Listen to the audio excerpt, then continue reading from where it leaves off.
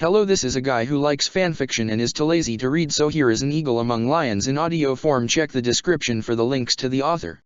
Chapter 41, I'm on the lam but I ain't no sheep.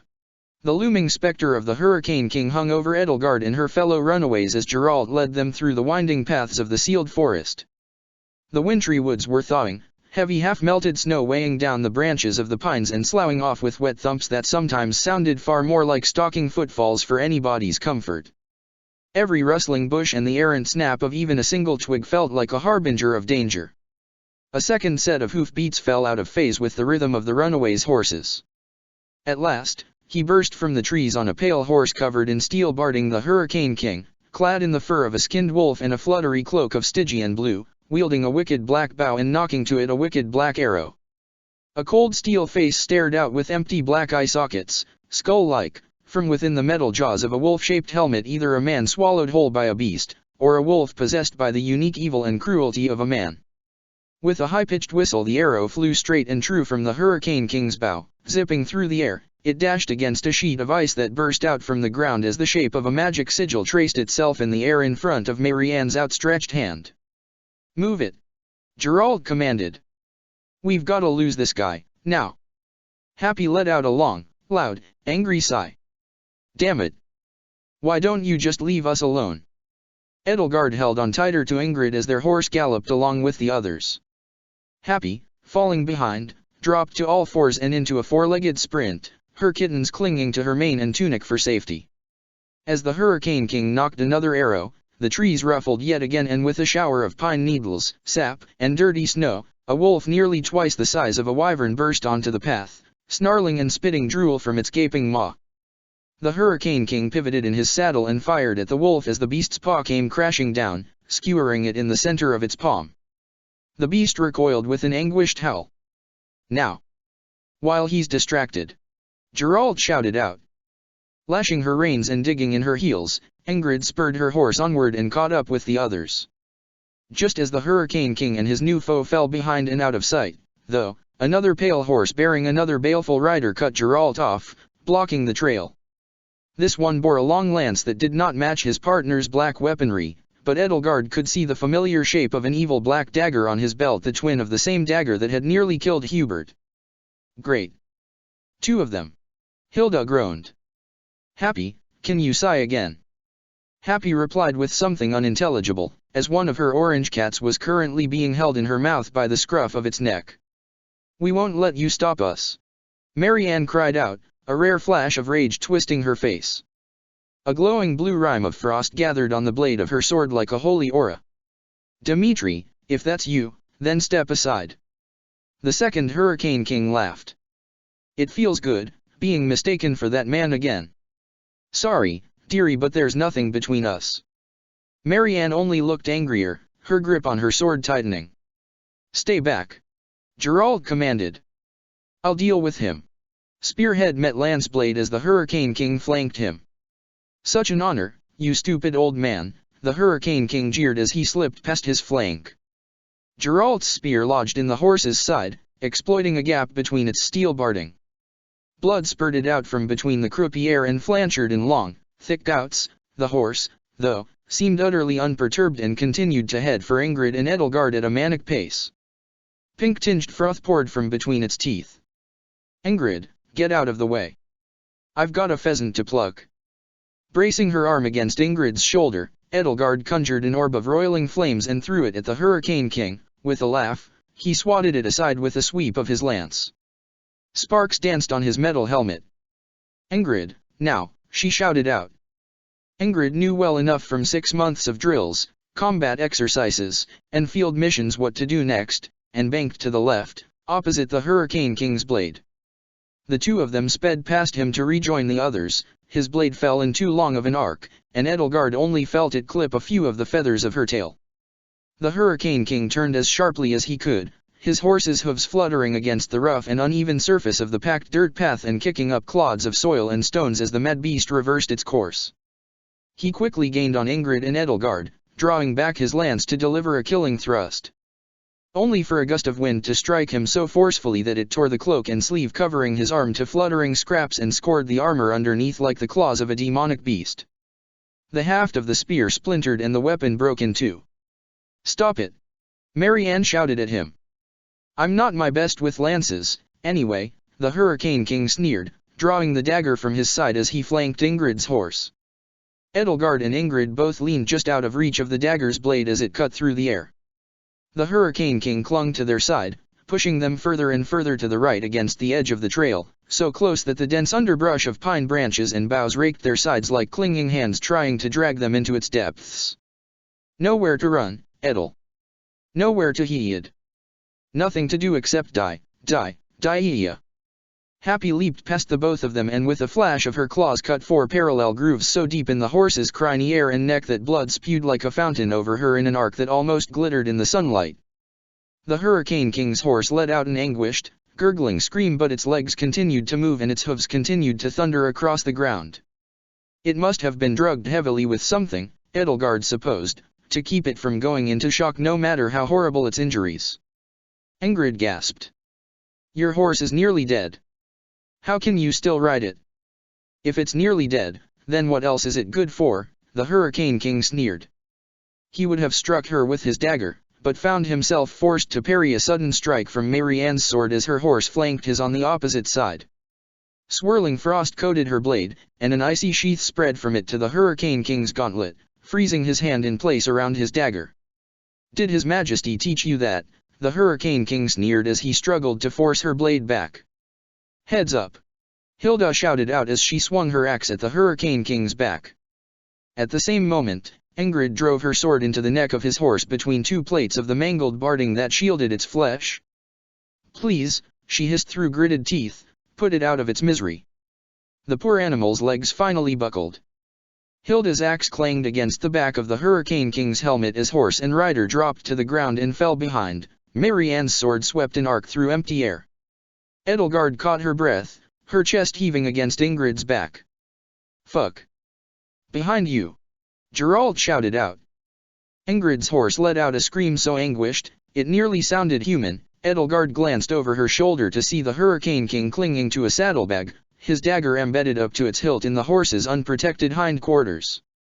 Unlike his steed, the horses Geralt had procured had only leather barding for protection, if that at all. Blood oozed freely across the horse's dappled brown coat. The horse's hind leg crumpled as the Hurricane King hauled himself up, dragging the dagger down and cutting the horse's flesh as he hauled himself up. "Gotcha!" Edelgard's wings unfurled almost entirely by instinct, striking him across the face.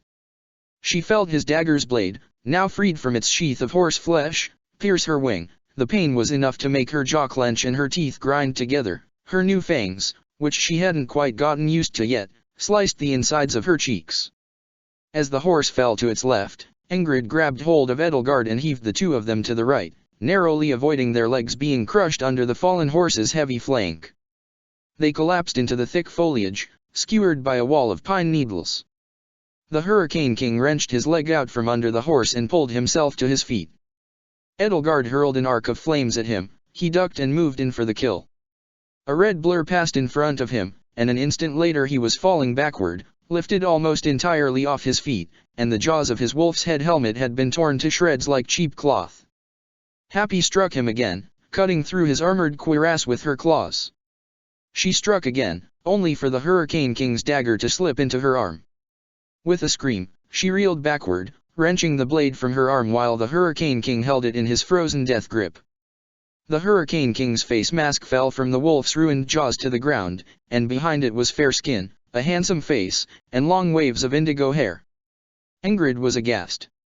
In an instant the color drained from her face, her shoulders quaked, her hands trembled, and her sword fell from her hands. "Glenn," Ingrid stammered. No, you're dead." Kronya cocked her head, twisting Glenn's face with a sadistic grin. "Well, Engai, my darling fiancé. I didn't stay dead last time, did I?" She began to giggle. "That's right. It was me, Ingrid. It was me all along. I've been messing up everything. I've been pulling every evil string. It was I, the true mastermind, the architect of all your pain. Keep staring at me like that. Let me fix that sad look on your face in my memory for the rest of my life." the same way I did when I went down the ravine to the wreckage of your father's carriage to finish the poor dastard off." Geralt's horse ran into her, bowling her over and trampling her under its hooves. He slowed his steed into a trot and turned around. "So your ugly mug was the one that Mask was hiding." Marianne brought her horse to a stop beside Happy and dismounted to inspect the terrible wound the dagger had made in her arm. "Was." Cronia picked herself up, staggering to her feet. "Hoof, this Agarthum is tough stuff," she said, rapping her knuckles against the marred breastplate underneath her dark robes and furs. "Anyway, I think you mean is." "Why?" Ingrid gasped. "Because it's fun. Because I was born to kill. This is what I was made for, sweetie." "No. You're Glenn," Ingrid insisted. "You're." Cronia threw off the remains of her helmet and cast aside her fur mantle, then let the blue-black cloak and robes fall off the black armor underneath.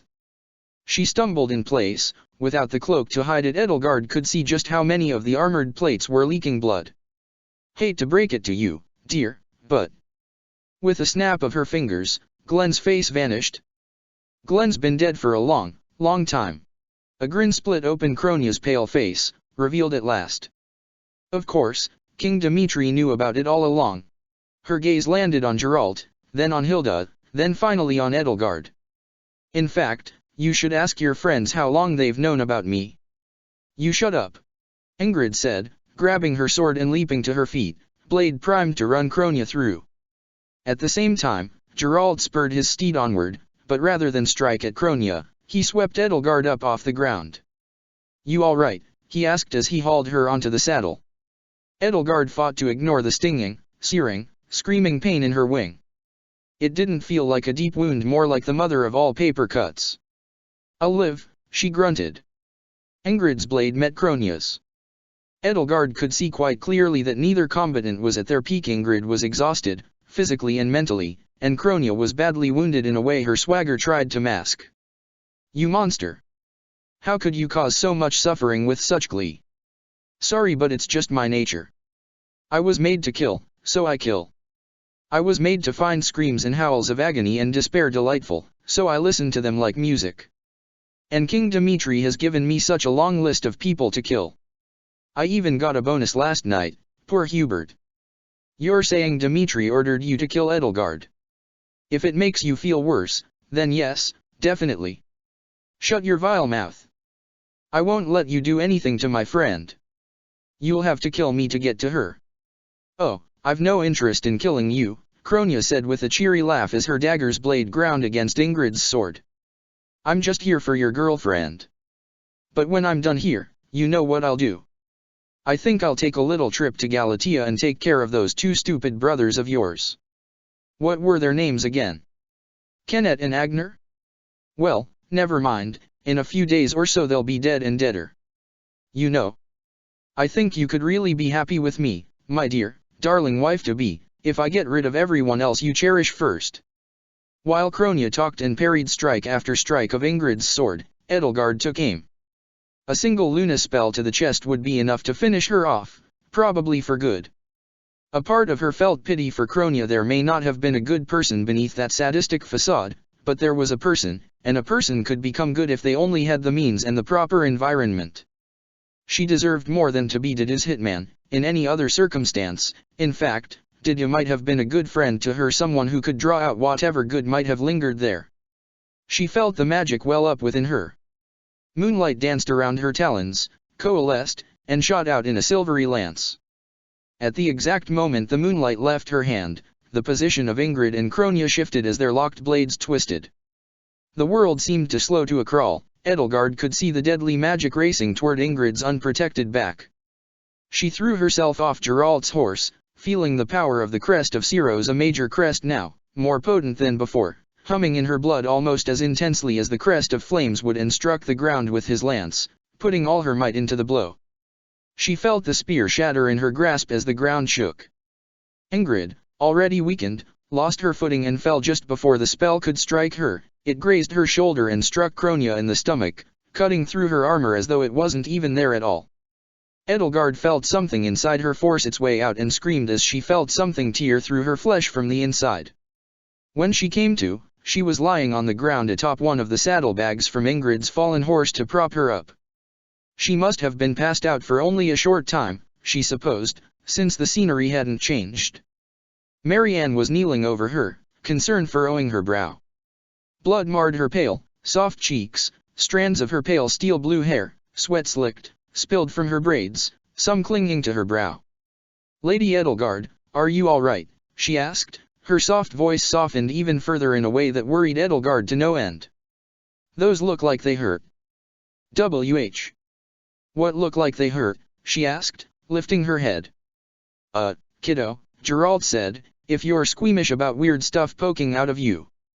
Edelgard looked down at herself and found her hands folded in her lap. Her talons were thicker now with a more bestial shape, so much so that she was almost afraid to call the things they were attached to hands. But that only occupied her attention for a moment. The long black feathers that formed a straight channel down her forearms were longer now, and clustered around them were. She felt her stomach heave and churn, nauseated. Protruding from her scaly flesh were short, nubby spines with blunt tips in clusters, pinkish at the base where skin sheathed them and blue-gray along their lengths, terminating in dots of waxy white at their tips like the center of a pustule. They were sensitive, too. The very air around them seemed to distress them, like raw nerves. She choked back a scream. "Oh, goddess," she gasped, retching at the sight of the wretched things protruding from her body. "They're pin feathers," Marianne explained. "They're just pin feathers." The worry in her expression didn't change, though. I'm sorry. I don't mean to upset you." "They'll grow into proper feathers," Ingrid added. "How is this the first time you've ever seen pin feathers?"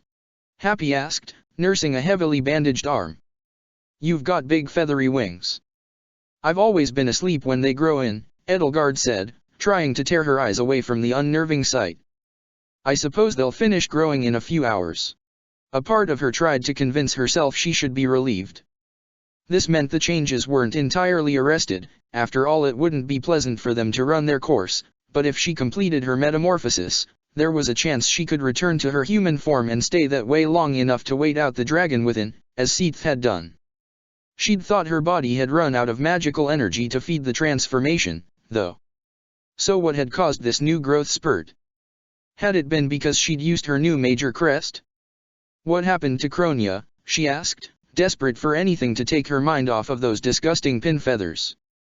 "Little dastard ran off after your spell struck her," Geralt said. "Or rather, crawled off. If we hadn't been so concerned with you, we probably could have finished her off, but we'd better get going, just in case her friend's still after us." "Marianne, can Dort over there take a third person?" "Edelgard can ride with me, if you can take Ingrid." Marianne nodded. "I think he can, if it's only for a little while.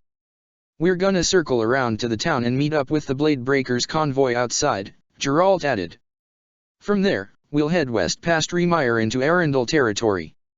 Since the Knights of Syros can't operate in Adrestia without permission from the regional houses, and it's on the border with Faerghus, we might be out of the church's reach at least for the meantime." Ingrid and Marianne helped Edelgard to her feet, both taking her by the wrists but taking extra care to be mindful of the pin feathers. Edelgard felt more unsteady on her feet than before, and dreaded looking down to see if they had become as monstrous and misshapen as her hands. "Can the horses handle our bags on top of an extra passenger?" Ingrid wondered aloud to Marianne. "I'm fine with leaving mine behind if I have to. It would just be a waste, is all. I don't want to hurt Dort." "Thank you," Marianne said. Perhaps Happy could. She watched Happy collect her kittens. "Oh. Never mind." A black arrow zipped through the air overhead, burying itself in the trunk of an old fir tree with such force that the last sheaves of snow and ice all sloughed off its boughs at once. Geralt and Hilda both readied their weapons, while Ingrid handed Edelgard off to Marianne to free her hands for her sword. The sound of horses' hooves cracking twigs and crushing old snow drew nearer until the first Hurricane King emerged onto the trail, his fur mantle and dark cloak tattered and armor scored by the claws of a beast. "Lower your weapons," the Hurricane King said, returning his own bow to the bandolier slung over his shoulder to rest against his quiver and then raising his hands. "I come in peace." "Peace?" Geralt scoffed. "Your pal Kronia just tried to kill us." And all she needs to know is that I finished the job for her. Consider yourselves deceased. The Hurricane King spread his arms. Now go on, keep your heads down, and stay alive. Dimitri? Marianne asked. That's... No. You're not. The Hurricane King chuckled. Me? I'm flattered you'd mistake me for his royalness, Marianne, even if only for a moment. But I'm just a friend of a friend. And I think it would break his poor heart if Kronia actually managed to murder his sister, or his sweetheart. He dismounted from his horse and patted it on the snout. Still don't believe me? Take my horse. You look like you're short one, anyway. You can keep it, Ingrid snapped. If you really don't want to kill us, then just go. She leveled her sword at him. You monsters have caused us no end to our troubles. If you really come in peace to us, then turn your back to us and trust us not to strike you down as you leave.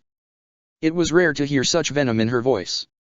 For once she seemed a bundle of barely restrained fury, almost as much of a beast as Dimitri himself at his most unhinged. Who are you, anyway? Hilda asked. Another one of the no-eyes. The Hurricane King shook his head.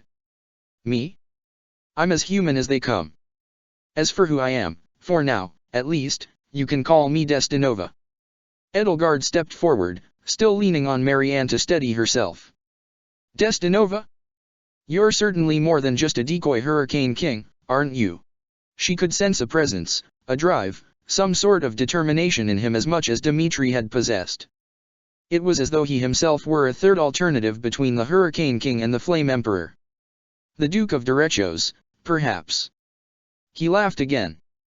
You always were a funny one, Edelgard, he said. We go way back, it seems. In a way. Funny I've never met you. Destinova, she continued, you and Kronia take orders from Dedu, right? We do. I know there's no ill will between us and this is strictly professional, she said, but what will become of you when he finds out I'm still alive? I trust that you can't kill me for whatever reason, but it certainly seems like whatever outcome you choose, you either lose now or lose later. She could feel him smile behind the mask. Oh, Edelgard. There are no lose-lose situations. Not as long as you're clever enough to see through them. He turned around and headed back to the forest's dense underbrush. I'll be seeing you around. Maybe next time with my own eyes. Wait. Marianne called out, her voice ringing with surprising clarity through the forest. Destinova, I just... If you would be so kind as to, she took a deep breath as he turned to face her. Dimitri. I have to know how much is left of him. Left of him. Destinova cocked his head to the side. What makes you think he's lost anything? He told me he'd always been struggling with a beast inside him and that beast was the Hurricane King all along, wasn't it? Is he? Has he become consumed by that? Did he give himself over to it, as he feared he might? Was that his fate? It was, Destinova said with a nod of his head. But let's just say fate didn't expect so many of his friends to stay by his side. Now, who knows? Maybe he's got a fighting chance. Anyway, take care of your friend there, all right? And Hilda, too, while you're at it. What? Hilda gasped. No. You can't be your future Claude, aren't you? With nothing but a laugh he turned to leave once more and vanished into the woods, leaving his horse behind for them. Dastard! Ingrid spat, staggering forward and collapsing to her knees, keeping herself propped up on her sword as its blade sank into the cold earth. Is this all a game to you? She began to sob. After fleeing the sealed forest, Geralt led the others to the outskirts of town to rendezvous with the rest of the Blade Breakers convoy. Heads up, he told his band of mercenaries as they loaded up their covered wagons that held whatever they couldn't carry on their horses and their backs.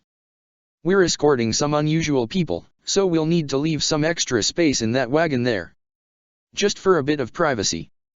Buck, Dharma, take that crate of weapons and one of the casks of rum back to the market and see what you can get for them. Two of the mercenaries, presumably Buck and Dharma, looked at the wooden crate they'd just hauled onto the back of the wagon, sighed, and set to work unhauling it. How unusual are we talking, boss? One of the mercenaries asked. 'Cause we've all met your daw, he trailed off as he caught sight of Edelgard and Happy. Okay. Yeah. We'll leave some space for him. Edelgard couldn't say she appreciated being gawked at, so having a wagon to ride in was a welcome relief. Once there was space enough for her, she climbed in from the back and settled down beside a few large oaken casks that smelled strongly of rum. Hey, bird girl. While you're in there, how about you make sure everything's tied down that needs to be, someone called in after her. And can you hand us one of those casks? Look, our guests have been through a lot. We got plenty of men on hand to do our work ourselves, Geralt chided him. And you go too, Happy. Give those paws a rest. Nevertheless, as Happy climbed in after her with her kittens in tow, Edelgard set to work checking the ropes that held some of the taller stacks of supplies in place. Happy had to stoop low to keep her head from brushing against the canvas ceiling. Her kittens came in with her, warily exploring the space inside the wagon. They'd grown significantly over the past few weeks, but were all still quite small. Edelgard heard a loud, long meow and felt something tug at the hem of her gown and realized that the one she'd named Ferdinand still recognized her. A little cramped, Happy observed, settling in beside Edelgard as she worked. But I'm not complaining. You didn't need to bring the kittens, Edelgard told her. They look well past old enough to go out on their own. Yeah, but they're mine, Happy said. As Edelgard finished checking the last of the ropes, she felt a heavy paw bat at the tip of her tail, claws painfully pricking its flesh. Do you mind? She asked sharply, curling it inward and inspecting it for any damage. Happy's unexpected playfulness had put a few feathers askew, but hadn't drawn blood. You can't put something with that many feathers in front of me and expect me not to do something about it, Happy said, her eyes following the tail's twitching tip as though mesmerized. Yes, I can, Edelgard retorted. I expect you to control yourself, Happy. All right, I'll try. Satisfied with her promise for now, Edelgard sat down beside her, leaning back and feeling her furled wings rest against the wall of taut canvas stretched over the wagon's wooden frame. Ferdinand, the cat, settled onto her lap and meowed at her until she scratched behind his ears with her talons. Those things look like a real pain. Edelgard wasn't sure if Happy was referring to the wings or the talons. They are. Hilda climbed in next, hauling Marianne in with her. We'll be traveling in here, too, she announced. Ria's probably gonna have our faces on wanted posters by the end of the day. It'll be too cramped with all of us, Marianne quietly protested, despite having no choice but to let Hilda drag her in. Besides, no one will be looking for us, Hilda. It's not cramped, Hilda explained, it's cozy. You'd better get in there too, Ingrid, Geralt said from outside. You're the one who knocked Shamir out and spirited Edelgard away. If Ria's gonna be out for anyone's blood, it'll be you. Best make yourself scarce while we're in the area. The cozy interior of the well-laden carriage became even cozier as Ingrid made her way inside, scanning the area as Marianne and Hilda occupied the last bare patches of the floor. She still looked morose after her run-in with Kronia, a weary sluggishness to her movements and a face barely holding back its floodgates. "Oh, sorry," Marianne said, getting up to offer Ingrid her spot despite Hilda yanking at her arm to drag her back down. "Here's a spot," Happy said, and the next thing Edelgard knew, Happy's paws had curled around her, lifted her off the floor, and planted her in her lap. Edelgard's wings fluttered irritably, striking Happy gently in the face to express her displeasure. A little advance warning next time would be appropriate, she scolded Happy. "I know it's no carriage," Geralt said to the passengers from outside, "but it's better than a sharp stick in the eye, huh?" "Lots of things are better than a sharp stick in the eye," Hilda said. "Yeah, that's the point. Well, you brats make yourselves as comfortable as you can, okay? Soon as Buck and Dharma get back from the market, we're heading out." Edelgard felt her anxiety spike. That was a lot of time for any knights who might be prowling around the area to happen upon them and decide to inspect the wagon's contents. Even though she knew that there was work to be done outside, every second that passed before the wagon began to move felt like unnecessary idling. She could see the high walls and spires of the monastery out of the back of the wagon and the arcing shapes of winged riders circling its towers and felt as though each tower held within it an unblinking eye turned toward her. "So, we're getting paid for this, right, boss?" What do we look like, human traffickers? Well, those two aren't, you know. Edelgard felt her stomach churn as her ears picked up the faint sound of conversation between Geralt and one of his men. As though sensing her distress, Happy started purring. Don't you worry. Let's just say we've been given a sizable donation by an anonymous benefactor to get these girls as far away from the monastery as possible. Hilda gave a pet to one of the white-furred lion cats. Well, hello, there, she looked to Marianne. Is this one Lysithea, or one of the ones you named? A deep frown cut through Marianne's face as she tried to keep it from crumpling. Oh, that's, I named him Dimitri. Oh. I'm sorry. It's okay, she said in a small voice. Hey. What are you all doing in here? A familiar voice called out from the front of the wagon. All heads turned forward to see a tomboyish girl with copper-colored hair cropped short peering over a barrier of boxed-up supplies at them. Leonie. Hilda gasped. What are you doing here? I snuck out of the academy to join Captain Geralt, Leonie said with a touch of pride. She was, indeed, even still dressed in her academy uniform, albeit with a metal cuirass and pauldron layered over the blouse. I've made up my mind I'm not interested in fighting or dying for Rhea after everything she did to the captain. But Hilda, Marianne, oh, goddess, Happy? Is that you? I thought you were dead. Happy squinted at her, trying to recognize her. Edelgard figured that Leonie must not have made much of an impression on her when she had been a cat. Byleth and Edelgard were there with Catherine when she killed. Leonie's gaze drifted to Edelgard next, her eyes bulging. Edelgard, how is Happy still Edelgard? What happened to you? It's a long story, Edelgard said. Well, I'm driving the wagon, so you'll have plenty of time to tell it. So if you're here, Rafe and Iggy left with the lions, and we're all leaving, Hilda said to Leonie, that means Claude's left alone with, what, Lawrence and Arcturus. Yup. Oof. I almost feel sorry for him. Hilda stretched her arms and yawned. Alois' loud, boisterous voice rang through the wagon's interior from outside. Captain Geralt. Fancy that. What are the odds of running into you and your mercs here? Oh, shit, Leonie mouthed, climbing over the crates into the wagon and unfurling a furled tarp. Everyone, get under this tarp. The next thing Edelgard knew, she'd been swept up in a tempest of leather, steel, fur, feathers, and scales as she and everyone else hid themselves as best they could in what little floor space the wagon had available.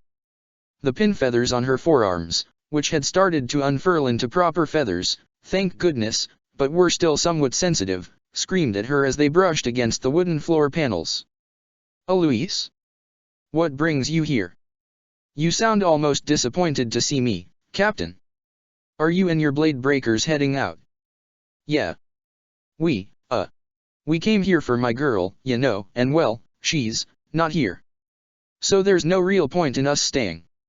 Really, though, I'd have figured you had plenty of work to do in the monastery. Ha. We're not out on the town to have a good time, as much as I'd like that. Actually, a few of the students went missing last night. I mean, they graduated, though, didn't they? Not really students anymore. Oh, well, yeah, they had their final exams, but we can't really hold the graduation ceremony with a war on. Oh, so you're holding their, what's it, the little pieces of paper? Diplomas. You're holding their diplomas hostage. Ha ha ha. I guess we are, Geralt. Anyway, can I just check to make sure they haven't climbed into one of your supply wagons or anything like that? Is that really necessary? Oh, don't worry, I'd never accuse you of anything. I was just wondering, what if they snuck in while you weren't looking? Well, it's pretty packed. Heh. A missing student would have to dump out a lot of shit if they wanted to fit. Hell, I just had 2 of my guys go to the market to sell a crate of swords we couldn't fit in here. In the darkness under the tarp, Edelgard tried very hard to keep her tail from twitching, though it seemed to have a life of its own. Try as she might, it seemed dead set on reflecting how anxious she herself was. She felt a hand clamp down on its tip. Try as she might, she couldn't tell who was holding it down, but found herself grateful to her all the same. She could feel everyone holding their breaths, she could almost hear their heartbeats. Well, just to be sure. Wait. Wait, Alois, hey. A thin sliver of light invaded the sanctuary of the tarp as its corner was lifted. Edelgard and the other escaped students all resisted the urge to so much as twitch. Happy was mostly in front of everyone else, though, and with the tarp only lifted a few inches, she was all Alois would be able to see. Meow, she said. Captain Geralt. Alois let out a relieved laugh and dropped the tarp. No wonder you were so on edge. You could have told me you were taking Happy with you, though. Geralt chuckled. Yeah, guess I'm a bit nervous. It was hard enough getting her out of Garreg Mach without anyone seeing. I could have helped. Sorry. I couldn't have risked it. Well, anyway, I'm glad you found each other again. This'll be quite a tale to tell your buddies here, eh? Eh? Eh? You know, the whole time we had her hiding in the catacombs, she kept asking for her Uncle Geralt. Edelgard felt something fluffy whack her in the face as Happy's tail twitched irritably. Did she? Oh-ho? Your face is turning red, Captain. Is it some sort of rash? Hey, no need for that captain shit anymore. It's all just Pegasus blessings to me. Now why don't you go look for those missing students somewhere else? I bet there's a lot of ground you still gotta cover. Right you are. And don't mind me, old friend, you'll always be the captain of our hearts. What, the captain? Your face is turning redder. Maybe my collar's on too tight. Anyway, I'll see you when I see you. Alois left. Once the coast was clear, the tarp was pulled away, Leonie returned to the front, the mercenaries set out, and the convoy finally began to move. As the wagon left Garreg Mach behind, Edelgard didn't feel at ease until the sight of the monastery slowly receding behind them had vanished into the distance. Happy held her close in a tight and firm embrace, as though afraid she might suddenly disappear. So, I guess you owe us an explanation, Edelgard, Leonie said from up front. What's Rhea been doing to you? Edelgard took the time to explain herself. She held a few omissions close to her chest, speaking almost nothing about Suthies, but she did reveal the truth about Rhea, about the 10 elites, and about Creststones and Heroes' relics. I knew it, Hilda said. I knew those things were creepy. I mean, did any of you ever see one of those things up close? They're all gross and twitchy and pulsating. Ingrid huddled in the corner, wrapping her arms around her knees and tucking them to her chest. She'd been quiet ever since they'd left the sealed forest.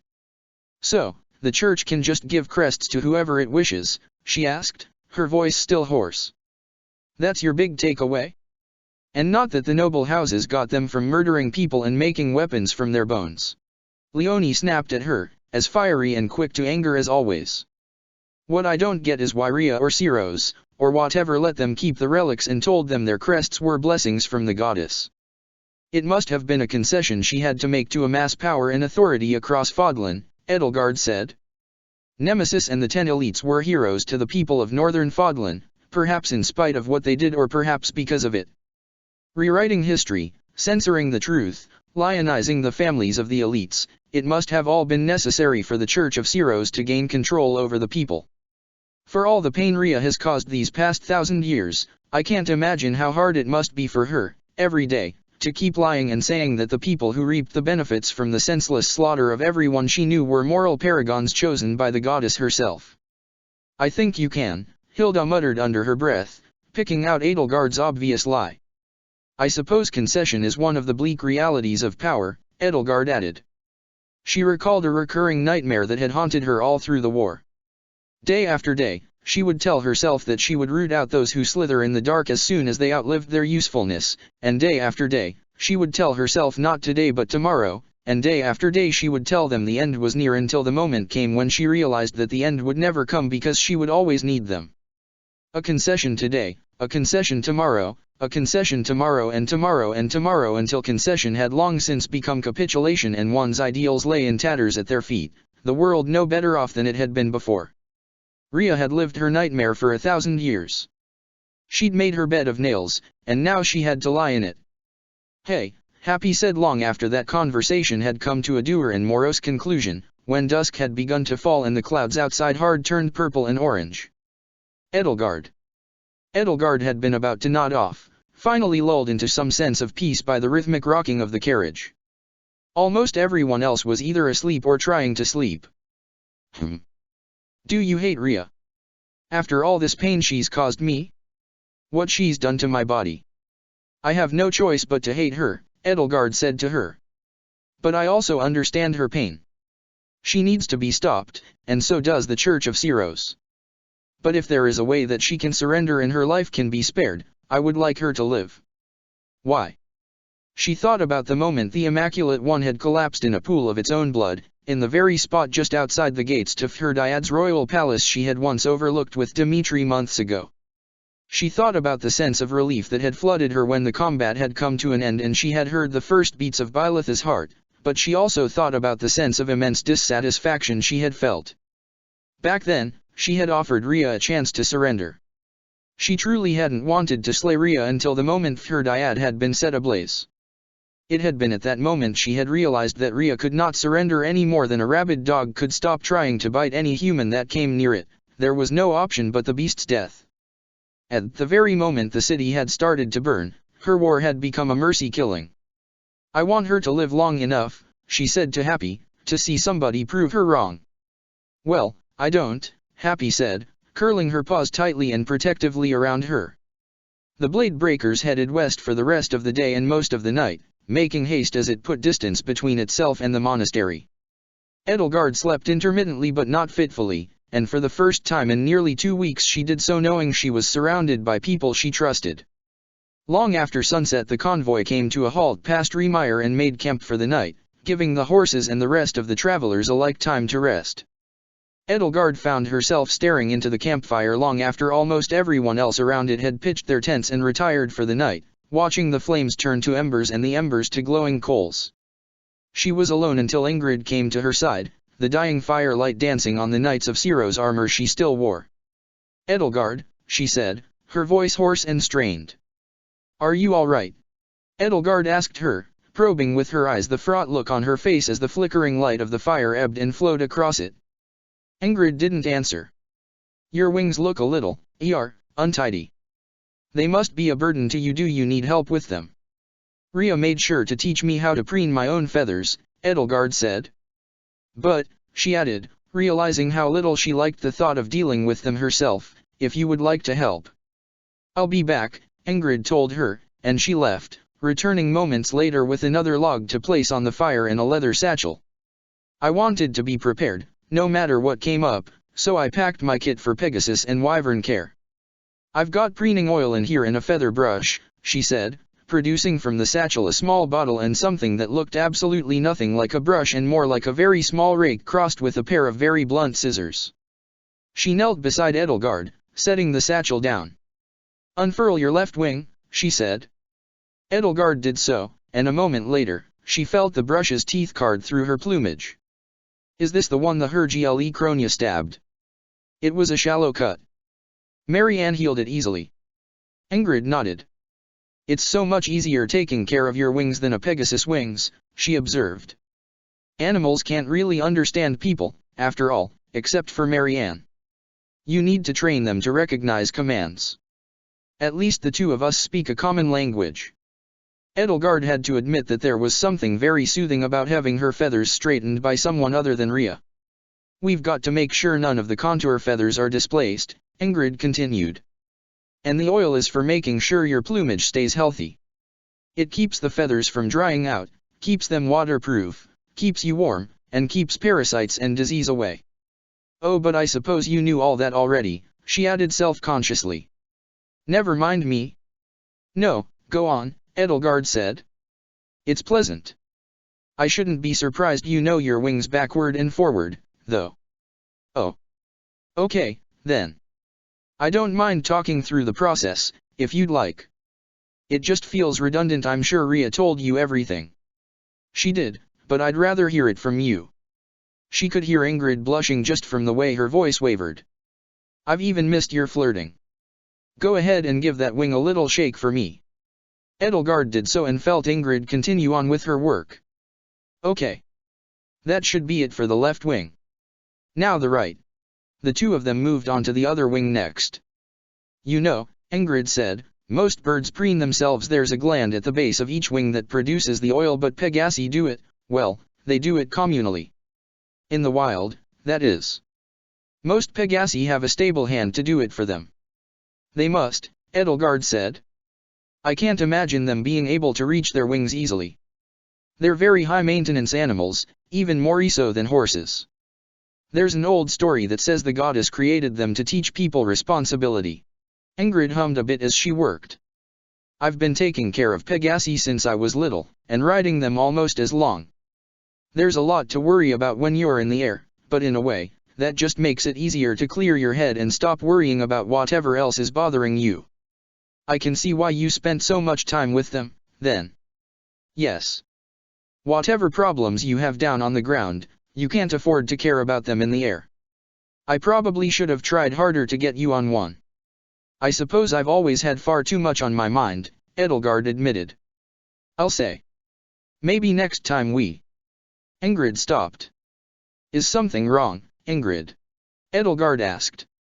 Oh, it's fine. I just remembered we're not students anymore. No more classes, no more certification exams to look forward to, Ingrid sighed. You looked forward to them. That sigh immediately turned into a barely suppressed snort of laughter. I'd rather take a dozen exams in a row than whatever's in store for us from here on out, she said. I understand. The drudgery and stress had always had some sort of appeal, Edelgard supposed, compared to the harsh realities of the world that had awaited her and her classmates beyond the academy. You don't mind if I do your tail, too, do you? Please, by all means.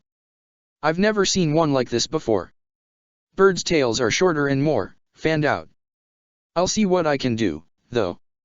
Edelgard tried to ignore how it felt for Ingrid's fingertips to brush against her tail. Instead, she tried to focus on how much lighter and less encumbered her wings felt now. I couldn't help but notice, as well, Ingrid said as she worked, that you've been having trouble walking. Or at least that you aren't as steady on your feet as you were. It's almost like the way you were when I first started training you in lances. Edelgard groaned. You can't imagine how much of a hassle it is. Every time something changes even a little, it's as though I need to teach myself to regain my balance from scratch. I'm sorry. That must be why Hubert had to carry you. If not for that, she trailed off, unwilling to continue that thought. I have to acknowledge the possibility that Rhea might cause him serious harm as punishment, Edelgard said. You don't think she would have him executed, do you? No, I don't think that's realistic, Edelgard said, though she'd seen Rhea execute enough people that she could easily picture her severing Hubert's head from his shoulders as easily as one might grind an ant under one's heel. Ingrid must have picked up on some subtle tonal dissonance in Edelgard's voice, because she responded with an apology. I'm sorry I brought it up. I'm sorry about Hubert. I appreciate your condolences. Let me see your arms now. Ingrid circled around and knelt before her. How are the pin feathers? They aren't bothering me anymore, I think they're fully grown now. I hope I never have to see those things again, Edelgard said as she held out her arms and let Ingrid inspect the feathery growths emerging from her forearms. You'll see them the next time you molt, unfortunately. It's not pleasant. You'll have to be careful preening around them. They're full of blood, and if you damage them they'll bleed very heavily. Anyway, I've never seen feathers growing out like this. They're almost like fins. Her brow furrowed. Perhaps they're meant to help you maneuver in the air? You haven't tried to fly, have you? I'm not even certain if these things could lift me, Edelgard said, suppressing the urge to wince as Ingrid's tools did their work. I know that birds will push their children out of the nest when they're ready to fly. How do Pegasi handle it? Well, when the foal's wings are fully feathered, they can produce more than enough lift for it to take flight. It's just a matter of giving them a nudge in the right direction and getting them up to speed. If you coo, Ingrid frowned. I hope I'm not upsetting you by speaking so positively about all of this. I can't imagine what it must feel like. And it isn't as though you asked for it. Do you think I'd prefer if you recoiled in horror? Edelgard asked her, managing a weak, if sardonic little smile. It isn't as though you're fawning over them, like Anselm was. Back there, with Rhea, I wasn't allowed to have any guests who might have validated the way I felt about what was happening to my body. I understand, Ingrid said. When I was younger, there was a stable hand I'd complain to sometimes. Mainly about having to marry Glenn. I wasn't very enthused back then. She was always very understanding, she made me feel as though it were okay not liking my lot in life. But one day, another servant overheard us grousing and let my father know about it. The stable hand was disciplined for filling my head with ideas ill-fitting a noblewoman.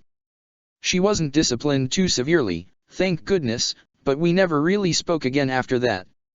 She was still around actually, I think she still works there now, but I still miss her. I miss what we had. I'm sorry to hear that. I won't lie, if you can fly with these, I'll be very impressed. And quite a bit jealous, probably. But I am sorry Rhea did this to you. I can't imagine how frightening it must be. The way you almost screamed at the sight of those pin feathers. It's very frightening, Edelgard admitted. I don't know what I'll do with myself if I remain like this forever. And, she shuddered. I know it must sound quite vain of me, but if the transformation continues, I'll lose my face. There's nothing vain about that, Ingrid said. You've got a beautiful face. I don't think it would look half as good with a beak or a snout. Edelgard laughed. Now who's flirting? She watched red blossom on Ingrid's cheeks. I was stating a fact, she said, flustered, not an opinion. And besides, your faces, well, excepting twins, or those monsters with their disguises, no two are alike. I suppose losing it would be like losing your very self. Yes. I wouldn't very well be able to think of myself as Elle anymore. Edelgard felt her voice crack. Elle. It's a name I let people close to me call me by.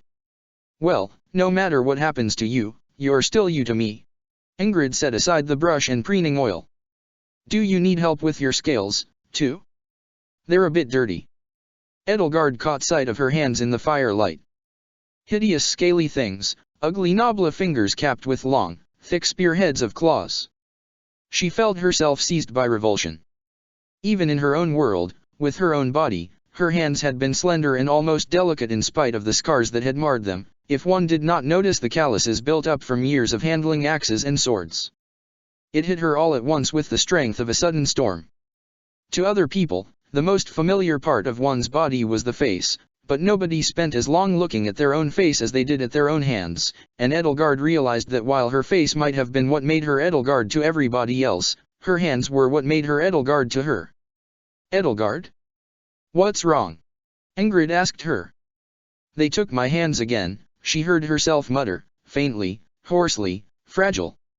It was as though the ground had vanished beneath her feet. Rhea took my hands. It's okay, Ingrid said to her. Just let me help you with them. There's scale polish in here. When Edelgard had been young, but no longer innocent, still mesmerized by the sight of the shock of white hair that greeted her every morning, her scars had ached fiercely, each throbbing and stinging as though freshly torn asunder. While she'd had servants to tend to her and soothe the pain, she hadn't trusted anybody to administer any kind of salve except for Hubert. And Hubert wasn't here now. She nodded. Go ahead. They don't hurt, but you'll feel better, Ingrid assured her, returning to her satchel to produce a small tin and a well-used rag.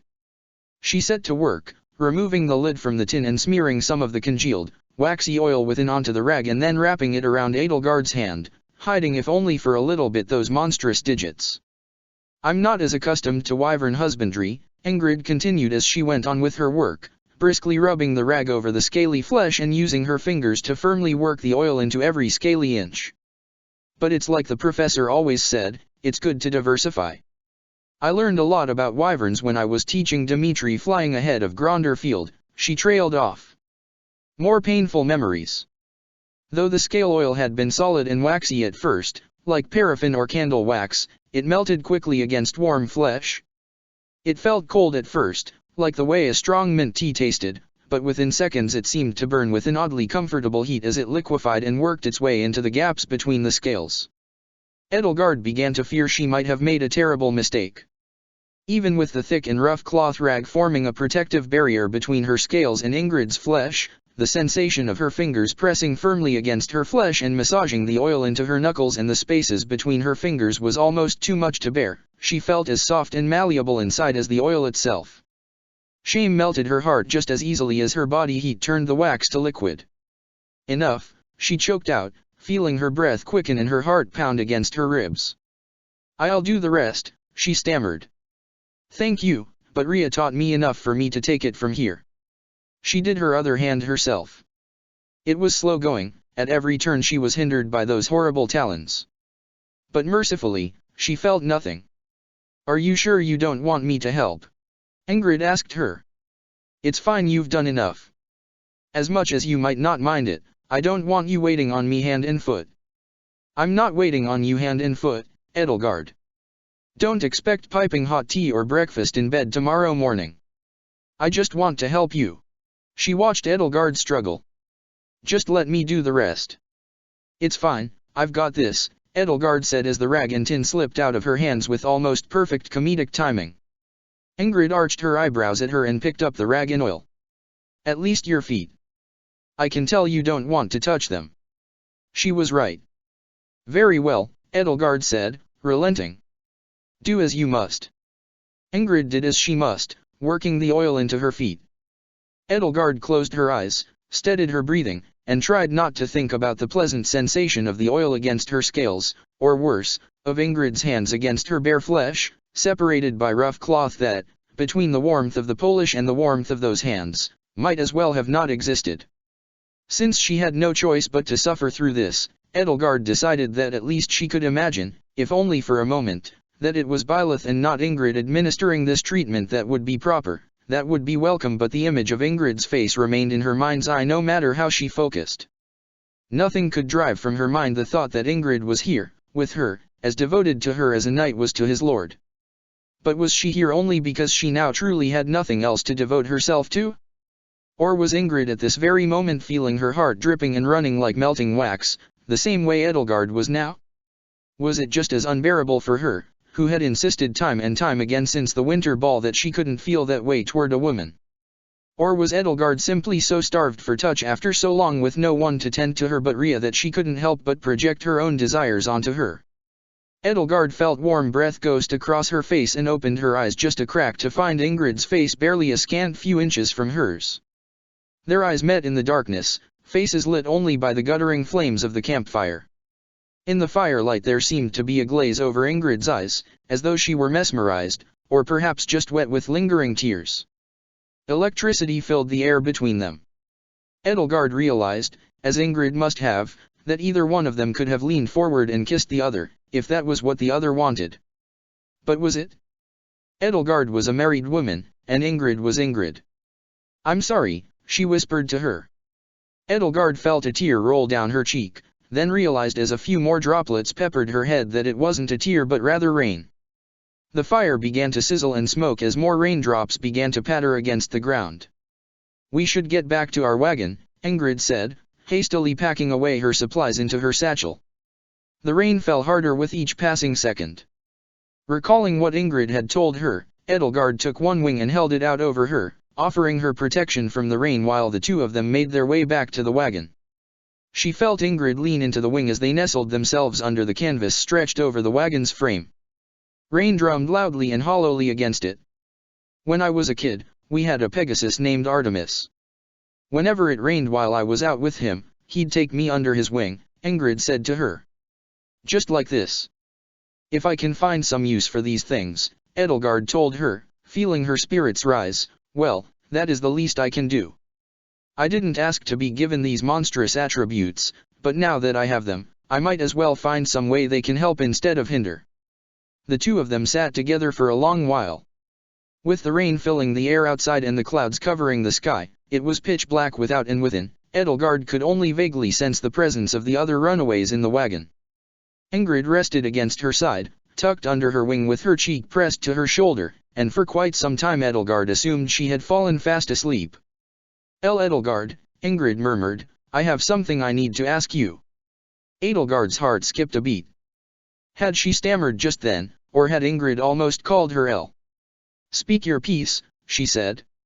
I've nothing to do with myself but listen. Do you think the goddess is punishing me? Punishing you? For what? Edelgard asked. Ingrid was silent for a long time, as though mentally composing a ledger of all her sins. For so much, but for Duskur, I suppose, she finally said with a sad sigh. Whether or not what Dimitri's claims about the church causing the tragedy is true, Didu's people were wrongly accused of it and were slaughtered for it. Even I got caught up in the madness.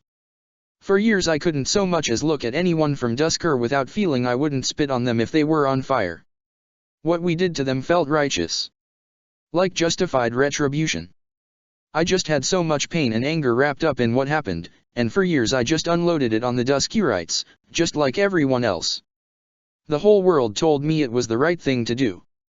If the world told you it was right, then how did you come to know it was wrong? Didu. No matter how I treated him and I didn't treat him well, he never treated me any different than anyone else treated me. He was kind, he was considerate, and in battle, he saved my life. No matter what I said to him or how I acted, he took it in stride. Well, apart from a snide retort here and there, which I suppose I completely deserved. And now I know that all that hatred I carried was for nothing. We all did horrible things to an innocent people for no reason. I did horrible things to innocent people for no reason. Not that Didu is an innocent man, entirely. He did just try to have you killed, but he's innocent at least of the crimes we'd pinned on his people. They all were. Every last one of them. And you regret it now. I know it was stupid of me. Ingrid shuddered. It was immature. I was just a child lashing out at a world I didn't understand. And so was everyone else. It was adults, not children, who carried out those pogroms. Yes. We were all stupid, foolish children. Don't blame yourself for being foolish, Edelgard told her. Self-flagellation will get you nowhere. Instead, acknowledge the wrongs you've done and work to right them. If it doesn't lead you to action, then counting up your sins is nothing more than navel-gazing. Ingrid nodded. Thank you. That's what I like about you, Edelgard. As stern or harsh as you can be, you're always kind about it, in your own way. Not like me. The two of them were silent for a while longer. Did the church really cause the tragedy of Duskur? Ingrid asked. Which tragedy do you mean? Edelgard supposed there were 3 separate tragedies of Duskur. There was the inciting incident, the murder of King Lambert and abduction of his son and wife. There was the time Dimitri had been imprisoned and subjected to hellish crest experiments. And there was a 3rd tragedy, one none of the people of Fodlan recognized save for that tragedy's victims, the pogroms that had followed in the wake of those events. The death of King Lambert.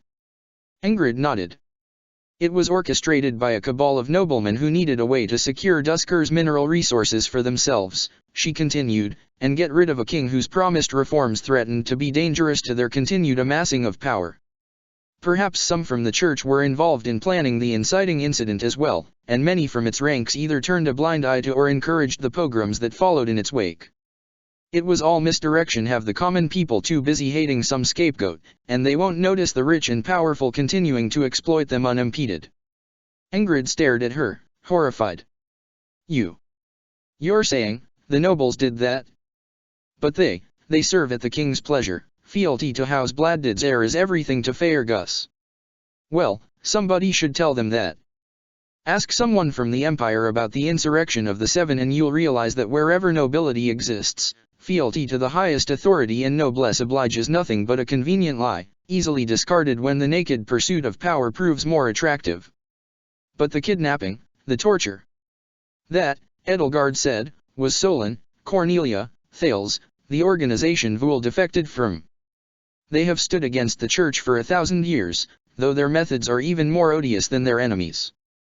They took advantage of the nobles' greed to advance their own plot, made Dimitri and Mercedes into their weapons, and blamed Rhea for it. The same way, she left unsaid, they had done it to me. Didu is fighting a cold war against them while pretending to be on their side to reap the benefits of their alliance. It's a dangerous game he's playing. I doubt Dimitri knows about it at all. So this war is based on a lie, Ingrid said. And the professor, and the rest of our class, are going to be fighting in it. It is based on a lie. But couldn't you say that the church needs to be dethroned? Especially after what we've learned about it? That something responsible for fanning the flames of division and grotesque inequity for 1,000 years for the sake of controlling us shouldn't be allowed to act as the cornerstone of our culture. She looked at Edelgard, looked at her, studied her, examined her in the flickering firelight that danced across her scales. Well, they shouldn't be fighting for a lie. They shouldn't be pawns for that organization. If they're going to fight the Church of Ceros, then they should be fighting for you. Edelgard felt flattered enough to blush. I mean it. Knowing that Dimitri is fighting for a lie, on the same side as the people who did that to him in the first place, Ingrid clenched her fists. It doesn't change anything. He's still the Hurricane King, he's still the one who did those awful things to Seath and Flane, the one who knew about Mercedes all along. And Riemeyer, and Ash. I can't. She shook her head. I can't ever forgive him for that. All he could do when I asked him about it was sputter excuses. Even if he wasn't the mastermind, he was still so deeply involved in all of it, and couldn't even denounce it. Edelgard felt a knot form in her stomach as she wondered what would have happened if Ingrid had joined her class in her world. There, too, she would have found the Flame Emperor loathsome. Perhaps she would have been the lone dissenter at the Holy Tomb as well. You understand, right? Ingrid asked her. If Rhea and Anselm hadn't made the decision for you, you wouldn't have gone with Dimitri, would you? Or at least, you would have left with me, if they'd taken you with them, right? Edelgard considered her response. She had never enjoyed lying to spare one's feelings, but for the first time in years she felt once more that deep and gut-wrenching shame she had once felt about her alter ego the Flame Emperor and the gulf it had created between her, her classmates, and the first woman she had ever loved. Never mind, Ingrid sighed. I shouldn't have brought it up. We've both got enough on our minds. The two of them sat in silence for a while, staring into the curtain of rain that made the darkness even darker, an unspoken gulf between them. I'm sorry about Glenn, Edelgard finally said to Ingrid. About Glenn, Ash, your father, everything. Everyone you've lost. It really does seem as though the world is conspiring to take from you until there is nothing left to take. But while I acknowledge that you've done wrong, that you've played a shameful role in Faerghus atrocities, I don't think your suffering right now has been caused by it. The world isn't that neat or that tidy. And why would you be punished for it when so many others far more culpable than you go about their lives without suffering a single consequence? Ingrid's morose expression lightened only a little. No, I don't think you're being punished by the goddess. I don't think the goddess punishes or rewards anybody for their behavior. I think we'd all like to believe it, but far too many people do evil and get away with it, or do good and receive nothing but ill fortune in kind. We just need to see meaning where there isn't any sometimes, and so when we see people succeed or suffer we'd like to attribute it to the whims of the divine in accordance with our moral senses. If your pain or success prompts you to examine your behavior, then I suppose there's some use to it, but one can easily take the wrong lesson if vice is rewarded and virtue punished, as it so often is. After all, if to be prosperous or to have a crest is to be blessed by the goddess, then how much of our corrupt and degenerate nobility considers its most heinous behavior justified by divine right, as the Church's dogma dictates? For someone so touched by the goddess, you're the most blasphemous heretic I've ever met, Ingrid said. If the goddess doesn't hand down judgment, then who determines right and wrong? Who sees to it that good is rewarded and bad is rebuked? Is good rewarded and bad rebuked? Think about what you've learned and what you've seen with your own eyes. No. And it never was. There is no justice, Ingrid. There is only just us. We can't stand back and wait, hoping that the goddess will bring salvation to the oppressed and punishment to the wicked if only we pray and keep the faith.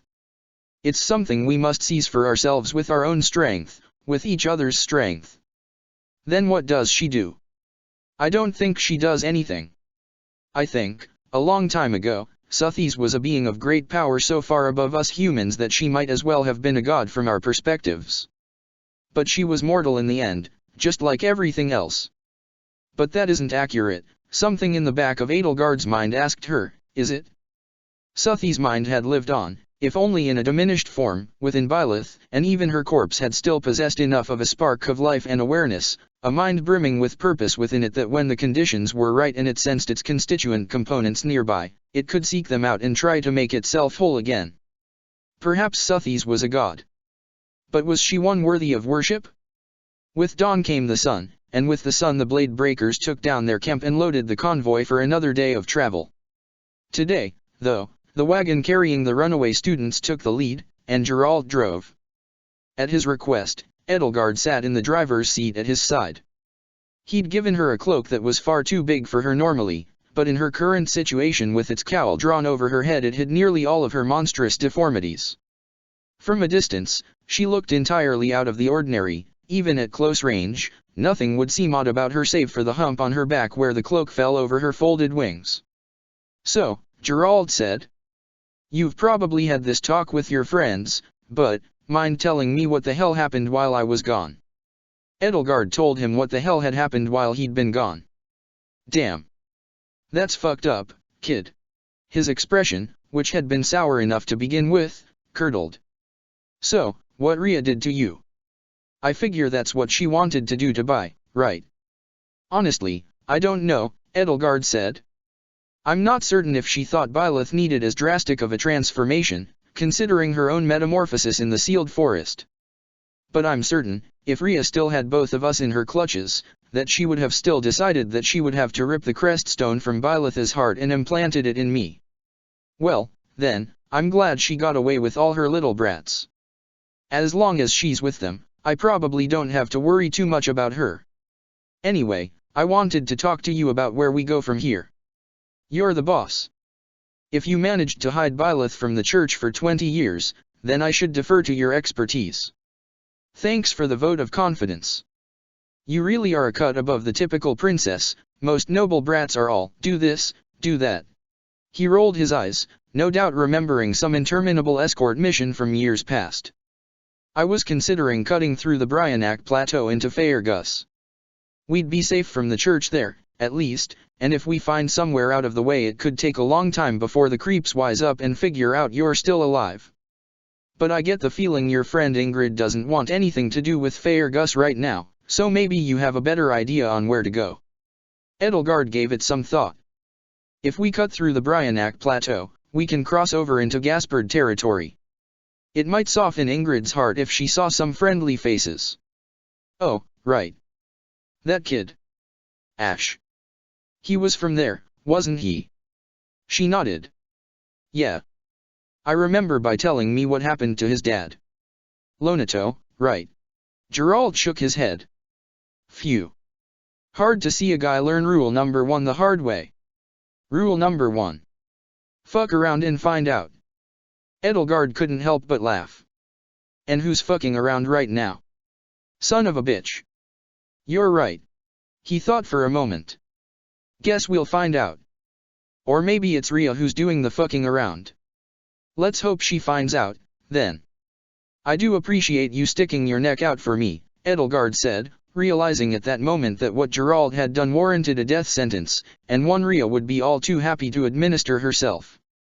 "All you needed to do was take Happy and go." Geralt let out a derisive snort. "Don't be so self-effacing, kiddo. Remember, I know who you are.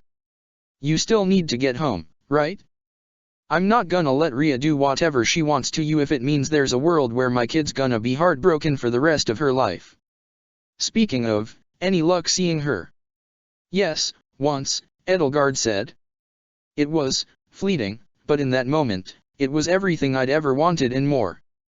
Compared to the feeling of her lips against mine, all my dreams and ambitions felt so small." "Okay, I don't need to know how good a kisser my daughter is," Geralt interrupted. "But if she is, she gets it from her mom." Now that was a woman who knew how to kiss. Leonie rode up to the side of the wagon on the armored horse Destinova had left behind, eyes wide and brow beaded with sweat. "Captain Geralt," she shouted out. "What is it?" "Trouble." She nodded. "I count a squadron of flying knights following us. 6 Pegasi, 6 wyverns. They're coming from Garreg Mach. Shit. Already? We'd better run, then. We have archers. I'm good with a bow. We can shoot them down." "No," Geralt said. "Not yet. If we run, it just looks like we're in a hurry. It's not a crime to be in a rush. But if we start shooting, they'll know we're up to something. Geralt lashed his reins and spurred the horses carrying the wagon onward. The wagon picked up speed, the rest of the convoy followed. The forest on both sides of the road sped by as the blade breakers raced through the foothills of the mountains. I hate Pegasi, he grumbled to himself. If people were meant to fly, the goddess would have given them wings. He looked to Edelgard and quickly glanced away. Excuse me. No offense. No offense taken, Edelgard said. He leaned to the side and peered out over the side of the wagon, craning his neck to look skyward. Damn. These guys mean business. How'd they find us so fucking quickly? Well, I doubt Rhea can pick up my scent from so far away, Edelgard said. Pick up your what? It's likely she sent out search parties in all directions. 8 cardinal directions plus 8 ordinal directions means there's a 1 in 16 chance that Rhea is among this particular squadron. So, she said, do you feel lucky, Geralt? Not really, he said. An arrow struck the flank of one of the horses drawing the wagon, its arrowhead digging into the horse's leather barding and protruding like a half-unfurled pin feather. Okay, looks like they aren't giving us the benefit of the doubt anymore.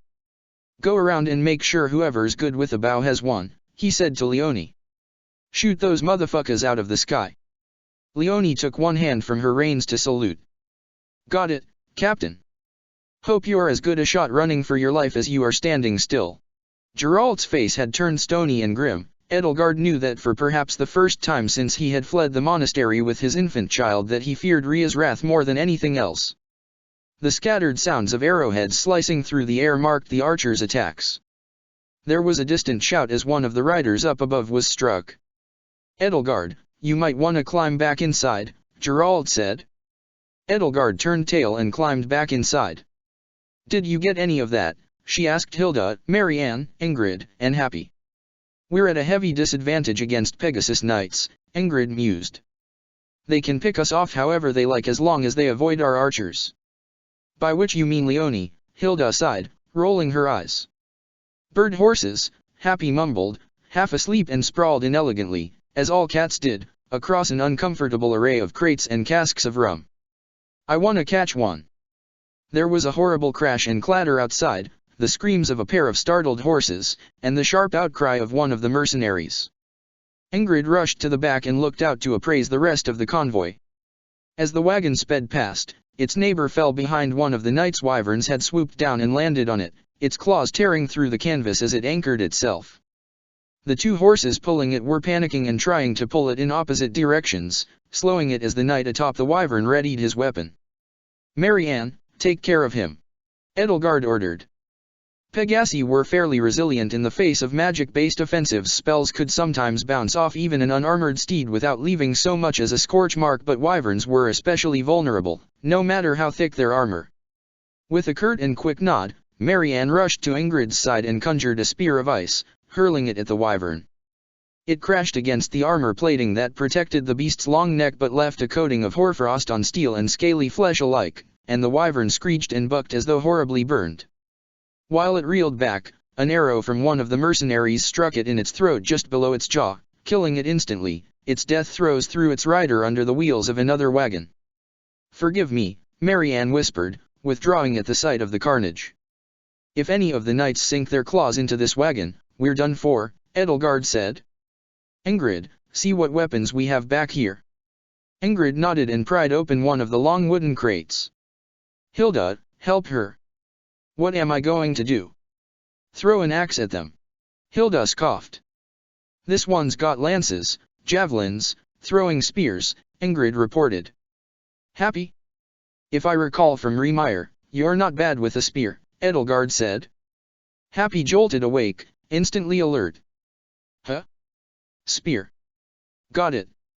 Let's see how far you can throw a javelin, Edelgard said as Ingrid produced a long, thin polearm from the crate. Ingrid frowned. I think she's too big to use any sort of proper throwing technique in here. Yeah, Happy said, rising to her full height. The tips of her ears and the curves of her horns brushed against the canvas. Don't worry. I got this. Don't summon another beast, Hilda said. Unless you can choose a flying one this time. Doesn't work like that, she said, digging her claws into the wagon's wooden frame and leaning out the back. Black and violet miasma wreathed itself around her free paw, and with a swipe of her claws a wave of black magic cut through the air like a baleful wind. One of the Pegasi in the air exploded in a shower of gore, hewn down the middle. It rained blood and viscera down on the ground behind the caravan as it fell. Huh, Happy said, looking down at her paw with a brow furrowed with concern and confusion in equal parts. Didn't mean to do that. Marianne's complexion had turned a queasy white. May I help Hilda and Ingrid collect weapons, Lady Edelgard, she mumbled. You may, Edelgard said. Happy, how many more nights can you ground like that? Depends on how good my aim is. I think I got lucky. The caravan came to a sudden halt, throwing the wagon's passengers to the floor. What the Ingrid picked herself up and rushed to the front. They've cut us off. Hilda looked out the back. We're surrounded. Quick. Someone tie Marianne and me up so they'll think we're your prisoners. Turning your mercenaries on your own former comrades. Catherine's voice rang out from the front of the convoy. How low you've sunk, Captain Geralt. Catherine. There was no friendly tone to Geralt's voice, only bitter and stony cold.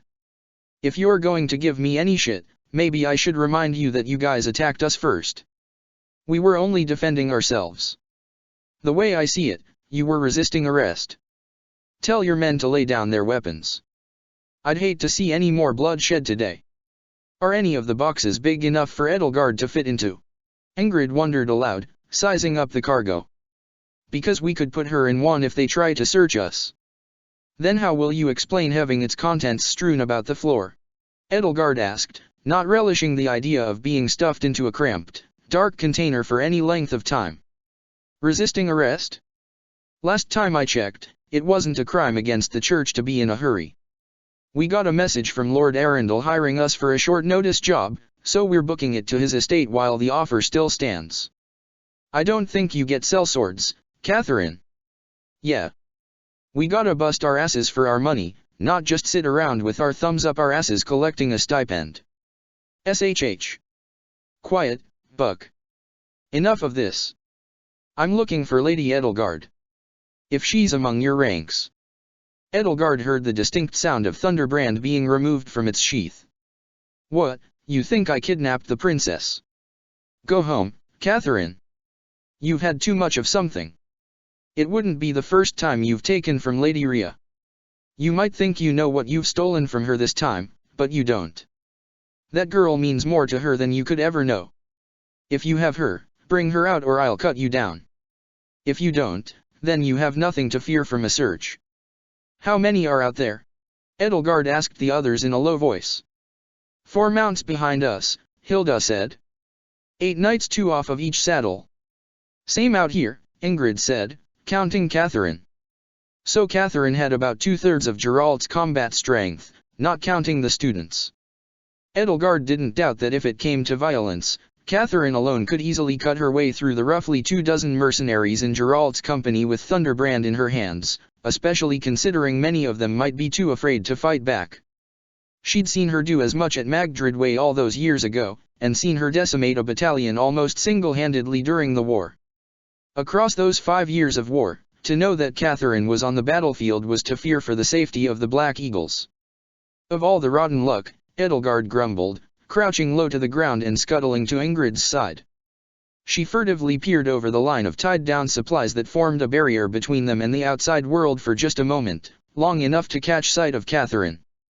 Thunderbrand glowed with the same fiery light as the sword of the Creator, the crest stone embedded in its pommel red like the baleful eye of a beast. Her only option was to hide herself. Taking on Catherine was suicide, and she couldn't sacrifice Geralt and his mercenaries, or Ingrid, or Hilda or Marianne, or Happy.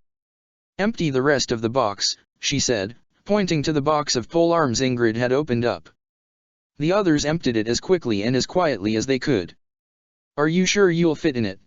Ingrid asked. What if you can't breathe? I'll manage. The only way we can get out of this without any of us dying is by making sure I can't be found. While the others worked, Edelgard went to Ingrid's saddlebag and found the satchel she kept her Pegasus and Wyvern husbandry tools in, taking the tin of scale oil for herself. Edelgard? Wah, what are you doing? That's my stuff.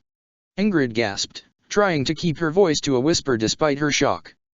Insurance, Edelgard said, scooping up the oil in her claws and smearing it generously over her gown and the exposed skin of her collar and navel. That skin, at least, hadn't turned scaly yet, thank the goddess. Once the box was emptied, she climbed in, ignoring how similar its proportions were to a coffin. She folded in her wings as tightly as she could, let her tail wrap around her legs, and crossed her arms over her chest as the lid was placed back over her. There was darkness, palpable darkness, broken only by a sliver of white light. She was left alone with nothing but the sound of her own breath and heartbeat and the strong savory aroma of the melted scale oil coating her front and the congealed oil in the tin she still grasped in her hands. Edelgard listened to her heartbeat as the muffled sound of indistinct voices bled through the wood. She took her breath slowly, sparingly. Her wings ached, protesting against the weight of her back as they were pressed against the bottom of the crate. The tips of her horns pressed against the lid. Her shoulders were being squeezed inward. Her tail, coiled snake-like around her legs, pressed against the top, bottom, and sides, its tip twitching to no avail as it protested the cramped interior. The crate was just barely too small in every way except lengthwise. It was longer than she was tall, by a roomy 10 inches at least, but that was it. She heard a dull thump and watched the sliver of light snuff itself out. Something heavy pressed down on her. They must have put something on top of her crate so that the knights would be less inclined to search it. It may have been to make her safer, but it most certainly didn't make her feel safe. Edelgard began to fear that she would run out of air. Paradoxically, her heart began to race and her body began to demand that she breathe faster and deeper, eager to greedily consume what little was left. Phantoms danced in the darkness, rats scurried out from the corners. She struggled to control herself as the world creaked ominously around her, but with every second that passed she felt her nerves grow stronger. It was becoming unbearable. The walls were closing in on her. Every second that went by, her wings screamed louder, their pinched nerves crushed by the tightening confines of her self-imposed prison. Her tail ached, yearning for space to move in. She felt her talons curl and uncurl anxiously. The weight on her chest vanished, the slim sliver of light between the lid and the box returned and grew just a fraction wider. The lid pulled away. Light streamed into the crate, banishing the darkness. Edelgard took a grateful breath, gasping for air, and blinked at the face that met her. It was Catherine's. Geralt stood at her side, accompanied by a knight who had his arms pinned behind his back. "Stealing happy from us was bad enough, Geralt," Catherine said, her eyes fixed on the sight of Edelgard crammed into that cramped wooden box. "But this," she turned her head to stare sternly at the former captain standing glumly to her side. "I'm ashamed I ever looked up to you. Lady Edelgard, get out. You're coming with me." "I hate to disappoint," Edelgard said, brandishing the nearly empty tin of scale oil in one hand while lighting a tiny tongue of flame in the other, "but I'm not going anywhere." Catherine wrinkled her nose. "That's hardly your decision to," her nostrils flared. "What the? You smell it? That's wyvern scale polishing oil. It's flammable if it isn't directly applied to wyvern scales. This is how I started the fire in Ria's bedroom the other night. I've coated my clothes and my bare skin in it. If you so much as lay a finger on me, I'll set myself alight." "What the hell, kid?" Geralt shouted out. "You wouldn't." Catherine gasped. "I would. As you said, I mean more to Ria than you could ever know," Edelgard said. "That makes me the most important person in this wagon. Perhaps even the most important person in all of Fodlan. Far too important to die, wouldn't you say? You're talking about immolating yourself. That's ridiculous. Is it? This monstrous body can burn for all I care. I have no intention of going back to Ria alive. If she is so insistent on bringing me back to Garreg Mach, then she can have my charred corpse." Catherine took a step back, swallowing a mouthful of anger. Her face had turned as red as the crest stone glowing within her sword. "You ungrateful brat. How could Lady Ria ever have mistreated you enough to warrant your behavior? She took care of you, she clothed you, fed you all your favorite meals for the goddess' sake, Lady Edelgard, she let you sleep in her bed. She reached out to grab Edelgard, but Edelgard just let her hand slip a fraction of an inch lower and let the flame she'd conjured flicker as though primed to leap onto her extremely flammable body. Catherine stopped and backed away. "Well, Lady Catherine? When Rhea told you to bring me back at all costs, did she mean this one?" Edelgard knew she was only assuming that she was no good to Rhea dead, but it seemed an easy assumption to make. Catherine stared down at her, then looked to Geralt, then back to her. She swallowed a lump in her throat. Sweat beaded her brow as she hardened her gaze and narrowed her eyes. "Your friends have been detained. I can let them go if you come with me. Otherwise, they'll rot in our holding cells. Locking up the heirs to houses Galatea, Goneril, and Edmund? That seems quite unwise to me, if you're hoping the Alliance doesn't side with the kingdom in its war. Isn't the Church of Syros enough of a pariah already?" The two of them fell silent, both at an impasse. Well, what do we have here?" That weaselly sneer was a voice Edelgard did not know particularly well, but knew better than she wished she did. It belonged to Commander Metode of the Adrestian military. He was a man who looked as loathsome as he behaved, with a rat-like face that desperately begged for somebody to put a fist in it with all their might. Suddenly, the knight who'd been detaining Geralt had a dagger primed to slip into his back. Metode's mouth was upturned in a grin so wide it almost looked painful.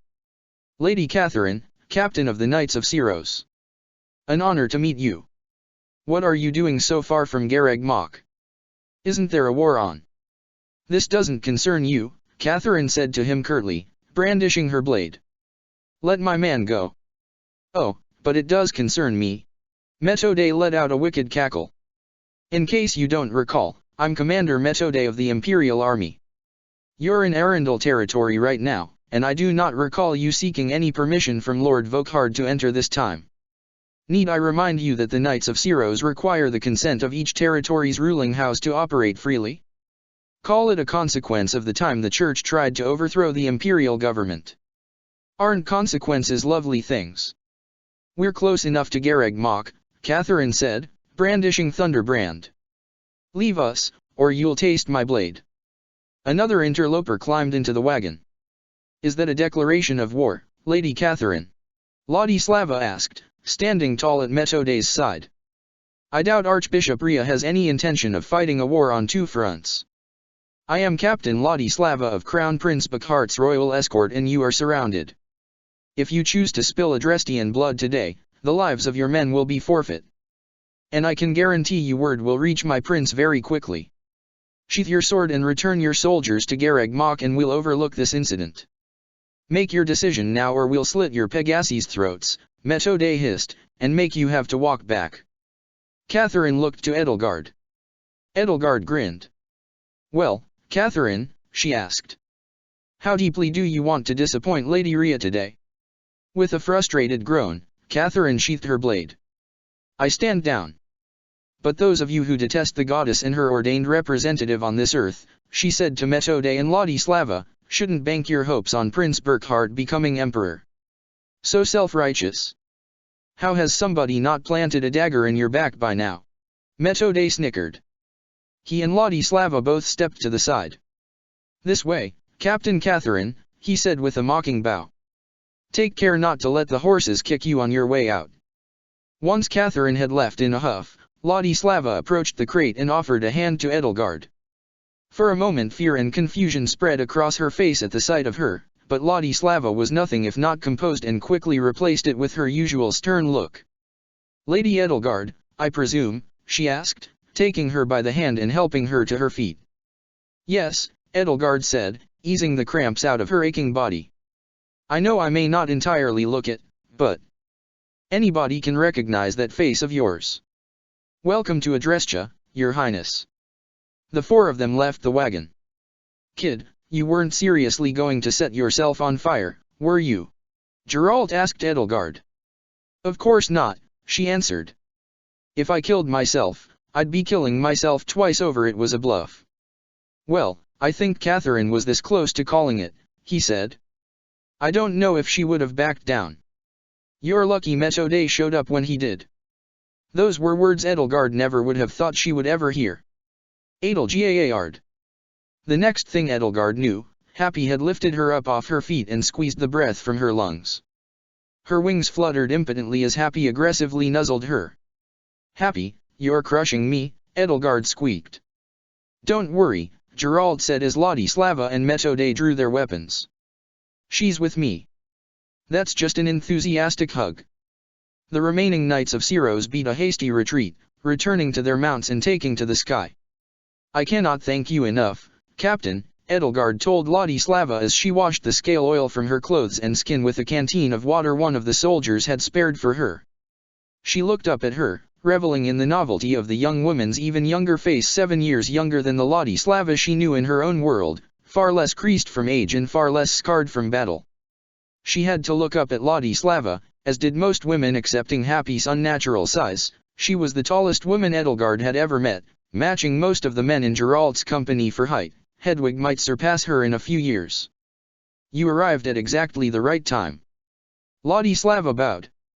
"So it seems. His Highness would have been devastated if you'd gone through with that." Her brow wrinkled just slightly in disapproval. What was that?" Ingrid asked her, worried.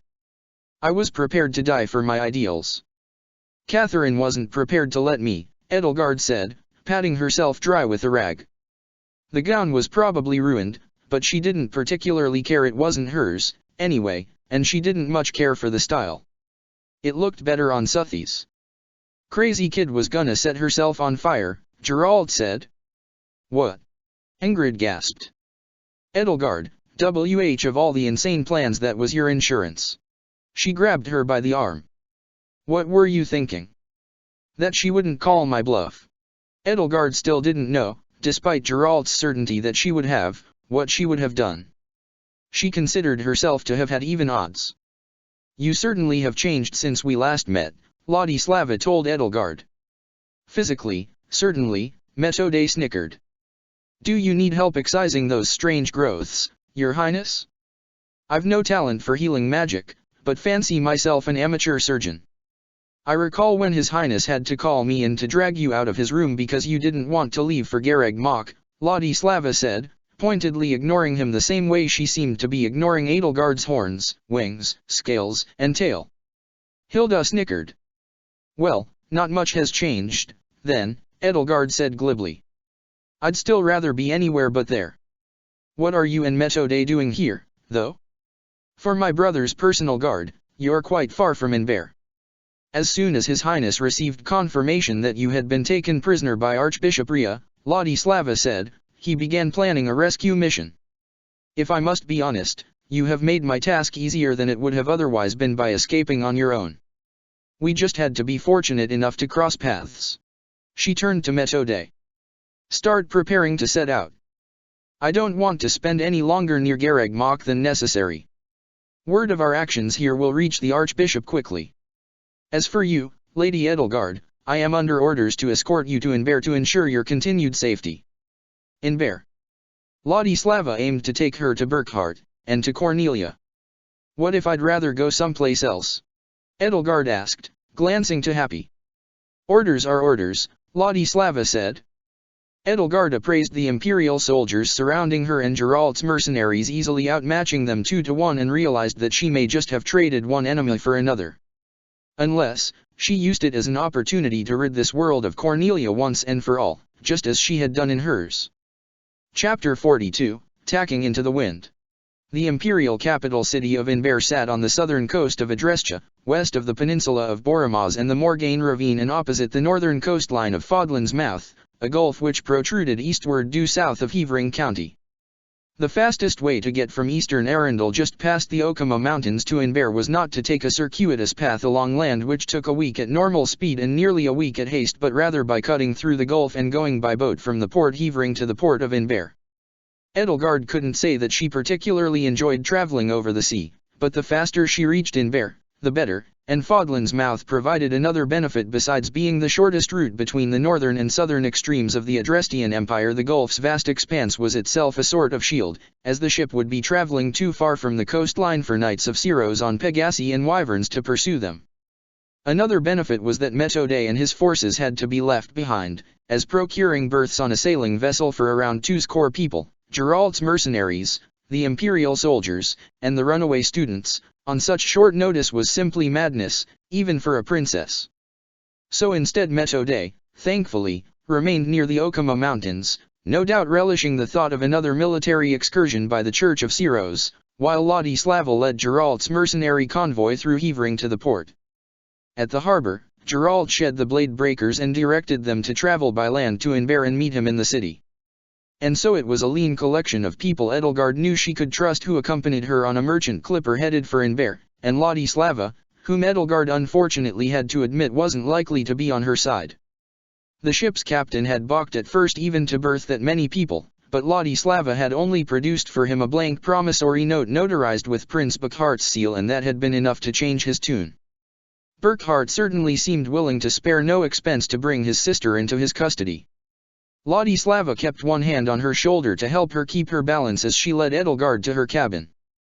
There were a scant few available on the ship, but each could berth up to 4 people, so one spare cabin had gone to Ingrid, Hilda, Marianne, and Leonie, and the other had been set aside for Geralt, Happy, though she couldn't fit on in the beds, and the 2 of them. They were the first to settle into their cabin. Lady Edelgard, Ladislava said, closing the door behind the 2 of them, I must speak to you in private. You may, Ladislava. I'm meant to have a messenger bird deliver a message informing His Highness that I was able to retrieve you at the earliest opportunity, she said, her stoic gaze landing on Edelgard's scaly, talon-capped feet and working their way up slowly to her human face. However, I find myself unable to describe this. I appreciate your discretion, Edelgard said. I scarcely find myself with the words to describe it myself. But at any rate, I would rather find the words to explain it to Burkhart in person, rather than have a proxy explain it to him. She mustered a smile, relieved that Cornelia wasn't being made aware of her, or Happy, at least.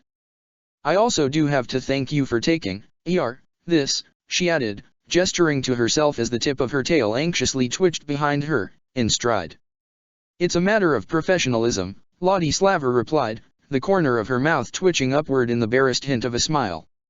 I don't think you'd be willing to give me permission to speak freely about it, Your Highness. If we are both being honest, yes, I'd prefer you keep whatever thoughts you have about it to yourself. I'm sure they aren't much different from my own, anyway, and I don't need help hearing my thoughts. There was a worried furrow in Ladislava's brow. You say Archbishop Rhea is responsible for this? Yes. Edelgard idly tweaked a black feather among the plumage on her forearm. Hence why the Knights of Syros were so intent on retrieving me. You're familiar with the legend of the Immaculate One? Ladislava nodded. The winged beast which helped Saint Syros protect Adrestia during the War of Heroes. Edelgard gestured to herself with her scaly hands and let her wings ruffle their feathers. It seems Rhea wishes to bring that beast back to life by any means necessary. It was a lie, but she supposed it was an easier story to believe than that Rhea was the child of the literal goddess Suthes and was trying to resurrect her in a human host. Well, then, I am glad that you are here in Adrestia, where you belong. That woman, Happy, as you call her, is she one of Archbishop Rhea's projects as well? It was a relief that Ladislava didn't recognize the name Happy. Evidently if Cornelia spoke about her wayward daughter, she didn't do it in front of her husband's personal guard. We found her in the catacombs under Gareg Mach, Edelgard said, which wasn't exactly a lie and also suggested a positive answer to her question. There was a knock on the door, followed by Geralt's entrance. Ladies, he said, offering a curt and respectful nod to them. It's customary to bow, Ladislava reminded him. It's fine, Edelgard said. Happy came in next, stooping over to keep her horns from hitting the ceiling. Phew. Little cramped in here. Maybe you should stay in the hold, Geralt said to her. The captain's only carrying half his usual shipment, so there's space. Nah, I'm good, she said reflexively, as though, understandably, rejecting out of hand the idea of sleeping alone in the dark basement. I'll just curl up on the floor or something. I'm a cat. It's fine. If you say so. As Ladislava eyed her with her usual stern and stoic gaze, Happy growled at her, her hackles rising.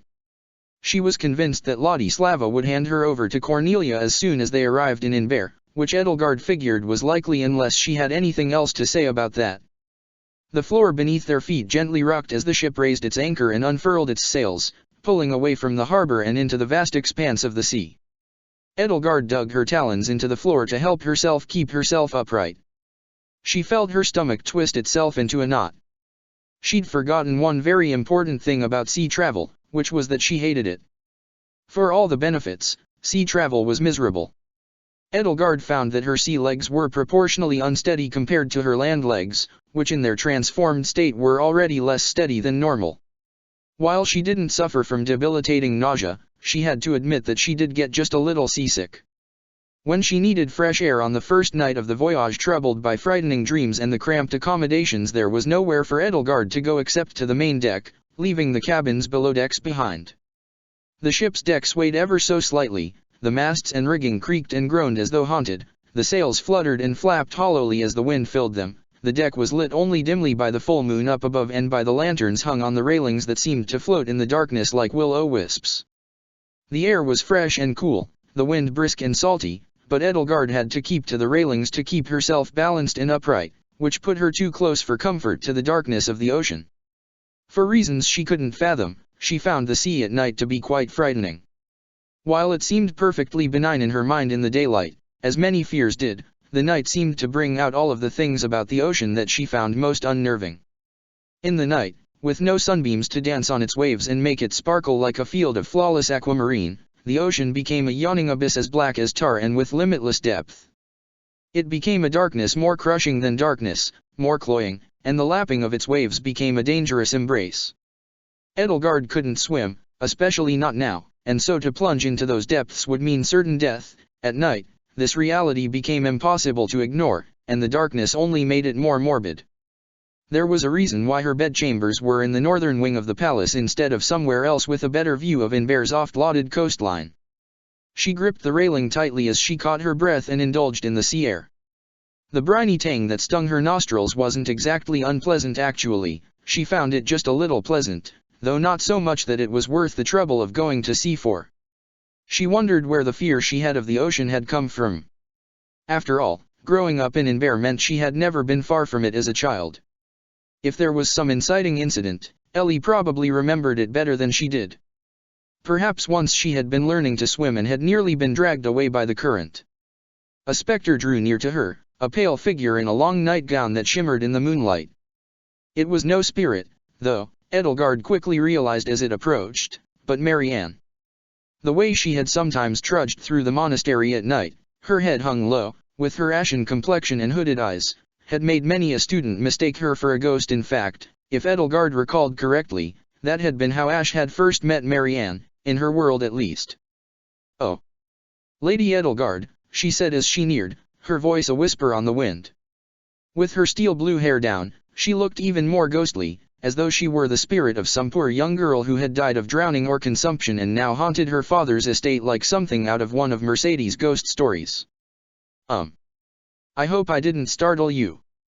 Seeing Marianne's hair falling in wispy locks over her brow filled Edelgard with the urge to offer to rebraid them, though she feared that with her awful talons that she wasn't quite capable of the fine dexterity required anymore.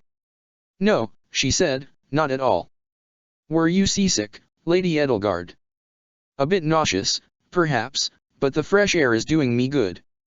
"I take it you needed some as well." "Yes." Marianne leaned against the railing and looked out over the ocean. "The Margravate of Edmund is close to Derdrieu, and it has a port city much like Hevering as well. After my adoptive father took me in, we would visit the harbor sometimes." You probably spent a lot of time at Inver's harbor, too, didn't you?" "I probably did," Edelgard said noncommittally. Deep down, she felt unnerved by how lightly Marianne was grasping the railing in her hands, not like the death grip she herself had on the wood. "Oh. I'm sorry, Lady Edelgard. I did not mean to, I hope I did not upset you." "It's nothing. Please, don't trouble yourself about it." Marianne seemed a little hardened. "Thank you, Lady Edelgard. And you're welcome to dispense with the formalities as well, if it would put you more at ease." She nodded. "May I, I'm sorry, I don't mean to impose on you, but if you would like, if you don't mind, may I speak to you about..." She had said enough with the pause at the end of her question. Go ahead, Edelgard said, I don't mind at all, Marianne. I think you're very brave, Marianne said, the way you are dealing with this. You and Happy both. I know that what you're going through is painful. Thank you. I think Happy has adjusted much better than I have, though. I don't know what I would do in your situation. It's been my greatest fear for a very long time. Earlier I heard you mention something about using your crest to hasten the transformation. Yes, Edelgard said. Once the transformation is complete, I should be able to go freely from one form to another the way Rhea does. But testing my theory gives me pause. I can imagine. Real birds don't enjoy molting either. Well, not just that, she admitted. It would probably be for the best if I could restore my humanity before we arrive in Inbear, the sooner the better. In fact, yet I fear that if I become stuck again, if my crest can only get me so far, I might look even more like a beast by the time we make it to Burkhart. I see. You don't want to frighten him, Marianne said. Edelgard nodded. Though, if she were being honest, it was Cornelia she was more worried about than Burkhart. How would an Agar then, one with a history of heinous experimentation at that, react to the sight of a perennial thorn in Thal's side turning up on her doorstep as a half-human, half-Nabatean freak? She would be worse than Rhea, at least, had her best interests at heart. That was why she had to kill Cornelia, or rather Namtera, or whatever her true name was. It was kill or be killed. I've always been afraid, Marianne admitted, that I. La Edelgard, do you know the legend of the forgotten hero, the 11th of the 10 elites? Maurice? Yes, I know of him, Edelgard told her. In fact, she had met him. The power of his crest transformed him into a horrible beast, and so he was erased from history and his bloodline was expunged. They say there are still those today who bear his crest, though, the crest of the beast. And that the power of the cursed crest turns its bearer into beasts at night. Marianne's head lifted and her eyes traced an arc skyward to the full moon overhead, though only for a moment. Beasts that slaughter innocent people. Something like, if you are aware of it, the legend of the werewolf. Edelgard nodded. And do you have this crest? Yes. I do not know if it was passed from my birth mother or father, but I fear that perhaps they disappeared because one became a beast and killed the other. I have spent so many years worried that I might become that. I pray to the goddess every day that, Marianne's voice grew so quiet that it was difficult to hear over the wind. That she would let death find me before that day comes. I'm sorry. Don't mean to upset you. Edelgard put her arm around her and took her under her wing. I'm sorry. That's a terrible burden to bear. But now that I know the truth about crests. I feel. Marianne paused. I feel almost angry. As afraid as I was about myself, for the longest time I also felt, jealous. Jealous of other nobles. Because their crests were blessings and granted them wonderful strength and status, while mine made me a pariah. But if what you said about crests is true, then all the other noble houses in Leicester and Faergus, they have just as much a reason to be ashamed of theirs as I am of mine. They all came from the slaughter of innocents, too. Maybe theirs won't turn them into beasts, but maybe yours won't, either. And it doesn't do you any good to spend your whole life with the executioner's blade of some distant superstition hanging over your neck, Edelgard said. I know it's a lot to process, she added, but you're absolutely right. The gains of Nemesis and his followers are the spoils of genocide, and Rhea was so obsessed with hiding herself and the rest of the Nabateans that she erased all of it from history, even her own people's suffering, allowing the 10 elites' families to pass the blood on their hands to their children and their children and their children's children in perpetuity and call it a blessing. What recourse do you have but anger? Does Dimitri know all this? Marianne asked. He's the only other person I know who's been hurt by his crests. No, Edelgard said. But we should tell him. Rhea's rule over humankind has made it so that we cannot freely come to terms with our own dark past. Something like the genocide of the Nabateans shouldn't be allowed to vanish into the murky depths of myth and legend any more than, say, the tragedy of Duskur. The world deserves the truth, so it can learn from it and create a better future. Funnily, her time with Rhea had only helped her better understand the righteousness of her own motives. At first, her crusade against crests and the nobility was only about the inequality, greed, and senseless waste of life she had seen at the hands of those obsessed with power and status. Now she was more certain than ever that what she had done in her world was just, even if it had come at a cost. Even though she hadn't known the truth about Nemesis or the Nabateans, the truth about Rhea, her heart and ambitions had been pure. There was a flicker of a smile on Marianne's face.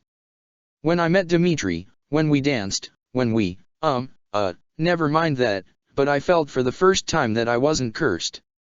That I didn't bring misfortune upon people. Sometimes after seeing him I went to bed without worrying I might awake as a monster. Every time my fear tried to push me away, I found myself with the strength to be near him anyway. I felt braver around him, stronger. I think you should try to use your crest to complete your transformation, she said to Edelgard, emboldened. If that is your only way forward, then do it. You cannot let your fear stop you.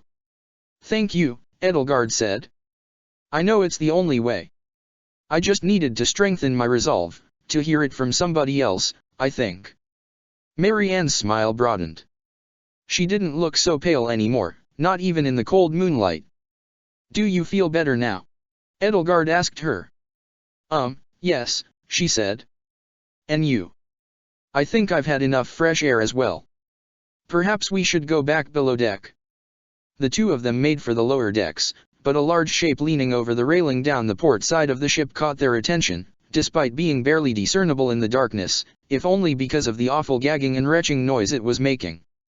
Marianne conjured a wisp of white light to illuminate the deck more clearly, revealing within the silhouette Happy's face. Her normally olive complexion looked a little green around the gills, although perhaps it was just a trick of the light. Oh. Happy? Are you feeling unwell? Happy stared down at both of them as though she'd just been caught in the act doing something shameful. Oh, hey, Mari. She wiped her mouth on the sleeve of her tunic. Nah, I'm fine. It sounded like you were nauseous. You don't, do you get seasick? Oh, that was she paused. A hairball, she mumbled. Edelgard couldn't help but wrinkle her nose. Happy, you're not an animal anymore. You don't have to lick yourself clean. Okay, first off, I don't like baths, Happy protested defensively. Baths and fur don't mix. Dogs don't complain. Well, dogs aren't cats. And besides, it wasn't even my fur. I was grooming the babies for them. That didn't make Edelgard very much more comfortable with the idea. In fact, it made her much less comfortable. They're old enough to do it themselves, aren't they? They must be terribly stressed from all the traveling, Marianne interjected. Right, Happy? I'm sure it helps them stay calm. Please don't enable her. Happy nodded. Yeah, you get it. Besides, she said to Edelgard, is it really any different from how you let horse feathers preen your wings? Edelgard could feel her face reddening. It's very different, she insisted, tripping over her words. Ingrid doesn't use her tongue. Happy placed her paw over her mouth and snickered. Soundin' a little disappointed there. Edelgard groaned. Happy had been a bit edgy toward her ever since they'd set out for Inver. Well, Marianne and I were only up here to get some fresh air. Now that we've gotten some, we'll leave you to your bodily functions in peace. Wait. Mari, you can go on. I gotta talk to the brain. Marianne nodded. Oh, why yes, I'll give you your privacy, she said, and she hurried back below deck. Happy waited for her to leave. The brain? Edelgard asked her. Yeah. You know. The brains of the operation. There was a bit of a sardonic tint to her voice. You have no idea, she said to Edelgard, turning around and resting her elbows against the railing as she leaned back, how hard it is to keep from sighing right now. I know this is stressful. Stressful? How about I sigh right now, summon up a big sea monster, and let everyone here feel just a little bit as stressed as I do right now. I thought your sighs had become less potent. That's not the Happy quieted herself, clenching her jaw as though to halt the flow of words as hastily as possible. Her tail twitched and swished irritably back and forth. Not the point, she muttered softly as she sat down. I know the prospect of returning to Inver now that Cornelia is there, if she is there, is frightening. But we are not simply lambs trotting to the slaughter. We are going there to rid the world of Cornelia once and for all. Happy didn't look at all reassured. So remember when you gave me that cure and my brain was all foggy for a while? It had seemed like more than a while for Edelgard, but she nodded. It actually wore off really quickly, Happy said. I just pretended for a bit longer so that Catherine and Eloise wouldn't see any point in interrogating me. I remember Cornelia, and Mercedes, and Aunt Anselma, and I remember everything that was done to me. You have no idea what Cornelia's gonna do to us.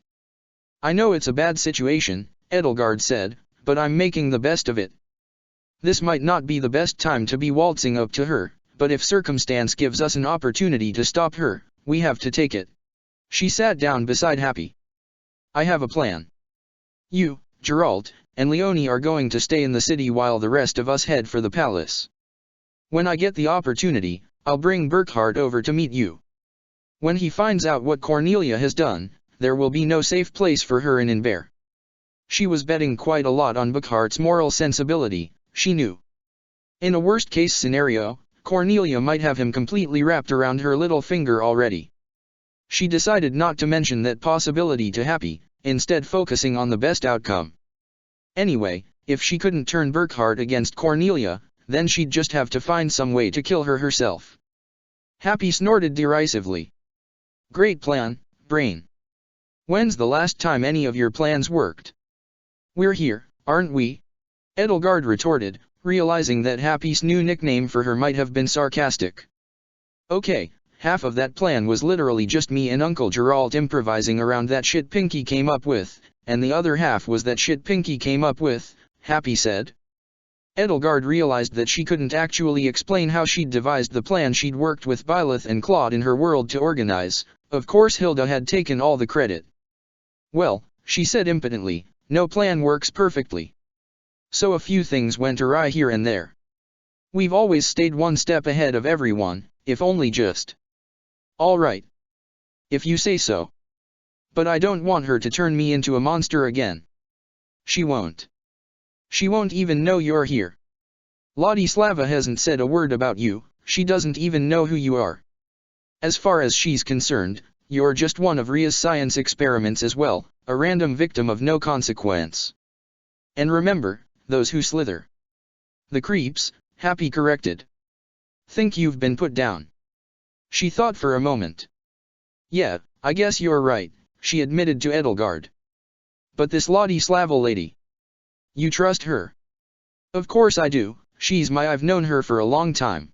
Edelgard knew, though, that this world's Ladislava wasn't as trustworthy as the one she knew, so she'd taken some precautions against that, at least. No one would know where Happy, Geralt, or Leonie ended up except for her. Cornelia can smell me, you know. Not across an entire city. Especially not one as full of people as Inver. Also I'm 7 feet tall and have paws, horns, and a tail.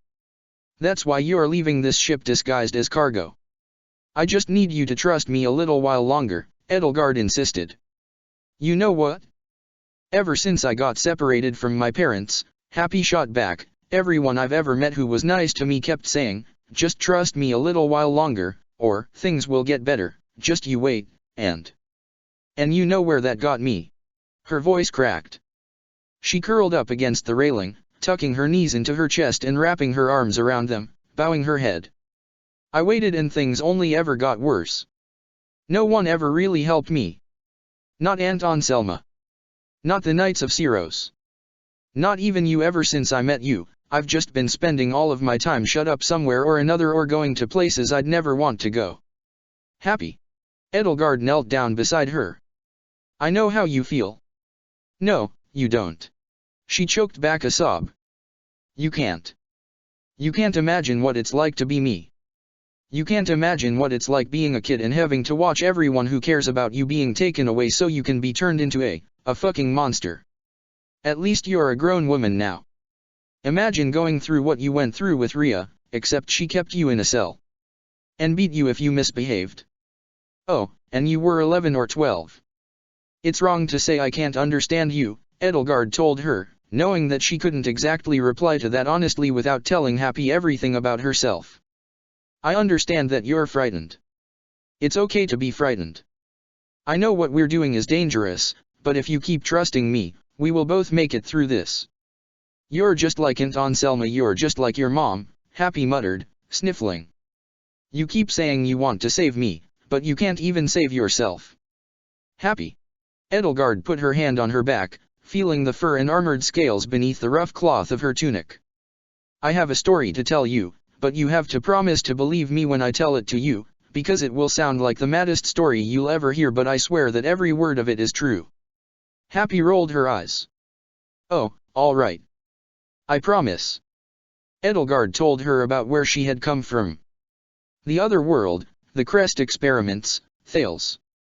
Geralt's bedtime stories are better, Happy responded at the end, her expression and tone deadpan. I swear it's the truth. You and I are the same. And believe me, after what I went through, I didn't have much faith in people, either. So I can promise you that whatever it takes to create a world where no one has to suffer the way we have, I will do it. For you. For us. No matter what the risk is to myself, no matter what it takes. So that's why you're so confident. Happy furrowed her brow and peered at her, lips pursed in a frown, eyes glinting in the dark as the moonlit lit up silvery discs behind her pupils. But what are you going to do about, this whole dragon thing? Seeing you like this. Cornelia's the kind of person who'll get ideas. I know. That's why I'm going to take care of the whole dragon thing, she said, before we arrive in Inver. So, Professor Hanneman, does it sound like a viable solution? Hanneman gawked at Edelgard from across her desk. Edelgard was thankful that Byleth had used her power the next morning, for whatever reason she'd used it, because now of all times she could really use having the ear of one of her friends in her own world. In all honesty, Lady Edelgard, he said, clearing his throat, I have absolutely no experience in this matter whatsoever. Crests are one thing. But outside of the legend of Maurice, there's no record of crests triggering such incredible metamorphoses. After Ferdinand, Hanneman, and Hubert had overseen the removal and interment of the Immaculate One's remains.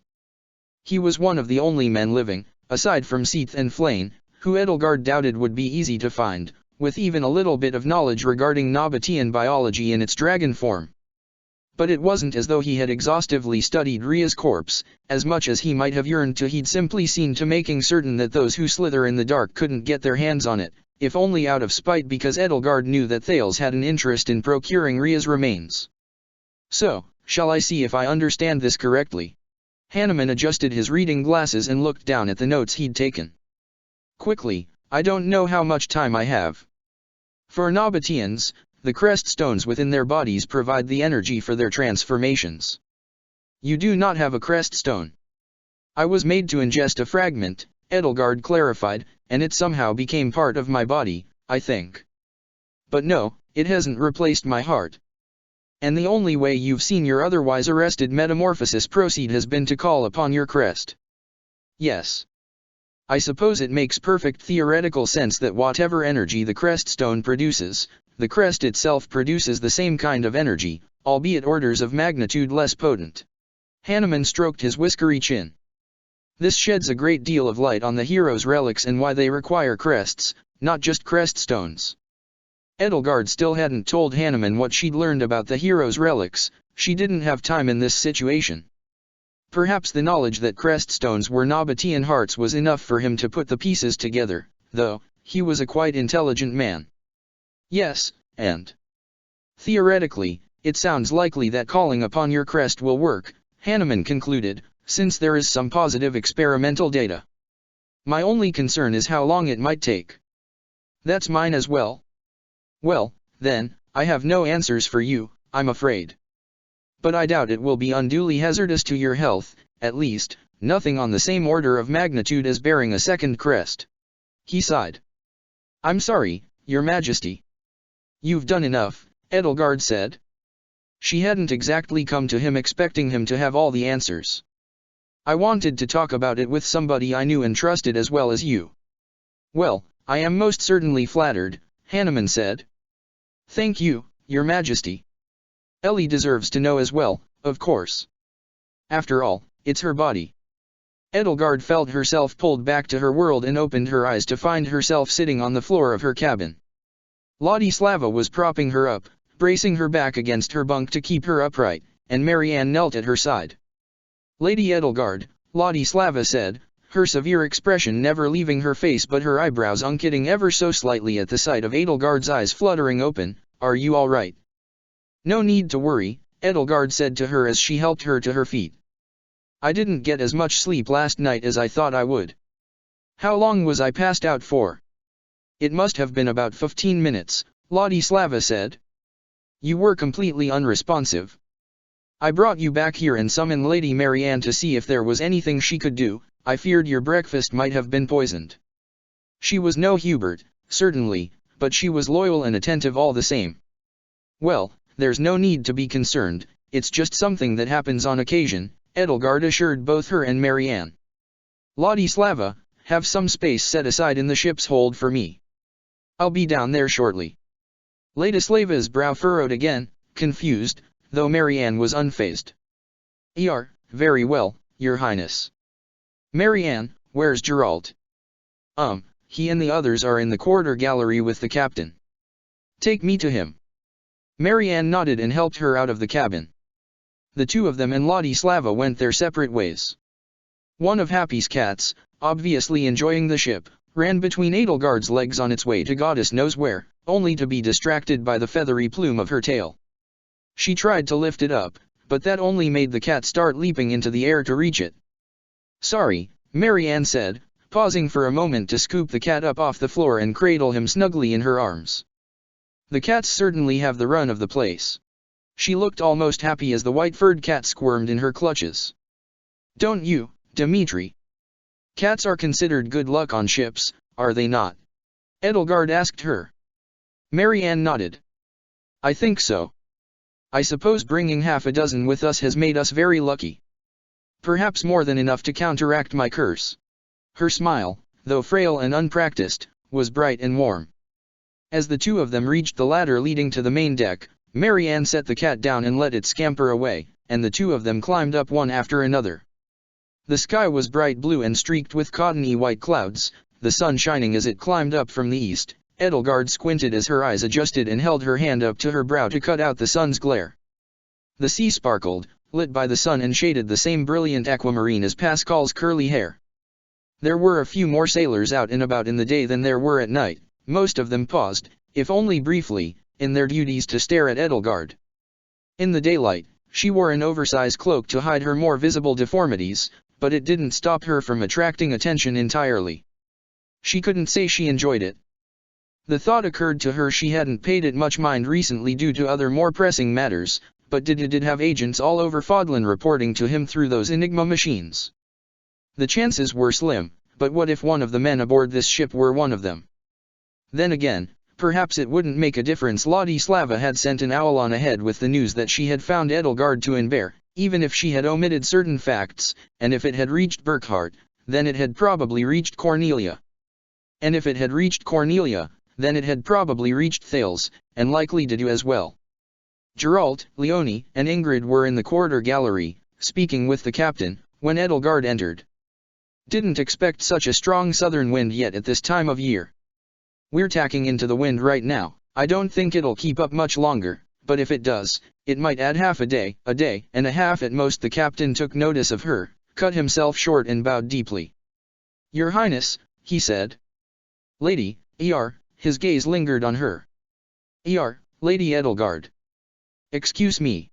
He cleared his throat and forced his eyes to flit toward the windows spanning the width of the stern, though he couldn't keep them from sliding back to the horns which sat upon her head like a mockery of a crown or the feathers poking out from under the hem of her cloak. If you would like to know our progress, there is a southern wind, so we may end up delayed. I heard. I offer my apologies for interrupting your conversation, Edelgard said to him, but I need to borrow these three. Certainly, the captain said, still trying hard not to stare at her and failing miserably to avert his eyes. Edelgard felt her tail twitch irritably, swaying behind her like a wary cat's. I'm aware I must prove an interesting sight, but I would prefer you and your crew do not speak of this to anybody else. And no, of course certainly, m'lady, the captain said, gulping. Prince Buckheart's personal guard has ensured our silence as well. Do go on. Sometimes, in her world, people had found her silvery hair worthy of an uncomfortable stare or two as well. This wasn't much different, Edelgard supposed, as she led Geralt, Ingrid, and Leonie out onto the deck and explained her plan to them. Are you sure you can do that? Geralt asked as they followed her below decks and down into the hold. The theory is sound, Edelgard assured him. But wait, Ingrid said. Even if you complete your metamorphosis, you still won't be entirely a Nabatean, right? You won't have a crest stone. She reached out and took Edelgard by the arm, her fingers curling tightly around her bicep. What if you don't have the power to go back to your human form afterward? Edelgard had to admit, a note of dread creeping into her mind, that she hadn't allowed that possibility to occur to her. As she came to a halt, she turned to look Ingrid in the eyes and was met with a face racked with fear and concern. You don't know, Ingrid added. Do you? Edelgard choked down the brief lapse in her composure.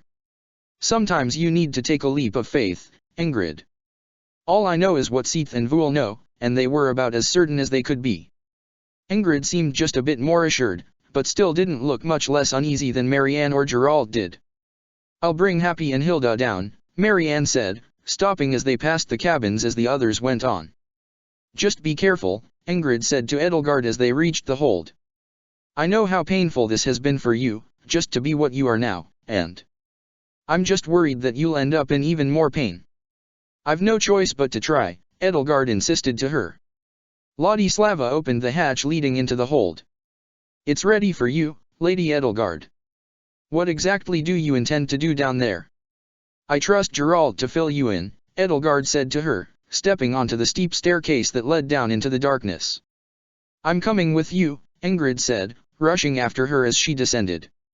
No, Edelgard said. I want to be alone for this. I expect it to be painful. That's why I want to be there. And undignified. I'd like to keep whatever tattered shreds of my dignity I've retained in your mind. Ingrid let out a laugh. Edelgard, you're one of the most dignified people I know. Good. Still, though, I'd like my privacy. I suppose. Ingrid sighed. If it sounds like you're in too much pain, though, she said, climbing back up the stairs, I can't promise I won't come down here. And I think the rest of us can say the same. Okay. I'll try not to make too much noise. Edelgard reached the hold and felt her feet reach the floor. There was no natural light down here, nothing but a few lanterns illuminating the cramped space in the bowels of the ship. Above her, the hatch slowly and gently swung shut. The ship still creaked and groaned down here, and the floor swayed ever so slightly as the sea rocked the hull to and fro. She took a deep breath and discarded her cloak, letting it fall to the floor, then stripped off the regalia Rhea had foisted upon her. So, she felt herself ask, you're going to do it here? All alone? Ellie? What are you doing here? I asked Byleth to send me here. You know I heard you discuss this with Professor Hanneman. It's going to be painful. It could be more pain than you've ever felt in your life.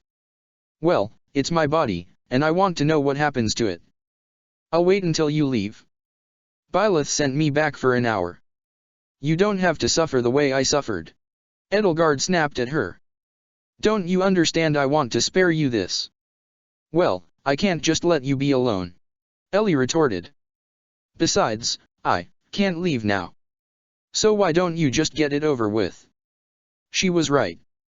They were stuck together now. You said you were glad I was going through this instead of you, didn't you? Edelgard asked her. What made you change your mind? Because I'd felt like such a coward after I'd said that, Ellie replied, and Edelgard felt a pang of her guilt strike her in the heart. Just get it over with.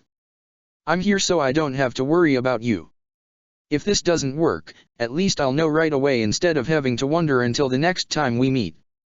Even if we pass out from the pain, I'll have to keep going, Edelgard warned her.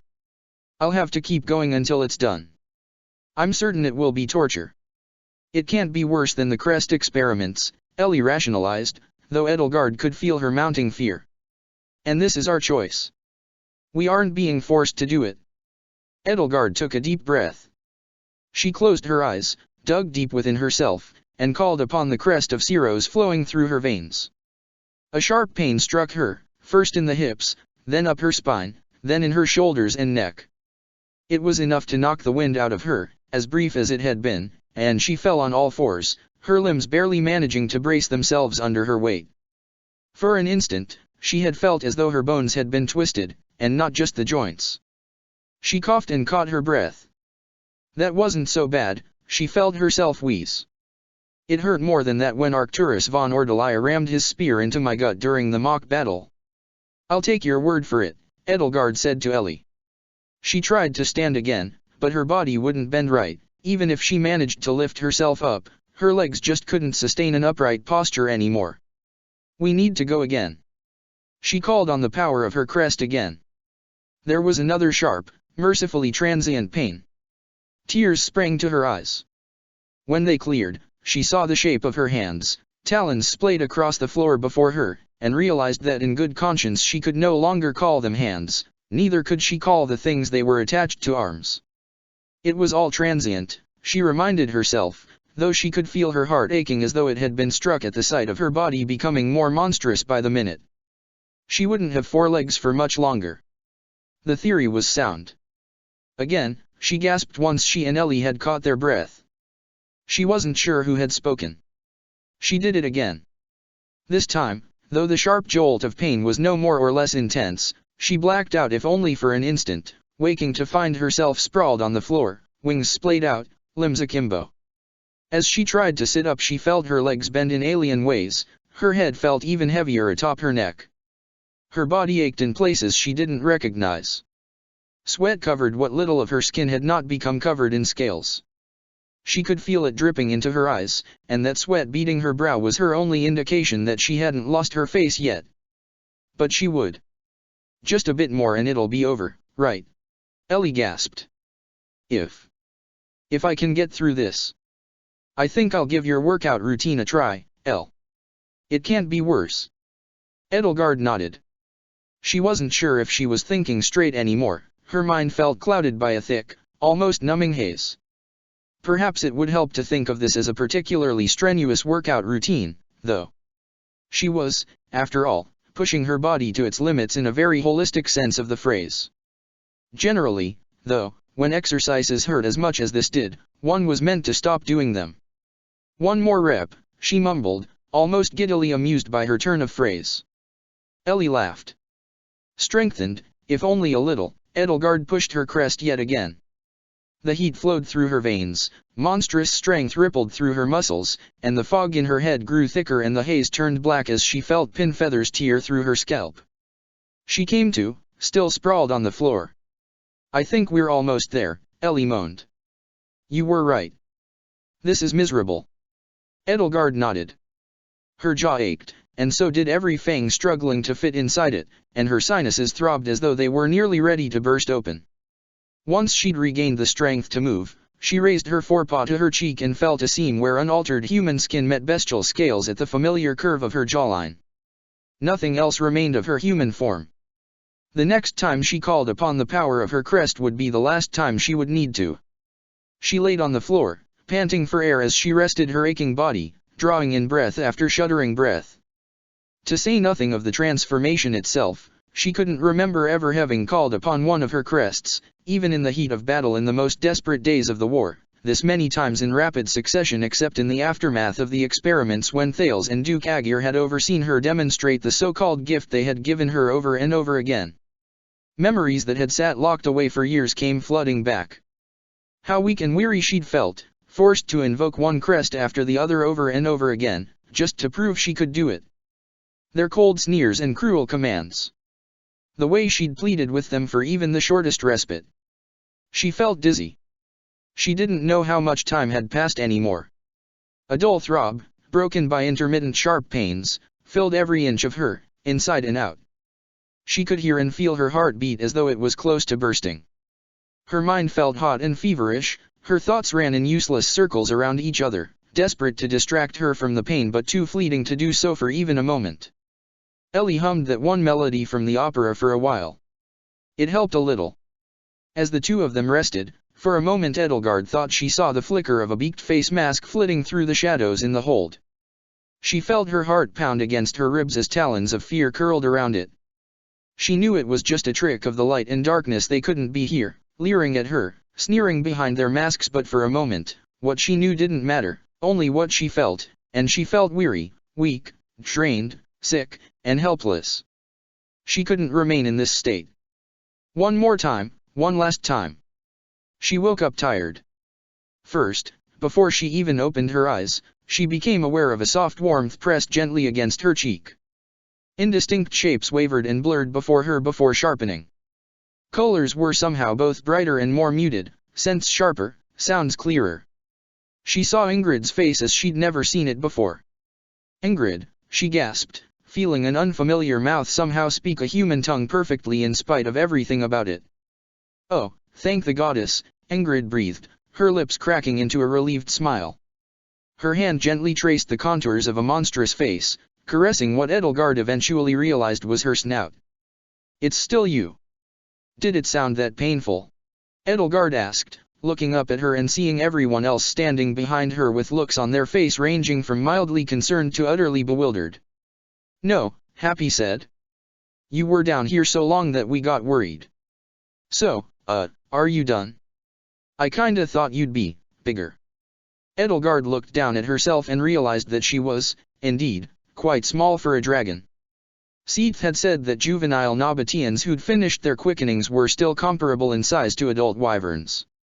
But as for her, comparing herself to the people around her, she doubted she was much larger than she'd been before, excluding the extra space taken up by her wings and tail. All other things being equal, if she could stand upright on her hind legs, the only thing that would make her any taller than her human form would be perhaps the longer neck. As far as dragons went, she really was a runt. "Well, you look done," Gerald said. "So, now, how about changing back? Can you do that?" Edelgard tried to lift her head, but somehow it ended up resting in Ingrid's lap instead. "You must still be exhausted," Marianne said, kneeling at her side and taking one of her forepaws in her hands. With her white scales and the new shape of her body, Edelgard supposed she must have truly looked like the Immaculate One in miniature, aside from the fins of long black feathers that ran up her forelegs and across her tail and the black wings that fluttered weakly as they folded themselves against her shoulder blades. What an unpleasant thought. To think that Rhea had shaped her partially in her image. "Well," Gerald said, "take as much time as you need, kid. Ship's at the wind's mercy, it's not like we'll be arriving anytime soon." Ladislava shot him a stern glare, as though offended on Edelgard's behalf by his informality. "Wasn't so bad," Edelgard felt herself say. "Just like a very strenuous workout." "Oh. Ellie was still here." "No, please don't," Hilda blurted out before dropping to her knees and throwing her arms around Edelgard. She buried her face against her shoulder, quaking and quavering as she began to sob. "I hate you, Edelgard," she hissed through the tears of relief her counterpart shed. Edelgard looked to Ingrid and saw her smile fade to a slightly melancholic frown as she watched Hilda embrace her. But it only lasted for a moment. The conflicted look passed her by, leaving nothing on her face but strained relief. She blinked and an age seemed to pass her by. The next time she opened her eyes, the hold had emptied out, leaving her entirely alone, or rather, almost alone. A pair of strong furry arms were wrapped around her, pressing her head against a warm and purring chest. She was sitting on Happy's lap, she discerned, curled up like a kitten, her wings curled over her shoulders and flanks like a feathery cloak. Her stomach growled, so empty that it felt as though it had knotted itself around her backbone. She wearily lifted her head, still struggling with even such a simple exertion, and spied on the floor beside Happy a square plate from the galley resting on the floor, piled with a hunk of corned beef brisket, boiled potatoes, and a loaf of bread. The food had long since gone cold, though the savory seasoning of the meat gracing her nostrils wetted her mouth all the same. She'd slept long past lunch, it seemed, and her body knew it. She disentangled herself from Happy, hoping not to wake her, and approached as deftly as she could and with as much dignity as she could muster the act of eating food off a plate without proper hands.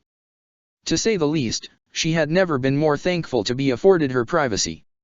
She knew for a fact how well the Imperial Navy ate, though plenty in the Alliance and Faerghus during the war had spread horrible rumors regarding the way sailors and officers were treated by tyrannical Adrestian captains and admirals, and especially the starvation rations they were supposedly fed. Every good naval officer on every level of the chain of command knew that navies as well as armies fought on their stomachs. Sailors on naval vessels were, in fact, much more well-fed than sailors on merchant ships, which the tough grain of the meat and stringy, starchy texture of the potatoes in this particular meal, as well as the rest of the meals she'd had on this ship, reminded her. The food hadn't exactly been pleasant in normal circumstances and was even less pleasant stone cold. But food was food, even if being a dragon confined to a bestial shape meant having to eat it off the floor like a dog. It was still less degrading than being hand-fed by Rhea. Once she'd eaten, she would work on returning to her human form.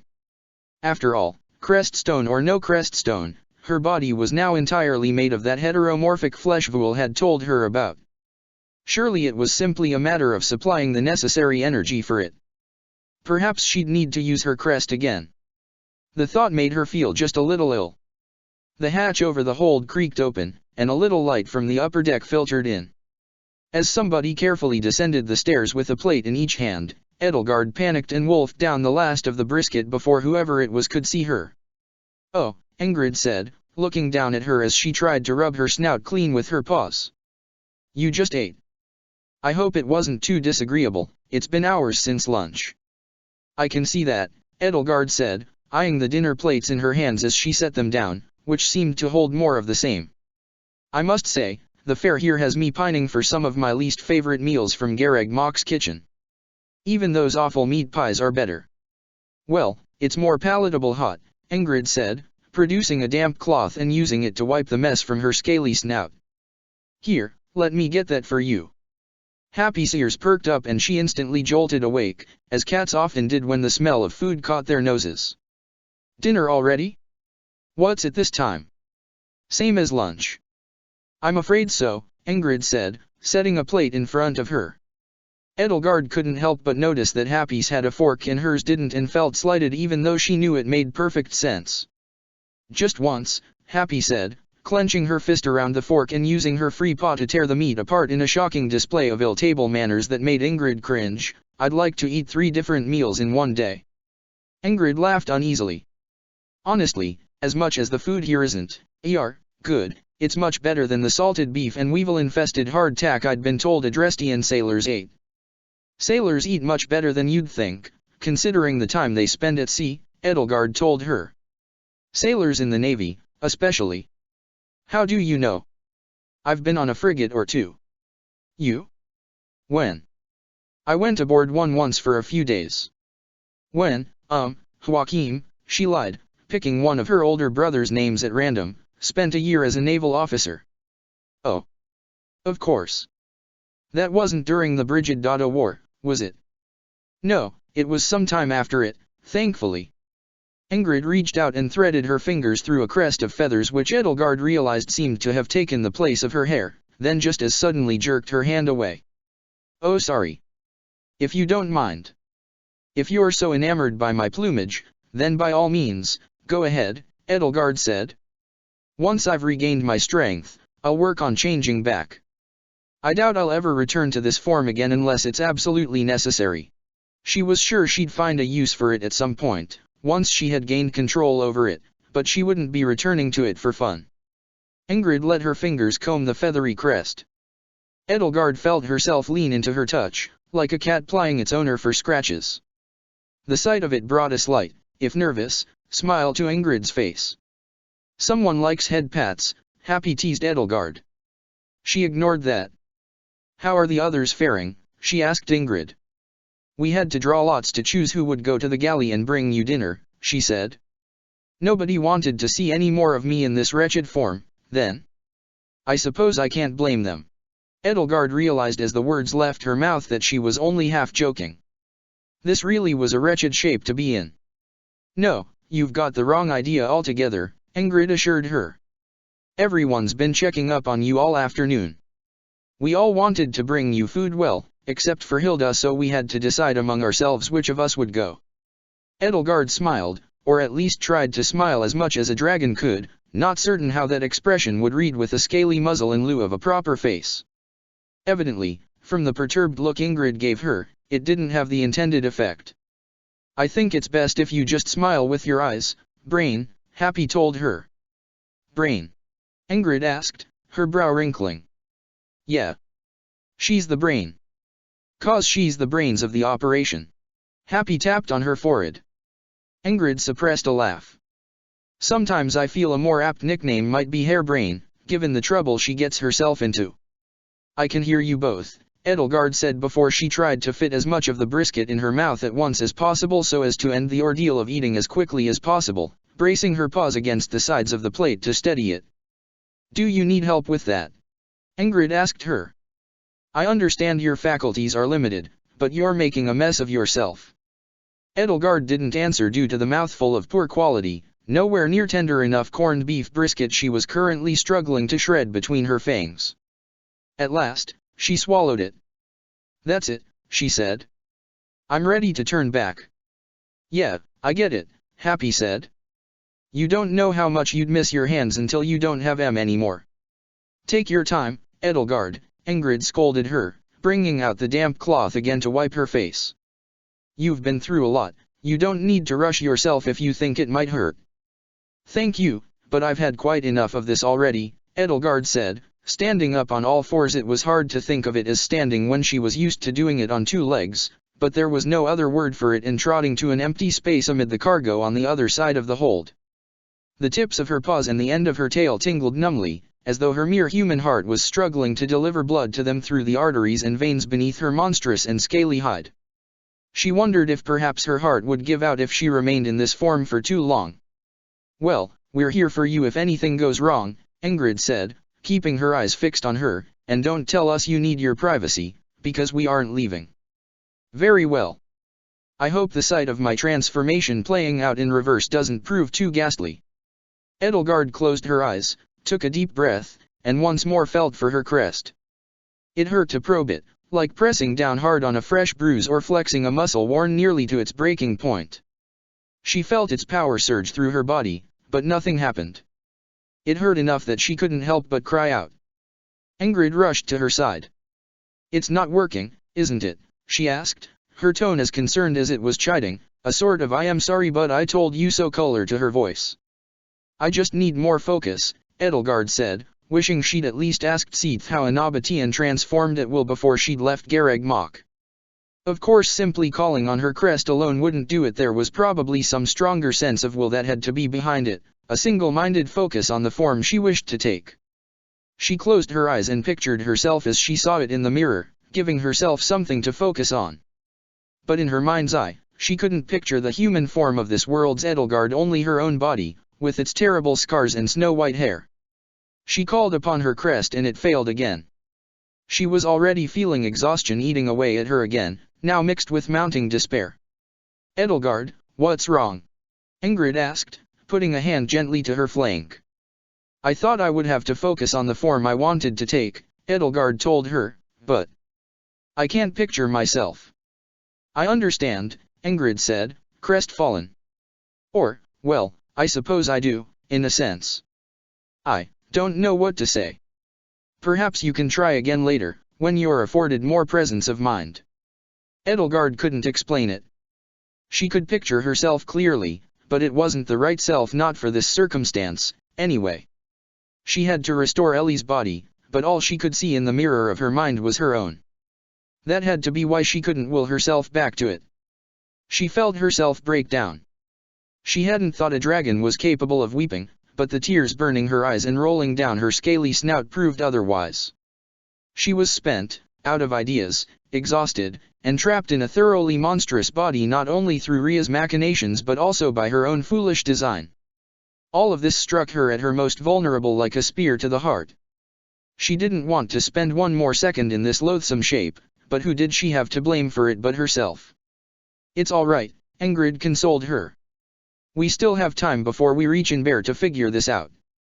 "Maybe it'd help if we described you to you?" Happy asked. Since she knew the truth now, she probably had some idea why Edelgard was having trouble focusing. It might, Edelgard supposed, for what it's worth. Well, horse feathers, it's up to you, Happy said with a shrug. Ingrid's face couldn't have turned any redder. Me. I mean, you know her best out of all of us. She's right, Edelgard said to her, though she was just as flustered and mortified as she was. Leonie and I hardly know each other, Marianne and I only know each other through Dimitri, Geralt, and I haven't spent much time together, and I've only known Happy for a few months, and for about 2 of them she was a cat. But you, Ingrid. I think you might be my closest friend here. Ridiculous. I mean, you and Hilda weren't you once, Haven't you been, close friends this entire term? Ingrid protested. Edelgard couldn't quite admit to her that Hilda would have the same problem visualizing her as she herself did. Both of them knew the Flame Emperor better than this world's Edelgard. Things are difficult between us. But I'm hardly suited for this, Ingrid said, floundering. I don't have an eye for detail or color, like Ignatz or Bernadetta do with their paintings. Perhaps not. But Ignatz and Bernadetta aren't here, Ingrid. You are, Edelgard told her. Likewise I'm sure Hubert or Ferdinand could do it best, but neither of them can be here, either. It's only you. Please, Ingrid. I can't remain in this state. This is the only idea I have and I need your help. She felt her voice crack again. She couldn't recall ever having looked or felt so pathetic in front of Ingrid since they'd first started training together. Well, if it'll help, Ingrid finally decided. Keeping her eyes closed, Edelgard sat back on her haunches and tried to steady her breathing and calm her mind. I'm ready when you are, then. But I mean, where do I even begin? How about her eyes? Happy suggested. Well, I suppose, Ingrid took a deep breath. Your eyes, Edelgard, are, well, they're a very light purple. I suppose they're closer to lavender than lilac, I think. There's a hardness to them, but a warmth, too, especially when you smile.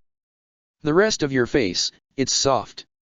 There's a slender curve to your nose and jawline, and I know this doesn't sound particularly flattering, you do have a rather high forehead. Your skin is fair, you don't exactly have a rosy complexion, but it's the color of... I'm not sure. This is really something Ignatz should be doing. You're doing great, Happy told her. Edelgard remained silent, trying to follow Ingrid's words as a guide to picture herself properly. She knew how embarrassing this was for the both of them. You're a bit on the short side, rather petite, but somehow you manage to pack a lot of muscle into your body, and I swear that something about the way you carry yourself makes you seem taller. You're strong, graceful. There's a sense of confidence about it all, and I honestly have no idea where it comes from. If that helps. It's probably a little too abstract. Ingrid paused for a while as Edelgard tried to fix those details in her mind, piecing herself back together, adjective by adjective. Oh, she said, and your hair? It's brown, but you take such good care of it that sometimes it looks like polished metal of some kind in the right light. But brown doesn't describe it very well. It's not brown like soil or tree bark or coffee, or anything like that. It's lighter, almost fallow like a deer's coat, or brown like... I don't know, brown sugar? You typically wear it long and tie it back with a pair of purple ribbons. I don't know what else to say. Does that help at all? For a moment, just long enough, Edelgard could see the image of herself she needed to see. She called upon her crest one last time, steeling herself against a pain like straining a muscle inside her far past its breaking point. She felt scales soften and merge into skin and flow across her body like running water. She felt feathers furl and coil themselves into pins and then retract. She felt her wings unfurl and sink back into her shoulders and her tail back into her spine. Gnarled digits tipped with wicked talons shrank and shaped themselves back into fingers and toes. Long hair brushed against her brow as a dragon's scaly muzzle receded into a human face. Her horns receded into her skull and vanished beneath her skin. Proportions shifted, joints realigned, bones reshaped themselves, lengthening in places, shortening in others, molding themselves again like soft clay. The transformation no longer hurt, and what had been done to her body over the span of 2 weeks reversed itself entirely in what must have been less than a minute. Holy shit, it worked. Happy cried out at the same moment Edelgard opened her eyes. A shaky peal of relieved, weary laughter burst from Edelgard's mouth. She was greeted by the sight of her bare hands and feet resting on the floor of the hold, unmarred by scales, and by pale white nectarine skin, unblemished, and fingers and toes capped with mercifully blunt nails instead of claws. And she saw Ingrid's face as she'd always seen it before. Ingrid's face, which was flushing bright red as she hurriedly averted her eyes and scurried over to where Edelgard had let her clothes fall. If you don't mind," she squawked, all but thrusting the gown at her. Edelgard gratefully took it and wrapped it around herself, and no sooner had she finished than Ingrid had wrapped her up in her arms. Finding no cumbersome wings to impede her, Edelgard returned her embrace, finding no sharp claws or horns to worry about. After a long while, Ingrid pulled back just a little, resting one hand on Edelgard's cheek as the two of them stared into each other's eyes. "I was right about your hair," she said, brushing a lock of it from her sweat-dampened brow. "You almost sounded like a poet for a few moments," Edelgard told her, watching her face cheeks turn pink. "I'm sorry I had to put you through that, but you really are the only person here who could do it." "I understand. It's all right. I couldn't very well leave you like that if I had the power to help, Edelgard." Ingrid's fingers brushed a few more locks of her hair aside, then traveled to her ear, the smile fading from her face as a concerned furrow formed on her brow. "What is it?" Edelgard asked, her good mood fading in time with Ingrid's smile. "Your ears." Ingrid felt for the tip of her ear. "There," pointed. Instantly, Edelgard realized why Rhea, Seath, and Flayn all wore their hair long. She'd seen the points to Flayn's ears once. They all must have had them. It must have been one trait the Nabateans couldn't alter or hide by any means except by covering it up. Whether in human form or dragon, Edelgard discovered, she was irrevocably physically marked. And she would always know what lurked beneath the surface of her skin, hidden somewhere on the other side of the heteromorphic flesh. "If that's the worst of it," she said, placing her hand atop Ingrid's, "I'll count myself lucky. Just as long as my hair hasn't turned green. Now why don't we find a nicer place to rest for the evening? Is sleeping all you can think about now?" Ingrid chided her, though she couldn't help but grin too widely for it to come across as earnest scolding. "No," Edelgard said as Ingrid and Happy both helped her to her feet, to her normal human feet. The wooden floorboards were rough against her solace, her bare skin wasn't as thick or tough as scales. "Thank heavens for human foibles. I can also think about Inver, and taking care of Cornelia before she can do any further damage to my empire." Happy mockingly clucked her tongue at her. "You never stop, do you, brain?" Inver was the oldest, largest, and by far the most populous city in Fodlan, and though she would admit that she was biased in its favor, in Edelgard's opinion it was the grandest and most beautiful as well. The city lay on the sea, a ruby tucked against a bed of sapphire and aquamarine, bisected by the Hresvelg Canal which drew fresh water from the nearby Hresvelg River into the city's infrastructure. It was said that Saint Cyros herself had made that canal as one of her first miracles, though Edelgard put little stock in that story. Such marvels of engineering were built by people, not demigods, though perhaps Rhea had assisted in some way, though it was hard to imagine the Immaculate One scooping out potholes of earth with her talons. It was not just the seat of Adresja's political and military power but of its culture as well, boasting the Middle Frank Opera Company, which operated out of the city's largest and grandest opera hall, as well as numerous theaters whose plays and productions ran the gamut from the highest drama to the crudest comedy. Inver had its own academy of sorcery as well, which though it had been eclipsed some time ago by Fhir-Dyads when it came to its academic reputation was still widely appreciated for the comprehensive library of magical tomes and research it had amassed over the past 900 years. From the harbor, Inver presented a magnificent skyline of steeples, spires, and rotundas marking its most important landmarks. Wide roads were laid out in a grid within the city's walls, and each orderly city block contained architecture dating back to the War of Heroes, towering and cramped tenement blocks farther from the Imperial Palace, magnificent townhouses, and sumptuous and sprawling villas and manors nearer to it. The Imperial Palace loomed over the city like a crown upon its head, a towering testament to the talent of Fodlan's greatest architects of antiquity. When the sun began to set, its amber light flowed across the rooftops and made them gleam like polished bronze. But all was not well in Inver. Edelgard knew that many of the commoners in the city lived in conditions no less squalid and hopeless than the dungeons she and her siblings had once been held prisoner in, while the new money and old blood lived lives of excess. It was her hope that with the Church of Ceros dethroned, she could do something about the nobility next and improve life for the weakest and least fortunate in this city as well as across Fodlan. Perhaps the same could be done someday in this world as well. Inver seemed especially fraught when she arrived in its harbor, though, its tensions no longer restricted to the marginalized hiding in the shadows and alleyways.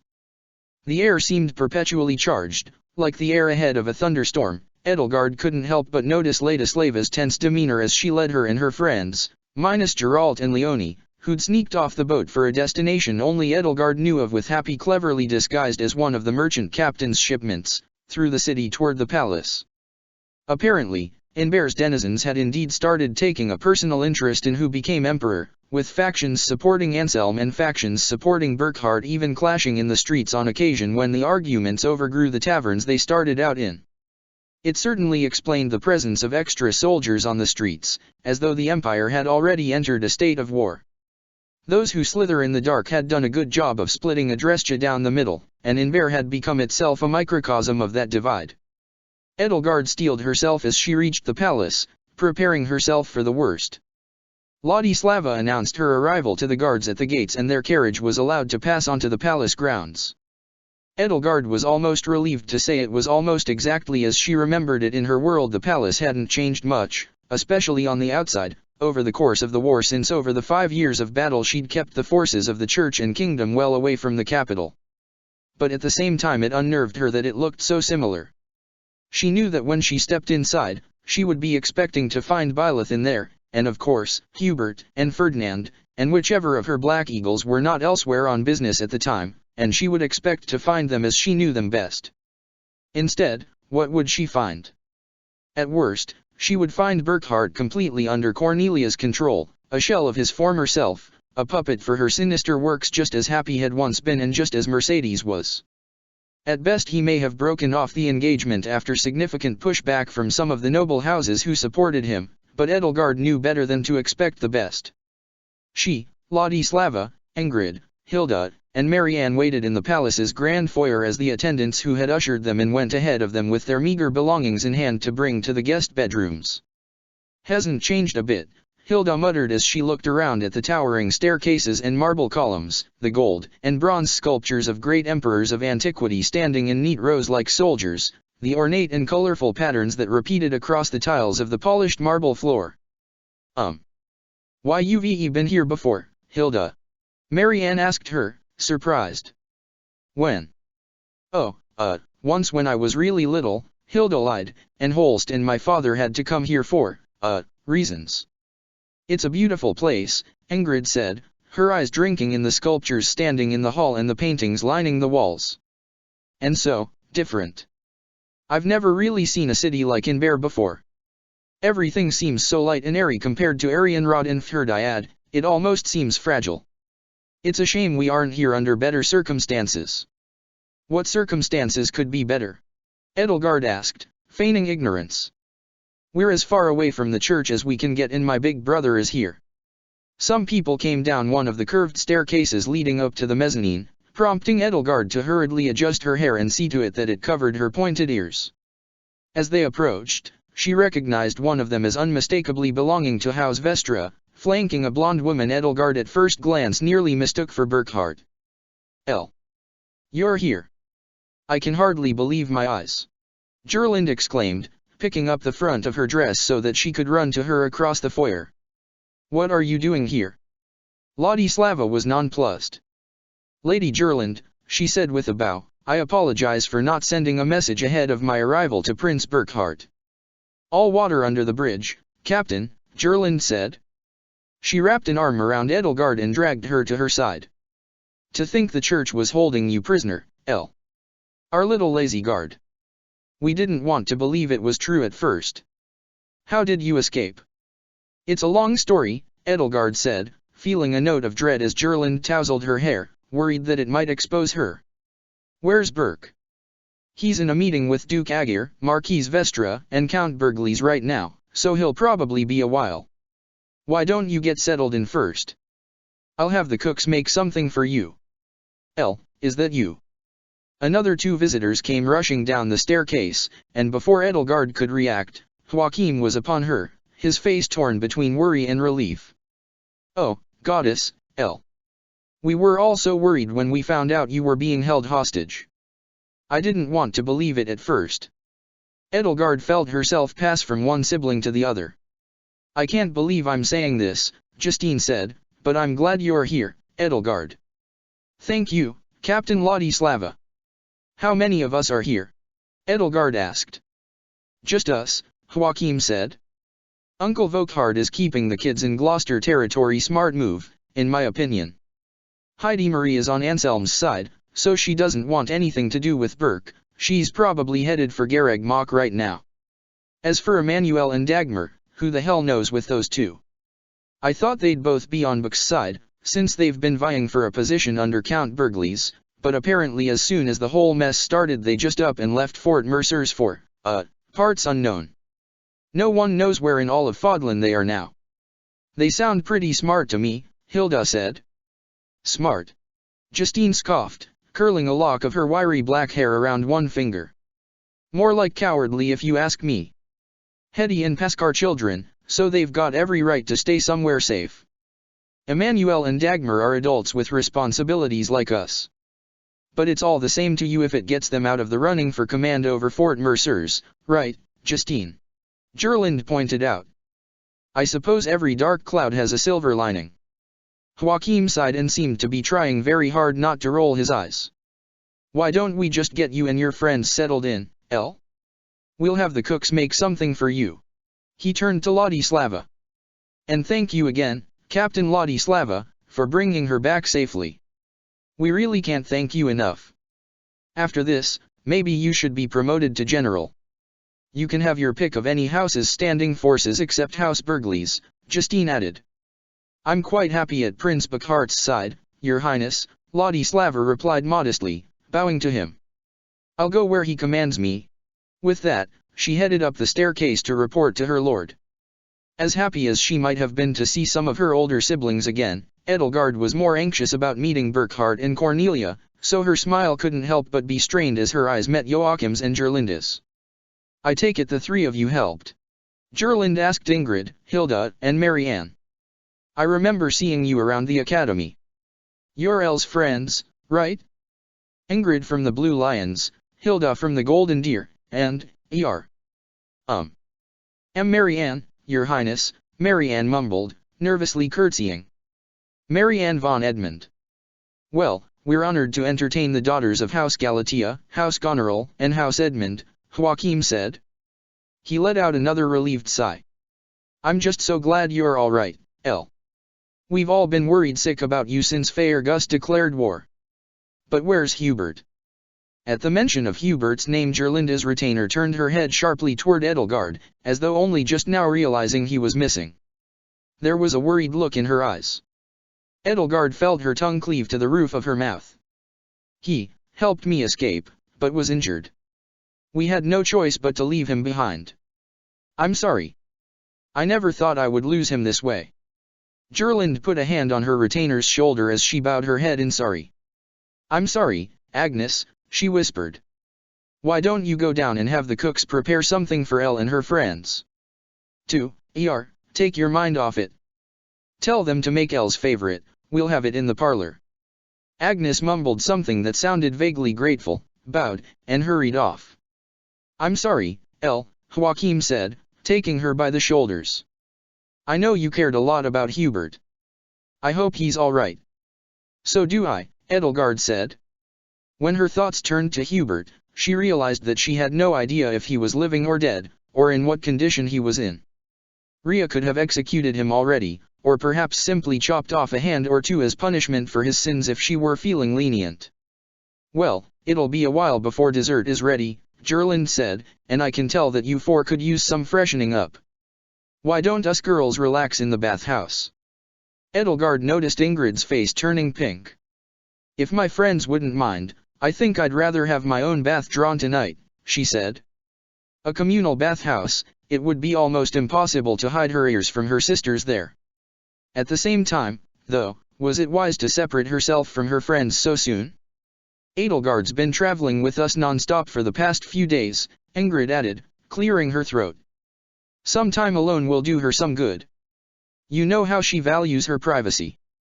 Justine's brow wrinkled. Edelgard wondered if she'd said the wrong thing. Was Ellie not known for valuing her privacy? I suppose, Gerland said. Well then, forget the bathhouse. Maybe tomorrow.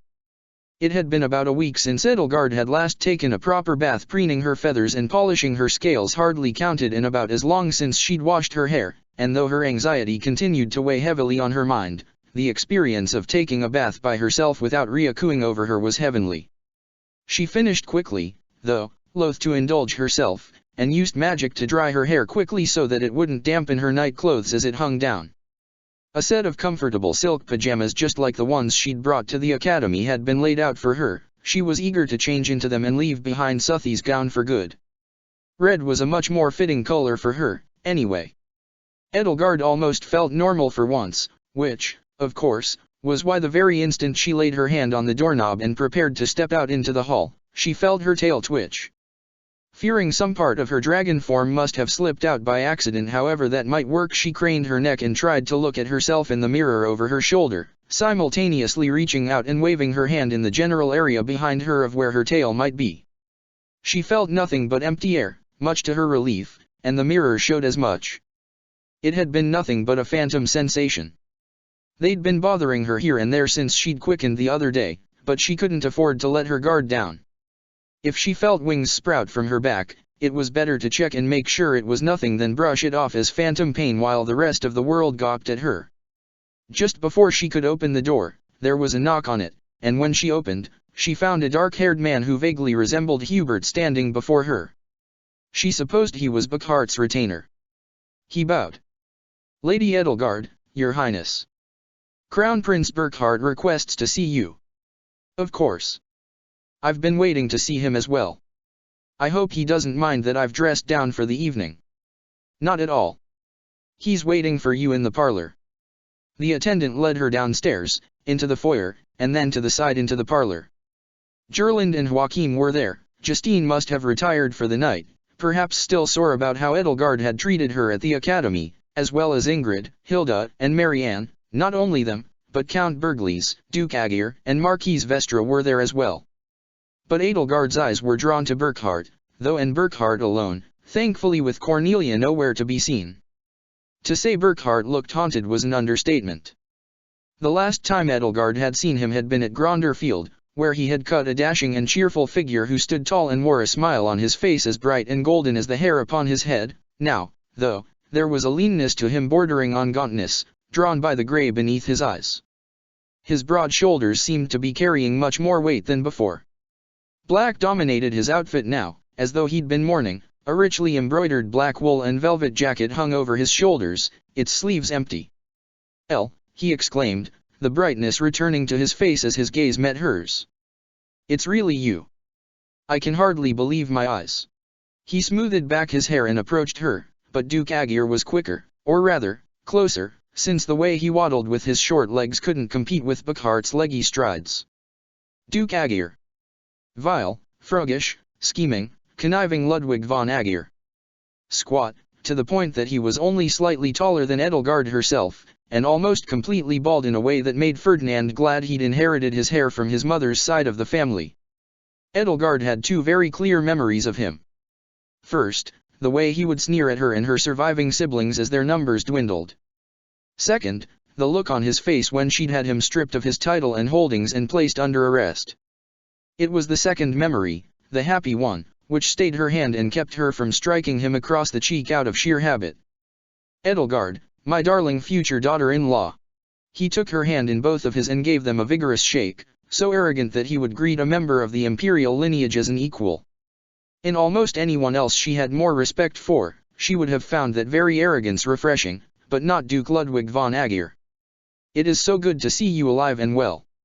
I have quite despaired for your fate. You know, ever since King Dimitri's manifesto reached us, we have worried. Of course you did, Edelgard said, holding her tongue before you power-hungry, treasonous, self-centered toad could slip out. He'd despaired the loss of her crest, not her, and she knew it. "I hope you have good news about my Ferdinand as well," he said. "I sent a letter informing him that he is to leave Garreg Mach and return to Aegir Manor at once, but who knows if he has even received it. This is sheer madness. If he has, I'm not aware of it." "I've sent Caspar the same letter," said Count Bergliez. He looked surprisingly similar to his son, though he was much taller and older, with graying hair and a bristling and bushy mustachio and scars of battle biting into his hard and weathered face. "Though rumor has it," he added darkly, "that Archbishop Ria has conscripted the current students into defending the place after refusing to let them graduate." "It's true," Hilda said. "That's why we left when we could." "Well, if she insists on using our own children as her personal army against our wishes, I don't see how we can remain neutral in this war." "Mr. Prime Minister, if you would please," Burckhardt asked, very gently stooping to tap Duke Aegir on the shoulder as though hoping not to upset him. "Oh, of course," Duke Aegir said, letting his sweaty hands slough off of Edelgard's as he stepped away. Burckhardt swept her up in his arms and pressed her head into his chest. "Oh, Elle, I didn't want to believe it when I heard that Archbishop Ria had taken you prisoner. I swear, this world seems to become madder with each passing day." "I know," Edelgard said, "doesn't it? Are you okay, Burke? You don't look well." "I'll look better once you're settled in." Burckhardt let go of her and picked up a small crystal bowl off of the table, offering it to her. It held a scoop of pale pink sorbet garnished with a thin slice of peach. "The cook's made your favorite. How long has it been since you've had peach sorbet?" Edelgard took it from him. "Too long, I suppose. I suppose on top of everything to do with Anselm, this was hardly the appropriate time for me to be in mortal danger." "Don't mention that name," Burckhardt spat. "I'd like to have a good evening tonight. Perhaps one where I don't have to think about that rat. I suppose he's been buttering up Archbishop Ria while you languished in her clutches?" "No, don't answer that. I said I don't want to think about it." There was a nervous, squirrely energy about him that belied the dashing figure he cut. Edelgard ate a spoonful of peach sorbet. "I've been told," Marquise Vestra spoke up, "that my son Hubert was wounded and captured in your escape." He loomed over the others just like Hubert, and with his dark demeanor looked the part fairly accurately. His dark hair and thick mutton chop sideburns, though, were heavily streaked with grey. Hubert probably wouldn't look much unlike him when he reached his age, though Edelgard knew that he preferred to keep his face as smooth and clean-shaven as possible. "He was," she answered. "He put a Hresvelg ahead of himself, as House Vestra has done for 1,000 years." If he recognized Edelgard's barbed comment in reference to his betrayal of her father, he didn't show any sign of it. Yes." He bowed his head. His pale yellow-green eyes smoldered in their sunken sockets. "I'm sorry to say I don't know what's been done to him as a result of his actions. I have faith he still lives, but I don't expect Ria to pass up an opportunity to punish him, whatever form that takes. If she should harm so much as a hair on your son's head, Otto," Count Bergliez fumed, "then it's tantamount to a declaration of war. We need to reach out to King Dmitri, Ludwig, and inform them that the Kingdom of Faerghus has our full support." It was always unnerving how much like Caspar he sounded when his blood started boiling. "We'll never get a unanimous declaration with Duke Girth, Count Hevering, and Count Varley all under Prince Anselm's thumb," Duke Aegir said. "Normally, Lord Arundel would break the stalemate, but it would take too long to reach him. I hear Faerghus' army is going to be at Garreg Mach by the end of the month." "I've had enough politics for today," Burckhardt said forcefully. "My friends, why don't we finish this conversation in the morning over breakfast?" The three nobles agreed, and after some cajoling were persuaded to leave the room. Burckhardt took Edelgard to one of the sofas as she nursed her dessert and sat beside her. "I won't bother you with questions about how Ria has treated you," he said. "Whatever she's done, I assume it was hard enough going through it once, no need to make you relieve it." "Thank you," Edelgard said, not sure she knew how she could even begin to describe to him what Ria had done to her. He sighed. "Count Bergliez is right, though. As Emmanuel was so quite fond of saying, this aggression cannot stand. The Empire can't wage war without an emperor, though I'm sure the Prime Minister thinks otherwise, but we'd no doubt appear weak to both our enemies and allies if we," He rubbed his temples. I didn't think it would be like this. The closer Edelgard got to Burckhardt, the wearier and more drained he looked, as though his situation was sapping the life from him. Or, knowing Cornelia, perhaps she was, as though she were some sort of tick growing fat off his blood. As though summoned by her musing, the door to the parlor opened again and in stepped Cornelia von Rusalka, or rather the Agartha and replicant Nemtera, clad in a sleek red dress that showed off every curve of her body and boasted a collar so low-cut it nearly went down to her navel. "Berkey, dearest," she purred, taking stock of the visitors, her eyes meeting Edelgard's and lighting up with wicked intent, "you didn't tell me we were having visitors. And poor little Edelgard, too, my goodness gracious." She clasped her hands together. "Oh, when we heard that Archbishop Ria had taken you prisoner, I scarcely wanted to believe it." "That's not how I remember it," Edelgard heard one of her siblings mutter. Cornelia took another look around the room. "Well, my dear? Why is everyone staring at me? Is my neckline too low again?" "Oh, it's just right," Burckhardt said, his face reddening. He cleared his throat and stood up. "Everyone well, excepting you two, Gerlinde, Joachim. This is my wife, Lady Cornelia von Hresvelg, originally of House Rusalka." "Oh, no need to be so formal," Cornelia said, taking to the sofa and pulling Burckhardt back down to it with her so that she sat between him and Edelgard. Edelgard suppressed the urge to cringe or show any other sign of outward discomfort as Cornelia put an arm around her shoulders and pressed her to her side. "I'm not Lady Cornelia, I'm merely Cornelia, your newest sister-in-law." She patted Edelgard forcefully on the knee, her lips curled in a simpering, saccharine smile. Her nostrils flared, and for a moment Edelgard wondered if somehow, even after the bath, Cornelia could smell happy on her. "And I've been hoping I would have the chance to meet you for so long, Edelgard, our proud little survivor. Or should I call you El? We are family now, after all." Edelgard steeled herself, but deep down, she felt as though the dragon inside her wanted to tear itself free of her flesh and defend itself. Her eye stung. "It's nice to meet you again, Cornelia. And yes, Elle is just fine. I must say, though, I never expected my brother would marry someone so old," Gerlinde suggested. Evidently she didn't seem to care much for her brother's new wife. Cornelia glared daggers at her. "And just who are you calling old?" She leaned against Burckhardt, resting her head lazily on his shoulder and letting her salmon flesh hair spill over his jacket as she pawed at his thigh. "Dear Berkey here just appreciates mature and experienced women. Don't you?" It's true, I suppose," Burckhardt stammered, taking a handkerchief from inside his jacket and dabbing at his forehead. "Honey, must we?" he whispered to her. In front of the guests. Cornelia moved right along as though she hadn't even heard him. "Now, you there Elle's friends, I take it? Why don't you all introduce yourself to me?" Every time Cornelia called her Elle, Edelgard wanted to tear Cornelia's hair out.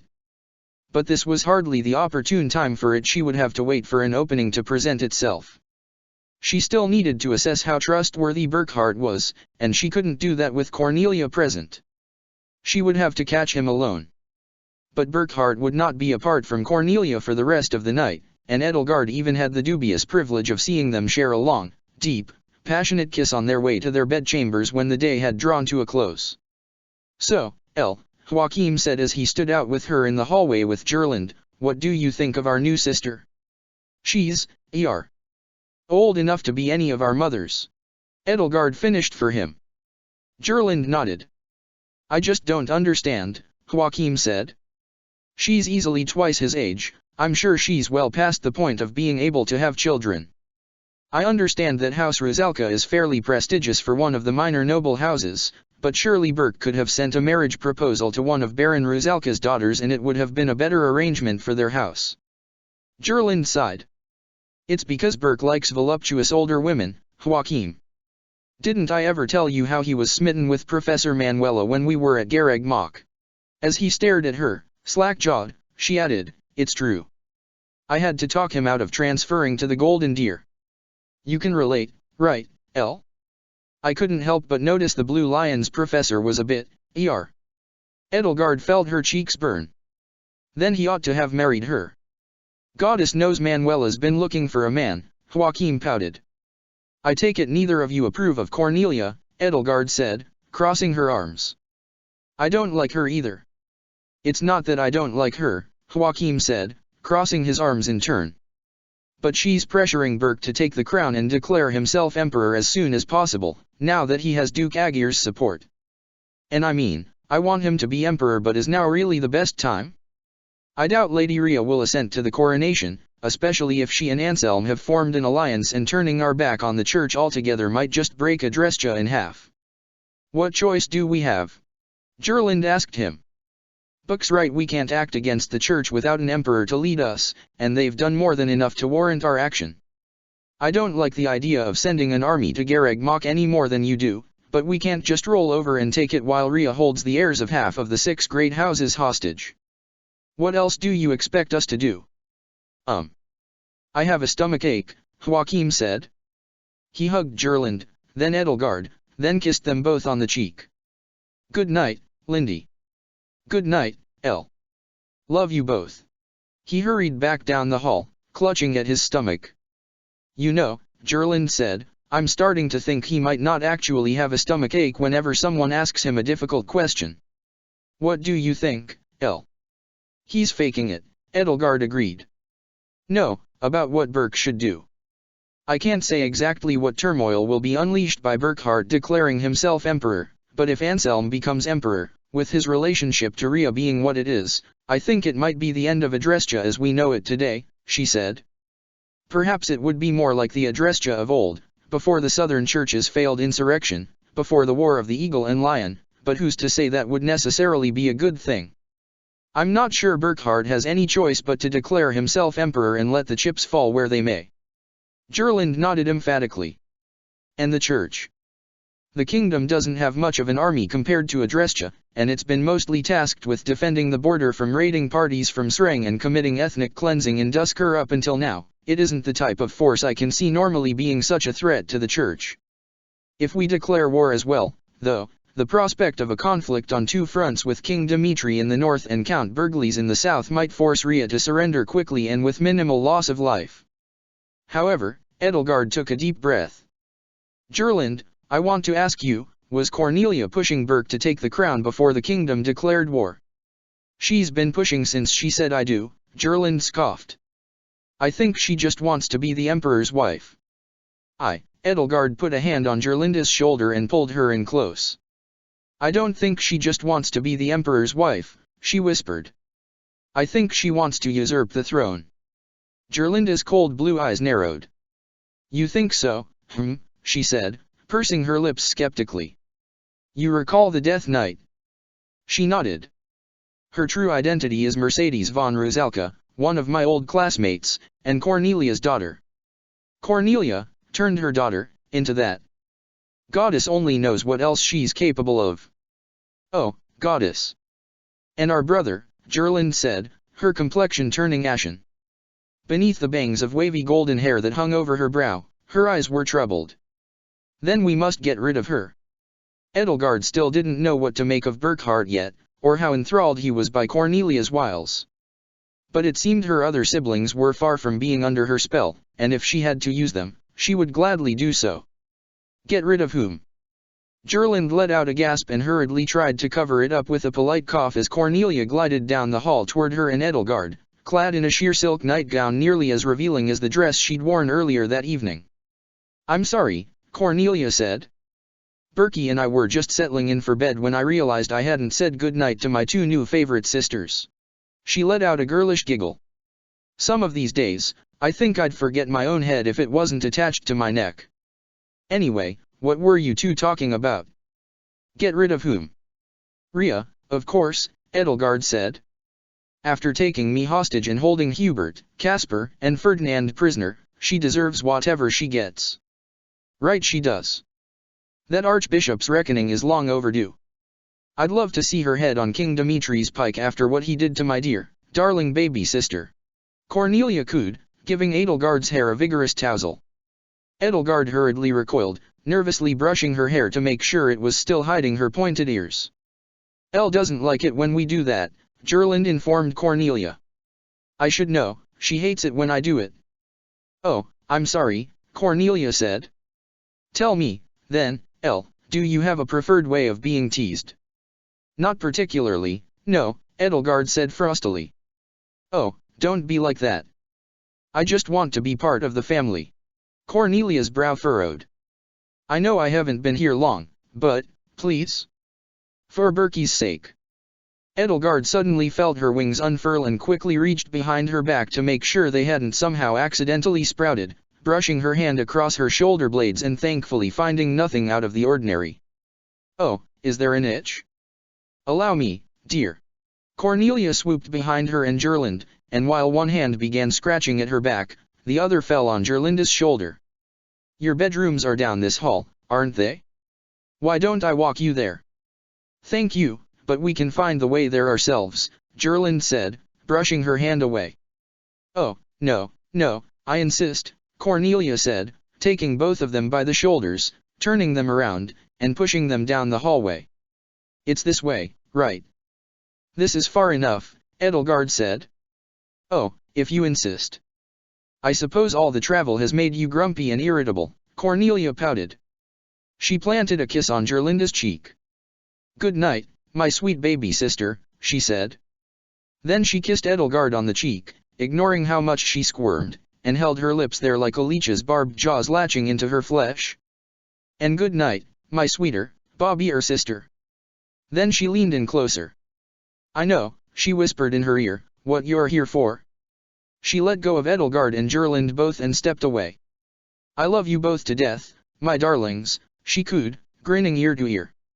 Sleep tight, I'll see you in the morning for breakfast. Gerlinde waited until Cornelia had turned the corner on the way to Buckhart's master bedroom before speaking. I think, she said to Edelgard, that we might not want to sleep in our own beds tonight. I agree, Edelgard said to her. Call it a hunch. I think I'll sleep in Hetty's room, she added, stifling a yawn. Pascal's room is next door, you can sleep there if you'd like. She knocked on the door to her bedroom and then opened it. Agnes? I'll be sleeping in Hetty's room tonight. Edelgard, you should tell who you are, never mind. Sorry. I'll find somewhere, Edelgard said. Gerlinde wrapped her arms around her, then kissed her on the cheek where Cornelia had kissed her, as though her lips could repair whatever damage their new sister-in-law might have done to her flesh. Good night, Elle. I love you. Stay safe and take care, she said, and she and Agnes left together. Edelgard was left standing in the hall, feeling as hollow and fragile as an empty vase. She cupped one hand over her cheek, as though nursing a bruise. She headed deeper into the palace. She knew every wall by heart, every inch of its tile floor, every rug laid across the halls, and most of the statues and works of sculpture and paintings on display. She'd replaced many of them during her reign. But one painting near the rooms her friends had been given caught her eye as something unfamiliar, something she hadn't seen in years. It was a painting of the Hresvelg family, circa 1170 or so. It must have been before the insurrection of the Seven, because it had been on display once in her world as well. Emperor Ionius IX stood tall in the center, flanked by his wife Empress Linda von Hresvelg, a woman with long, wavy blonde hair streaked with gray cascading down her shoulders. Ionius still had some patches of light brown in his rapidly silvering hair. Their hands rested on the shoulders of two nearly identical children about 12 or 13 years old, a boy and a girl, both with their mother's wavy blonde hair brushing against their shoulders and their father's steely blue eyes, Burkhard and Gerlinde. The rest of Ionius' consorts were not in the picture for the most part. Imperial consorts were swept under the rug, their relationships regarded as purely transactional by the outside world despite whatever feelings the emperor and his consort might actually have for each other. But the many other children those consorts had produced were in the picture, though, flanking the son and daughter of the late emperor and empress. There was a dark-haired girl about a year younger than the twins, and a lanky brown-haired boy and a stout young brown-haired girl, both about 10, who must have been Joachim and Heidi Marie. Heidi Marie held a toddler who must have been no older than 3, who was obviously Hedwig, on her lap. There was a boy and a girl off to one side whom Edelgard vaguely identified as Emmanuel and Dagmar, the two of her siblings she had yet to meet in this world. Emmanuel was the tallest of all the children but had a boyish face, and Dagmar looked a bit pale and faint. Edelgard recognized herself staring back at her, An innocent smile painted on the soft face of a 7-year-old girl with her father's light brown hair pulled back in girlish pigtails. A serious-looking boy with black hair stood in front of her with an arm over her chest, as though protecting her, and a 4-year-old boy with a mop of curly aquamarine-colored hair and a face as round as the moon stood at their feet. This was the last generation of Hresvelgs, depicted as they had been before everything in her world had gone wrong. Edelgard felt the void within her struggle to break free of the confines of her skin, and she found herself wishing there would be a dragon in there, because transforming into a beast in these very halls suddenly felt like a far more dignified option compared to collapsing into a puddle of tears. She'd hidden this painting in the cellars in her world for a very good reason, namely, it was hard to look to the future through eyes full of tears. The faces of the smiling children blurred and ran like watercolors washed off a canvas as she choked down a sob. She dried her tears on her sleeve and saw Ingrid walking down the hall toward her, a candle in one hand to light the way. For a moment, the lingering dampness of Edelgard's eyes made a halo around her out of reflected candlelight. "Edelgard? What are you doing out here? I thought you'd be in bed." "I could say the same for you," Edelgard croaked. "I felt like I needed to stretch my legs for a bit. They got a bit cramped on the ship." "And what about you?" As soon as she'd asked the question, Ingrid's eyes found the painting. "Oh. They all look so happy." "I'm sorry, Edelgard, I hope I'm not interrupting." "No, I found this painting by accident," Edelgard said. "I'd forgotten it was here." She briefly explained to Ingrid why she wasn't planning on staying in her room tonight. "Well, Ingrid fidgeted absent-mindedly with the collar of her nightgown. "If you're worried for your safety, then you can stay in my room tonight." "Are you sure you wouldn't mind?" Edelgard asked, taken aback by her suggestion. "I wouldn't. I don't want to make you uncomfortable." More than that, she didn't want to do or say something she'd end up loathing herself for. "You won't. I trust you to behave yourself." "You don't have to," Edelgard said, remembering the winter ball and its disastrous consequences. "I came all this way to protect you, Edelgard," Ingrid said, taking her by the hand. She smiled. "If you're worried for your safety, that's all I need to hear. I don't have much left to believe in, but I believe in you, and I'll fight for you however I can. No matter how many of your plans go horribly awry." Without hearing any further argument, she led Edelgard down the hall to the guest bedroom she'd been given by the palace servants and brought her inside. "Ingrid," Edelgard said to her, "I couldn't ask for anything more than your friendship." The way Ingrid smiled in return seemed almost sad. "I know." Chapter 43, The Black Eagle and the Black Widow. Edelgard woke up the next morning close enough to Ingrid that she felt guilty about it. Morning sunlight streamed through the windows and landed on her face, casting a rosy glow to her cheeks and making her hair gleam like spun gold as it tumbled, unbraided, down her shoulders. Their shoulders were nearly touching, and Edelgard couldn't say, unfortunately for the guilty conscience she woke up to, how many times her hand might have brushed against Ingrid's in the night.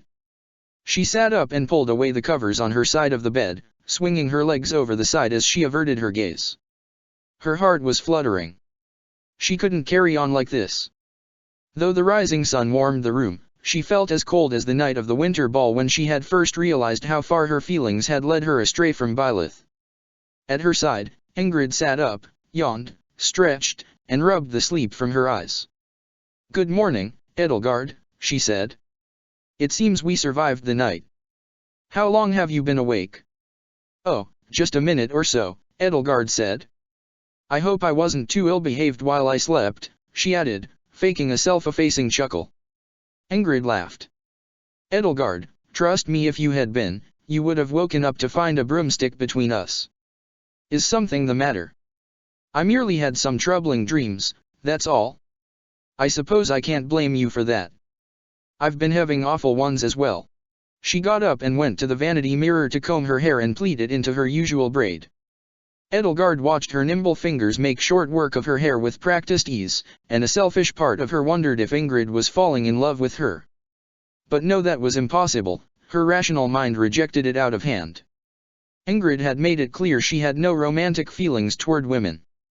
The part of Edelgard's mind that found itself starved for companionship was simply seeing what it needed to see. Besides, even aside from how wretched it felt to betray Byleth, that would have just made things even more painful down the road. Eventually, when it was safe to do so, Edelgard would have to make returning home her first priority. When she finally found her way back, Ingrid would be left behind. To try to be anything more than simply her friend would be an act of supreme cruelty, the kind of cruelty the Flame Emperor was more than capable of enacting. It was bad enough that in her current state, Ingrid didn't feel she had anybody left in the world to believe in besides Edelgard. When the truth finally came out, it would devastate her, just as the truth about Dimitri had. "You've been having awful dreams?" she asked Ingrid. "It's nothing. Dreams are just dreams. I wouldn't mind if you told me about them." "Fine," Ingrid sighed. "Lately I've been having dreams about being a mercenary with Geralt and Leonie. I'm dressed like a knight, but it's only a facade. We keep taking worse and worse jobs from people who make the Hurricane King or Cornelia look like saints just to keep our bellies full. No one else seems to mind or even care, but I can feel myself withering inside. I'm sorry. It's only a dream. What about yours? If you've been having the usual night terrors, I'm sorry, but I must have slept right through them." Edelgard furrowed her brow. "The usual night terrors?" she asked, her voice unusually timid as she broached the question. "Was it really so obvious?" "I confess I didn't really notice until the carriage ride back from Varley," Ingrid said. "But since then I've tried to pay more attention. You'd been so tired in the weeks leading up to the Holy Tomb, I'd supposed they'd been getting worse." "They weren't the usual night terrors, no," Edelgard assured her.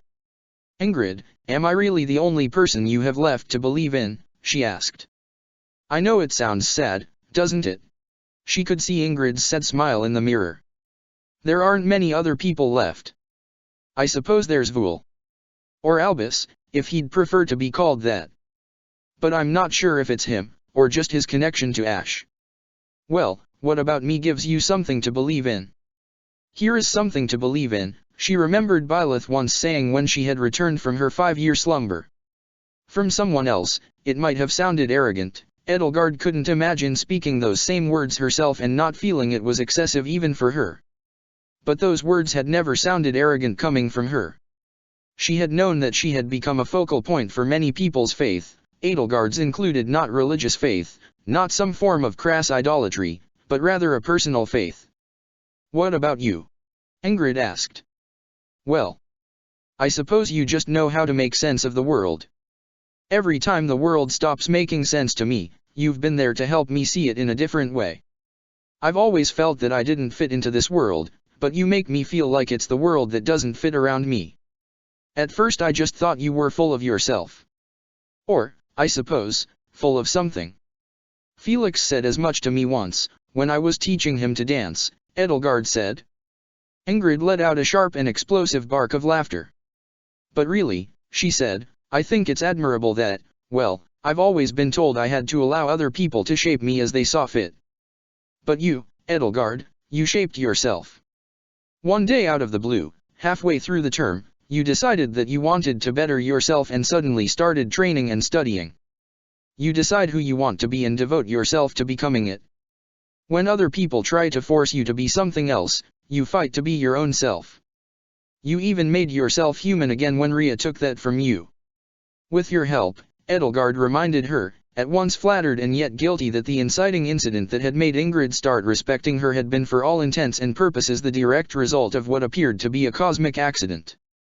"And I only look human. Are you still having those phantom pains?" "Yes.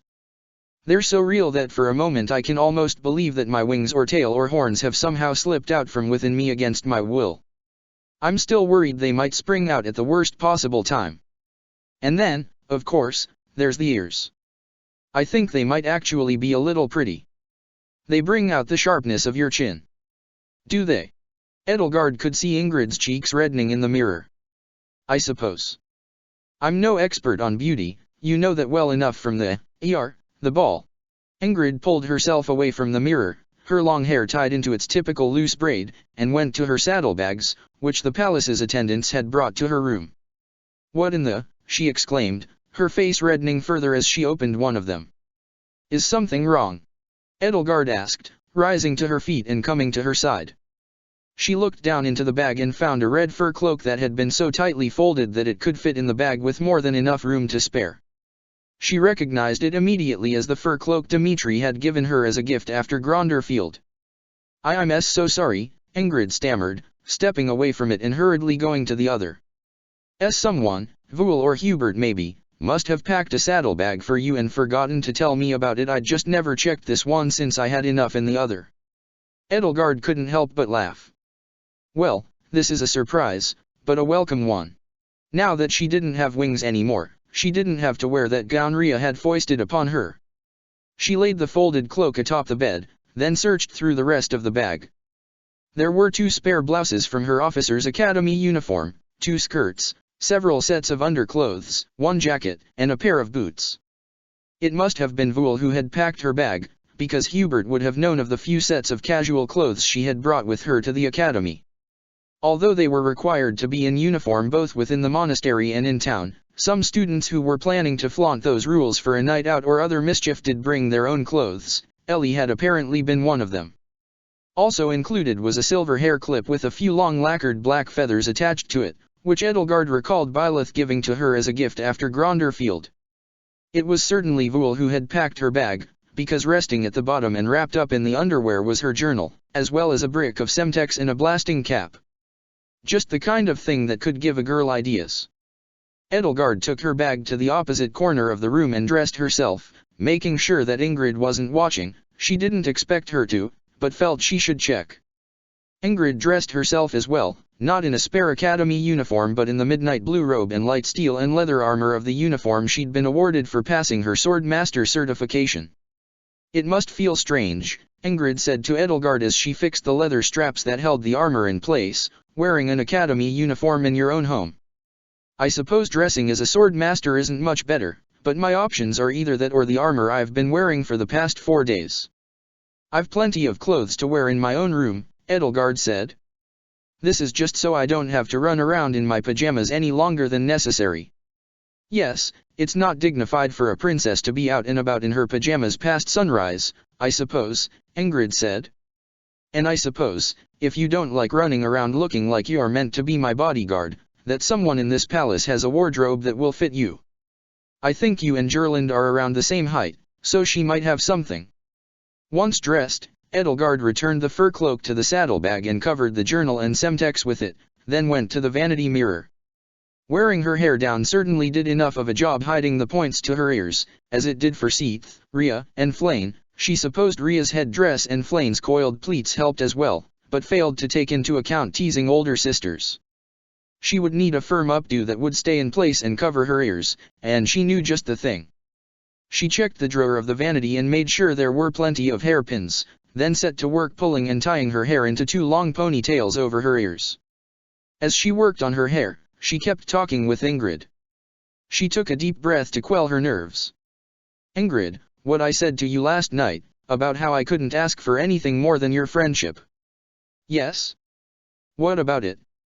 What I meant was... I know this past week has brought us closer, but I also remember how I behaved toward you at the winter ball. Oh. I don't want to cross any boundaries you have like I did that night. I just want to assure you that since we can only be friends, that's all I wish to be. I don't want to spoil it by forcing myself upon you, or trying to make something out of you that you can't be. Oh, I understand completely, Ingrid said, flustered. You don't have to keep thinking about the ball, Edelgard.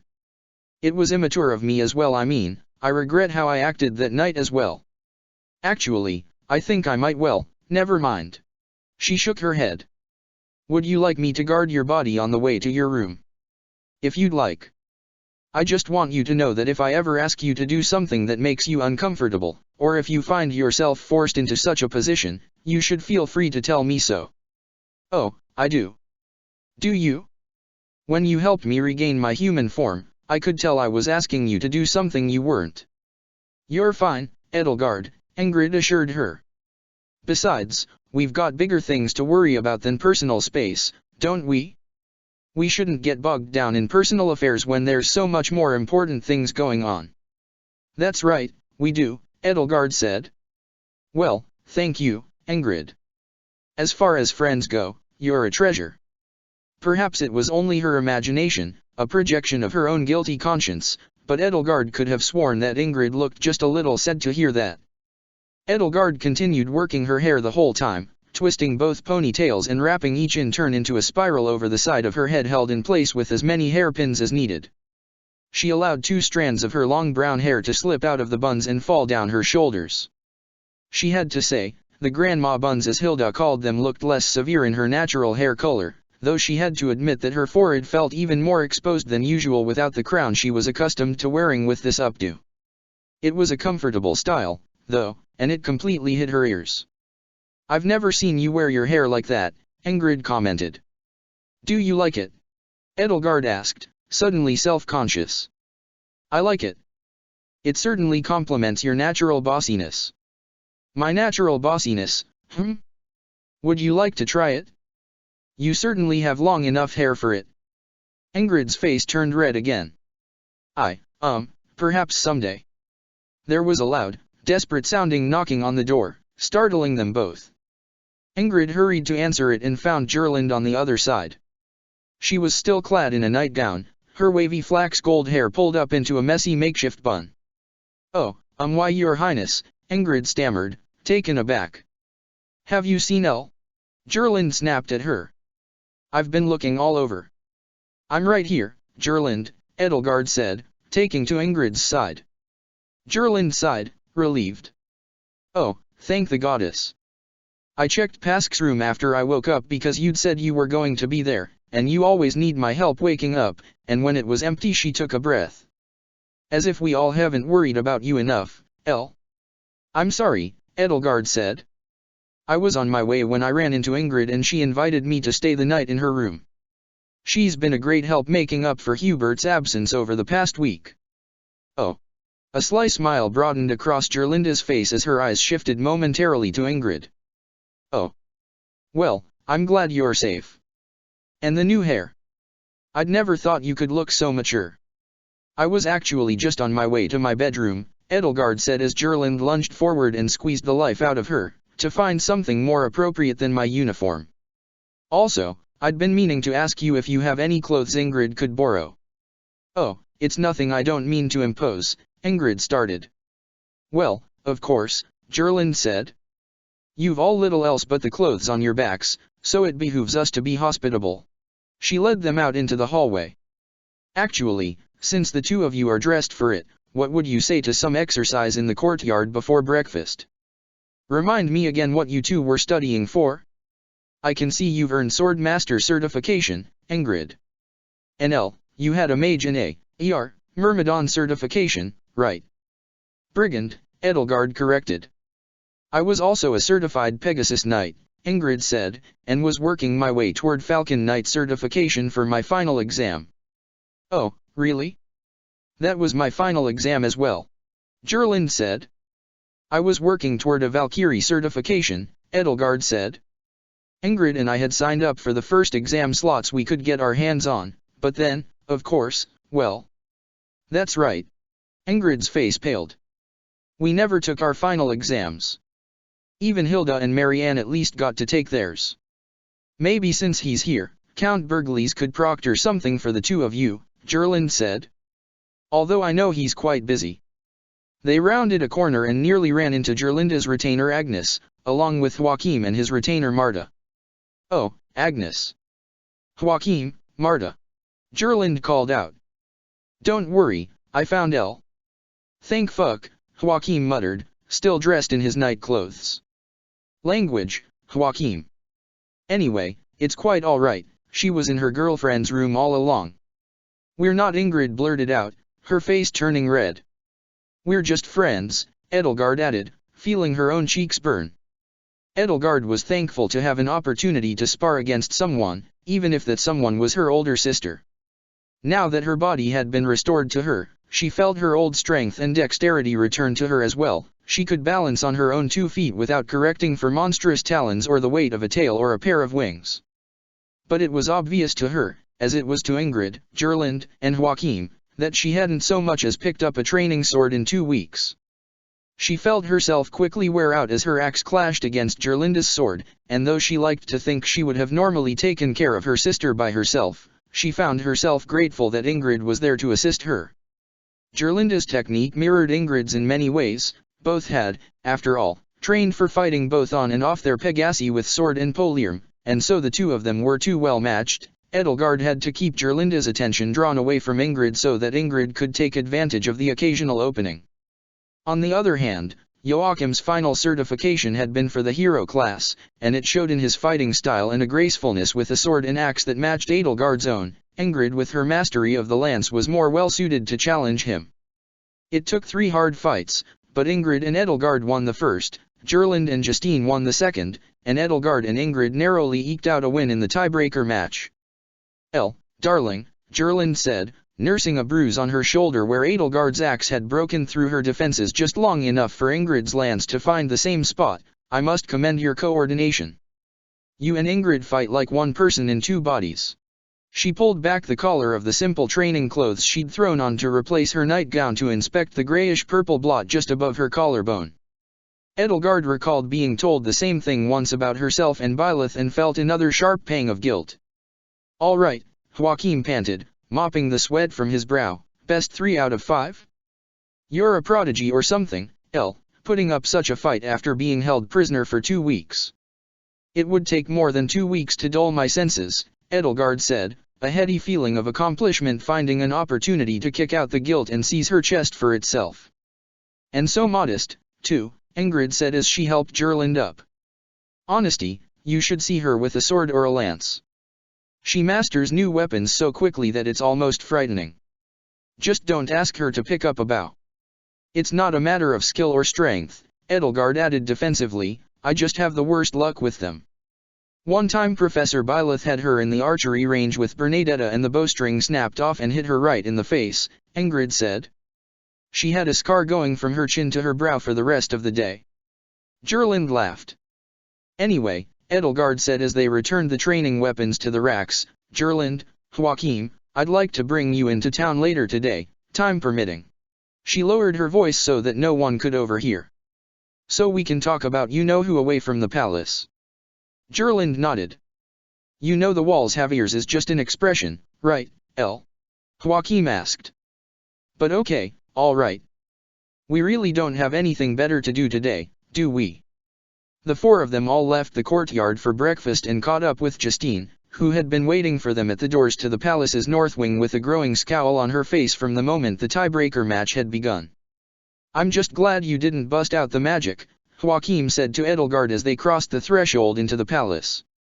I guess you wanted to keep it fair. I needed the practice with my axe, not my magic, Edelgard said. Her muscles burned from exertion. I really am out of shape.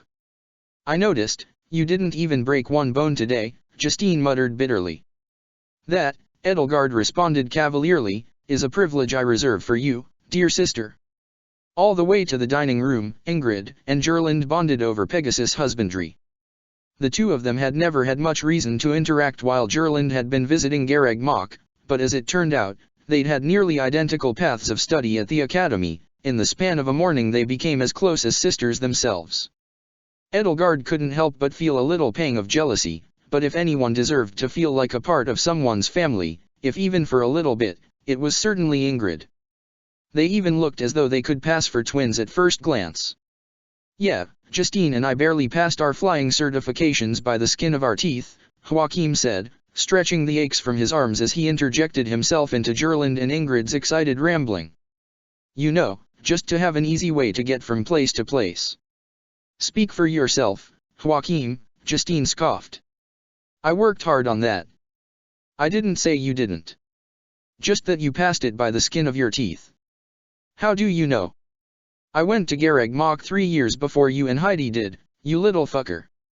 Language, Justine. Anyway, Hanneman told me. He said, barely a passing grade, Your Highness, just like your older sister's Pegasus night exam. He did not. The best flyer in our family is Burke, though, Gerlind told Ingrid while Joachim and Justine bickered. He can do things on a wyvern you wouldn't think would be possible. I swear Aurelius is 3 times faster than even thoroughbred Pegasi. That's why they call him the Red Comet of Inber. We've got to get you up in the air with him. If only we could get him away from his work. And his wife, Joachim added, prompting a wave of laughter to ripple through the group save for Justine, who simply rolled her eyes. They reached the dining room and found brunch laid out for them. Burkhard and Cornelia were already there, as were Hilda and Marianne. "Good morning, my dear baby sisters and brother," Cornelia purred. "Why, we were just about to send Victor out to find you. I thought something terrible must have happened. Especially to my dear Gerland and darling Elle." At his side, Burkhardt's retainer Victor stared at her with narrowed eyes, as though suspicious of her. "We were just working up an appetite, Joachim. Didn't mean to make you worry, I mean, sister dearest." Justine's eyes nearly popped out of her head. "Did you just almost call her mother?" she hissed at him. He went red all the way to the tips of his ears. "What? Of course not." Cornelia gave him a mocking little grin. Edelgard and Ingrid took their seats beside Hilda and Marianne while Joachim sputtered. "Justine, don't tease your little brother," Gerland said as she sat down. "I hope you haven't been waiting long. We ended up having to break a tie," she told everyone else. "You were sparring?" Burkhard asked, a light in his weary eyes. "I should have guessed from your attire. Who broke the tie?" "It was close, but Elle and Ingrid came out on top," Joachim said. Everyone dug into their breakfast. Burkhard and Cornelia both seemed taken aback by how Ingrid could eat so voraciously and yet with such impeccable neatness and manners. "By the way, Burk," Gerland said, "do you think you might have some free time to go flying this afternoon? I've been telling Ingrid, she simply has to see the Red Comet in flight." "This afternoon?" Burkhard looked crestfallen. I'm afraid I'll be quite busy. I've decided that, he glanced at Cornelia as though seeking her approval. "I am going to have Duke Agir carry out my coronation ceremony this evening." "What?" Gerland exclaimed, leaping to her feet. "Burk, are you sure you're—" "We sent out summons to the nobles who support us over a week ago," Burkhard said. "It is simply the date I had not fully decided on yet. But after what has happened with Elle, we cannot afford to delay any longer. Adrestia needs an emperor, and I must be that emperor if justice is to be done." "I understand, but—" Gerlinda's eyes met Cornelia's and then just as soon slipped away. "Burk, Anselm's not gonna take this lying down," Joachim said. "And the nobles on his side won't, either. What if they revolt?" "You're so wishy-washy, Joachim." Justine snapped at him. "We've got Count Berglis on our side, Gronderfield is ours. If they don't bend the knee, we can just starve them until they do." "Them?" Edelgard retorted while Joachim sputtered impotent defenses. "There is no them." "Justine, do you have any idea how counterproductive it would be to starve your own countrymen? Every territory in the empire depends in part on Gronder's crop yields. Perhaps the nobles would yield quickly, but in the meantime, who will their subjects blame their empty bellies on? Their lords, or the emperor?" "Edelgard's right," Ingrid added. "Whatever happens, you can't use starvation as a cudgel. I know what it's like to live in a county that depends so heavily on its neighbors' crops. No one asked you, you kingdom." "Enough!" Burkhard shouted out, pounding his fist on the table. As silence settled over the guests, he took a heavy breath. I don't want this. I don't want our last breakfast before everything changes to be like this. You all know that I cannot delay this any longer." "Edelgard and I understand," Gerland said, shaken by his outburst as he lowered himself back into his chair and turned his attention to his food. "You've no choice but to let the chips fall where they may. I suppose we're all just surprised because, well, Burk, you've never been so impulsive. Sometimes impulse is necessary." Burkhard half-heartedly placed a forkful of hashed potatoes into his mouth and swallowed it down as though it were sawdust. "Joachim, please don't worry about a possible revolt. I have Duke Agir's wholehearted support, and when that news reaches Anselm's backers, their house of cards will collapse. There might be some outbursts, but the Empire will survive them." His glum look made it seem as though he didn't believe a single word he'd said. "Well," Cornelia said, "I say we've delayed your coronation far too long, honey." She took one of his hands in hers, raking her nails gently across his skin. And over what? An obviously forged will. Thank you, my dear. Burkhardt clasped her hand in his and smiled at her. I cannot express in mere words how much your support has meant to me, Cornelia. You are truly the wind beneath my wings. Anyway, he said to the rest, I will be crowned this evening. Your friends are more than welcome to attend. Why, your highness, sir, Marianne said, timidly raising her hand. I am afraid we don't have the proper wardrobe for such a ceremony, as much as we'd love to. That's right, you did all come here with almost nothing but the clothes on your backs, he replied. But there is a boutique just a few blocks west of the palace that caters to the nobility for tight schedules such as this. If you hurry, the tailors will certainly have you all fitted by sundown. And of course, money is no object, it will come straight from the imperial coffers, which as of sundown will be my coffers.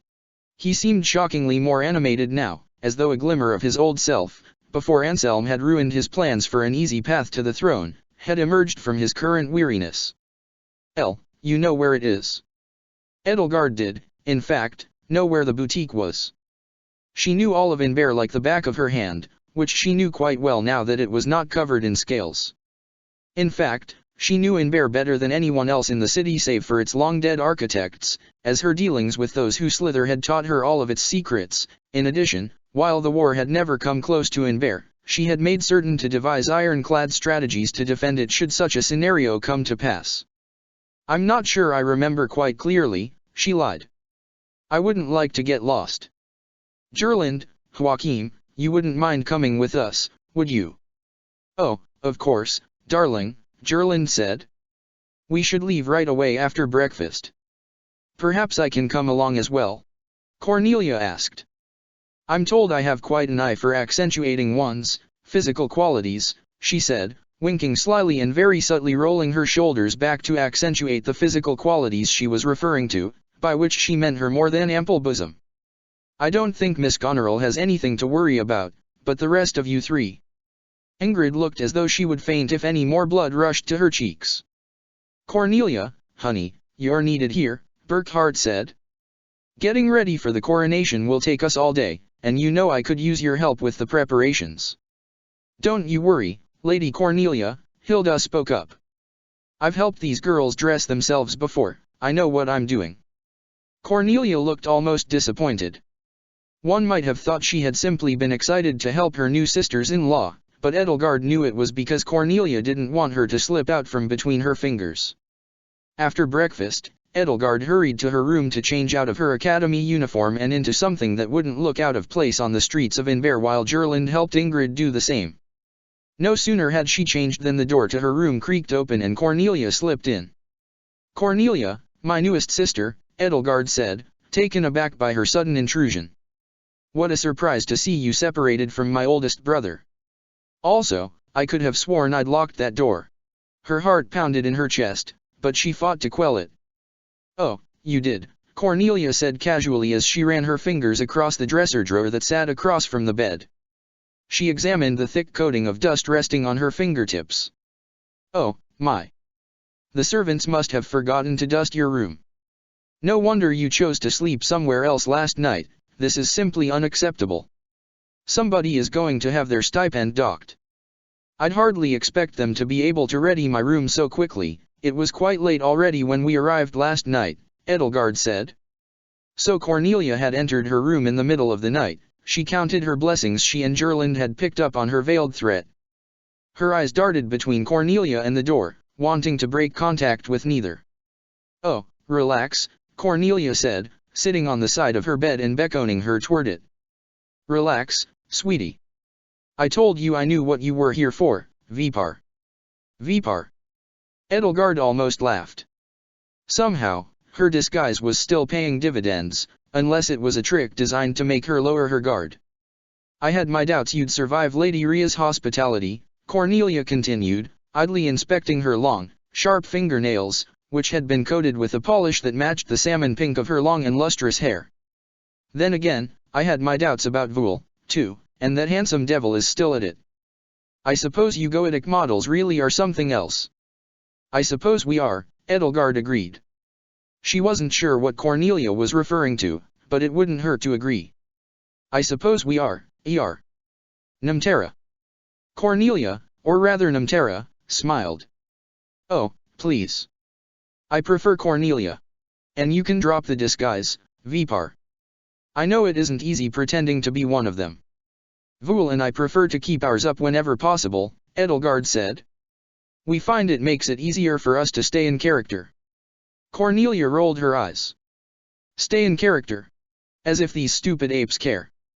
Oh, there was so much talk about how quickly kind, humble Cornelia Arnhem's lovely personality soured, but people concoct their own explanations for the strange and unexplained, and none of them involve people being replaced by their exact doubles from an underground city of artificial people. The most popular theory was that a man broke my heart. You're welcome to drop your disguise if it makes you comfortable, Edelgard offered. She couldn't help but admit that she was a little curious to see what Cornelia's double truly looked like. Actually, I'm quite comfortable. Thales and Solon and the rest of the skin jobs can complain about their stinky, ill-fitting costumes all they like, but they've only themselves to blame for choosing such ugly people to replace. Cornelia stretched, bracing her arms over her head and dramatically arching her back to thrust out her chest. But look at me. I'm gorgeous, aren't I? I must admit, you certainly are, Edelgard said. Did Cornelia truly prefer her human disguise to her true form? Agarthants, it seemed, were constantly surprising her. Cornelia patted the bedsheets at her side and smiled, beckoning her on. Come along, Vipar. Sit down. No need to stand on ceremony. Oh, but I suppose I should explain myself. Of course you're on edge. Let's start with the facts. You've figured out that Thales prefers you dead over alive, right? Edelgard said. Yes, it was obvious. It most certainly was. He barely waited a week before telling me how fortunate we were that you were captured by Rhea. He was certain you'd be found out and summarily murdered by that disgusting beast. And oh, wouldn't that drive poor Dimitri over the edge? That Thales is such a boor, isn't he? Edelgard kept herself tight-lipped. And so you fled here, Cornelia said, far away from Thales, about as far as you can get without leaving this continent, hoping to seek asylum under me. Well, you've come to the right place. I'm sick of Thales' use us and lose us mentality. I swear, he treats us skin jobs the same way humans did back in the antediluvian era. It's almost like he thinks he's a person. Ha! So you are opposed to Thales? Oh, I wouldn't say that. Just that I have some ideas he might find himself standing in the way of, once this whole business with the Nabateans is finally brought to a close. Ideas such as, living. I'm tired of watching Thales treat everyone he knows like disposable tools. So, once the last of the Nabateans have been made into oh-so-pretty weapons and the Fell Star's light has been snuffed out for good, well, I think he'll get a taste of his own medicine. It's what he deserves, isn't it? And then what? Edelgard asked, raising her eyebrows. You sound hostile. No, I'm genuinely curious. What do you want to do with your life, once you don't have Thales' orders to follow? Cornelia grinned. Enjoy it. If I'm going to live, I want to live life to the fullest. I want the richest food and the most decadent wine. I want the most beautiful woman in the world hanging on one arm and the most handsome man on the other. She sprawled out on the bed. I want every day to be a celebration of life in all its excess. I want to eat quail eggs and ortolan bunting for breakfast every morning, without a napkin, and foie gras and caviar and shark fin soup for dinner every evening. I want to bathe in gold, silver, rubies, diamonds, and pearls and drown myself in the finest vintages. I want humanity to kneel before me and offer to my altar all the best it can give me: food, drink, art, wealth, sex. I want it all. Edelgard nearly laughed. Cornelia's greatest ambition was to make her life a non-stop orgy? Sex. Oh, you've probably never had it. It's this wonderful thing you do with the things humans have between their legs.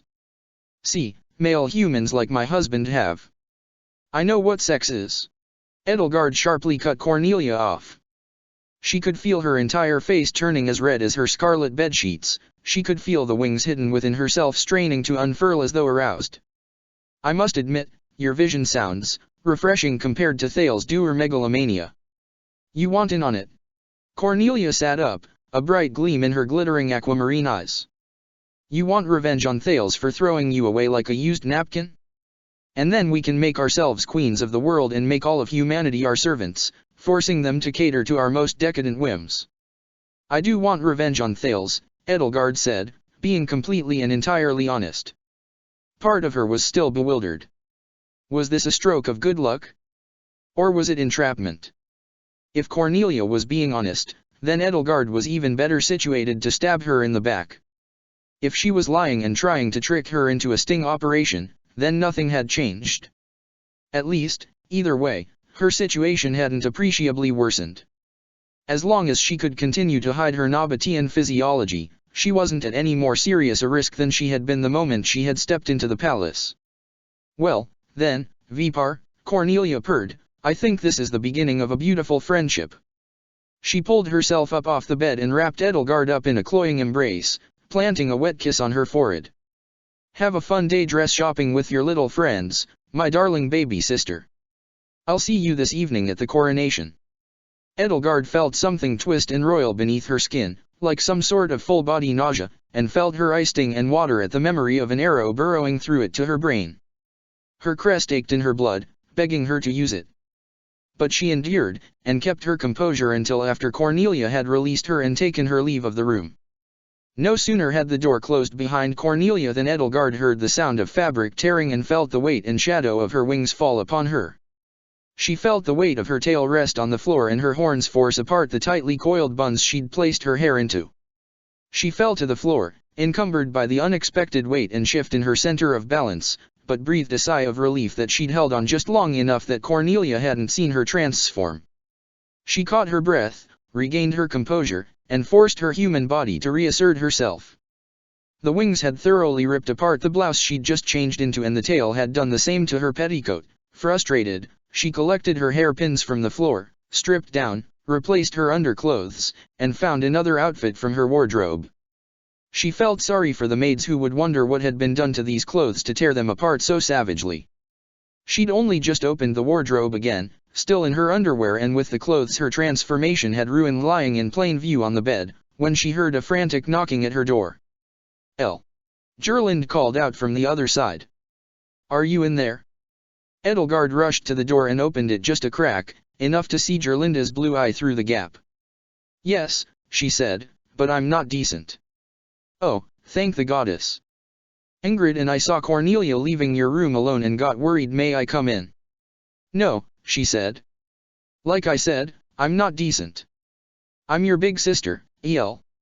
Let her be, Gerlinde, Ingrid said from behind the door. Edelgard likes her privacy. You know that. Just wait out here for me, Edelgard said. I'll be ready in a few minutes. She dressed herself and redid her hair as swiftly as she could, hid the ruined clothes in the bottom of her dresser drawer, then met Gerlinde and Ingrid out in the hall. Ingrid was wearing a red blouse and skirt quite similar in style to the one Gerlinde wore. The color looked strange and unnatural on her. There we go, Edelgard said to them, making one last check to see to it that nothing was out of place. Let's go shopping. Excuse me, Edelgard said to the dressmaker as Hilda and Marianne helped Ingrid, poor Ingrid, find something to wear. She gestured to a red dress she'd found. May I try this on in the fitting room? You've got plenty to wear, don't you? Joachim said. Your favorite dress probably still fits fine. She stepped on his toes to silence him. This one might be my new favorite, she hissed at him. Certainly, Your Highness, the dressmaker said, offering her a deep bow. Feel free to try anything you would like. I'd also like my sister and brother to accompany me and help me appraise it properly. Your brother?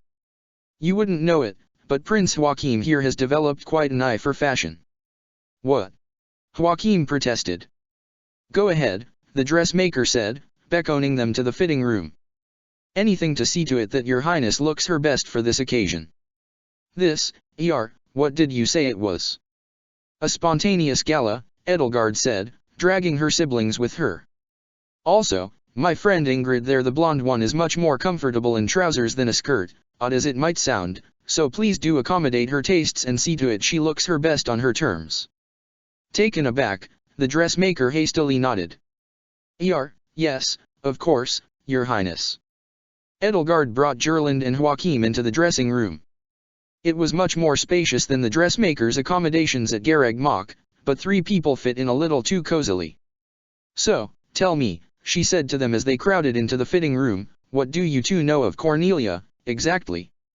"Well, we left the monastery just a few days after she ran afoul of the knights and ran off," Joachim said.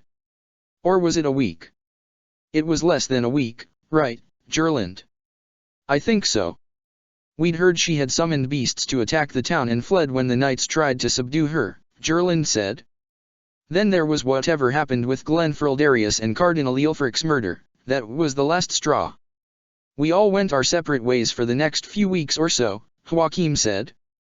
"But when we all got back to Inver, we found Cornelia waiting for us. We'd heard rumors she was wanted by the Knights of Syros, but we only really had what we'd heard to go on, so we were shit out of luck convincing Burkhart that she was shady. I mean, if it wasn't for the, obvious suspicious things, her age, running away from the Knights, etc., I might not have thought she was suspicious at all. What I need to know is, did Burke receive the letter Uncle Vokhard sent him about her?" Edelgard asked them. It included testimony from Manuela and Hanneman, both of whom have had first-hand experience with her deeds and what she's done to her children. Mercedes and Happy von Rusalka. The former of which has been turned into the Death Knight, the latter, a literal beast. Joachim's eyes bulged. "Uncle Vokhard sent a letter? About that? And he still fawns over her?" Gerland looked just as worried. "I'd heard nothing of a letter. Buck's always been a rational man not given to fits of passion," she said, "so I can't believe he would blind himself to such testimony if he received it. But if he's seen it and yet hasn't annulled the marriage, then she must have him brainwashed or something," Joachim muttered darkly. It seemed very obvious she was seriously considering the possibility that her twin brother was so thoroughly wrapped around Cornelia's finger that he would overlook what she had done to her own adopted children, but Gerland shook her head vehemently in opposition to the idea. No. Cornelia must have gotten to the letter first and disposed of it. It's very likely, he's so busy and receives so many missives from across Adrestia that Victor, Cornelia, and I have been screening most of his mail for him. If Cornelia got to the letter before Victor or I. What I want to know is how she convinced him to suddenly set a date for his coronation," Joachim said. "Or why she's not is she planning on killing Burke tonight and taking the throne for herself?" "Joachim, don't even joke about that," Gerland gasped, fright in her eyes. "Why else does a 50-year-old woman marry a man half her age? She's a black widow and we all know it." "Both of you, keep your voices down," Edelgard scolded them. Both of them stared at her, taken aback to hear her take such an imperious tone.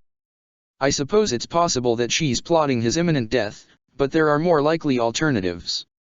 Cornelia is a close ally to Lord Frildarius, who commands a sizable portion of the kingdom army. As I said last night, Gerland, if Burkhart can muster even just Count Burgley's forces and rendezvous with the kingdom army at Garreg Mach, the prospect of a war on 2 fronts could put a swift end to this conflict. With every passing day, time is running out. 2 weeks is little time to gather enough of a military presence to put on the necessary show of force. If Cornelia decides to kill Burke as soon as possible," she felt a lump in her throat. She couldn't believe she was discussing the possible death of one of her brothers. Then all she causes is more chaos, and not the kind that would be of any use to whatever allies she has in Faerghus. I don't doubt she's planning on getting rid of him, but she will have to wait until his reign is stable. That gives us time, at least. Maybe she wants chaos, Joachim said. What she wants is a puppet state, Edelgard said. I'm not against intervening in the Faerghus-Syros conflict, but what happens after that surely won't be in Adrestia's best interest. Joachim, please, enough of that, Gerland said. Darling, what's gotten into you? I've never seen you like this before. What can I say? I've learned quite a lot at the academy. Edelgard answered glibly, realizing that her older siblings really had never seen her display such cold and brusque composure and confidence. At any rate, we still need to remove Cornelia, and I'm afraid we won't be able to show any evidence to Burkhart that would turn him against her. Don't say something like that about my own brother. We might not be able to show any evidence to him that would turn him against her. Nevertheless, we must put together a plan for removing Cornelia without Burkhart's assent. You mean having her put under arrest? Gerlinda's brow furrowed. By who? I suppose Ladislava, if she suspects her, but there would need to be evidence. I don't mean putting her under arrest. If we somehow found some way to do that, Burkhart could simply have her released if he was convinced of her innocence. I mean a much more permanent solution. I mean killing her. Killing her. What the fuck? Joachim gasped. You can't be serious. I am. Keep your voice down. Assassinating Buck's wife. Gerlinda's face reddened. I don't know who you are anymore. Edelgard was struck dumb, guilt writhing in her chest. Of course her siblings didn't know who she was. There was a knock on the door. Lady Edelgard, Your Highness? Is everything all right in there? The dressmaker called out. Everything wasn't all right. Yes, she called back, we'll be out in a minute. How do you know Burkhart wouldn't be receptive to evidence? Gerlind asked her. Buck's a good man, I know he is. He's my brother. I'll tell him what you told us about Cornelia's daughters and what she's done to them.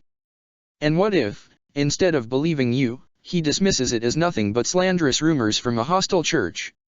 What if he tells Cornelia what you told him, she realizes that you somehow know the truth, and she disposes of you? And what if she tracks down who told you that truth and follows the trail you left directly to me? Edelgard retorted. Yes, Gerlind, my sister, Joachim, my brother, I know I'm not acting like the Edelgard you know. But that's because I've spent the past 6 months trying to stay one step ahead of these monsters. I know what they are capable of and what we need to do to stop them, and you don't. So trust me, or else you'll both get yourselves killed. Gerlind and Joachim both stared at her, slack-jawed. I need you, Edelgard said to them, to get Cornelia alone in a room, any room on the palace grounds at a specific time. Where and when, how you arrange it, isn't important. I only ask that you inform me of the time and place in advance, and I'll handle the rest. Her siblings shared an uneasy glance and looked at her as though she were a stranger. In that moment, Edelgard decided that little could be more painful than the alienated looks on their faces. We've all taken lives before, she said to them in what she immediately realized was a pathetic attempt to justify herself. At Gareg Mach, we were made to kill at the church's behest as part of our studies. Tell me, is Cornelia any better than a vagabond cutting down innocent lives to sate his hunger? I know, Joachim said, but Buck's wife, We're talking about killing Buck's. Just leave it to me, Edelgard insisted. She didn't need Hubert to do her dirty work for her. In fact, she'd never had.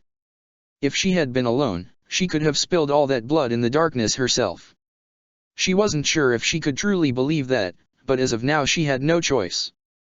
You're asking me not to trust Burke, Gerlind said, crestfallen. I've trusted him my whole life. But none of us know how deeply Cornelia's claws have sunk into his mind, Edelgard replied. I won't ask you to bloody your hands. Just help me get Cornelia alone at a certain time, at a certain place, and it'll all be on my conscience. Joachim shook his head. Killing her is too extreme, I mean, you're Lazygard, Gerlind chimed in, still in disbelief. And you know I've always hated being called that, Edelgard retorted. What if, Joachim said, we just trap her? Trap her somewhere, with whatever assassination plot you're devising, and threaten her with death if she doesn't come clean. I'm sure that would change her tune. I think. He put a hand to his stomach, grimacing painfully. Cornelia's the kind of person who can't be stabbed anywhere but in the back, Edelgard answered him. But you're not going to murder someone in cold blood, Gerlind insisted. We'll help you trap Cornelia, but just so we can extract a confession from her. All right. I suppose I did go too far, Edelgard lied. Choose the time and place and I'll build my trap there. But I won't kill her. Both of her siblings nodded in assent. Their faces had turned grim. Edelgard led them out of the dressing room with the dress she hadn't tried on. "It's lovely," she told the dressmaker, "but I've decided to stick with something I already have." Edelgard was with a chambermaid being helped into her favorite dress, or rather Ellie's favorite dress, though she found it a little too cumbersome with all its layers, for the coronation ceremony when Burkhart came to her bedchamber.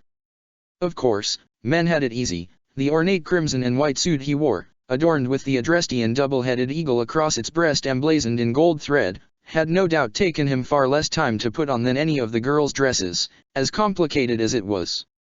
A mantle of white silk and long, well-groomed black feathers fell down his back to brush against the floor, the feathers spilled over his shoulders. He looked far less tired now, though the way his wavy golden hair had been so neatly brushed back and the makeup on his face had hid the grey crescents under his sapphire eyes was more responsible for that than any change in his demeanor. Edelgard found herself struck for a moment by how much he resembled, even if only in passing, the Dimitri who had existed in her world, the king of delusion. "Ellie," he said, "I hope I'm not interrupting anything too important." "Oh, nothing," she said, waving the chambermaid away. "Just making sure I look my best for your big day. It's rare to see you without Cornelia attached to your arm." "Yes, well," he said, "I can't be there with her every minute while she prepares herself. Well, I don't have to tell you about womanly things." He laughed. "I'm so happy you're here. Not just that you've escaped from Archbishop Ria's clutches, but that you chose to come here and be with me. I know Anselm had always been nearest and dearest to you." He stood just slightly behind her so that they could both see each other in the mirror and rested a gloved hand on her shoulder. "Regretfully, I've soured on Anselm," Edelgard said to him. "He's been truly selfish, and Ria has only further warped his mind. Through my entire captivity, the only way he knew to console me was to tell me over and over again how important I was to Lady Ria. You did always want to be important. But I understand not like this." Burkhart sighed. "Remember when we were little before you went to Fhirdiad and you'd always have someone mistaking you for the crown princess from the way you carried yourself? And if it wasn't you, it was him. Well, aren't you excited to be the next empress?" some visiting noble from Leicester or Fairgus would always say. "That was a long time ago. I don't remember it very clearly. Of course, you and Anselm were 8 and 9 years old back then. Honestly, I was more than a little annoyed by it, even though I knew that was no way for a 14-year-old boy to feel about his baby brother and sister," he said with a self-effacing, wistful chuckle. "I was already being groomed to take father's place by then, when the insurrection happened. Those were hard times. They were. Father and I missed you all so much, and we were so worried. And Gerland and I were afraid we'd lose our inheritance as father's firstborn if the emperor were stripped of all his authority. I remember when you came back to Inver. You were so happy to see everyone again. And then, when you found out you were going to have to marry Ferdinand, I watched the light leave your eyes. That sounds a little dramatic. Not as much as you were. You cried out, you wept, you begged for death's sweet release to bring you to the goddess' bosom." Edelgard felt a pang of second-hand embarrassment for Ellie. "Well, I was young then. Ferdinand is not such a bad guy." "No, he isn't. Not at all. He's become a wonderful young man, by what I've heard. But I remember taking him aside before I went back to Garreg Mach, after seeing you lose every last bit of enthusiasm for life you had in your body, and telling him that he would have to be the greatest husband in the history of Adrestia to bring back the joy you'd once had in your heart." "Oh, Burke," Edelgard felt her words catch in her throat. To think she'd once had such a caring eldest brother. The reality that he had been so cruelly ripped away from her by such a great evil never became any easier to face. Father felt terrible for what he'd agreed to. He knew how little you liked Duke Agir's son. But he'd had no choice. During the insurrection, he would take Gerland and me to every meeting with the nobles, and every time I'd watch him give up more and more just to get you and our siblings back. Finally, you were the price he paid.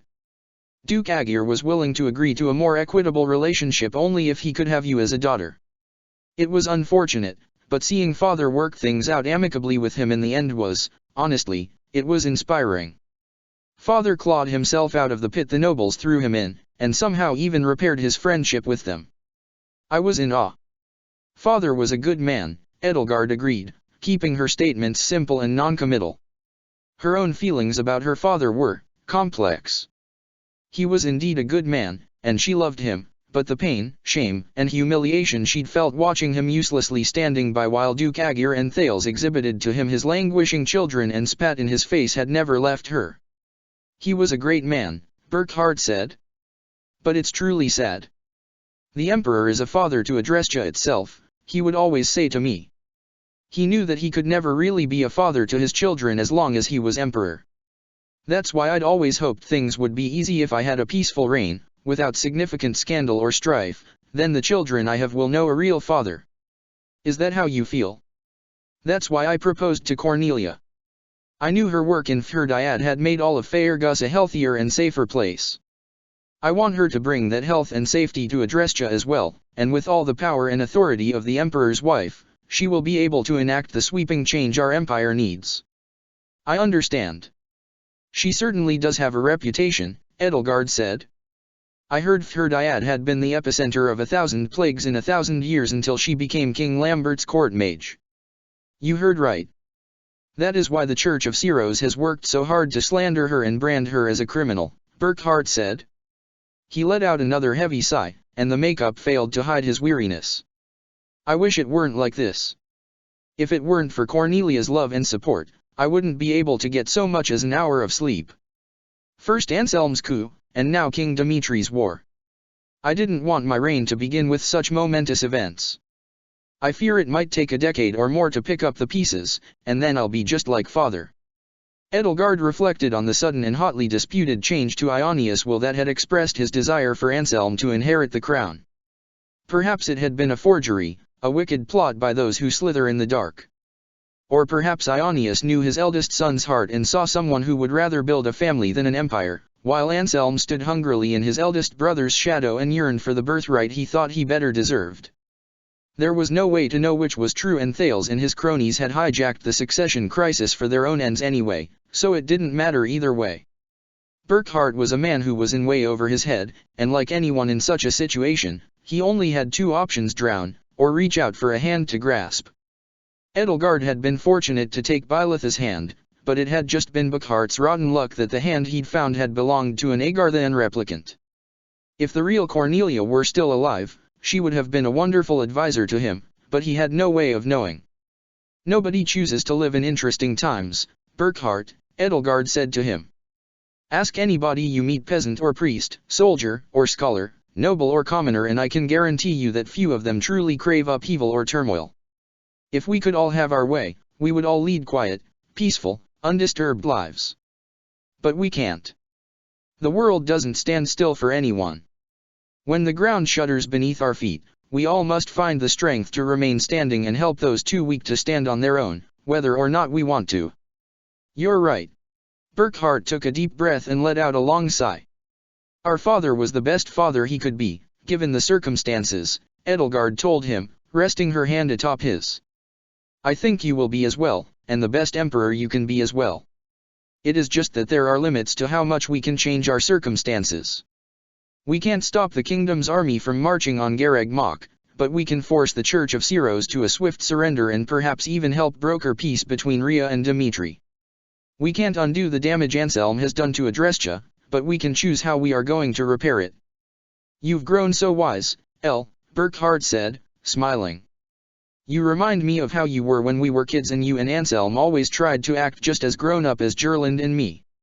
I'm glad you found that part of you again. I suppose you must have your professor and your friends from Gareg Mach to thank for it. Edelgard nodded and returned his smile. It came easily as her thoughts turned to Bylith. He was more right than he could know. I suppose I can depend on you and Gerland, not just my Cornelia, for support in these trying times. I've felt so horribly nervous as of late, but now I feel as though I can be the leader Adrestia needs. Thank you, El. Now, I still have a speech to practice. I'll leave you to your preparations. I love you, El, he concluded, bowing his head to plant a kiss in her hair.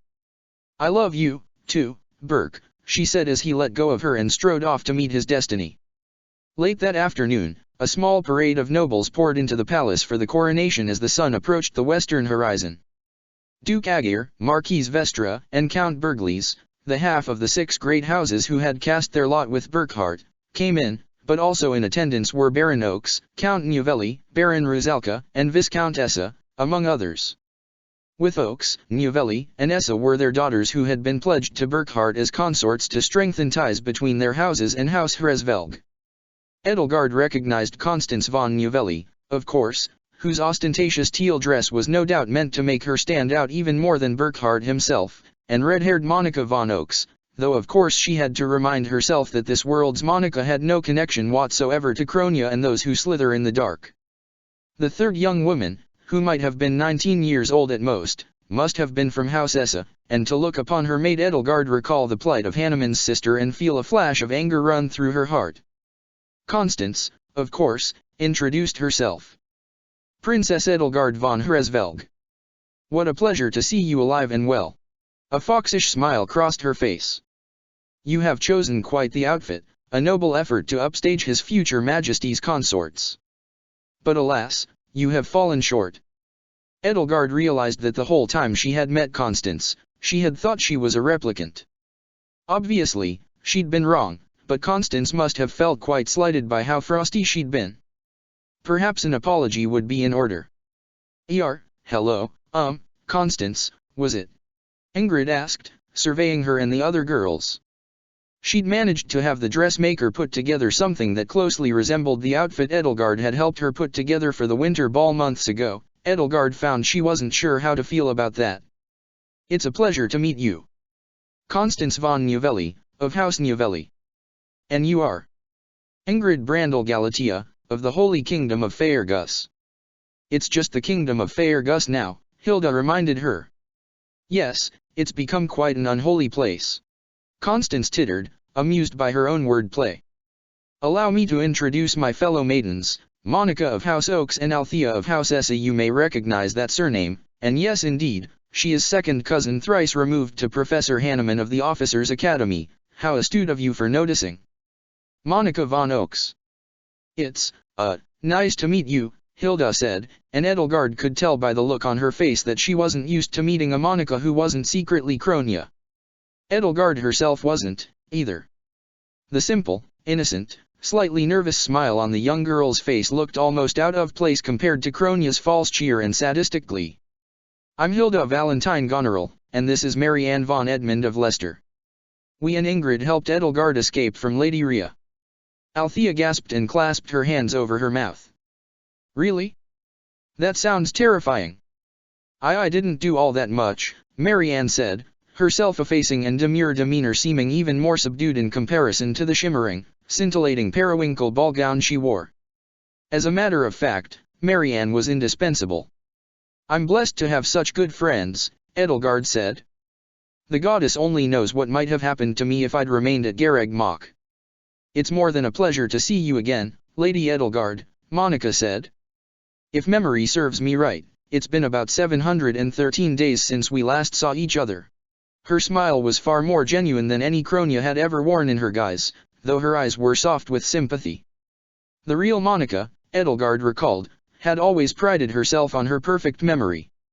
What did Rhea do to you? We've all heard rumors. It isn't something I'd prefer to talk about. She bowed and stepped away. Oh, I apologize. I hope I haven't offended you. If you need any help, though, rest assured that I'd be more than happy to lend a hand. It's all right, Edelgard consoled her. We'll all be family soon, I suppose, no need to worry about such things. Monica smiled. Family with you, Your Highness. 2 years ago, the very thought would be unimaginable. You and I, sisters-in-law, she giggled. As the guests mingled, Gerland found Edelgard and pulled her away from the others. She said, her voice a frantic whisper. We tried, but we couldn't get Cornelia alone today. Best I could do was tea with her tomorrow afternoon in the greenhouse. From the stricken look she was trying her best to hide, it was quite obvious she feared that Cornelia might kill Burckhardt in his sleep tonight. It's all right, Gerland, Edelgard assured her, resting a hand on her shoulder. Like I said, I don't think she'll do anything tonight. We have time. I know how those how she and her cohorts operate. She could tell from the look in Gerlinda's eyes that she wasn't used to taking point from Edelgard on how to carry on. If you say so. I have to admit, though, it's almost funny the way you're acting now. It's almost like when you and Anselm were 8 and you two used to annoy Burke and me to no end. The group of nobles gathered in the throne room to witness the ceremony grew quiet as Burkhard took slow, grave, purposeful steps down the hall toward the empty throne, accompanied by Cornelia and his retainer Victor on his right side and Duke Agir on his left side with Ladislava bringing up the rear. Burkhard knelt before the throne as Cornelia, Victor, and Duke Agir both separated from him, Cornelia withdrawing to the side of the aisle and Duke Agir continuing onto the throne and taking in his hands the horned diadem that was the Adrestian Emperor's crown. It is customary in succession, Duke Agir announced, his voice carrying surprisingly well through the cavernous hall, for the current emperor to relinquish his crown himself to his successor here in this very throne room.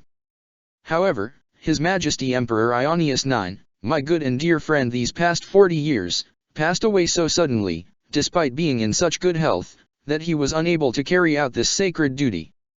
Sadly, it happens far more often than it should in our history that an emperor is stricken before he can enact his will, and in such an event we have no choice but to perform this ancient rite in accordance with our laws.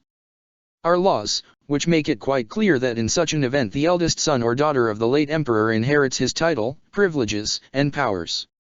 Crown Prince Burkhard von Hresvelg, eldest son of His Majesty, who now rests in the goddess embrace, do you accept this crown upon your head and the duties it entails? Yes, Burkhard said.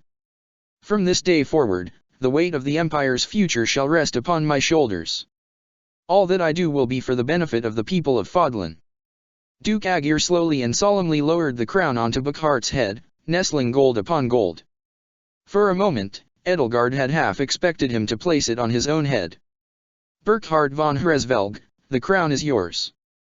By the covenant between the red blood and the white sword, and by the double-headed eagle upon your head, I hereby pronounce you the new emperor. Are you prepared to take those responsibilities as your own? Burkhard lifted his head. In accordance with the ancient covenant, and in keeping with the Hresvelg legacy, I swear that upon this throne I shall use my reign to lead Fodlan to a new dawn and achieve peace for all. Duke Agir bade him to stand, and he stood. Then with this, the imperial succession is complete. You are no longer His Highness the Crown Prince Burkhard von Hresvelg, but His Majesty the Emperor Burkhard von Hresvelg. He bent his knee to Burkhard and bowed his head. The sight of the sniveling toad bowing to the Emperor nearly made Edelgard laugh at the sheer absurdity of it.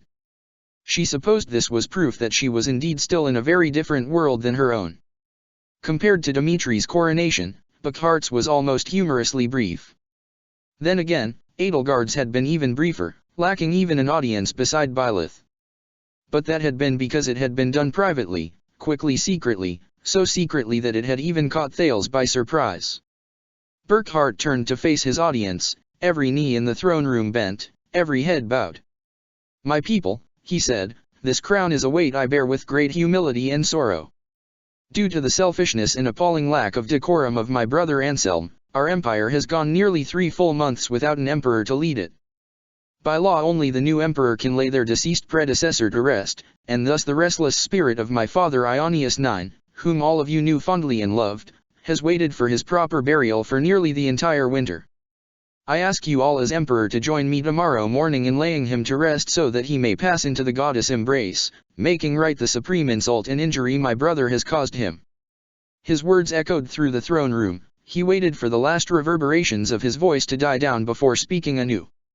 It is typically customary for the Archbishop of the Church of Syros to act as a witness and confer the goddess blessing upon the new emperor, he continued, surveying the nobles who had gathered to show fealty to him, but Archbishop Rhea has demonstrated as of late that she has no respect for our laws or for our sovereignty by making it clear that she will only recognize my brother Anselm's illegal and illegitimate claim to the throne. In addition, you have all heard from King Dimitri of Faergus that my second youngest sister Edelgard was taken hostage by the Church of Syros. Edelgard felt Gerlind squeeze her hand so tightly that it ached. Some of you may doubt all of the claims he has made about the church, but this one I say is true. She stands here today safe and sound only because of the bravery of her friends and of her retainer Hubert von Vestra. He risked his life and his freedom to facilitate her escape and is now being held prisoner in her stead. His condition is unknown. The eldest son of Duke Agir and the second son of Count Berglis have also been forced to remain at Gareg Mach against their wishes. For the second time in our history, since the insurrection of the Southern Church 160 years ago, the Church of Syros has shown that it considers us a mere vassal state just as it once considered the kingdom of Faergus. I will not allow this unchecked aggression and hubris to continue. Once my father has been laid to rest, I will join King Dmitri in demanding an immediate end to Lady Ria's corrupt reign as Archbishop. I ask you all to pray that the war will have a swift conclusion with our strengths combined and that peace will return quickly to Fodlan, and I ask the goddess to grant me the strength to make it so. Burkhart's speech came to an end and the nobles in attendance adjourned for the feast that was to follow. I can't believe it, Joachim said as he and the rest of Edelgard's siblings lagged behind. I can't believe we're going to war. He pinched the bridge of his nose and rubbed his brow. I hope you know what in Mikul's name you're doing, Burke. He knows how high the stakes are, Justine said. Why do you think he looks so tired all the time? Gerland weaved through the crowd of nobles to the front where Burkhart led the procession, worry in her eyes. The next morning, everyone wore morning black, simple suits and dresses unadorned by frivolous and gaudy excess, in stark contrast to the colorful attire they had worn to last night's coronation. Hilda, Marianne, and Ingrid had been allowed to borrow proper attire from the palace's ample supplies. Long stalks of asphodel flowers like pale reaching hands were gently parted as the funeral procession entered the mausoleum, prayers were said, eulogies were offered, and tears were shed. 2 o'clock sharp at the greenhouse.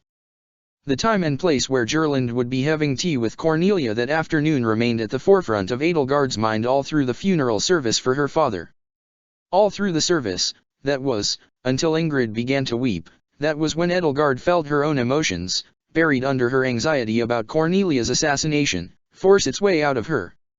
Seeing her father's coffin placed into the Hresvelg family mausoleum and sealed behind great marble doors to mark the passing of another emperor was no easier the second time around, though at least she could take solace that there were no monuments in this world to any of her brothers and sisters. She and Ingrid found each other's hands as they both fought back their tears. But time passed, and she had work to do. When the funeral service had run its course, Edelgard went back to her room, went through her belongings, and produced the carefully hidden brick of Semtex she'd been given. The blasting cap, the arcane device which as Edelgard understood it turned this red-orange brick of inert clay into an explosive of peerless strength, was a thin metal rod connected by wires to a dial and a very small clock face. Turning the dial moved the clock's single hand past marks indicating time in 5-minute intervals, with labels neatly printed at intervals of 15 minutes up to 2 hours. So just before noon, she went to the greenhouse where Cornelia would have tea in exactly 2 hours, and at the exact moment the bells rang in the hour she turned the clock's hand as far as it would go using the dial and pierced the brick with the blasting cap. She hid the entire thing in the hydrangea bush closest to the table and chairs that sat in the center of the glass building, making a small divot in the soil near the bush's roots and placing it inside like the seed to a terrible flower. Sweat beaded her brow, not only from the humid and fragrant air within the greenhouse but also from her nerves, as she covered the explosive with a thin patina of soil enough to just hide it along with the bush's leaves and blooming flowers. She stripped off the silk gloves she'd put on to make sure that no dirt got under her fingernails and used her magic to burn them to cinders. Cornelia would be quite punctual, or perhaps even early, but Gerland would never arrive at all.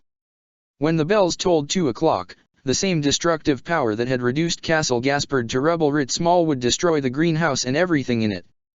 As she crouched in the greenhouse before the hydrangea bush, careful not to get dirt on her clothes, the enormity of what she was doing reached her conscious mind.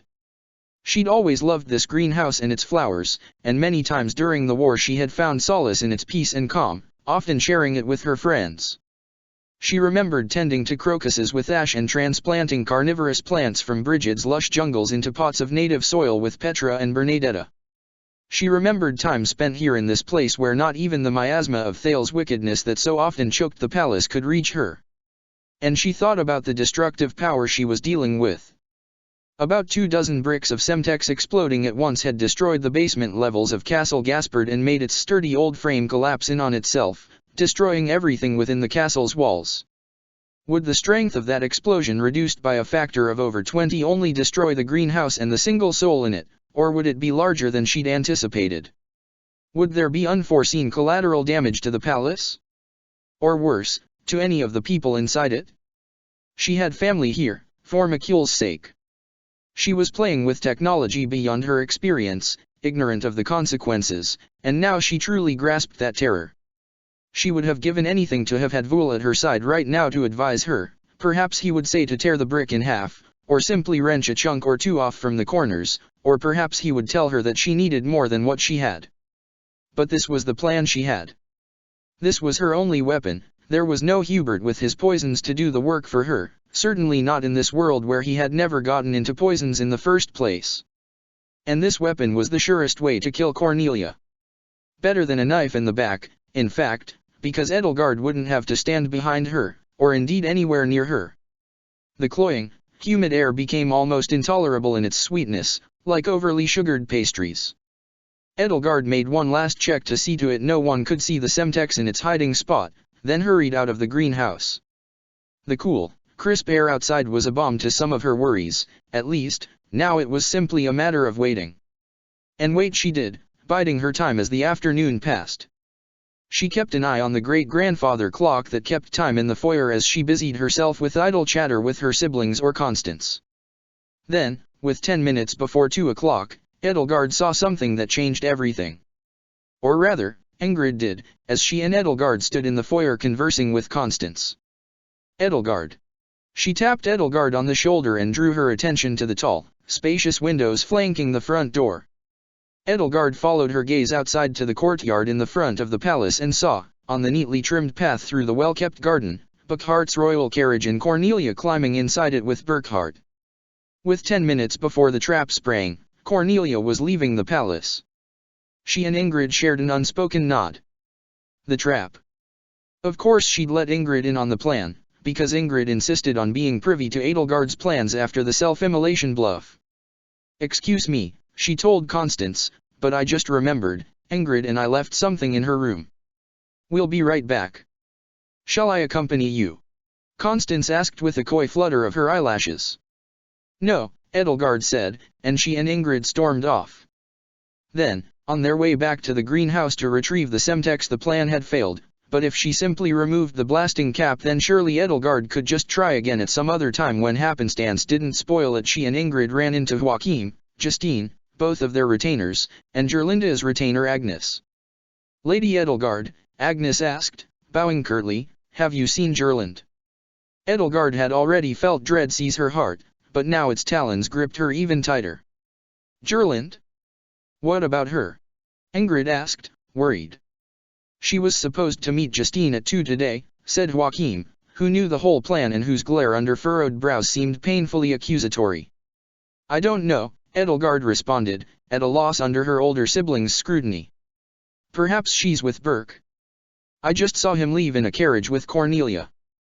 Joachim looked even more worried. "You think Cornelia took her and Burke out of the palace?" he asked, slowly laying out the words as though to make it painfully obvious to both himself and to Edelgard how dangerous to her that would be. If Cornelia was half as ruthless in this world as she had been in Edelgard's. "Motherfucker. Language, Joa. Shut the fuck up, Justine." "Maybe you could go out and shadow them," Edelgard suggested, though what she really wanted to do was frantically bark orders at him. "Shadow? He's the emperor now, Edelgard," Justine scoffed. "We can't just sneak around him like we're a bunch of kids." "Well, I'm sure she'll be fine, then," Edelgard said to her curtly. "She's with her brother, after all. Now, if you'll excuse us, Ingrid and I have a mess to clean up." She hurried past them, feeling each second slip by faster than it was meant to and yet at the same time agonizingly slowly. Her rapid steps carried her through the palace's familiar halls, tracing their path entirely by instinct to the greenhouse. How dire would it be, Ingrid asked her, if this trap went off without anyone in it? Very dire. And if there was someone in it? I hope we don't need to consider that, Edelgard asked, spying an unfamiliar silhouette through the greenhouse's tinted glass walls and feeling her heart plummet into her stomach. She stepped inside and saw in the center of the greenhouse Gerlind slumped forward in one of the chairs over the table, her head resting on its surface and her golden hair spilled out in a halo around it while her arms dangled limp at her sides. She wasn't moving. A ceramic tea kettle and 2 teacups rested on the table next to her, along with a plate of untouched finger food. "Oh, goddess," Ingrid gasped. Edelgard muttered every curse she knew under her breath as she and Ingrid rushed to Gerlinda's side and pulled her up, propping her up against the back of the chair. Her head lolled back into the side, a thin line of drool dangling from her slightly parted lips. Her skin was warm, thank goodness, and when Edelgard put 2 fingers to the hollow of Gerlinda's wrist she felt a slow yet steady pulse. Gerlinde didn't stir, though. She was as limp as a child's rag doll. Edelgard's mind raced. What had happened? Why was Gerlinde here? What had Cornelia done? While Ingrid hoisted Gerlinde over her shoulder, she raced to the hydrangea bush where she'd planted the Semtex and, to her relief, found the brick just where she'd left it.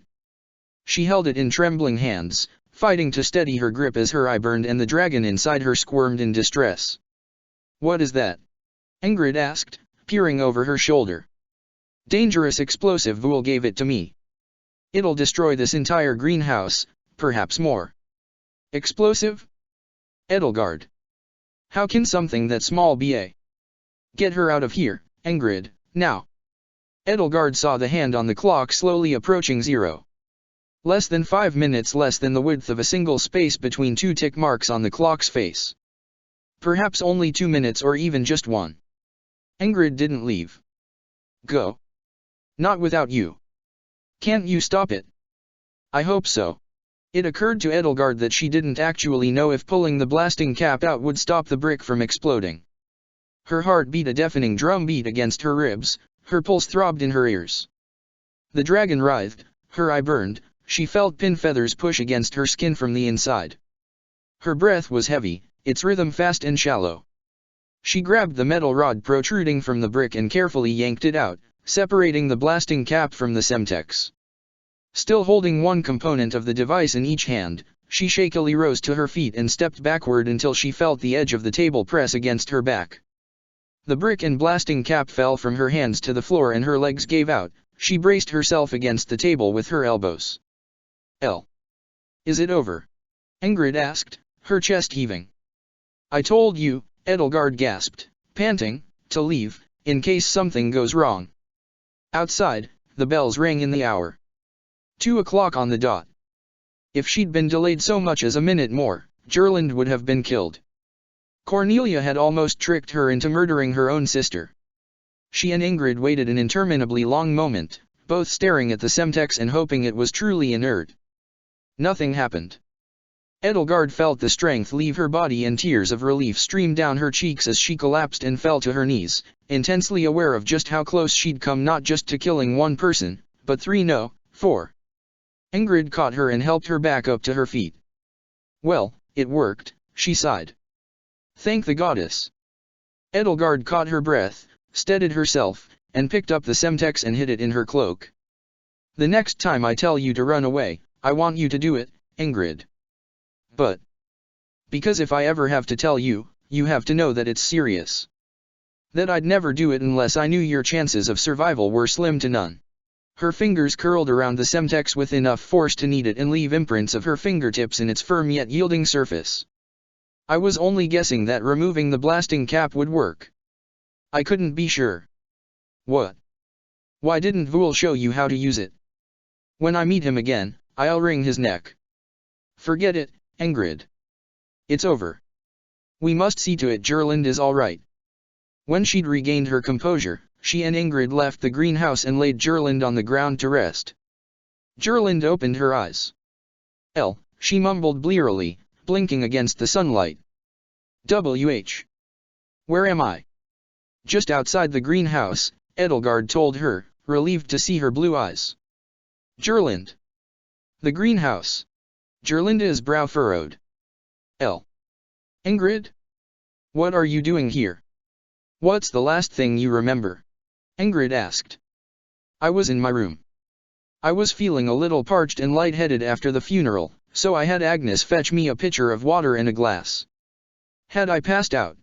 She sat up, but clutched at her head as though in pain. Ingrid lowered her back down to the floor. "I think you've been drugged," Edelgard told her. "I found you inside the trap I meant for Cornelia. I think she got wind of our plan, or at least figured her tea time date was suspicious, so she drugged you and set you up to fall into it in her place. Ingrid's expression looked more horrified with each passing second. But that's Gerlinde sat up again, more slowly this time, rubbing at her brow. No, no. That's not it, was just tea time, as far as she knew. Think, Gerlinde. Did you do anything that could have tipped Cornelia off that there was a trap? Edelgard asked her. No, of course not. It was just tea. I don't even know what your trap is. That's by design. It would have been too hard to explain it anyway. Edelgard suspected that Cornelia had no way of knowing what the trap was, either, and had put Gerlinde there not specifically to murder her but rather as a form of mockery. Gerlinde, could you or Joachim have done anything to tip Cornelia off that either of you knew about her daughters? No. I mean, I'd told Burke, but... You told Burkhart. I spoke to him last night when he had a free moment and told him that I'd heard about her daughters and I was disturbed. Edelgard grabbed Gerlinde by the shoulders, rage and fear in equal amounts burning inside her. The dragon writhed beneath her flesh again. She struggled to subdue it, fearing the prospect of talons rending flesh. You told him the one thing I told you not to tell anybody? What were you thinking? Ingrid pulled the two of them away from each other. This is no time for bickering. Stay out of this. He's my brother. I've always been able to trust. Gerlinde smacked both girls' hands away. Where do you get off anyway, Edelgard, acting like you're the one in charge here? I swear, I liked you better when you were lazy guard. Sure, you were depressed, but at least you weren't prancing around with Anselm acting like you owned the place. I am the one in charge here, Edelgard retorted, and if you don't accept that, then we're all going to die. You need to learn that when you're dealing with those who slither in the dark, you have to be careful who you trust. What in Suthy's name are you talking about, Edelgard? Who are these? Gerlinde froze mid-sentence, her face twisted in anger and frustration. The whole world froze and burned away to white ashes. If Edelgard could have screamed, she would have. Why? Why now, of all times? What peril had Byleth encountered, wherever she was, here at the worst of all possible moments? She found herself sitting beside Bernadetta and Ignatz over a desk, looking down at a slip of white paper that had an image printed on it in vivid red and black ink. Her face in profile, detailed with painstaking cross-hatching, filled the center, and flanking the portrait in profile were words. This bill is legal as, and by authority of the Treasury, is backed with its equivalent in specie, therefore having value equivalent to, within all sovereignty of the SE, by writ of Her Majesty Edelgard von Hresvelg, in the year 1186 of the imperial era. This bill shall pass current for. T is. So, wh what do you think, Ellie, I mean, Your Majesty? Bernadetta asked, nervously staring at the bill. Sweat beaded her brow.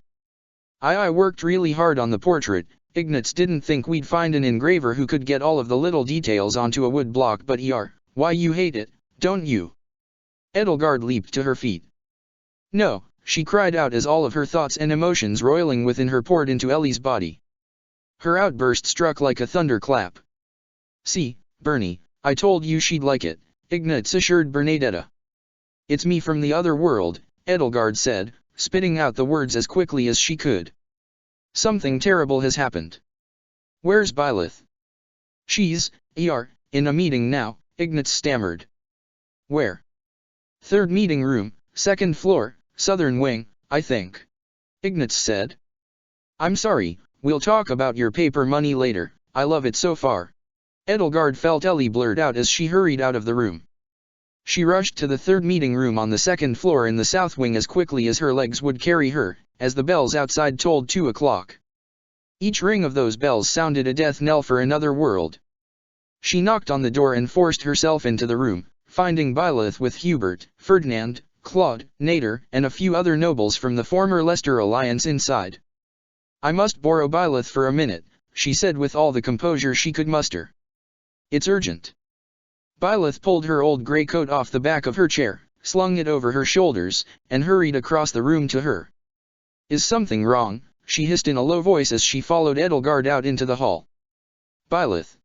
Edelgard grabbed her by the lapels of her coat, worming her fingers around the comfortingly soft and well-worn fabric of Geralt's old jacket, and pulled her close. That face, those beautiful steel blue azure eyes, had been her salvation for so long, and she could only hope that the person to whom it belonged could be her salvation once more. She begged Byleth to give her one more thing to believe in. "Byleth, my love, you have to turn back time to at least 1:45, further if you can.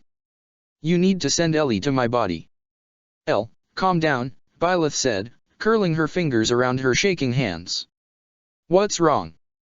"I'm unconscious right now in the other world," Edelgard said, gasping for breath, because the other Byleth had to turn back time and there's an explosive device set to go off at exactly 2:00 in the greenhouse. And listen carefully, Ellie, to every word. Gerlinda's in the greenhouse, she's alive but she's unconscious. You and Ingrid have to get to her before 2:00. The device is under the violet hydrangea bush closest to the table. It's a brick of clay that smells faintly of marzipan, and you need to pull out the metal rod embedded in it carefully before the hand on its clock reaches 0 to stop it from exploding. Byleth, my love, please, I'm begging you, you need to send Ellie's consciousness to the other world where it belongs or my sister will die." "It's okay, Elle. I'll do it." Two short, simple sentences cut through all of Edelgard's distress as Byleth wrapped her arms around her and held her to her chest.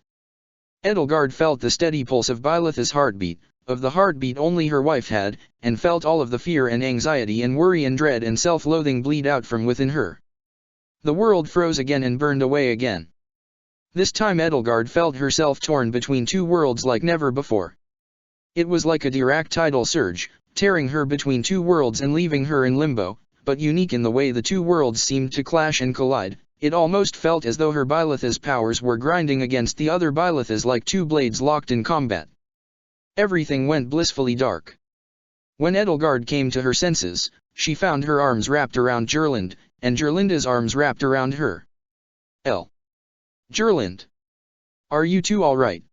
Joachim asked frantically as he, Marta, Agnes, and Ingrid helped Edelgard and Gerlind to their feet. Edelgard held Gerlind close. She felt sickened, but a wave of relief washed it away, at least for the time being. Ellie had saved her sister's life. For her, she had saved their sister's life, and for now, nothing else mattered. Ladislava locked the doors to the parlor.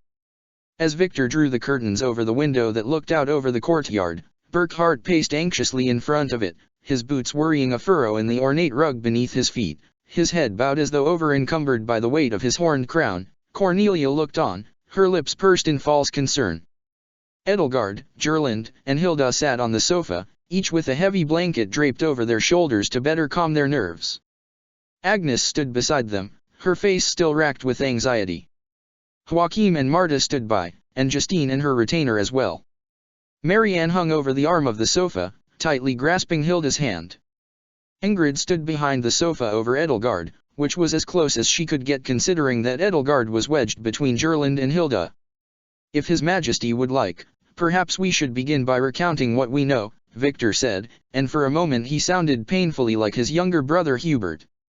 Burkhard nodded. At some time this afternoon after the funeral, Lady Gerlind retired to her bedchamber complaining of thirst and fatigue. At some point after my sister Agnes brought her a pitcher of water at around noon, she was spirited away from her room by an unknown assailant. "I'm so sorry," Agnes choked. "Lady Gerlind, Emperor Burkhard, I beg your forgiveness." Lady Edelgard and Lady Hilda, Ladislava reported, both fainted at around 1:30 this afternoon. Lady Edelgard was in the foyer at the time, conversing with Lady Constance and Lady Ingrid. Lady Hilda was with Lady Marianne at the time in the south wing of the palace. Both awoke at around 1:45, at which point Lady Edelgard ran to the greenhouse and found Gerlind there, unconscious. Lady Gerlind regained consciousness shortly after 2:00. The air in the parlor, with its curtains drawn and doors locked, was stiff and stagnant, and only grew heavier as Ladislava laid out the facts. Edelgard found Cornelia staring at her every so often. "I think it's obvious what happened," Justine said. "Someone poisoned the three of them." Joachim looked to Cornelia and then immediately pretended as though he hadn't, throwing his gaze to the other side of the room at nothing in particular. "Staggering intellect, sis," he mumbled. I think something was put in the pitcher of water you gave Gerland, Agnes, Justine added. I would never, Agnes gasped. I accept responsibility for my lapse of judgment in leaving Her Highness unattended, but I would never do such a thing. How much can you trust House Vestra, Burke? Cornelia asked her husband. As I recall, the Marquis was quite late in pledging his support to you. Now see here, Justine's retainer barked. I refuse to be roped into this conspiracy. I must protest as well, Marta said. How could any of us even think of betraying House Hresvelg, especially in light of Hubert's noble sacrifice? You're a devout woman, aren't you, Agnes? Cornelia spoke up, drifting with slow and practiced steps to the center of the parlor. Your name means lamb, or more accurately, lamb of the goddess. Child of the goddess. I have faith in the goddess, yes, Agnes stammered. There were tears welling up in her eyes. But I don't see. Is it possible your strong faith might lead you to, perhaps, being easily swayed into certain actions by an agent of the church? Cornelia idly cleaned her fingernails. This is ridiculous, Victor said as he watched his sister squirm. Lady Cornelia, my sister, and I may be devout believers in the goddess, but that does not mean our loyalties lie with the church. He glanced at Burkhardt. I apologize for speaking out of turn, he said with a hasty bow to his liege. I don't think we should suspect anyone in this room of being a secret ally of Rhea and Anselm, Edelgard spoke up. We've all been horrified by what the church has done. That's true, Burkhardt agreed. Agnes, I do not suspect you in the slightest bit. Many of us are devout in our faith, regardless of the Church of Ciro's corruption. If we were not, I would not have called upon the goddess last night. Burke, you're being unwise, Cornelia said. I know suspicious people when I see them, and Agnes here is quite suspicious. Agnes worriedly kneaded her hands. Lady Cornelia, please. Well, perhaps I can't say that no one in this room is above reproach, Burkhardt said, relenting in the face of the wisdom and gentle put-downs of the great Cornelia. But still, I've known Agnes all my life. I doubt Victor thinks she's capable of such a foul deed, either. She is not, Your Majesty, Victor said. I swear it. Please, sir. No one knows anyone that well, Cornelia replied. Servants betray masters and sisters betray brothers far too often, I'm afraid, as I shouldn't need to remind you. Like I said, I know how to sniff out suspicious people, and Agnes, you reek of suspicion. What are you afraid we'll find if the guards search your room? An array of odorless, colorless poisons, perfect for kidnapping and murder, perhaps. The dastardly woman. Edelgard caught on right away. Cornelia already had poison planted in Agnes' room, waiting to be found. She'd already made herself a scapegoat, doubtless intended for whenever she'd planned to murder Burkhardt. Cornelia, this is reckless, she said, hoping her protests could knock some sense into her older brother. You can't go around accusing people based on gut feelings. Yeah, Elle's right, Joachim said. This is fucking insane. La Gerland shook her head. Agnes couldn't have. I've trusted her with my very life since I was 4 years old. Nothing will ever break that trust. I'm with Edelgard, Hilda spoke up. Besides, if you can go by your gut, Lady Cornelia, well, I'm a pretty good judge of character, and I think Agnes has a pretty good one. If she's frightened and anxious, Mary Ann spoke up, then, it's only because you're making her that way, Lady Cornelia. So it's not Agnes. Well, somebody in this palace has obvious church sympathies, Justine spoke up. Why else drug Edelgard? Ladislava nodded. We are well aware that Rhea has been pursuing Her Highness and was desperate enough to even send soldiers unbidden into the lordship of Arundel. It is likely that an agent of the church could have followed us to Inbar and infiltrated the palace. Run a complete background check on the staff, then, once we're done here, Burkhardt ordered her. Root out this infiltrator. He took a deep breath and went back to pacing. Now, Gerland. I want to know what they wanted with Gerland. Why the greenhouse? Gerland invited me to tea in the greenhouse at 2, Cornelia explained. Didn't you, dear? Gerland nodded, her lips pursed and eyes worried. Yes, to get to know each other better. Her gaze flitted to Edelgard, then Joachim, then back to Cornelia. I thought I'd been a bit of an ass to you these past few weeks, Cornelia. I just wanted to bury the hatchet and get to know you. Well, I was ever so looking forward to it. Unfortunately, Burke, we had that business in town, you know, so I had to cancel on her. Whoever poisoned her must have expected me to find her there. But why? Justine asked. She gasped and gripped the armrests of her chair. Maybe they were trying to frame you, Cornelia. Cornelia's eyes widened. Good heavens, maybe they were. We all know that the Church of Syros has been spreading horrible, slanderous rumors about me and my adopted daughters. She stared pointedly at Gerland. Of course, she said to Burkhardt, her arm slithering around his and her hand curling around his, they would try to tear us apart. She pecked him gently on the cheek. And not now, honey, Burkhardt told her, gently rebuffing her. It's true, Gerland came to me last night expressing her concern over such rumors. Of course, the church would have a vested interest in inflaming such concerns. Such as by convincing her that I drugged and kidnapped her. Cornelia gasped, falsely shocked. Gerlinda's eyes danced worriedly between Burkhardt and Cornelia, her face crestfallen. Excuse me, Ingrid said. What are these rumors, exactly, about your daughters, Lady Cornelia? She asked, knowing full well what the rumors were. If you don't mind me asking. I do mind you asking, Cornelia said frostily. Where are your daughters? Joachim asked her. They're part of the Hresvelg family now, aren't they? We'd be happy to meet them. Yeah, because we could use more baby siblings, Justine muttered. Some other time, Cornelia said with a dismissive wave of her hand. Her irritation was plain to see. Ingrid, was it? Perhaps you and Miss Marianne shouldn't be here. You weren't involved at all in these ghastly events, anyway. This is a family affair. Ingrid is my friend, Edelgard spoke up, and in Hubert's absence, she is the closest thing I have to a retainer. Given the circumstances, I couldn't ask for a more loyal or caring person to have at my side. Cornelia rolled her eyes, no doubt frustrated by Vipar's commitment to staying in character. There was a knock on the door. Ladislava answered it, conversed with a guard on the other side, and invited him in, closing and locking the door once more behind him. We found a strange device in the greenhouse, the guard said, setting on the table a brick of red-orange clay-like material and a small metal rod connected by wires to a dial and clock face.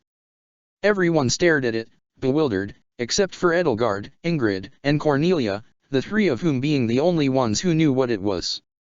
Edelgard cursed herself. Of course, she hadn't told Ellie that she had to hide the Semtex once she'd disarmed it. Cornelia stared at the brick, then slowly shifted her gaze to Edelgard and realized she had been betrayed.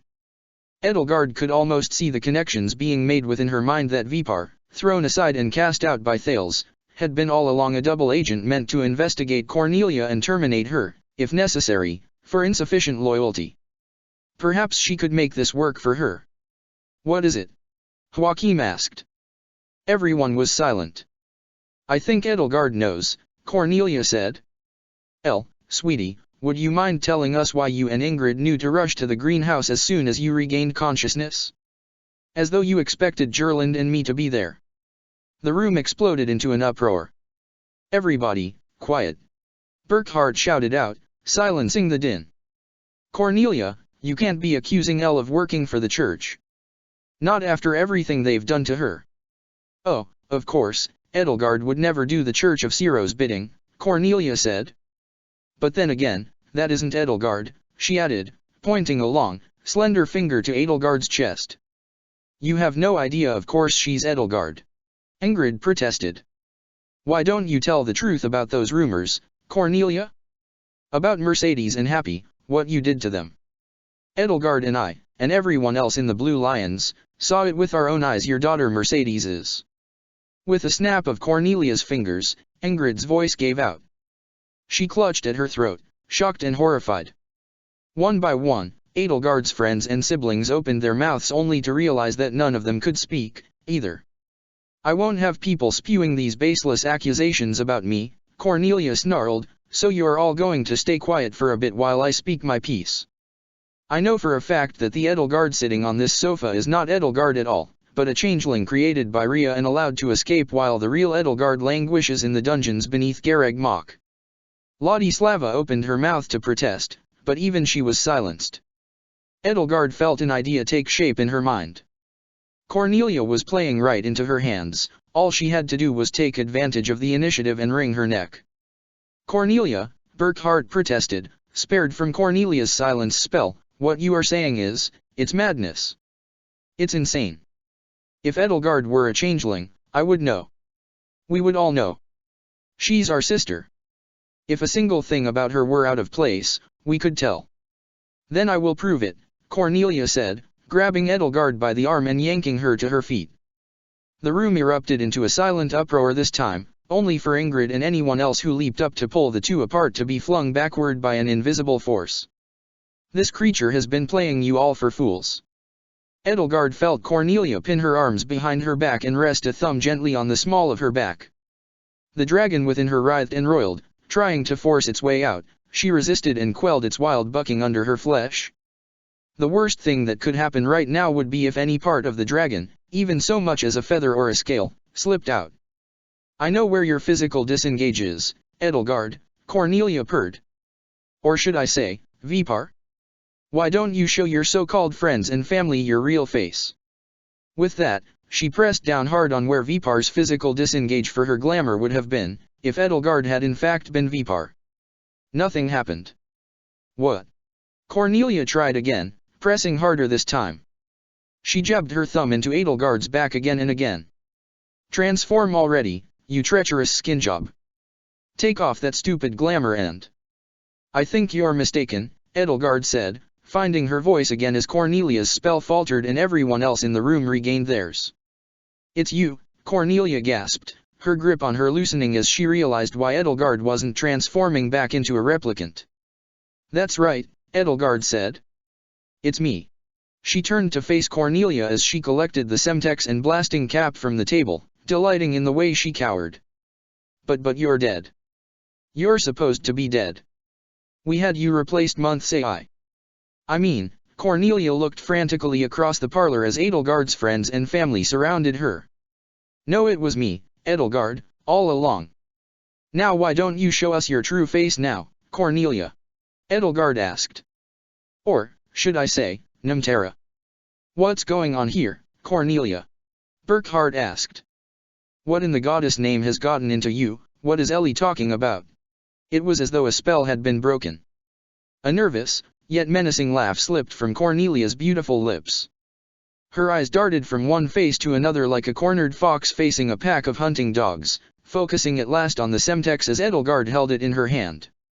I see, so this is the script you've so carefully crafted, Edelgard. To think we were dancing on your strings all along. Congratulations, she spat. You've made a fool of all of us. You had this planned out all along, didn't you? Edelgard recalled similar words from Cornelia as she had lain dying in Arianrod's citadel. But there was no cunning plan here, it had all been improvised by the skin of Edelgard's teeth. Of course I did, she said coldly. You were outmatched in wits from the very beginning. The moment I arrived in Inver, your failure became inevitable. You'll never know a moment's peace, brat. Thales will hear about all of this from me. Then you'll be sorry you ever meddled. Cornelia waved her arms, preparing to cast a warp spell, only for shackles of red light to twist around her wrists and bind her arms to her sides. What? Victor von Vestra's arms were outstretched, the faint outline of a magic seal hanging in the air before his hands. I'm sorry for my impulsiveness, Your Majesty, he said to Burkhart. I'll excuse it this time. Ladislava, Burkhart said to his personal guard, his face so pale it was nearly as ashen as an Agarthan's, detain this woman. He sounded as though he were about to cry and looked the part as well. Cornelia, I just have one thing to ask you. Why? You know I love you more than. Oh, shut up, you simp, Cornelia snarled at him as Ladislava and her accompanying guard took hold of her. Shut up and release me. Do you have any idea how incompetent you are? How lost you'll be without me to guide you? I was going to be the brains behind the throne, and everyone knew it but you. And yet you dare have your guards seize me? You're nothing without me, Burkhard. Edelgard is a lying brat, and she's likely been brainwashed by the church. Do you think Edelgard's the only one who saw the Death Knight's face at Castle Gaspard? Ingrid asked as she picked herself up off the floor with Marianne and Hilda's help. It's all true. Every word of it. You sealed your daughter into a suit of armor and turned her into a weapon. Cornelia wriggled free of Ladislava's grasp and broke the magical shackles Victor had placed on her. Oh, if you're so loyal to that brat, she snarled, flinging an arm out at Ingrid and conjuring a magic seal traced in glittering black and violet, then perhaps you'd be best suited as her dog. Marianne pushed Ingrid to the floor as the spell, whatever it was, sailed overhead and dissipated against the wall. Edelgard rushed to Ingrid's side and helped both of them up as Hilda, Joachim, and Gerlinde helped Ladislava pin Cornelia down and Victor struggled to hastily reapply his magical bindings to her. Edelgard jabbed the blasting cap into the brick and handed it to Ingrid, giving the dial a slight twist to set it for just under 5 minutes. I think she'll try to run for it, she said. Try to stick this on her before she warps away. Ingrid grimaced at it, then at Edelgard. Edelgard didn't know what Ellie had told her about it, but she'd probably said enough. It's best we dispose of that thing, she agreed, taking it from her. So you've all turned against me, then? Cornelia growled as she struggled against her captors. She gritted her teeth and forced a smile. Well, then, I suppose this day will go down in history as the Great Hresvelg Massacre of 1180. She ripped one arm free. Glistening black and violet miasma coursed along its length and a burst of dark filled the room for an instant. Motherfucker! Joachim shouted out amid a chorus of pained and surprised screams and shouts. When the darkness faded, Cornelia was free and her captors had scattered. Blood covered half of Joachim's face, staining and slicking his bristly brown hair dark burgundy black, and dripped from his side to the floor. Marta drew a dagger hidden under her bodice and lunged at Cornelia, only for another burst of darkness to throw her against the wall hard enough to leave cracks running through the ornate wallpaper. Ladislava and the other guard drew their swords to no avail. More magic flowed from Cornelia's nimble fingers, shaping itself into crackling black flames and violet bolts of lightning arcing through the air and wreathing themselves around her. The blades shattered, the parlor tore itself apart in a whirlwind of magic. Edelgard saw sprays of blood arc through the air and lunged at Burkhard, tackling him to the floor before an arc of black flame as sharp as the Death Knight's scythe could pass by where his head had been only a moment ago. She felt herself call upon her crest for strength as she and Burkhard fell together, forgetting for a moment but only for a moment its new cost. The crest of Ceros raced through her blood, sending electric ripples through her flesh as it lent her its strength and fed her transformation, even as Cornelia's magic struck her and burned deep and painful wounds into her flesh. Beating wings and a lashing tail, long suppressed, tore through her clothes, talons burst out from her fingertips. Her other half, in that moment, was nothing but pure instinct clouding her rational mind, a single instinct, a single primal thought, a single overriding urge: protect her family. Her wings unfurled to their fullest lengths, as though they could act as a shield. Wings of a black eagle spread out over the Hresvelg family. She gathered moonlight in her talons, silvery wisps curling around her clawed fingers. Cornelia's eyes widened at the sight of her, and Edelgard could see in them abject terror as she beheld the primal transformation and saw for the first time face-to-face shape of the Agarthans' most ancient enemy. Ellie. Burkhard gasped as he stared up at her, blue eyes wide in disbelief. Edelgard lunged forward on unsteady legs, stumbling. She was a patchwork of human and dragon again, ungainly and unfocused, letting instinct rather than reason propel the most animalistic and most difficult parts of her body to control. Marianne distracted Cornelia for a moment before she could ready a counter-attack, wielding Ladislava's shattered sword in a desperate, white-knuckled grip. Magic energy flowed in a frosty patina from her hands down the length of the broken blade and restored it with a shimmering pane of luminous rime to its former length and sharpness. "Stay back," she cried out. Edelgard's talons wrapped themselves around Cornelia's throat as she pinned her to the wall. Cornelia stared up at her, aquamarine eyes wide and pleading as the moonlight burned her flesh. "Please," Cornelia whimpered, her face racked with agony as the Luna spell cut through her magical defenses. "Crumble to ash," Edelgard growled, feeling her words slither past growing fangs. Cornelia's knee slammed into her chest, knocking the wind out of her. She wrenched herself free and bolted unsteadily, running past the wounded. Edelgard's talons, still blunted that Rhea for grooming them so fastidiously, raked across her back, just barely tearing furrows in the back of her black dress and scattering the feathers from the boa that had been wrapped around her shoulders. A bolt of lightning struck her in the chest, lighting up every nerve in her body. She felt her back arch and her head snap back as her muscles, new and old, convulsed and stretched themselves taut. For a moment, the world vanished in a haze of pain. "Oh, no you don't!" Hilda shouted out, smashing Cornelia in the back of her head with a decorative vase before she could make for the door. Ingrid and Justine tackled her to the floor and grappled with her. Cornelia swatted them both away like flies, bolts of black lighting striking them with enough force to lift them off their feet and throw them across the room, and pulled herself up. Edelgard forced herself up on all fours as the lightning coursing through her released its hold on her, and her eyes met Cornelia's, her vision only slightly obscured as her hair, torn from their buns, fell over her eyes. Livid red scarring from Edelgard's Luna spell circled Cornelia's neck like rope burn from a hangman's noose, blood trickled down her brow from a sticky mass of bloodied hair plastered to her forehead. She breathed heavily through gritted teeth. The doors to the parlor burst open and 8 palace guards, armored and armed to the teeth, rushed in, surrounding her. "You, insects," she hissed. She began to laugh, despite the fear etched into every line and contour of the rat-like snarl affixed to her face. "Oh, Edelgard. Dear, sweet Edelgard.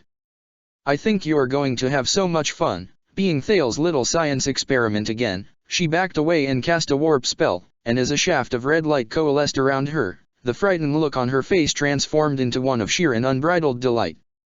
"Cornelia!" Burkhard shouted out, lunging at her as her form dissolved into fading motes of bloody light. "Ladislava, organize a search party at once, comb the palace grounds." He fell silent as he and Edelgard both assessed the ruined parlor.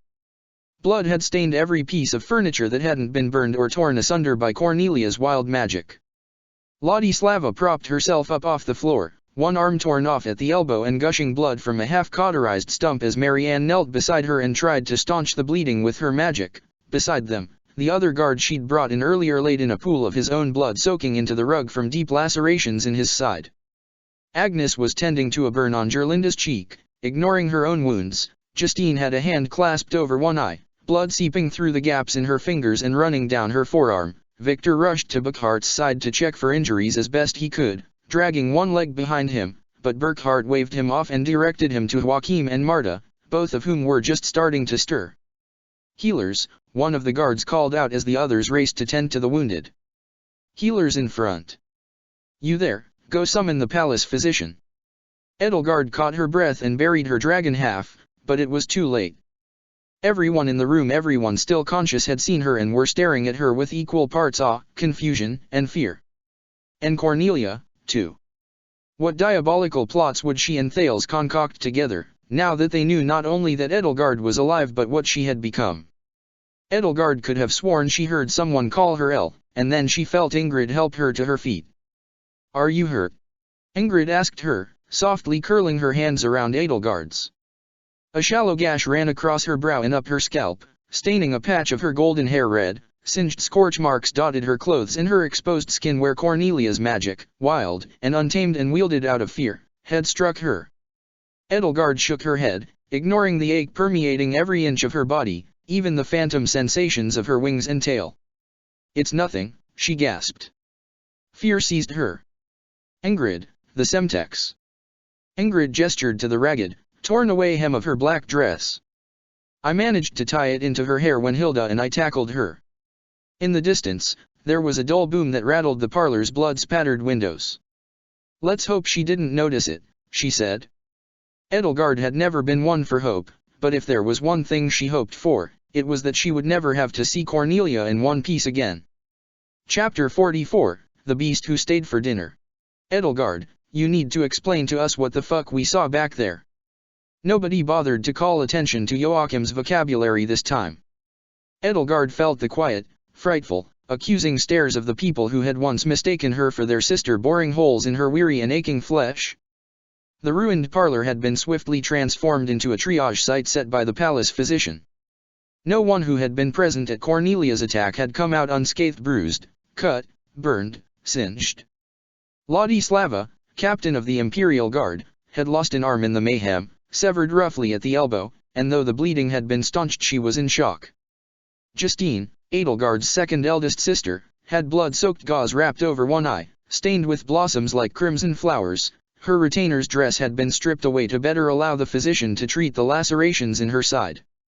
Gerlinde, the eldest sister, carried a haunted look in her eyes and an angry red burn on her fair cheek, and her retainer was unconscious on a makeshift cot at her side, her face pale. Joachim, one of the middlest children of the Hresvelg family, was pale, stained and splattered with his own blood, and so was his retainer. Burkhard, eldest of the Hresvelg siblings and young emperor of Adrestia, had a freshly healed gash on his side that was already starting to scar, the skin unhealthily mottled around it where dark magic had soured the flesh, and his own retainer limped from one patient to another alongside the physician and whoever else knew healing spells, treating what they could treat. Edelgard's friends had fared no better, but mercifully, no worse, where bolts of Cornelia's dark fire and lightning had struck her. Ingrid had suffered minor burns, Hilda had a dislocated shoulder, Marianne trudged behind the physician to lay hands on what she could, but though her injuries weren't so bad that anyone was forcing her to rest, it was clear that she was struggling to stay on her feet. Edelgard found herself at a loss. "I think you're going to have so much fun, being Thales's little science experiment again." Cornelia's last words to her had been a wicked and gleeful promise that if she were to reach Thales with the news of her transformation, he would gain a hold of her once more, and this time she would not survive his twisted experiments. And worse, they had been a confirmation that Thales hadn't kept news of her unique circumstances to himself. Who else among those who slither in the dark knew about her?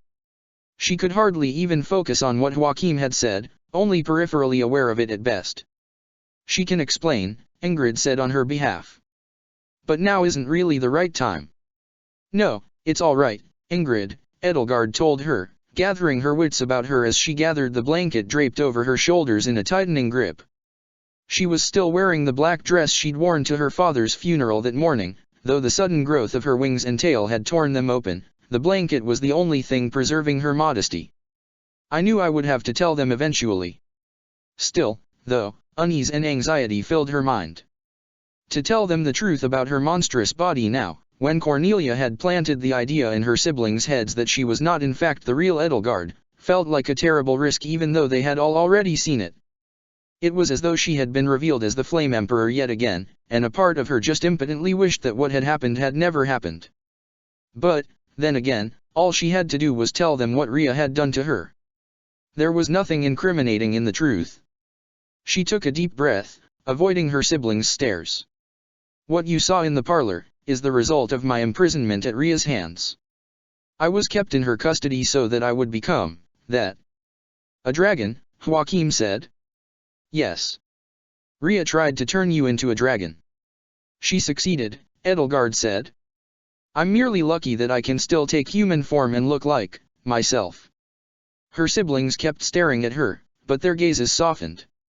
Finally, Burkhard stood up from his cot, despite sputtered protests from his retainer, took slow and halting steps toward her, and lowered himself to her knees in front of her.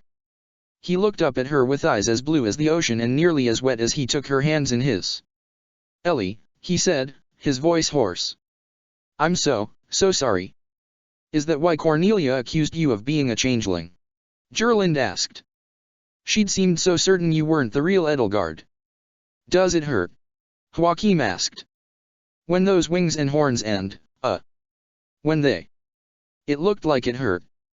Edelgard shook her head. "It doesn't hurt anymore.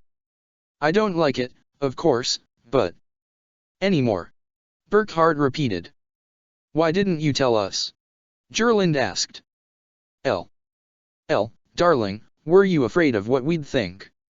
Edelgard shook her head, though she had to admit that a part of her she couldn't ignore had been. "No," she said, "it was Cornelia.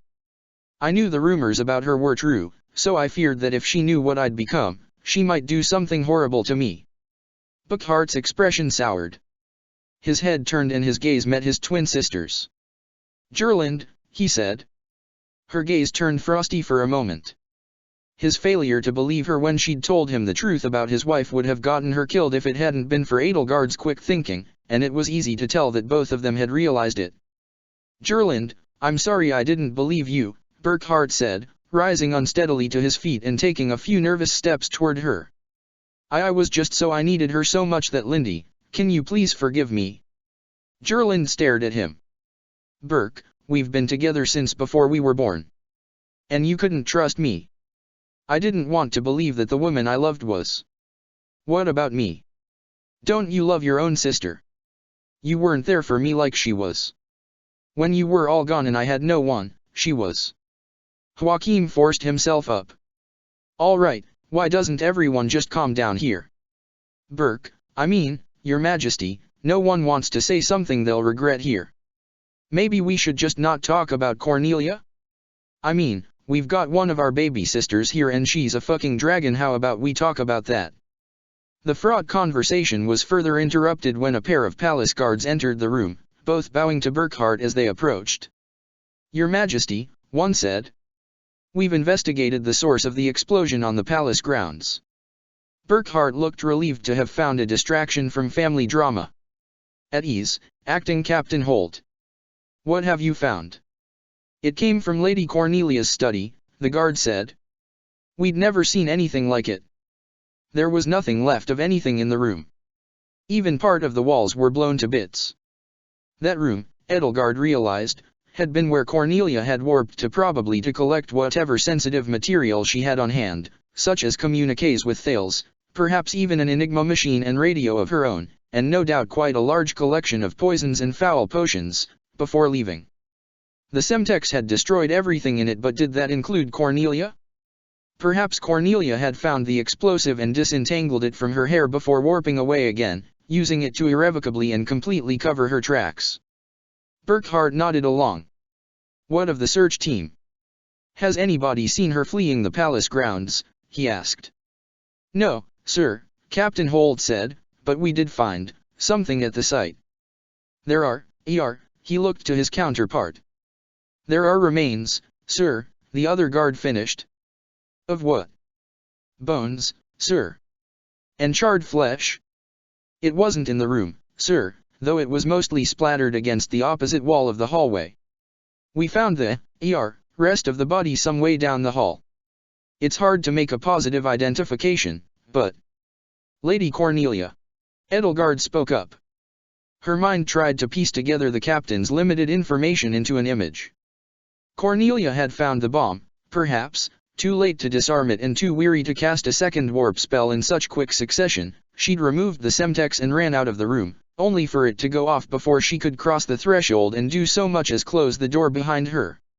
She'd lived long enough to crawl down the hall, but only barely. From what we can tell, the captain said, Your Majesty, it was your wife. I'm sorry. Edelgard felt a relieved sigh escape her. At her side, Ingrid did the same. Cornelia had been killed by the very same technology that made her kind so superior to surface-dwelling humans. The nightmare she had inflicted on so many lives was over. Burkhardt was silent for a long while, staring down glumly at the floor. Your Majesty, the captain asked him. What will I say to Baron Rusalka? He croaked, shaking his head. I want to see her. It's a grizzly. I want to see her, he repeated, more firmly this time. Yes, sir. Edelgard pulled herself to her feet. I need to see, too. She couldn't take chances with an Agar then, especially not Cornelia. And perhaps there were important remnants in the study that might otherwise be disposed of by ignorant servants. Ingrid. Ingrid nodded. If His Majesty permits. Burkhardt nodded, then turned to his retainer. Victor, thank you for your help. Now lie down and stay off that leg, you've done enough. The guards led him, Edelgard, and Ingrid out of the parlor and deeper into the palace. Cornelia had taken for her study a secluded office deep within the palace, one with polished stone walls and not a single window, a place no one could peer into from the outside, tucked away. Edelgard had used it as a secure meeting place with Hubert and other conspirators throughout her life. It was as familiar to her as any other part of the palace. And it was gone. Debris littered the hallway and the scent of burnt hair and flesh filled the air.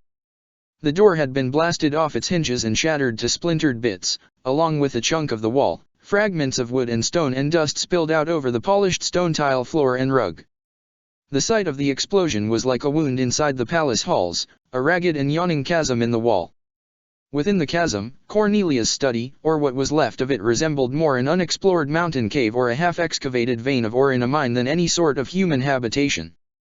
The smooth, polished marble faces of the walls were cracked and battered, everything that had been in the study had been torn apart as though by a wild beast and charred and blackened as though by dragon fire.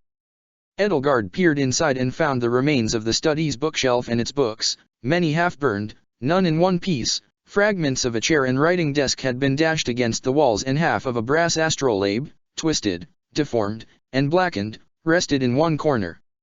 Edelgard also saw a metal plate that resembled the face of Voul's radio, the metal itself twisted in a knot, and scattered around it were little bits of strange devices, their alien shapes warped even further beyond recognition, along with a few broken finger pedals that might have been from an Enigma device. She only looked inside for a moment, though, before the trail of debris led her back out of the room and toward the opposite wall of the hallway. Debris had showered the wall, and so too had a smear of blood almost vaguely resembling a butterfly's wings. On the floor below the smear was nearly half of a body, the bottom half, a waist, and portions of 2 legs shattered to pieces, fair skin stained with blood and burned in places to a blackened char like overcooked meat. Spears of shattered bone jutted out from some of the hunks of flesh, draped with smoldering cloth. A bloody trail snaked from the bits of flesh and bone further down the hall to the rest of the body, perhaps no less than 10 feet away. The rest of the body was wrapped in a charred and bloodied bodice, its exposed flesh, quite a lot of it blackened and scorched, so thoroughly that it more resembled an over-roasted boar that had spent far too long on a spit than a human being. Edelgard could see a few locks of less burnt hair that still had their salmon-pink coloration. That was her only clue that she was looking at the remains of Cornelia von Rusalka, or rather, the Agartha and replicant Nemtera. The body she had been so proud of had been reduced to spottily well-done meat. Burckhardt approached the body gingerly and used the tip of his boot to roll it onto its back. Cornelia's face and chest had been spared the scorching heat of the blast, but not the impact with the wall. Her face was a squashed and bloodied mess, her nose burst like an overripe tomato, her jaw twisted, and her gaping mouth bereft of nearly half of its teeth. One eye had been crushed in its socket, the other stared out sightlessly. "Oh, goddess," he choked out, his ashen complexion turning a sickly greenish. Edelgard knelt at the corpse's side, holding her nose to ward off the stench of burning flesh. It reminded her too much of Thirdyad. She'd killed soldiers by fire and explosion, too, and seen such grisly sights on the battlefields. The Adrestian Empire had employed black powder during the war, after all, but it was that helpless city set aflame that stuck in her mind. Bodies of innocent civilians who had died in their homes while they prayed for deliverance had been dragged out of it for weeks. There was a bloody and ragged hole in Cornelia's chest, ribs shattered and broken inward, as though a blunt object had with great force punctured her chest. There was a gap in her innards, between her lungs and her ribs, where a heart might have been. Edelgard recalled one of her clandestine meetings with Thales as the Flame Emperor. It felt like several lifetimes ago, in the aftermath of Geralt's death at Cronia's hands. "If you were to die, then the mystery of our bodies would be revealed," he had told Cronia. She also recalled the sight of Solon burying his hand in Cronia's chest and ripping out the dark stone that served as her heart. That was the mystery of their bodies. The unique matter of their flesh could alter itself and make itself human, but no matter how thoroughly they transformed, that artificial crest stone remained. Someone must have been waiting here outside the hall for Cornelia to arrive. Her escape had been planned, it seemed, or perhaps only the contingency had been prepared for and, at her dying behest, had ripped the stone from her heart so that no one could learn that she was not truly human. But all the same, she was dead. Dead as a doornail. Edelgard caught her breath. "It looks," she said, "like someone tore out her heart." "Her heart?" Captain Holt asked, his brow furrowing. "I can't say for certain why, but I'm certain it was removed." "Has the body been moved since you found it?" The other guard shook his head. "So it was removed before you found her, immediately after the explosion?" Edelgard looked to the carpet ahead of where Cornelia's mutilated body had come to a stop. There looked to be boot prints stamped into the rug, as though someone had been standing there. "Investigate everyone's whereabouts at the moment of the explosion. I do think she had an accomplice within the palace." Captain Holt and the other guard looked to Burckhardt, as though to remind Edelgard that she wasn't in charge here. Burckhardt nodded. "See to it," he said, speaking curtly as though afraid he'd vomit if he kept his mouth open for too long. "What she said?" The guards saluted. "Yes, sir." A burned and blackened hand, minus several fingers shorn off by the blast and impact, clamped around Edelgard's neck and began to squeeze. Edelgard grabbed at the corpse's reanimated wrist, her fingernails cracking roasted and blackened skin. As she tried to pull the dead hand away from her, its flesh sloughed off between her fingers. A wordless moan, half snarl, half death rattle, escaped Cornelia's ruined mouth as her single remaining eye came to life and fixated on her. Burkhard, Ingrid, and the guards shouted out in alarm, and without a moment's haste Ingrid grabbed a saber from one of the guards and brought it down on the corpse, first severing the arm, then hacking the corpse to pieces as it writhed in its death throes like a beheaded serpent. The guards pulled Edelgard up to her feet and ripped the disembodied arm from her neck as the corpse's mutilated remains twitched and spasmed for a few agonizingly long seconds before at last falling still. It was over. Cornelia was dead. Ingrid let the bloodied saber fall from her hands, her chest heaving. "Edelgard, are you okay?" she asked. Edelgard nodded, gingerly rubbing her throat where Cornelia's fingertips had bruised it as she gasped for air. "I'm all right." Burkhard doubled over, braced his arms against the wall to steady himself, and vomited onto the floor. If there had only been a funeral that morning, it would have been an exhausting day. If there had only been the funeral and the assassination attempt which had gone so horribly awry, it would have been an exhausting day.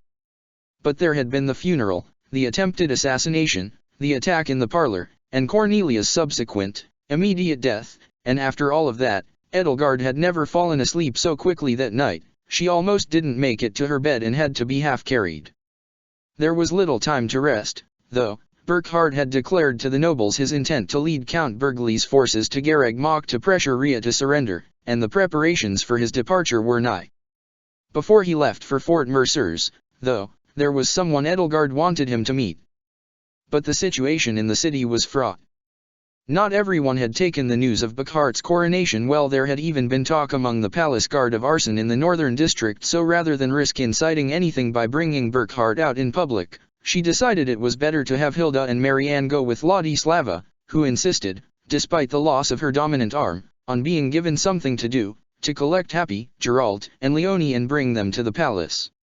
Burkhard was absent for breakfast anyway, his seat in the dining hall remaining conspicuously empty to the surprise even of his three consorts, who had been informed of the previous night's grisly events but only knew of them second-hand. If it hadn't been for Victor coming down and assuring the others that he was simply very busy, everybody would have worried for his health or safety.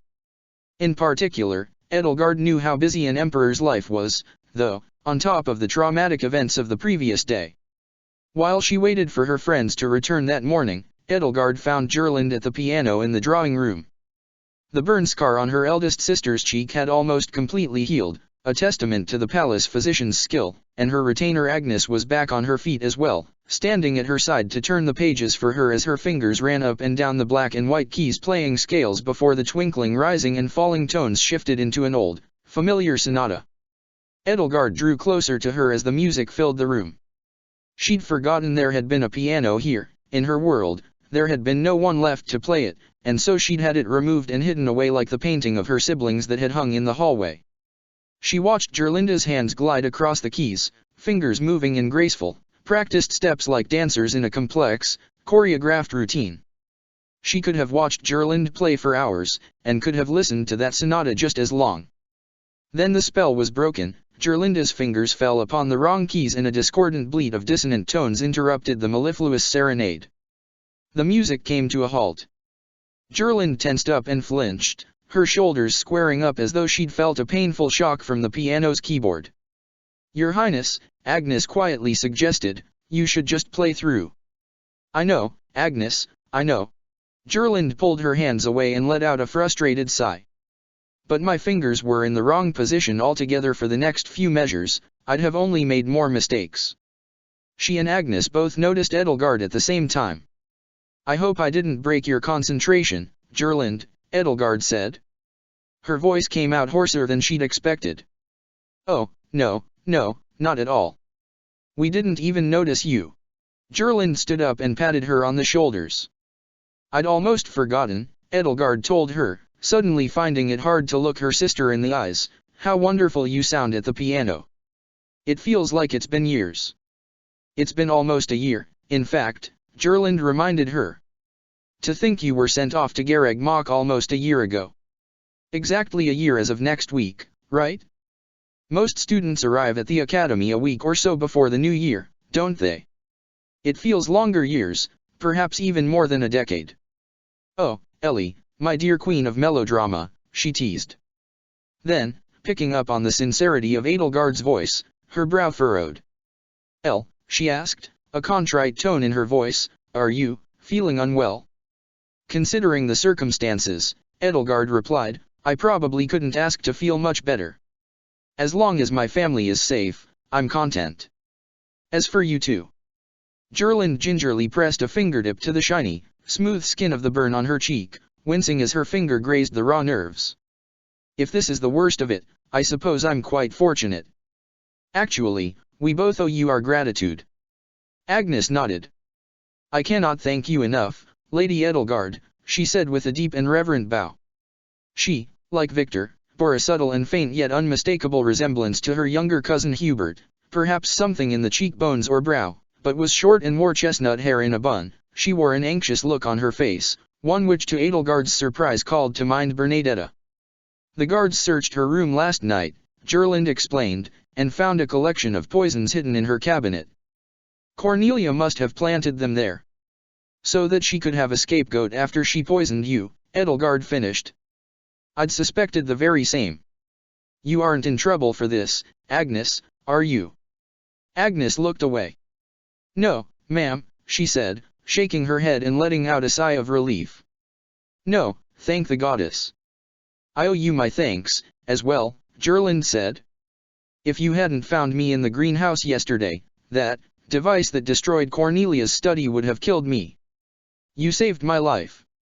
You of all people. Little Lazio, right, you never liked that name. Edelgard didn't want to dwell on the thought of her eldest sister resembling in any way Cornelia's charred and mangled corpse. Gerland reached out and tousled her hair. I think it's time you got a more fitting nickname, Elle. The tip of her fingers brushed against the tip of Edelgard's ear. What's this? Oh, that, Edelgard said, wishing she'd remembered to do her hair up earlier that morning as her sister brushed away locks her hair and parted it to get a better look at her ears. A byproduct of my condition, I suppose. They don't go away. Is that why you had your hair done up in those cinnamon rolls? Yes. I didn't want people thinking I was anything less than human. Most of all, I didn't want Cornelia finding out. Well, they're cute, Gerland said, inspecting the other side of her head to confirm that the other ear was just as pointy. And you're not less than human. Just different. Those buns did look good on you, though. You looked so mature. I barely recognized you for a second. There was a simple, proud smile on Gerlinda's face. I'm so glad to have you back. Your Highness, on both Lady Gerlinda's behalf and my own, I am ever so glad Hubert brought you back to us as well, Agnes said to Edelgard. I'm sad that he could not have accompanied you any farther, and I fear for his safety, but I cannot imagine what Cornelia would have done to all of us if you hadn't been here to stop her. Well said, Agnes, Gerland said. And stop her is right. I was speaking with Agnes last night, and we both noticed how frightened Cornelia had looked at the sight of you. If it hadn't been for, she frowned and looked away. Ellie, darling, do you, mind talking about the elephant in the room? Or rather, the dragon? Since we've already broached the subject with your ears. I wouldn't say I mind talking about myself, Edelgard replied, nearly making Gerland smile. I think, Gerland said, if you hadn't been a dragon, Cornelia might have had her wits about her, you and Ingrid might not have been able to tie that device to her, and she might have been able to kill us. Edelgard remembered the fear on Cornelia's face. Gerland had a point. Cornelia had been far less cold and calculating than she knew she could be. I suppose that body does have its uses. Now, when we were at Garreg Mach, I was just so shocked and excited and, of course, perhaps just a little bit jealous when I heard that you and Lady Rhea had correspondences. All my life, I'd wanted to meet her. And there you were, having tea with her. But, this, she said, was that what she wanted to do with you all along? All these times she was meeting with you. Edelgard nodded. And all I cared about was whether you could have her say more than 2 words to me. I'm so sorry. I had no idea. Does it hurt, Ellie? I don't mean to pry, I just want to know that you're not in pain. It doesn't hurt anymore, so there's no need to worry. I hope you don't mind me saying those wings looked beautiful, though, Gerland said. You don't, do you? I suppose you have to preen them, or no, never mind. I'm sure it was difficult for you. But can you fly with them? I haven't tried, I'm not quite certain I want to, Edelgard said, trying not to sound too frosty. Before Hubert helped me escape, I think I might have only been a few days away from Rhea pushing me off the roof to see if I could fly. The color left Gerlinda's face. I'm so sorry, Elle. I ought not to have offended you. It sounds terribly frightening. It was. I was afraid that I myself would cease to exist if Rhea's experiments continued. All I wanted was to be Elle again. I understand.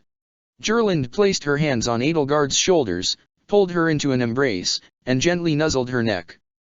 You're always Elle to me. No matter what you look like, you'll always be my baby sister Elle. You're certainly stubborn enough for it. Edelgard found herself torn between laughter and tears as she hugged her sister.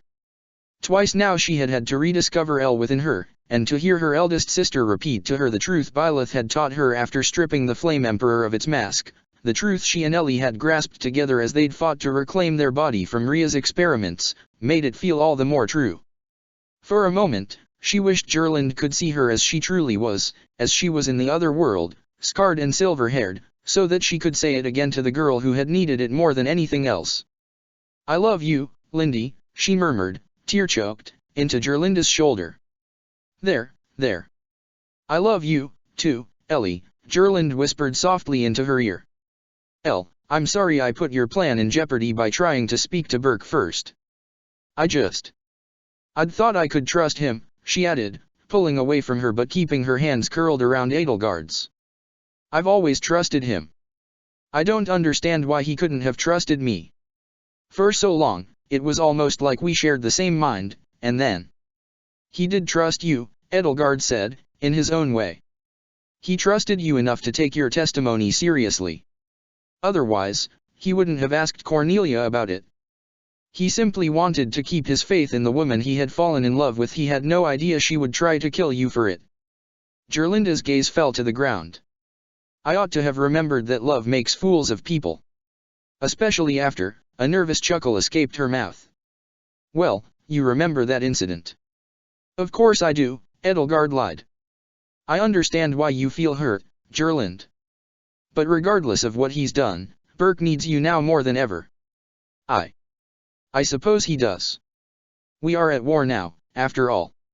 We ought to have returned to Inver earlier, though, Gerlind said, worrying a lock of her wavy golden hair that had fallen out of its bun around one finger. If I'd been there for him before he and Cornelia had married, then perhaps he would have been better off. Although I suppose I don't understand the pressure of being emperor, especially at a time like this. These aren't enviable times to be a ruler. It would take its toll on anyone, Edelgard agreed. Now, are you finished practicing for the day, or can I hear you play again? Gerlind smiled. Okay, Ellie. One more time. For you, my darling little sister. She sat down and started the sonata again, and this time she played it perfectly to the beautiful end. The last notes were still ringing in the air when Ingrid entered the room. Oh, there you are, Edelgard. Hilda and Marianne just got back from the city. Go on, Gerlind said, patting Edelgard on the shoulder. I've got more practicing to do. Edelgard nodded, forced herself to tear herself away from her sister, and joined Ingrid. Ingrid, are you all right? She asked her as the two of them headed down the halls to the foyer. Ingrid still looked battered and weary from the fight, and there was a sort of melancholic look in her eyes. While Hilda had been complaining all morning about how sore her shoulder was, Ingrid tended to bear her pain silently. I'm fine, Ingrid assured her. Just a little, well, she scratched absent-mindedly at the side of her neck. No, it's stupid. Never mind me. If something's wrong, you should tell me, Edelgard said. Okay. Ingrid sighed. Do you recall yesterday in the parlor, when Cornelia, was it just me, or did she threaten to turn me into a dog? Edelgard almost laughed at the genuine worry on Ingrid's face. I suppose I do recall her saying something to that effect. Ingrid, you're more than a dog to me. Ingrid's cheeks were reddening. Well, it's not that. I remember Marianne pushing me out of the way of whatever spell she'd cast, but I just can't help feeling worried now. Every time I feel a random itch, I worry it might be some delayed effect of the spell that didn't come even close to touching you. Edelgard rested her hand on Ingrid's shoulder. I understand. When I was Ria's captive, I was paranoid about whatever random pain or itch or ache I was feeling, terrified of what part of me might be taken away next. But you have nothing to worry about. I just think about what she did to Happy, though, and Happy was a subject of Cornelia's experiments for years. Things were done to her crest that even Hanuman had difficulty fathoming. Now, Cornelia hadn't corrupted your crest of Daphne, had she? No, Ingrid sheepishly admitted. Well, then, I assure you, you're in no danger of waking up one morning with a tail, Edelgard said. Ingrid nodded and smiled, but there was still a tense look on her face, a worry that hadn't yet been assuaged. Perhaps she still couldn't shake off the fear that she might still be transformed as Happy was, or perhaps something else was bothering her altogether. However, on the off chance that you do find yourself transformed into a beast, well, I suppose I've no choice but to pay you back for the kindness you showed me, Edelgard said. I promise I'll brush your coat and take you for walks every day. A peal of wheezing laughter burst out of Ingrid's mouth. Edelgard, she gasped, her face flushing red. You can be so incorrigible sometimes. The two of them reached the foyer and found Ladislava, Hilda, and Marianne waiting for them with Geralt, Leonie, and Happy in tow. Geralt and Leonie both looked more than a little out of place against the palace's finery and its lush interior decorating, Geralt in commoner's garb covered in a fine layer of shed scarlet fur, Leonie still in her academy uniform, and Happy, of course, being Happy. Hey, Brain, Happy said. Hey, horse feathers. Nice place you got, Geralt said, eyeing the decor. Can't say I've ever been in a palace before. Good morning, Edelgard greeted them. I hope your stay in the city hasn't been too burdensome. Can I take this cloak off now? Happy asked, grabbing at the edges of the cowl that fell over her head to hide her horns and ears. Cornelia's gone, right? Yes to your first question, Edelgard told her, and as for your second, Cornelia isn't just gone, she's already half cremated. Happy might have sighed in relief if not for her unique affliction. Instead, all she said was, good. She discarded her cloak, revealing herself in all her monstrous glory, a shaggy mane of scarlet hair pouring down her back and over her shoulders framing a human face, cat-like ears, and curled ram-like horns shining like polished onyx sprouting from the dense forest of hair. A ragged tunic and pair of pants barely fit her oversized body, hiding the rosette-patterned scarlet and black fur that covered her arms and legs and ran up her back, the bushy tail that swayed lazily to and fro with a mind of its own, the scaly black bits like natural armor plating on her shoulders and tracing her spine. Three of her kittens, Ferdinand the orange and cream-colored cat, and Dimitri and Lysithea the white-haired cats, poked out from the sea of her mane. The other three had been left behind on the boat, as Happy had realized they were much happier there than they had been on the run with her. I hope you've got space for the kid to run around in this place, Geralt said. There was hardly room to swing a cat in the inn we went to. There's no shortage of space here, Edelgard said as Happy bowed her head and allowed her to scratch behind one ear. How's the city? Terribly nerve-wracking, Marianne said. I've felt less tension in the air at Fodlan's Locket, Hilda said. You're telling me, Leonie said. There was a brawl in the bar under our rooms last night when the news of Buckhart's coronation reached them. It almost spilled out into the streets. I never imagined commoners would care so much about who became emperor. It's not like anyone back at home cared which house headed the Alliance Round Table. Well, in these times, whether Anselm or Burkhart became emperor would influence many people's lives, Edelgard said as Happy began doting on her as she typically did. Anselm would have probably declared an alliance with the church and war on Faerghus if he'd been crowned. Huh. And some people wanted that. Some people who don't know the Church of Ceros like we do, Edelgard corrected. It's unfortunate to see such strife in my home, she continued as Happy draped herself over her body, purring so loudly she nearly drowned out her voice, but I suppose the common people have few legitimate opportunities to air their grievances to the ruling class. It's not so hard to believe that their unheard pleas and frustrations could take the form of wanton violence when they have no other recourse. A part of her wondered, though, if any of Dede's covert cells were in the city fomenting violence in order to destabilize Faerghus' potential enemies, though if Burkhardt was considering an alliance with Dimitri, there'd be no point in encouraging unrest. Ferdinand always said that the duty of nobles is to resolve disputes between commoners, but that only begs the question, what if the nobility is the cause? Happy's weight grew more and more burdensome until she dropped to the floor with Edelgard pinned down underneath her, knocking the wind out of her and putting a sharp and sudden end to her musing. Lady Edelgard! Ladislava cried out, rushing to her side. Happy, by my authority as the captain of His Majesty's personal guard, I. It's all right, Captain, Edelgard said as Happy forcefully nuzzled her cheek. I'm used to this. Just give her a moment, she'll get bored. No, I won't, Happy whispered in her ear. Really, though, Happy, Ingrid said, trying to pry her off of Edelgard. You could have hurt her. I do need you to let me go, Edelgard told Happy, gently but firmly pushing her away. I have someone I'd like you to meet. No. Please. Oh, all right. Happy released her. But only because you said please. Burkhardt had been busy the whole morning meeting with Count Bergliez, Duke Agir, and Baron Ruzelka, the latter of whom he had very bad news for, so Edelgard wasn't surprised upon being allowed into his study how haggard he looked. Burkhardt had a way of carrying himself proudly when in the presence of people he wished to impress, and then subsequently and immediately deflating when removed from their presence. All of the accumulated stress from his meeting with the three nobles fell upon him all at once, bowing his head and shoulders. His eyes were red-rimmed, the flesh around his eyes swollen by tears. Ellie, he said as he let her in, I hope you haven't been worried. We've all been worried, Edelgard said to him matter-of-factly. Burkhardt sat at his desk and rubbed his brow. Is that so? All of you, he asked her, his mind no doubt dwelling on the harsh words between him and his twin sister last night. All of us, she confirmed. Burke, what happened yesterday was an extraordinarily awful event. I know that as Emperor, you have no choice but to keep moving forward. I also know how hard it is to address one's duties and responsibilities while bearing this crushing weight. I want you to know that I'm here for you. Your siblings are here for you. You can't move forward bearing this burden alone, but you aren't alone. I appreciate your gesture, Elle, he said, but you really can't imagine what I'm going through. You have no idea what it's like to have your own beloved wife ripped away from you before your eyes, or to find out that someone you love has been a horrible ghoul in disguise. Edelgard knew what both of those things felt like.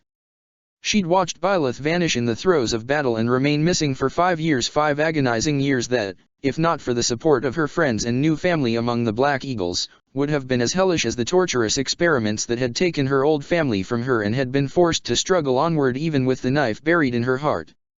She'd seen her kind and loving uncle, who had doted on his sister's daughter as though she were his own father, reveal himself to be a wicked and megalomaniacal master of evil. But she had no way to speak of those things to him, not in a way that he, in his fragile state, would be willing to hear. This past year, she said instead, I've lost friends. Ash, one of my classmates in the Blue Lions, died before my eyes. He didn't even leave a body behind to be buried. I watched the Knights of Ceros tear Hubert away from me while he bled nearly to death, all because I was too weak in my body, too unnaturally shaped for me to fend for myself, and now I have no way of knowing whether he is alive or dead.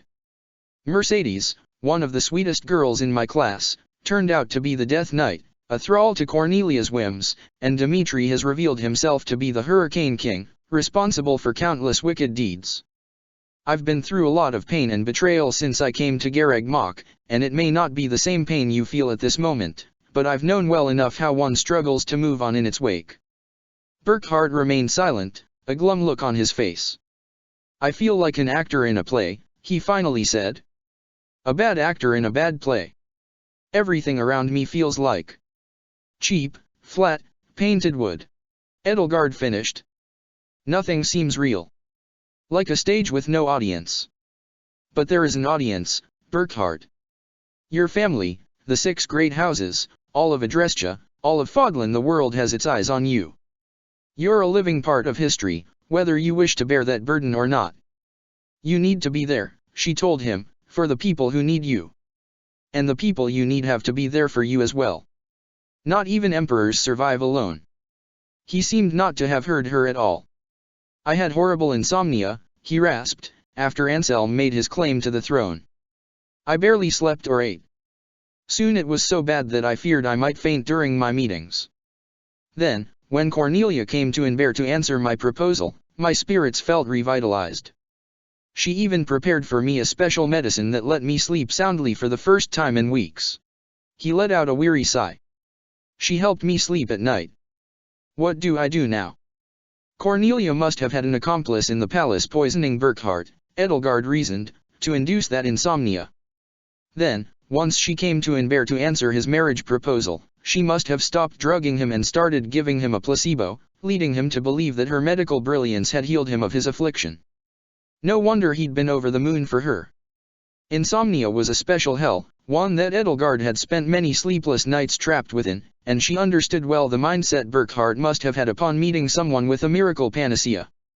No wonder he'd fallen head over heels for Cornelia. She'd made herself his savior, just as she had done to Mercedes, and just as Thales had done to Dimitri.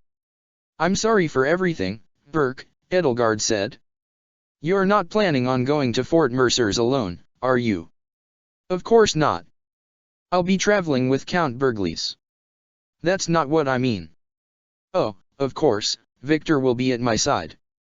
Ladislava, unfortunately, well, I'm afraid she needs to stay here and recover. The poor woman, it must be miserable for her.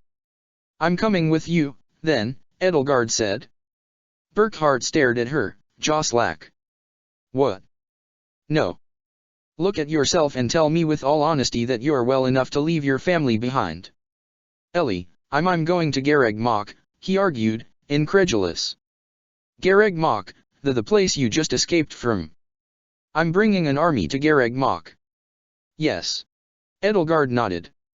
That makes me feel a lot safer. After what Ria did to you, Burckhardt said, you shouldn't want to go anywhere near that place. What's gotten into you? You're acting like everyone's big sister all of a sudden. I've been Dimitri's big sister for the past 6 months, Edelgard retorted. With everything that happened, I've had to mature very quickly. If you need someone to look after you. Burckhardt let out a nervous laugh. Ellie, my pride won't allow it. And beside, if you come with us, who knows what Ria will do. I have a duty to keep you safe. What would Uncle Vokhard think if you came all this way to me only to fall into danger again? Bring me with you as far as Fort Mercers to start, at least, Edelgard said to him. I want to be here for you, Burke. I know that the pain you feel is going to linger, and you don't deserve to bear it alone while you have such important work to do. Burckhardt stood up, wrapped his arms around her, and gently tousled her hair in a far less teasing way than Gerland typically did it. You're a good kid, Ellie. I'll think about it. Edelgard felt her heart leap into her throat. It felt so much better to hear praise from her eldest brother than she'd ever imagined. Burke, will you come with me down to the foyer, she asked. There's somebody I'd like you to meet. With little protest, he followed her downstairs to the foyer, where he found Ladislava, Hilda, and Marianne accompanying a grizzled mercenary, his young, former, apprentice, and a 7-foot-tall beast woman. I believe introductions are in order. This here is Geralt, former captain of the Knights of Syros, Edelgard told Burckhardt as his eyes fixated on the massive woman standing before him, and the redhead at his side. The other redhead is his greatest apprentice, Leonie Pinelli. And the tall woman there is Happy von Rusalka, Lady Cornelia's adopted daughter. Happy lifted one paw and waved it. Sup, she said. Ladislava cleared her throat.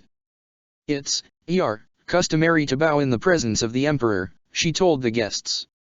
If it weren't for these 3, I'd have never made it out of Garreg Mach, Edelgard told Burckhardt as Geralt and Leonie, neither of whom were much for formality, offered polite, curt bows to him. Happy just stood there, meeting Burckhardt's stupefied gaze.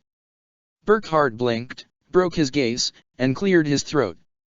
As Captain Ladislava said, and by the way, Captain, you really shouldn't be up and about. It is customary to bow to the Emperor. So you're Cornelia's husband, huh? Happy asked, pointedly ignoring all decorum. Don't take it personally, Edelgard told Burckhardt, worried he might be offended. I was, Burckhardt said, struggling to find the right word. Until I was made aware of her wicked ways, that is. I would divorce her, but, well, death has washed my hands of that. Happy cocked her head, a wry little smile twitching at the corners of her lips. So, your Emperorness, was she all sunshine and kittens for a while to begin with before she pulled out the thumbscrews and made your life hell? Burckhardt reflected on her words. No thumbscrews. Lucky. Hilda spoke up.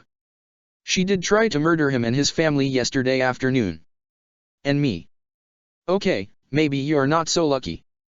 Oh, did she ever do the thing where you just happened to not be able to sleep for weeks and then she came along and made it all better and you thought she was the greatest person in the world? Oh, I did not just happen to have insomnia, it was simply a natural consequence of the stress. Burckhardt trailed off, realizing the horrible truth Edelgard had guessed. Oh, dear Goddess Almighty. So, Gerald spoke up, Your Majesty, I assume you received custody of the children in the divorce. Happy's head snapped in his direction. What? Happy, he replied to her, I don't know how to say this, but I think His Majesty might be your dad now. Edelgard had to admit, she hadn't thought of that. Nobody quite knew how to respond to that. It hung heavily, silently, in the air, stifling whatever words anyone might have wanted to say in their throats. In which case, Burckhardt mumbled, dazed by the revelation, I suppose there's no need for her to bow after all, Ladislava. Have the servants ready rooms for these three and, I suppose you all might be feeling a bit peckish? It'll be time for lunch soon. Happy's ears perked up. I want food. Edelgard's family had been bowled over by how much food Ingrid could inhale without so much as getting a speck on her face, but Happy was a different story altogether. Ingrid had a voracious appetite nearly the equal of one Byleth Eisner, but with twice as much attention paid to table manners. Happy could quite obviously outmatch Ingrid and Byleth combined for sheer volume and had as many table manners as Cornelia had taught her, which was to say none. Edelgard had to say that as she watched Happy tear into an entire roasted pheasant, she could only feel sorry for her, not for her atrocious lack of decorum, but rather because she'd most likely not been getting fed nearly enough since she'd had her death faked. However, reactions around the table ran the gamut from shocked to aghast to amused to impressed. Monica von Oaks and Althea von Essa, Burckhardt's youngest consorts, neither of them could be more than a year out of the academy, seemed a little frightened. Did Cornelia teach you any manners? Justine asked Happy, horrified, as Happy licked her paws clean. She still had a patch covering one eye, but the other was wide enough for the both of them. I think it's obvious that she didn't, Happy said, gnawing on a drumstick. Burckhardt simply stared at his new daughter, who was plenty old enough to be one of his siblings, faced yet again with incontrovertible evidence of Cornelia's wickedness. I don't know how much of a messy eater she was before, Ingrid said, but I suppose it is difficult to handle cutlery with paws. Still though Happy, she tried to reach over to Happy. Happy, you can at least use your napkin. Did she never have you around while entertaining guests? Gerlinde asked, a sympathetic furrow to her knitted brows. How long were you her daughter? 10 years or so. I hardly ever left the basement of our manor. If anyone found out about me or tried to get me out of there, Cornelia, Happy glanced toward Edelgard, no doubt remembering on Selma. Bad things happened to them. She'd tell me it was my fault. That's horrible, Joachim said. You lived like this for 10 years. Well, the paws are a recent thing, Happy said, moving on to another crispy pheasant drumstick. But yeah. Brain's mom was pretty nice to me, until Cornelia disappeared. Her taught me to read, at least. Oh, Edelgard's mom. Burckhardt set down his knife and fork and half-heartedly dabbed at his cheeks with his napkin, evidently robbed of his appetite. You knew Aunt Anselma? Joachim asked. Cornelia killed Aunt Anselma? Gerlinde asked. Justine squinted at Edelgard. Brain. Yeah. She and Cornelia were friends, I think, until she found me, Happy said in between bites. She'd get so mad about how I'd been treated. She pretended to be Cornelia's friend for a little while longer so she could sneak in to see me. It was nice. She'd give me reading lessons and treats and talk about how she'd help me escape and adopt me. Then she vanished. She shrugged. Shows what people get for helping me. Well, we're all still here, you're here with us, and Cornelia's gone for good, Joachim said. It looks like Aunt Anselma's plan worked out pretty fucking well in the end, huh? Language, Justine chided him. Happy burst out laughing, spewing half-chewed bits of meat and gristle on her plate. What's the matter, Curly? Your ear's burning. Curly. Justine muttered, self-consciously weaving her fingers into the coiled wires of long black hair that framed her face. Do I get a nickname? Joachim asked, excited. He's wishy-washy Joachim, Justine told Happy. Happy stopped laughing. Is that the best you could come up with? You didn't get the smarts from your dad like Brain here did, huh? She's got you there, Curly, Joachim said to Justine as she glared at Happy, scandalized. Happy simply went back to eating. Well, Happy, Constance spoke up, beaming, I can see that I certainly have my work cut out for me, but I would consider it a challenge most worthy of my exceptional skills and intelligence to forge you into the most cultured and most well-mannered beast woman in all of Fodlan. Happy paused in her savage assault on the drumstick for a moment. Okay. What's your name again? Oh, I am Constance von Novelli of House Novelli. That name may not carry much prestige now, but you should remember it well, for someday very soon it shall be the most renowned name in the entire Adrestian Empire, even as far away as Brigid. Happy started gnawing on the picked clean drumstick bone in her paw, having sucked every last morsel of flesh and gristle off of it while Constance had been talking. Nice to meet you, Coco. It's Constance. Got it, Coco. Burkhart stood up. I think I'll excuse myself, he said. Mr. Geralt, young Leonie, Happy, my daughter, it's been a pleasure meeting you all, and I cannot thank you enough for the part you played in bringing Elle back to us. But I have quite a lot of preparations to make. Count Burgles and I will be heading to Fort Mercers tomorrow. Elle, since you know Happy best, would you please help her clean up when she's finished eating? Oh, come on, Burke, Joachim said. You can't leave now. We're only just getting to know each other. So, Happy, how did you and Elle end up being friends? Well, I got knocked out and taken prisoner after Cornelia hypnotized me and sent me out to fight while wearing a horse's skull for a helmet, and Brain and Uncle Gerald here were two of the only people who were nice to me. Edelgard's family stared at her. Marianne and I were nice to you, Hilda said, prompting Marianne to look up nervously from her salad as though afraid to be given the spotlight. Yeah, but you two came later. So you know how to fight, huh? Joachim asked. Those claws aren't just for show. Pretty good with a spear, I guess, Happy said. Dark magic comes pretty easily to me. Oh, and I've got this thing with monsters. I can sorta talk to them. And they go berserk when I sigh. When you sigh? Gerlinde asked, worried. Yeah. So I gotta be pretty careful about how I express myself. She's getting better about it, Geralt interjected. The monsters she summons aren't as big anymore. Bit less of a pain to deal with. It has its advantages, though, Leonie spoke up.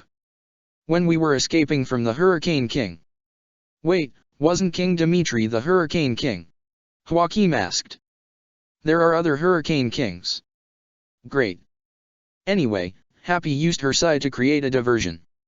So it's not just a burden. Happy licked her plate clean. Speak for yourself, Geralt Jr. So, I hope I'm not imposing, but can I have a fifth helping? A bird only has so many legs, Justine muttered. I really should be going, Burkhart said. I mean no offense, I am very busy, so. I'm sorry. Without further ado, he left. Monica and Althea stood up and took their leave after him, prompting Constance to rise as well and swiftly catch up with them, heading to the front of the pack as though it had been her idea all along to go after him. Happy had her fill long after everyone else had had enough, and when she was done, Edelgard found herself tasked with making sure she properly cleaned herself up. Joachim remained behind as the other Hresvelgs went to mind their various businesses. Happy, Edelgard said, glad she had Geralt and Ingrid to back her up. You've gone long enough without a bath. Cats are fastidiously clean animals, Happy retorted, licking her paw. You're not entirely a cat. You can't just use your animal parts as an excuse to shirk your human responsibilities altogether. Edelgard's got a point, Geralt said, reaching up to pat Happy on the shoulder. Nobles care a lot about appearance. Just clean yourself up a bit for them. Look, the palace probably has a really fancy bathhouse, it's not like they're gonna throw a bucket of cold water over your head. Happy rolled her eyes and Edelgard could tell she was holding back a sigh. Look, Geralt and Edelgard are right, Happy, Hilda said. Sure, cats are clean, for animals, but your hair's matted, your tongue doesn't work on your skin nearly as well as it does on your fur, you've gotten a bit, musky, and the sea salt really hasn't done you any favors. Joachim scratched his chin. All right, Happy. What do you say to a 6-course dinner tonight? 6 courses. Happy gasped, a twinkle in her scarlet eyes. Make it 8. A shrewd bargainer, I see. You're poor cooks, Leonie said. It's what they're paid to do, Hilda assured her. But you've got to get clean first, Joachim added. Look, we could all use a relaxing soak, right? You and Leonie, too, Geralt. And after that, we could have our tailors fix up something nice for you to wear. Happy looked down at herself. All the way down. Sounds like a pretty, tall order to me. Joachim shrugged. We're royalty. We've got a whole army here whose job it is to ask how high, when we say jump. If you're Burkhart's daughter now, Hilda asked Happy, doesn't that make you a princess? Edelgard knew that there was one thing that could make Hilda not only willing but eager to put in some elbow grease, and that was the prospect of being able to give someone a much-needed makeover. No one was ever really truly lazy, just lacking in passion. I believe it does. And Hilda, with your keen eye for fashion, I think you're more than suitable for helping my niece look the part.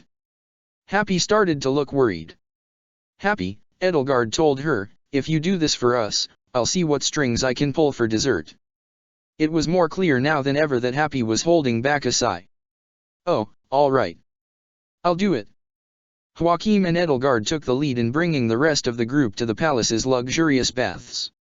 Edelgard didn't consider herself much of a hedonist, if only because she simply didn't have enough hours in the day for it, but she had to admit that she'd gone too long without one. What do you think of Burke? Joachim asked her in a low voice as the two of them led the others onward. I assume you mean his conduct at lunch. Well, not just that. All day, he's just been avoiding us. Poor guy. I know he's suffering, but he doesn't have to suffer alone. I told him as much this morning. I think he might just want to be alone. None of us liked Cornelia. Well, Justine at least tolerated her, but that was it. He was the only one who actually loved her. And boy, was he over the moon. He looked back over his shoulder at Happy. But you know what? I think those two need each other. I agree. He and Happy were both victims of the same evil. Edelgard couldn't help but think about herself and Lysithea. And Burke did tell me the other day that he wished he could be a better father than ours was. Joachim nodded. Yeah. And now's his chance. But just like Dad, he's closing himself off and burying himself in his work. I mean, yeah, there's a fucking shit ton of work to do. Language, Happy called out behind them. Joachim stared back at her, his face reddening. Happy pointed to her ears as they twitched forward.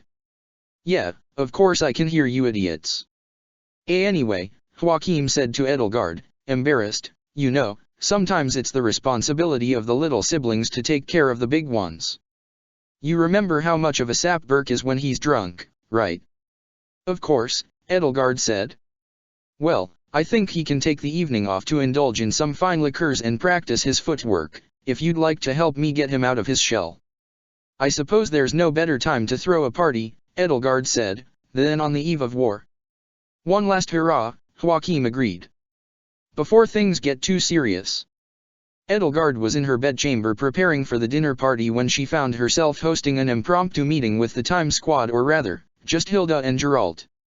Without Byleth, Hubert, and Claude, exactly half of that old alliance was absent. So, Edelgard said, sending away the chambermaid who'd been helping her with the finishing touches on her hair and inviting the two of them inside, "What brings you two so suddenly to my room? Hilda, I thought you'd have your hands full with Happy's princess makeover." "Well, apparently, His Majesty Emperor Burkhard told Joachim that you wanted to go with him to Garreg Mach tomorrow," Hilda said, her hands on her hips. "And Joachim told Gerland, and Gerland told us." "Kid," Gerald said, closing the door behind him, "mind telling us why?" His brow furrowed, a stern frown creasing his weathered and stony face. He'd been fitted into a borrowed suit, it looked out of place to the point of absurdity on his body. "We've been running ourselves ragged escaping that place and you want to go back?" "Yes, Geralt," Hilda, Edelgard said, "and for good reason. Surely your big brother can't be okay with this." "I mean, you're his little sister," Hilda said. "And you haven't exactly gotten much of a reputation for handling yourself when you're in over your head," Geralt added. "You two know me better than that," Edelgard coolly replied. "I'm just saying, by some miracle they still think you're lazy guard," Hilda said. "They don't see that you're an entirely different person." "I'm not an entirely different person. Fundamentally, at the cores of our beings, Ellie and I have the same essential natures. Our circumstances simply pushed us in different directions. But I digress. It is imperative that we rendezvous with Dimitri and the kingdom's forces before the attack on Garreg Mach commences. I have a very good reason for that, and when you hear it, I'm sure both of you will agree." "All right, I'll bite," Geralt said. "What the hell are you thinking, kid? Tell me, Hilda, what happened during the Battle of Garreg Mach in our world?" Edelgard asked. Hilda wore a bemused look on her face. "You know what happened, you did it." "Yes, but I want to make certain you know, since I suspect you might have slept through it. I took a little nap, and it wasn't even through the whole thing. The Empire pushed out the Church's forces and conquered the monastery. Rhea fled with Dimitri and the rest of the Blue Lions to Faerghus, and Claude retreated with the rest of the Golden Deer to Leicester. Oh, and a giant white dragon appeared on the BO, that was her. And? Oh. Hilda gasped, her hand flying to her mouth. Byleth disappeared, Edelgard finished, for 5 miserable years. She now fully understood what had happened that day. Byleth's injuries had been so severe that, like Flayn in the War of Heroes, she'd been forced into a restorative coma while her body recuperated. In hindsight, Edelgard ought to have counted her blessings. Byleth had only slept for 5 years and not 500. Disappeared. Worry softened Geralt's stony expression. "What exactly do you mean, disappeared?" "She was unconscious for 5 years, she explained to him, trapped in a coma while her body healed itself of the wounds she sustained in battle. We'd never recovered her body. Some of us thought she'd died, and although in my weaker moments I'd entertained the possibility, I never allowed myself to believe she was gone forever." 5 years. Geralt nodded sagely. "And considering how lovesick you get, those years must have been hell." "Damn. They were." Edelgard turned to Hilda. "Hilda, do you understand what will happen if history repeats itself in this world and we lose Byleth again?" Hilda pursed her lips thoughtfully. "She can't send us back to our world. We'll be completely cut off from our Claude and my Marianne and your wife." "Almost completely cut off," Edelgard said. "The only chance we'll have for any correspondence with our world is if our Byleth uses her power to send Ellie and other Hilda back. We could still send messages to the other world with them as couriers, but we won't be able to meet anybody face to face. Do you wish to endure that while we search alone for a way back home?" "I don't. Not ever again. And I wouldn't wish it on even the likes of you." "Well, if His Majesty doesn't take you along," Geralt concluded upon hearing Edelgard's plan and her reasoning, "I'll take you the rest of the way. If my little girl needs us at Garreg Mach, she'll get us at Garreg Mach. You really think you can change the future though, kiddo?" "I'm sure of it. The future has changed enough already," Edelgard said. What happened in my world might not happen in this one, but as long as the slimmest possibility exists for Byleth to be lost, we must act to save her. You'll get no argument from me, Gerald said. It's my kid on the line. Hilda sighed. Yeah, I suppose you've got a point. I guess you've got no choice but to go and save your alternate universe not wife from certain doom. But I've got an idea, though. If you go to Byleth alone and I stay here, we can use her to send messages almost instantly between Garreg Mach and Inver. That would be useful, Edelgard agreed, nodding. In case something surprising were to happen here, we could receive word of it before messenger owls even reached the next county over. It might even outspeed Vool's radio. It seemed Hilda's laziness had evolved to the point where she was perfectly willing to make herself useful as long as the method involved the least labor or danger to her well-being. Whatever would happen in Inver in the near future, it would certainly be less dangerous than the war that was to engulf Garreg Mach. Yes, Hilda, I suppose you should remain right here in Inver. Marianne and I will go to Garreg Mach. Marianne will know. She's not going to go with you. Why not? You know she misses Dimitri terribly. I doubt you would be able to convince her to stay with you. Anyway, I think your idea is good. The choice is yours. Hilda's face fell. No fair, she moaned. How dare you use her against me again? You're not the only person here with a manipulative streak, Hilda. I know. You've practically got Ingrid eating out of the palm of your hand, she said. Edelgard's spirits fell. She doubted Ingrid would take going back to Garreg Mach well, especially if it meant crossing paths again with Dimitri. Would Ingrid follow her there? How far could she follow her before she reached a line she wouldn't cross? In this world, even Hubert had his limits. If you two know, she sighed, I suppose Ingrid has found out as well. I'll need to talk to her about it. Well, at least you know what you're doing, Gerald said. When I heard the news, I thought you'd gone completely off your rocker. Oh, she did that a long time ago, Hilda said. Edelgard tried not to react to that and simply finished putting her hair into buns. I keep telling you, Hilda said, that hairstyle does you no favors. It makes me look mature and distinguished. And who wants to look mature? Anyone who doesn't want to make themselves look like a child because they're afraid of being taken seriously as an adult.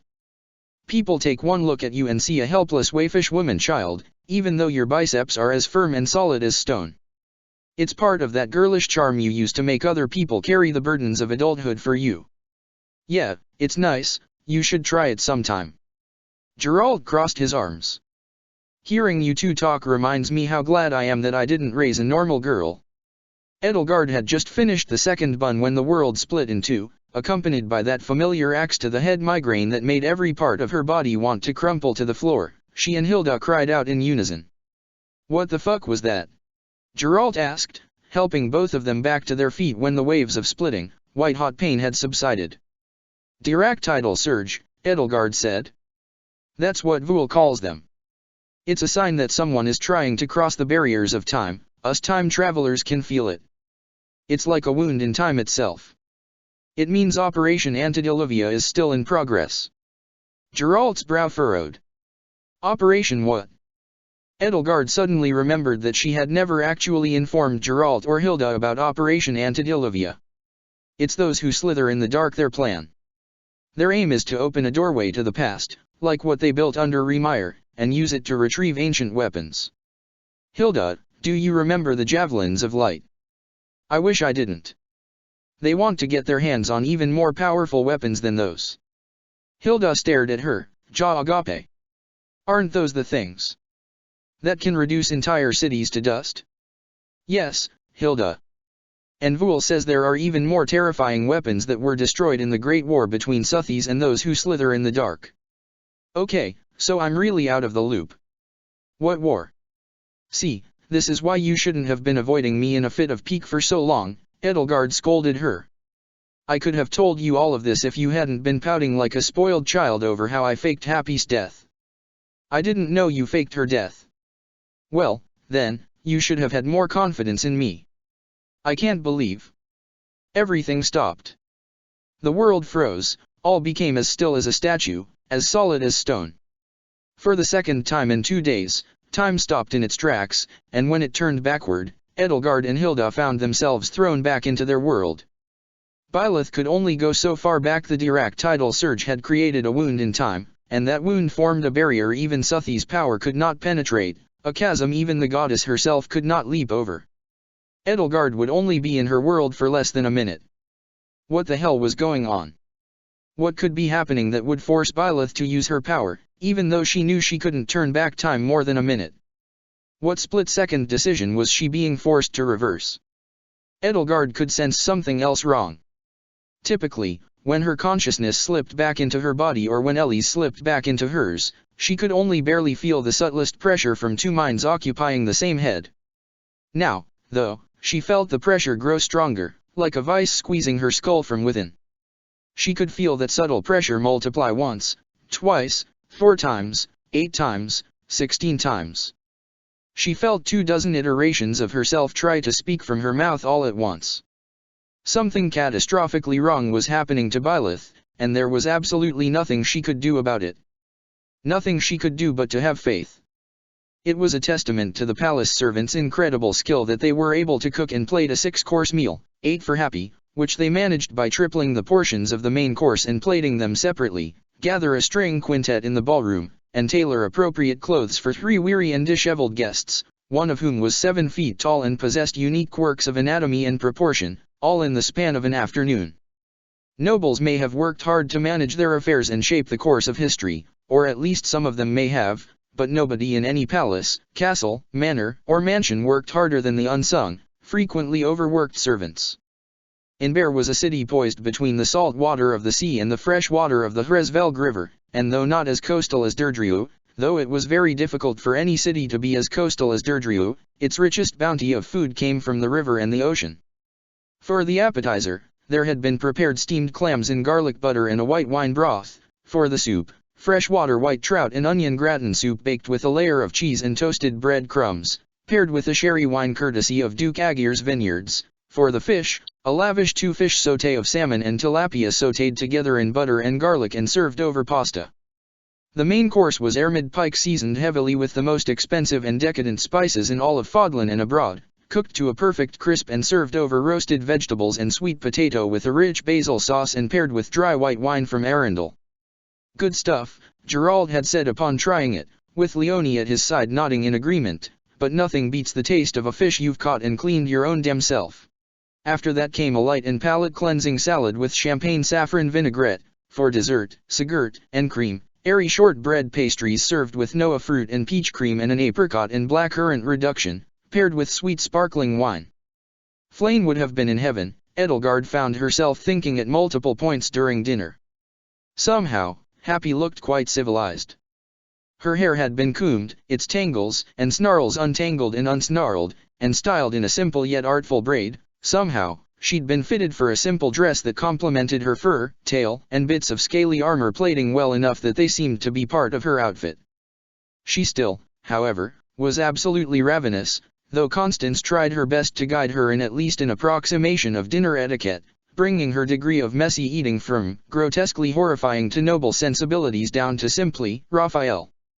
After dinner, the drinks grew more potent, and certain more adventurous people started trying to drag certain less adventurous people onto the dance floor.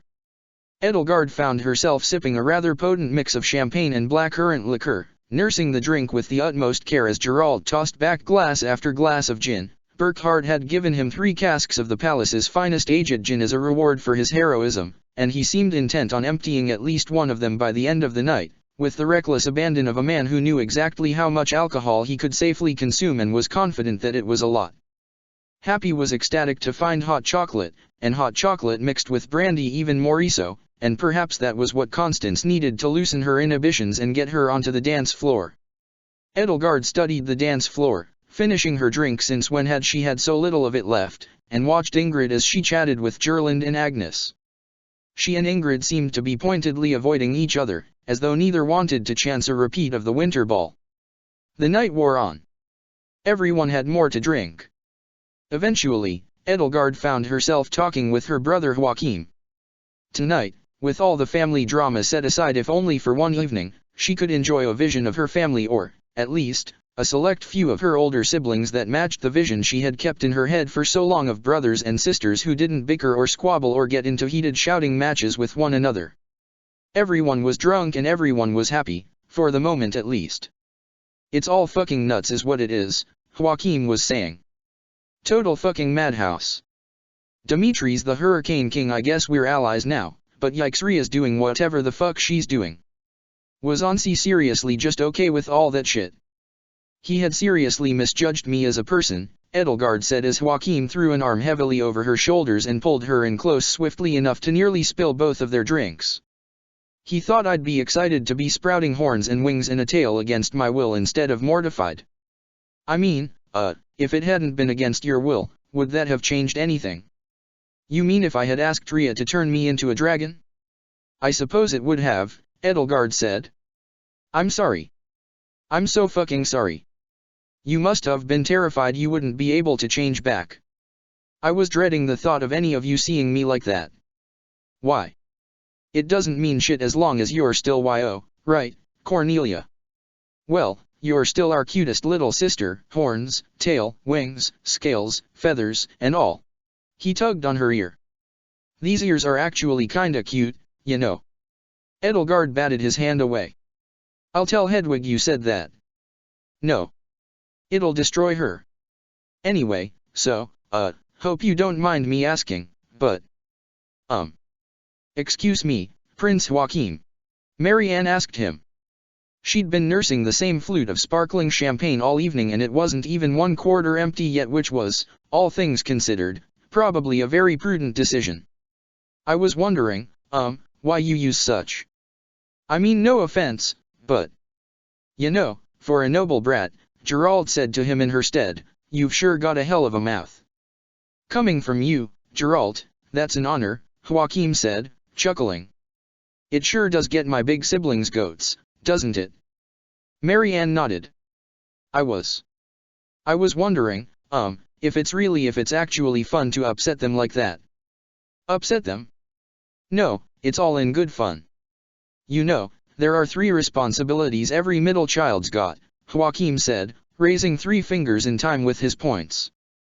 Irritate the big ones, tease the little ones, and try to keep the little ones from killing the big ones and vice versa. Cursing's just how I do my sacred duty as both big brother and little brother. Marianne laughed.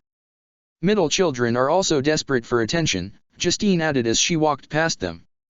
And he's the most middling one we've got. Hey, if it works, Curly. Joachim called out after her. Edelgard laughed. A part of her couldn't believe she was enjoying herself with her siblings like this. Joachim wasn't exactly a man of conviction, but he was kind. Gerland could be a bit smothering and a little neurotic, but she meant well. Justine was the only really unpleasant one here, and Edelgard supposed she'd done as much to endear herself to her as Justine had done in return.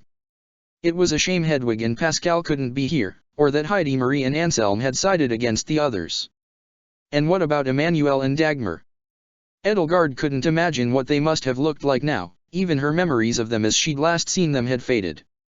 Look at Burke over there, Joachim said, gesturing across the room to where Burkhard was slowly, hesitantly dancing with Happy. He looked like a doll compared to her. They're bonding. And is that a smile I see on his face? Marianne squinted.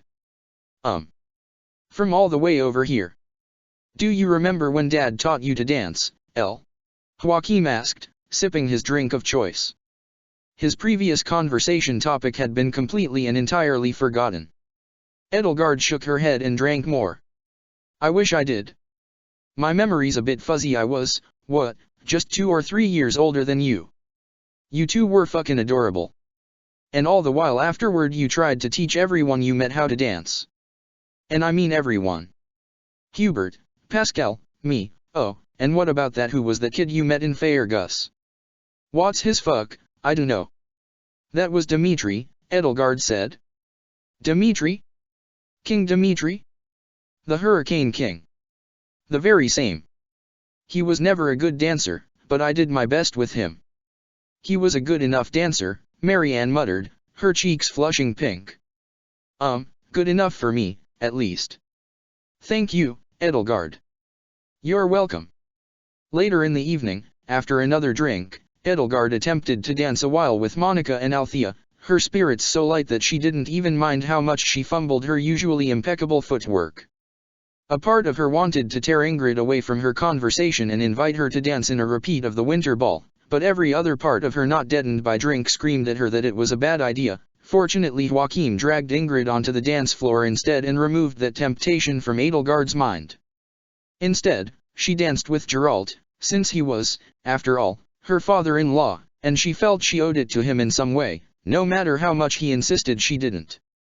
Geralt was awkward on the dance floor, much like Felix had been during his first lesson, and the fact that he had probably drank an equal amount of gin to the food he'd eaten, didn't quite help. Noble dances were stodgy and stiff, or so he said, and completely uninteresting. Edelgard insisted that they were only stiff if the partners lacked grace and chemistry. He broke away from her. "Guess we don't, then. Well, thanks for showing me the ropes. Now I'm even more convinced these fancy balls aren't for me," he said, scratching at the collar of his suit. "Anyway, try to keep away from Ingrid on the dance floor," he added with a wink. "You know she's a heartbreaker." He went back to drinking, and Edelgard, pointedly avoiding the temptation to seek out Ingrid, she knew she still needed to talk to her about tomorrow, but Geralt was right. The dance floor was a hazard. Grew desperate enough to ask Leonie for a dance to take her mind off things. "No," Leonie said. "I suppose it was worth a try," Edelgard said, letting a servant pour more champagne into her empty glass and top it with a splash of liqueur. "No, it wasn't.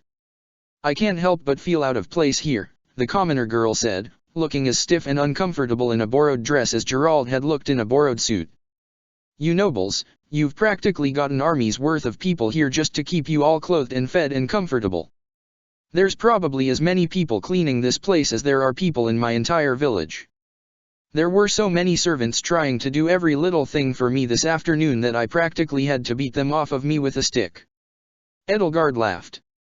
"We really are helpless, aren't we? I mean, yeah. You kinda are." Leonie set her hands on her hips. "Honestly, the more I see of nobles, the harder it is to believe you guys rule us. I mean, no offense," she added perfunctorily, making it clear she had meant at least a little offense. "But we do all the hard work while you get servants to dress you." "None taken," Edelgard said. "Actually, I agree with you. Is it really sensible that we should all live in such luxury and have such power simply given to us just for being descended from a crest-bearing bloodline? Before you told us all what crests really were, honestly, I probably would have said yes. But it's strange to hear it coming from you of all people. I know. People like me and Hilda, lazy, unmotivated, uninspired, we had to be dragged kicking and screaming to Garreg Mach, and other nobles got in because their families provided them with the money and education they needed to pass the entrance exams, while commoners like you and Dorothea had to work hard and save every last bit of coin you could just to have a chance to enroll. It's so senseless, when you think about it, that the people who work the hardest should have the fewest opportunities." "Oh, don't you go feeling sorry for me," Leonie said, rolling her eyes. "Yeah, I worked twice as hard to get half as far as Arcturus or Lawrence, but if that's what you have to do, that's what you have to do. I'm proud of how far I came on my own efforts and with my village's help." Edelgard took another draught of the liqueur-stained champagne, relishing the tart blackcurrant taste that mingled with the sweet bubbling wine. "But what about the people who can't work twice as hard, or who aren't lucky enough to have enough support from their village to overcome the circumstances of their birth?" She could feel herself babbling, but found it hard to stop. She'd forgotten how easily alcohol loosened her tongue, since she had it so rarely. What would have become of Dorothea if she hadn't had the fortune of being discovered off the street by the Middle Frank Opera Company? How many incredible poets in Potentia do you think live out the life of an illiterate farmer from birth to death simply due to the circumstance of their birth? How many wonderful musicians and painters and statesmen among the masses will never find the opportunity to realize their gifts and share them with the world, while nobles are given every opportunity to nurture even mediocre talents? What do we do to give those people all the opportunities you were fortunate enough to have?" Leonie stared at her, boggled, as though she'd sprouted horns. "Hey," she said. You've sprouted horns again, Edelgard." "What?" "No, Edelgard reached up with her free hand and felt horns. Oh, no. I thought the dragon parts only came out when you used your crest. Leonie squinted at her. You're not using your crest right now, are you? No, of course not, why would I be? Edelgard took another sip of her drink. Well, I suspect it's nothing to worry about, perhaps I'm just tired. Maybe you've reached your limit. There was all that wine during dinner. I'm amazed Captain Geralt is still standing. I think I'll be fine. I simply need to walk it off a bit and clear my head, Edelgard said, forcing the horns back down. She wasn't becoming drunk, was she? No, certainly not. The last time she'd gotten drunk had been after Gronderfield. And that had probably been the first time in recent history, at least since her wedding. Actually, her wedding might have been the first time she'd ever lowered her guard enough to indulge in alcohol. Typically, she avoided more than a single glass at the occasional meal, preferring to keep her wits sharp. Okay, so she'd had 3 times as much wine throughout dinner as she typically did, on top of 2 or 3 glasses of mixed drinks afterward, but her wits were still sharp, weren't they? She'd sounded completely coherent in that conversation, after all. So perhaps her brain was buzzing a little pleasantly and perhaps bits of her dragon parts were leaking out a little. It was fine. She'd earned the right to indulge a little, anyway, after decisively murdering Thal's right-hand woman. Anyway, I heard about how you took out Cornelia, Leonie said. You should have brought me along. I can dig a pit trap 3 times faster than anyone. If you'd roped me into the assassination plan instead, it might have worked the first time. A bright ringing sound cut through the air. The string quintet stopped playing as Burkhard rang the tines of a fork against his wine glass. Excuse me, if I, Emperor Burkhard von Hresvelg, may have your attention. I think your big brother's as drunk as the rest of us, Leonie told Edelgard. I want to thank my family for being here, Burkhard said, stepping into the center of the ballroom. I cannot say how much it means to have my twin sister Gerlinde at my side, my younger sisters Justine and Edelgard, and my younger brother Joachim. I wish all the rest of us could be here. I don't think Father ever intended us to fight and feud like this. Look at us, how he named us. He could have named all of us after Wilhelm and Lycian and Agnes and Ionius, or the other great emperors and empresses of Adrestian history, but he looked to the future, not the past. He gave us all new names, all 11 of us, to look to a future without senseless strife.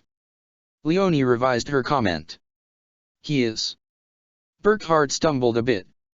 I've lost something tremendous. A woman whom I loved dearly, and who I thought loved me just as dearly back.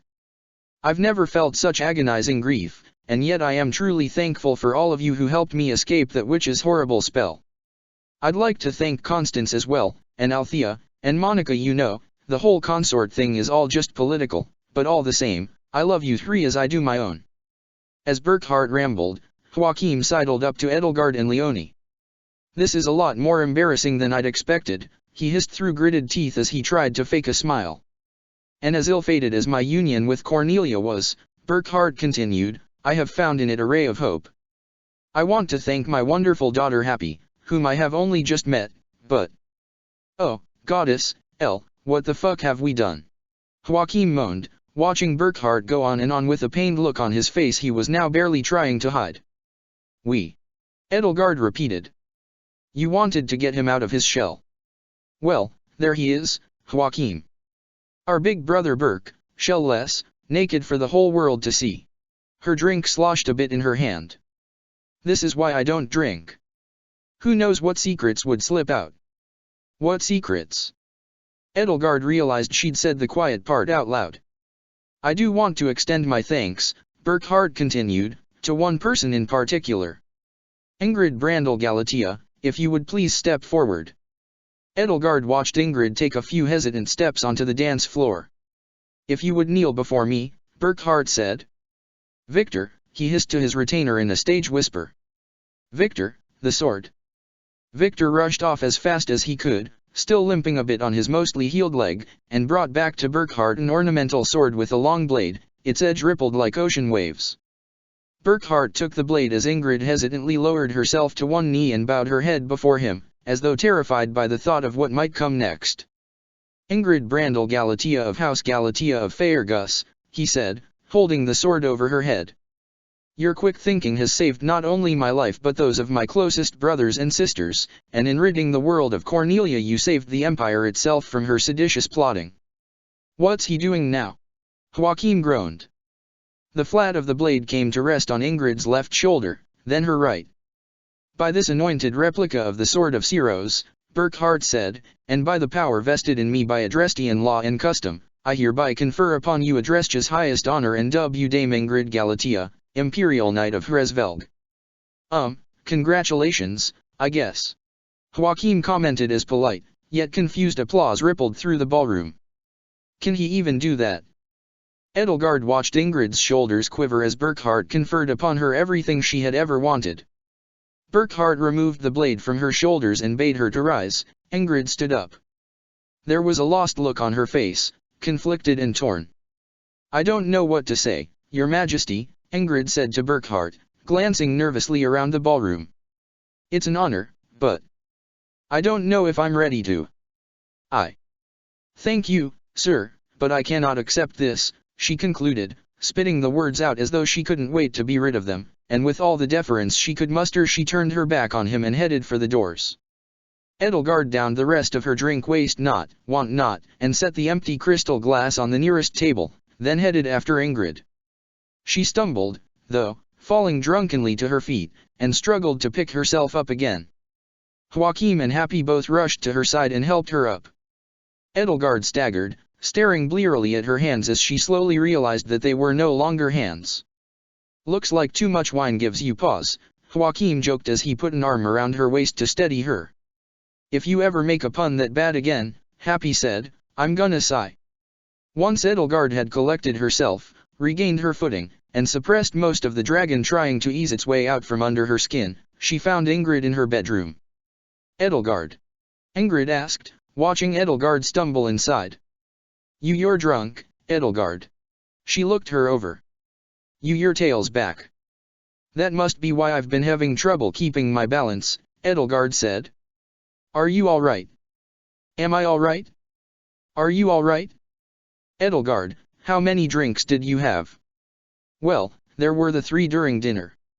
Right. The sherry, the white wine, and the champagne. Then, the champagne mixed with blackcurrant liqueur, that was. I had, 2.5, no, 3. Goddess, Edelgard. I didn't even know you liked wine. Lie down here, Ingrid said, leading her to the bed. I want to talk to you, Ingrid, Edelgard said as she collapsed atop the bed. What's wrong? I know it was surprising, what Burke did, but, she noticed out of the corner of her eye how fraught Ingrid's expression was. She'd been crying. Edelgard, you're drunk. My mind is perfectly clear. It's only my body that's addled. I want to know how you're feeling. And I need to talk to you. Ingrid sat down on the side of the bed next to Edelgard, her back facing her. Just close your eyes and go to sleep. We can talk in the morning. Can't we talk now? You're in pain. I'm fine. I just needed some time to myself. Is this about what you heard? Edelgard asked. About me leaving for Fort Mercer's with Burckhardt tomorrow. Only you could be so self-centered. Ingrid snapped. I'm sorry, but no, it's everything. I was talking with Monica and Althea earlier and I know nobles in Adrestia aren't as monogamous as those in Faergus. I know even Ferdinand encourages you to seek out other people. It's not something I feel comfortable with, but I was speaking to them, and Goddess, Edelgard, the only reason they're here is to produce heirs for your brother. They're practically our age, just out of the academy, and their fathers sold them to Burckhardt like indentured servants. They're what I was supposed to be. Vessels for crest-bearing blood. And I just want to save them from it. It isn't right. It isn't right to me. Through the warm, drunken haze blanketing her mind, Edelgard thought about Althea von Essen, no more than a year older than the average student at the officers' academy. She'd likely graduated from the class of 1179 and remembered the suffering of Hanuman's sister. She knew the consort system was wholly political and that its only purpose was to produce a surplus of heirs for the emperor and raise the status of noble houses seeking to curry the emperor's favor.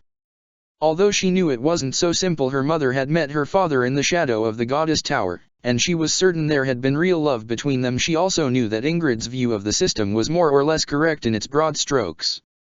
Ingrid did have every right to be upset on those girls' behalf. I understand.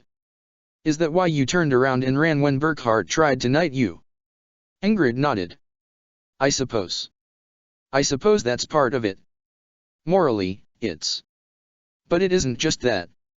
All my life, I've wanted to be a knight, and for him to offer that to me while drunk as a skunk. It just made a mockery of my dreams, everything I'd ever dreamed of. Her voice cracked, then shattered. And I'm a Galatea, Edelgard. I'm supposed to be a knight of Faerghus, she sobbed, her shoulders quaking. Edelgard sat up. The room spun in dizzying circles around her and took Ingrid by the shoulder, staying mindful of her talons. Ingrid looked back at her. The lone lamp that cast a faint, warm light upon her face made her glistening tears sparkle like diamonds. I'm sorry, Ingrid, she said. Ingrid looked down at her lap. Do you really want to go back to Garreg Mach? Is seeing Dimitri so important to you? After everything he's done? All the lies and murder. He's a pawn in someone else's chess game, Ingrid, Edelgard told her.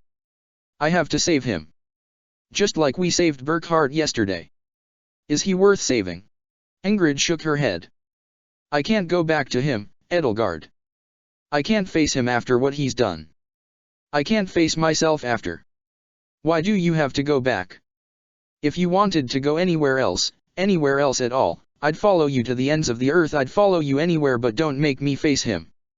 Don't make me look all the people I've abandoned in the eye. Please. Edelgard felt Ingrid take hold of her and sob into her chest, her fingers curling around fistfuls of her skirt as though desperate for something to anchor themselves onto, as though a river of tears would sweep them apart from each other at any moment. She held Ingrid close and listened to her weep, each wrenching and heaving sob like a knife twisting in her heart. You're all I have left to follow, Ingrid told her, her voice muffled and small, so please, have mercy. She rested her cheek against Ingrid's hair.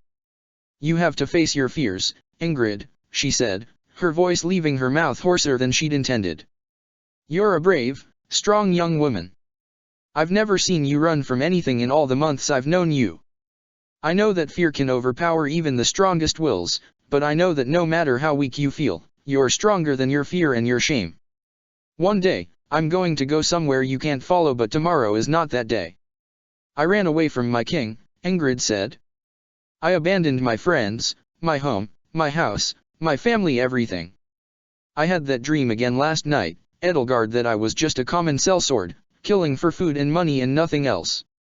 I'm afraid that dream will come true, and I'm afraid I deserve it. All the more reason to come with me. I know.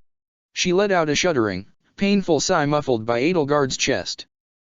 But please, tell me. How can you be so cavalier about what Dimitri's done? He kidnapped Flayn. He was going to kill her. He nearly killed Seath. He knew about Mercedes all along. His soldiers were at Remire. He was working with Solon and Cronia. His duplicate Hurricane Kings nearly killed you twice. He's a monster. He's an evil man. Edelgard held her closer, even though Ingrid's words cut through her like a knife. Even though she deserved to know the truth, there was an entire world within her, the history of the Flame Emperor, that she couldn't bear to let her know about. Deep down, she'd worn the same blood-stained disguise, the same wicked mask, and she had only been lucky that her friends and the woman she loved had forgiven her for the evil deeds she had done in the name of her ideals. She felt tears leak from her eyes. Was that the sole reason she was afraid to tell Ingrid where she had come from? Because she was afraid that one truth would lead to another, especially with her lips as loose as they were tonight, and Ingrid would see her as the loathsome thing she had years ago cast aside? Was the Flame Emperor an indelible blot of black ink on her soul, no matter what the people she loved said to the contrary?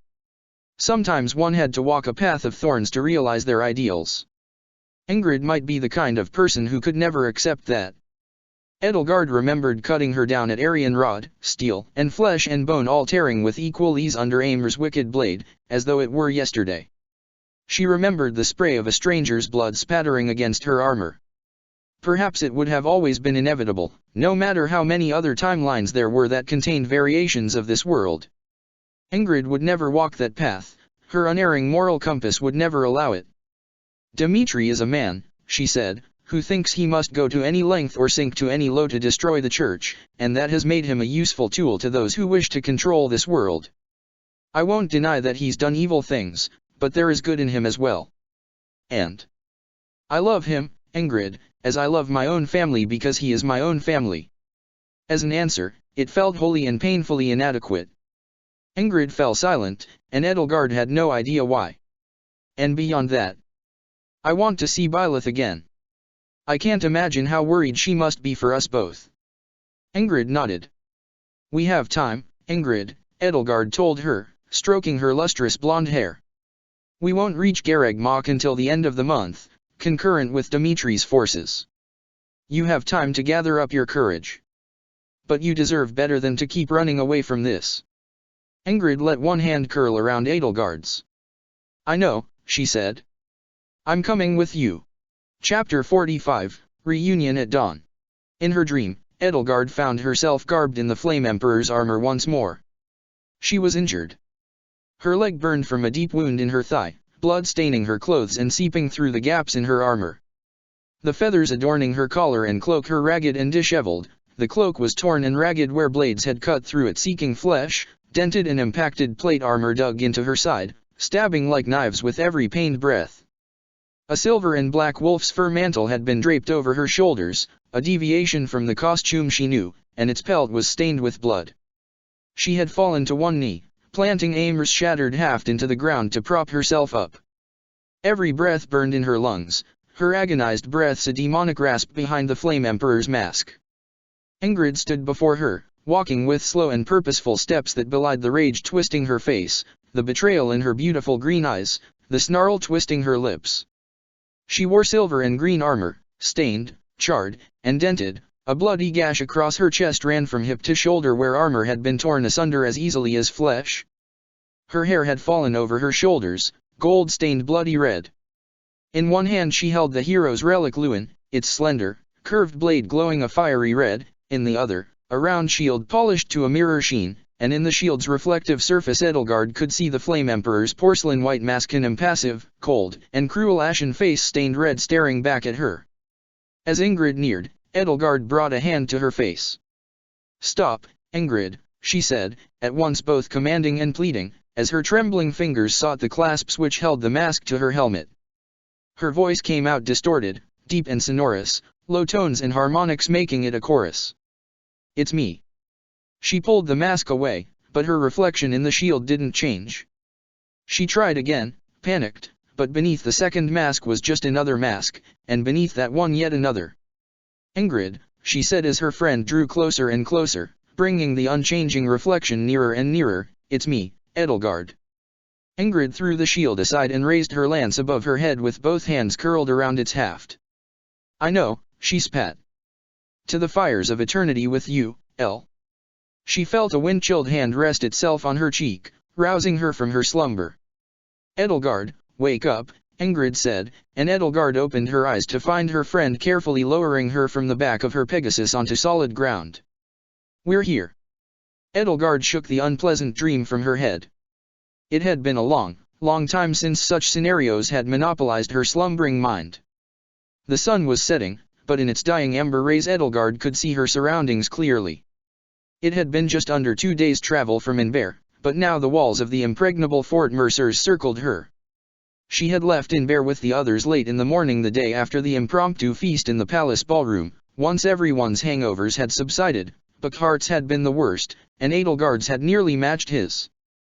Burkhart had led the way on his wyvern Aurelius, both clad in a matching set of splendid gold and crimson riding armor. Gerland and Ingrid had both accompanied him together on Pegasi, them and Burkhart together sharing Edelgard as a passenger in shifts between them. On the ground, Joachim and Justine had accompanied Count Berglis in escorting the rest of Edelgard's entourage with them. Recognizing Burkhart's uniquely decorated wyvern on sight, the fortress city's legion of archers gathered on its battlements and stationed in its guard towers had permitted him to land directly in the citadel. Count Berglis and the others would be slower, as the land route from Inver to Fort Mercers was not quite so direct as the way the wyverns flew, and were due to arrive a few hours behind. Edelgard had slept through her arrival at the county of Burgly's capital city, but she'd flown into it so many times over the past few years that she knew the sight which would have greeted her by heart. The city's thick inner and outer walls, manned by eagle-eyed archers, surrounded a bustling metropolis fed by the river which ran past it and the farmland which stretched out into the fertile fields of Gronder.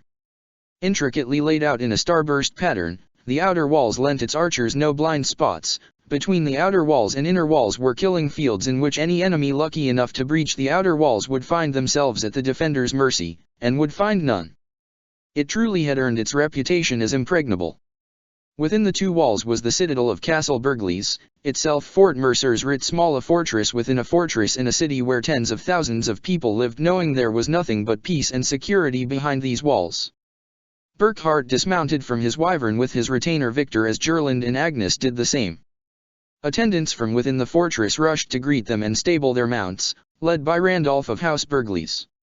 Edelgard knew Randolph well. He was a strong, hard-working man eager to prove himself, not unlike his step-nephew Caspar.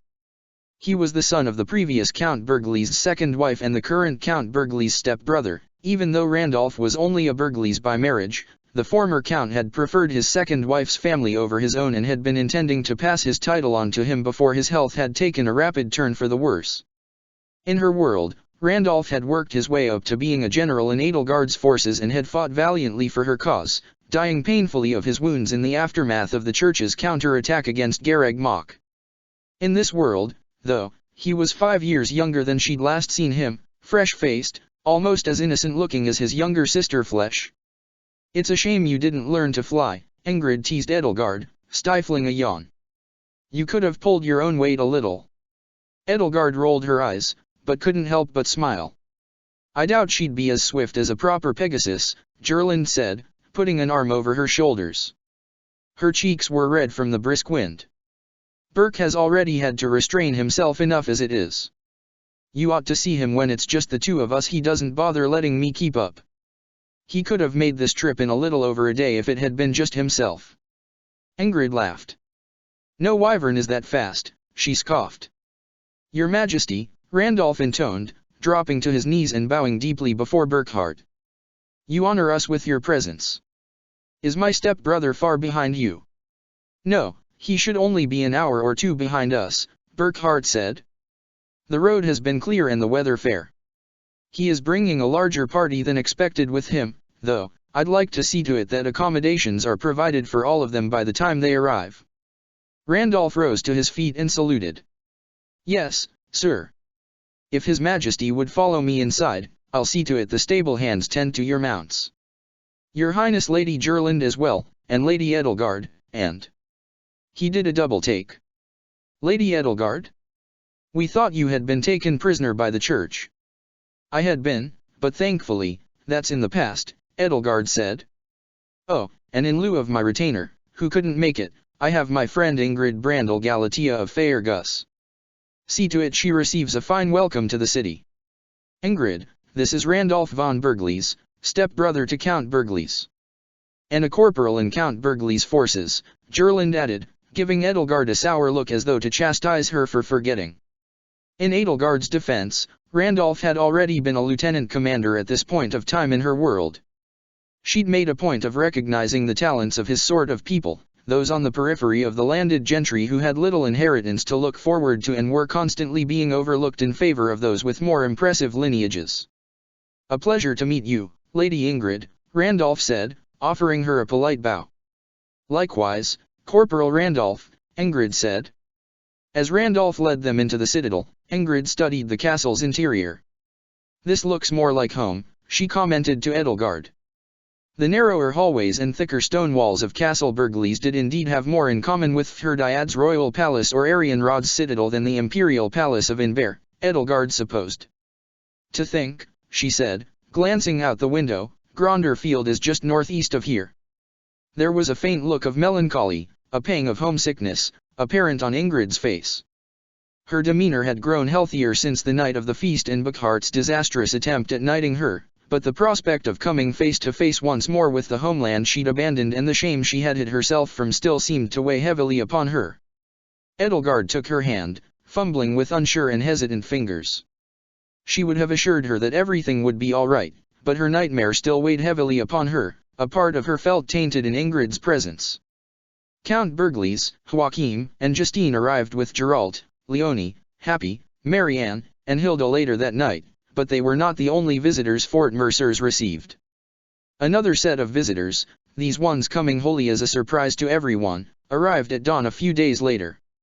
Edelgard ought to have been more than exhausted enough to sleep well through that preceding night. She'd embarked on a taxing training regimen on Ingrid's and Leonie's exhortation, yet she found herself plagued by insomnia, and at last, after what felt like hours of tossing to and fro under her bedsheets, was forced to leave her room and wander the halls to clear her head. Before she knew it, the sky on the eastern horizon began to turn violet. Orange and pink began to seep out of the dividing line between earth and sky like blood from a shallow wound as the sun breached the sea of night. There was a bit of fog that morning, but as the creeping sunlight slowly advanced across the dew-dampened fields, Edelgard could see through the windows the bivouacs and makeshift barracks forming beyond the walls of Fort Mercer's battalions from across eastern Adrestia, where Burkhart's support was strongest, which had been pledged to march upon Garreg Mach and rendezvous with the army of the Kingdom of Faerghus. There were very few routes by which an entire army could reach Garreg Mach. Edelgard knew this from experience. Right now, Burkhart was still discussing logistics with Count Bergliez on how best to transport the army from Gronder Field to Garreg Mach. The most direct route between the 2 points, as any student of the Officers' Academy knew, was to take the eastern mountain trails and loop around southwest across the Ermid River, but that meant passing over the Great Bridge of Murden into the county of Ordelia, which was not on friendly terms with the Empire and likely would not give its assent. A less convenient route went through Varley County using the same winding mountain trails Edelgard had taken with Ingrid and Sylvain when they'd escorted Bernadetta to her father's estate, but that was the most difficult path to traverse. She predicted that Dimitri's army would be sweeping in from the north using the route which cut through Zonadua, which meant that if Burkhart's forces moved in from the south, they would catch the monastery on 2 directly opposite fronts. Together at those vantage points they would have the best chance of overwhelming Ria's defenses. However, that route, like the other, depended on a certain county's assent, and Count Varley had once again become a wild card now that he had failed in pawning off his daughter to Anselm. Either way, they would have to set out no later than the end of the 3rd week of the Lone Moon, which only a few days away, though the march would likely take no more than a week. It couldn't be understated how quickly a well-disciplined military force could move.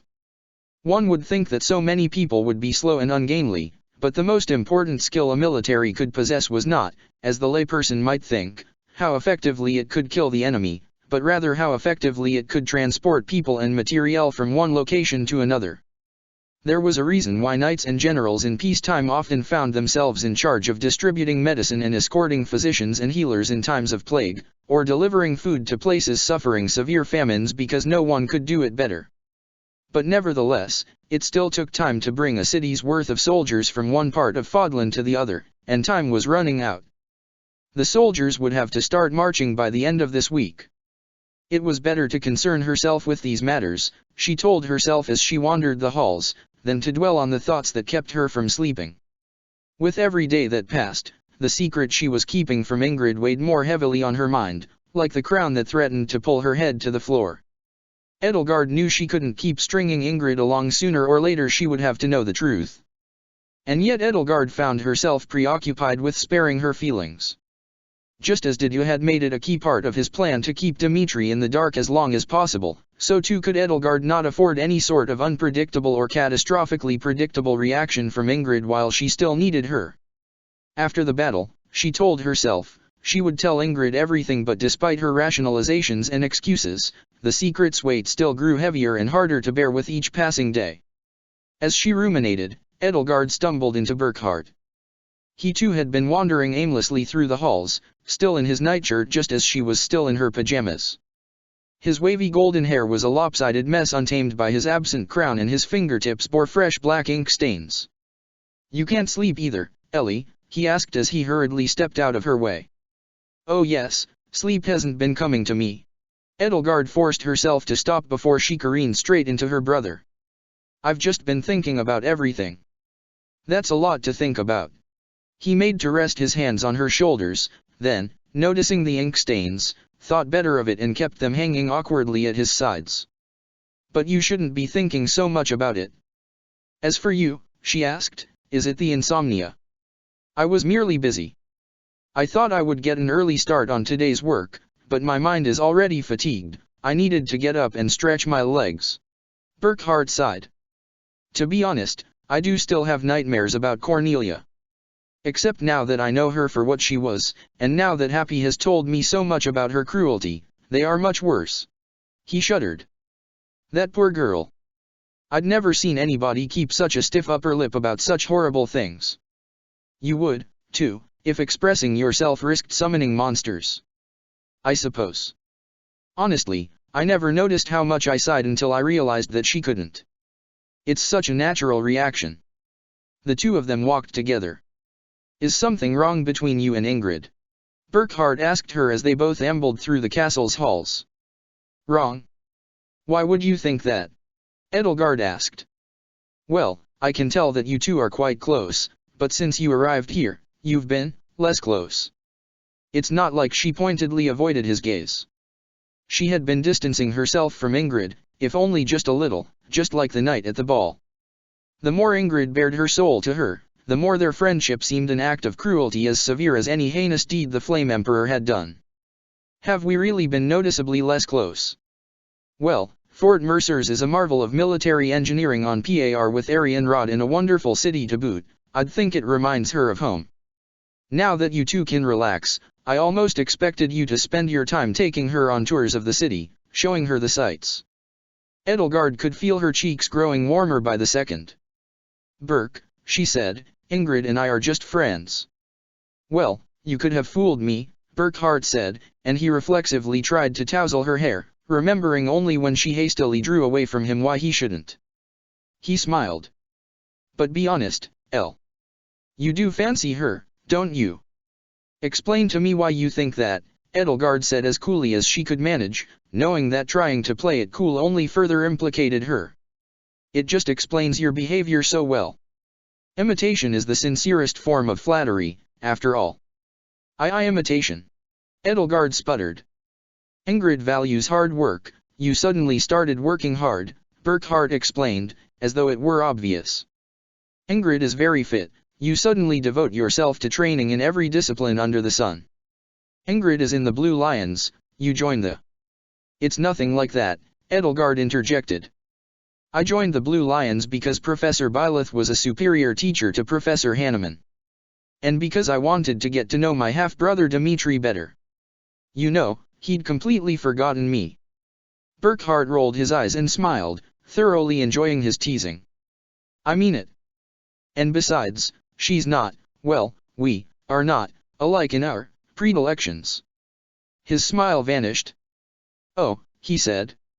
Well, that explains everything. I'm sorry, Ellie. He sighed. It's hard to love someone who won't love you back. I know. I heard about the crush you had on Professor Manuela. Burkhardt's face turned as red as the Adrestian banner. That's, that is simply I can't even. Which of our siblings told you that? Was it another of Anselm's lies? I don't blame you, she's gorgeous, and it's clear you have a type, Edelgard said, thoroughly enjoying turning the tables on him.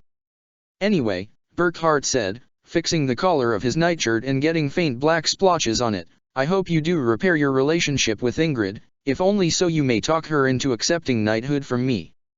I understand why she rejected me last week. Of course, I was acting horribly improperly, but I do believe in a just reward for her heroism. I'd like to conduct her knighting ceremony properly, attended by as many of the noble houses as can stand me. I'll see what I can do, Edelgard said, but she's going through a lot right now. It's not just your drunken antics. Needless to say, she certainly doesn't feel heroic right now. Then you should help her instead of avoiding her, perhaps, he said, forgetting about his ink stains and patting her on the back. I'm sorry you can just be friends. But I can tell she's quite a good friend to you. As the two of them neared the foyer, Edelgard's ears picked up a familiar voice emanating from it, one with no sense of volume control whatsoever. Oh, If my dad's still asleep, there's no need to wake him, seriously, we'll just settle in and see him at breakfast. He's not a morning person, and besides. Edelgard rushed to the foyer, with Burckhardt close behind, and was shocked at the sight that awaited her.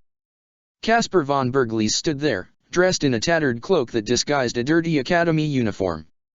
An overstuffed knapsack was slung over one shoulder. He was weary and disheveled, his short-cropped hair and mousy face speckled with dirt and grime. Standing next to him, equally disheveled, was none other than Ferdinand von Aegir. Dorothea Arnott was there, too, just as haggard, her beautiful eyes dark and her lustrous brown hair tangled and snarled. All three of them looked weary, as though they'd traveled all night without stopping. And Professor Hannemann von Esse was with them as well, far less well-groomed than he typically presented himself, his long overcoat hanging over his shoulders to cover an archer's simple, light leather armor. Edelgard! Caspar cried out, his eyes wide with shock. His hand reflexively uncurled from the strap he'd been holding onto and his entire knapsack hit the floor with a resounding thud. "Edie," Dorothea gasped. "Edelgard, my dear!" Ferdinand cried out, relief spreading across a pale, weary, and worn face. "And your Highness, as well," he hastily added to Burckhardt. Majesty, actually," Burckhardt corrected as he stared at them, just as bewildered by their appearance as Edelgard. "Your Majesty," Ferdinand quickly corrected, dropping to his knees and yanking Caspar down with him. "My apologies." "Your Majesty," Hannemann said, offering his own polite bow as Dorothea did the same. "It was just last week," Burckhardt assured him. "I'll forgive you for being unaware. At ease, all four of you." "Professor Hannemann, what a surprise to see you here. And you three, Ferdinand, Caspar, are you there, what in the goddess' name are you doing here?" Dorothea looked irked for a moment.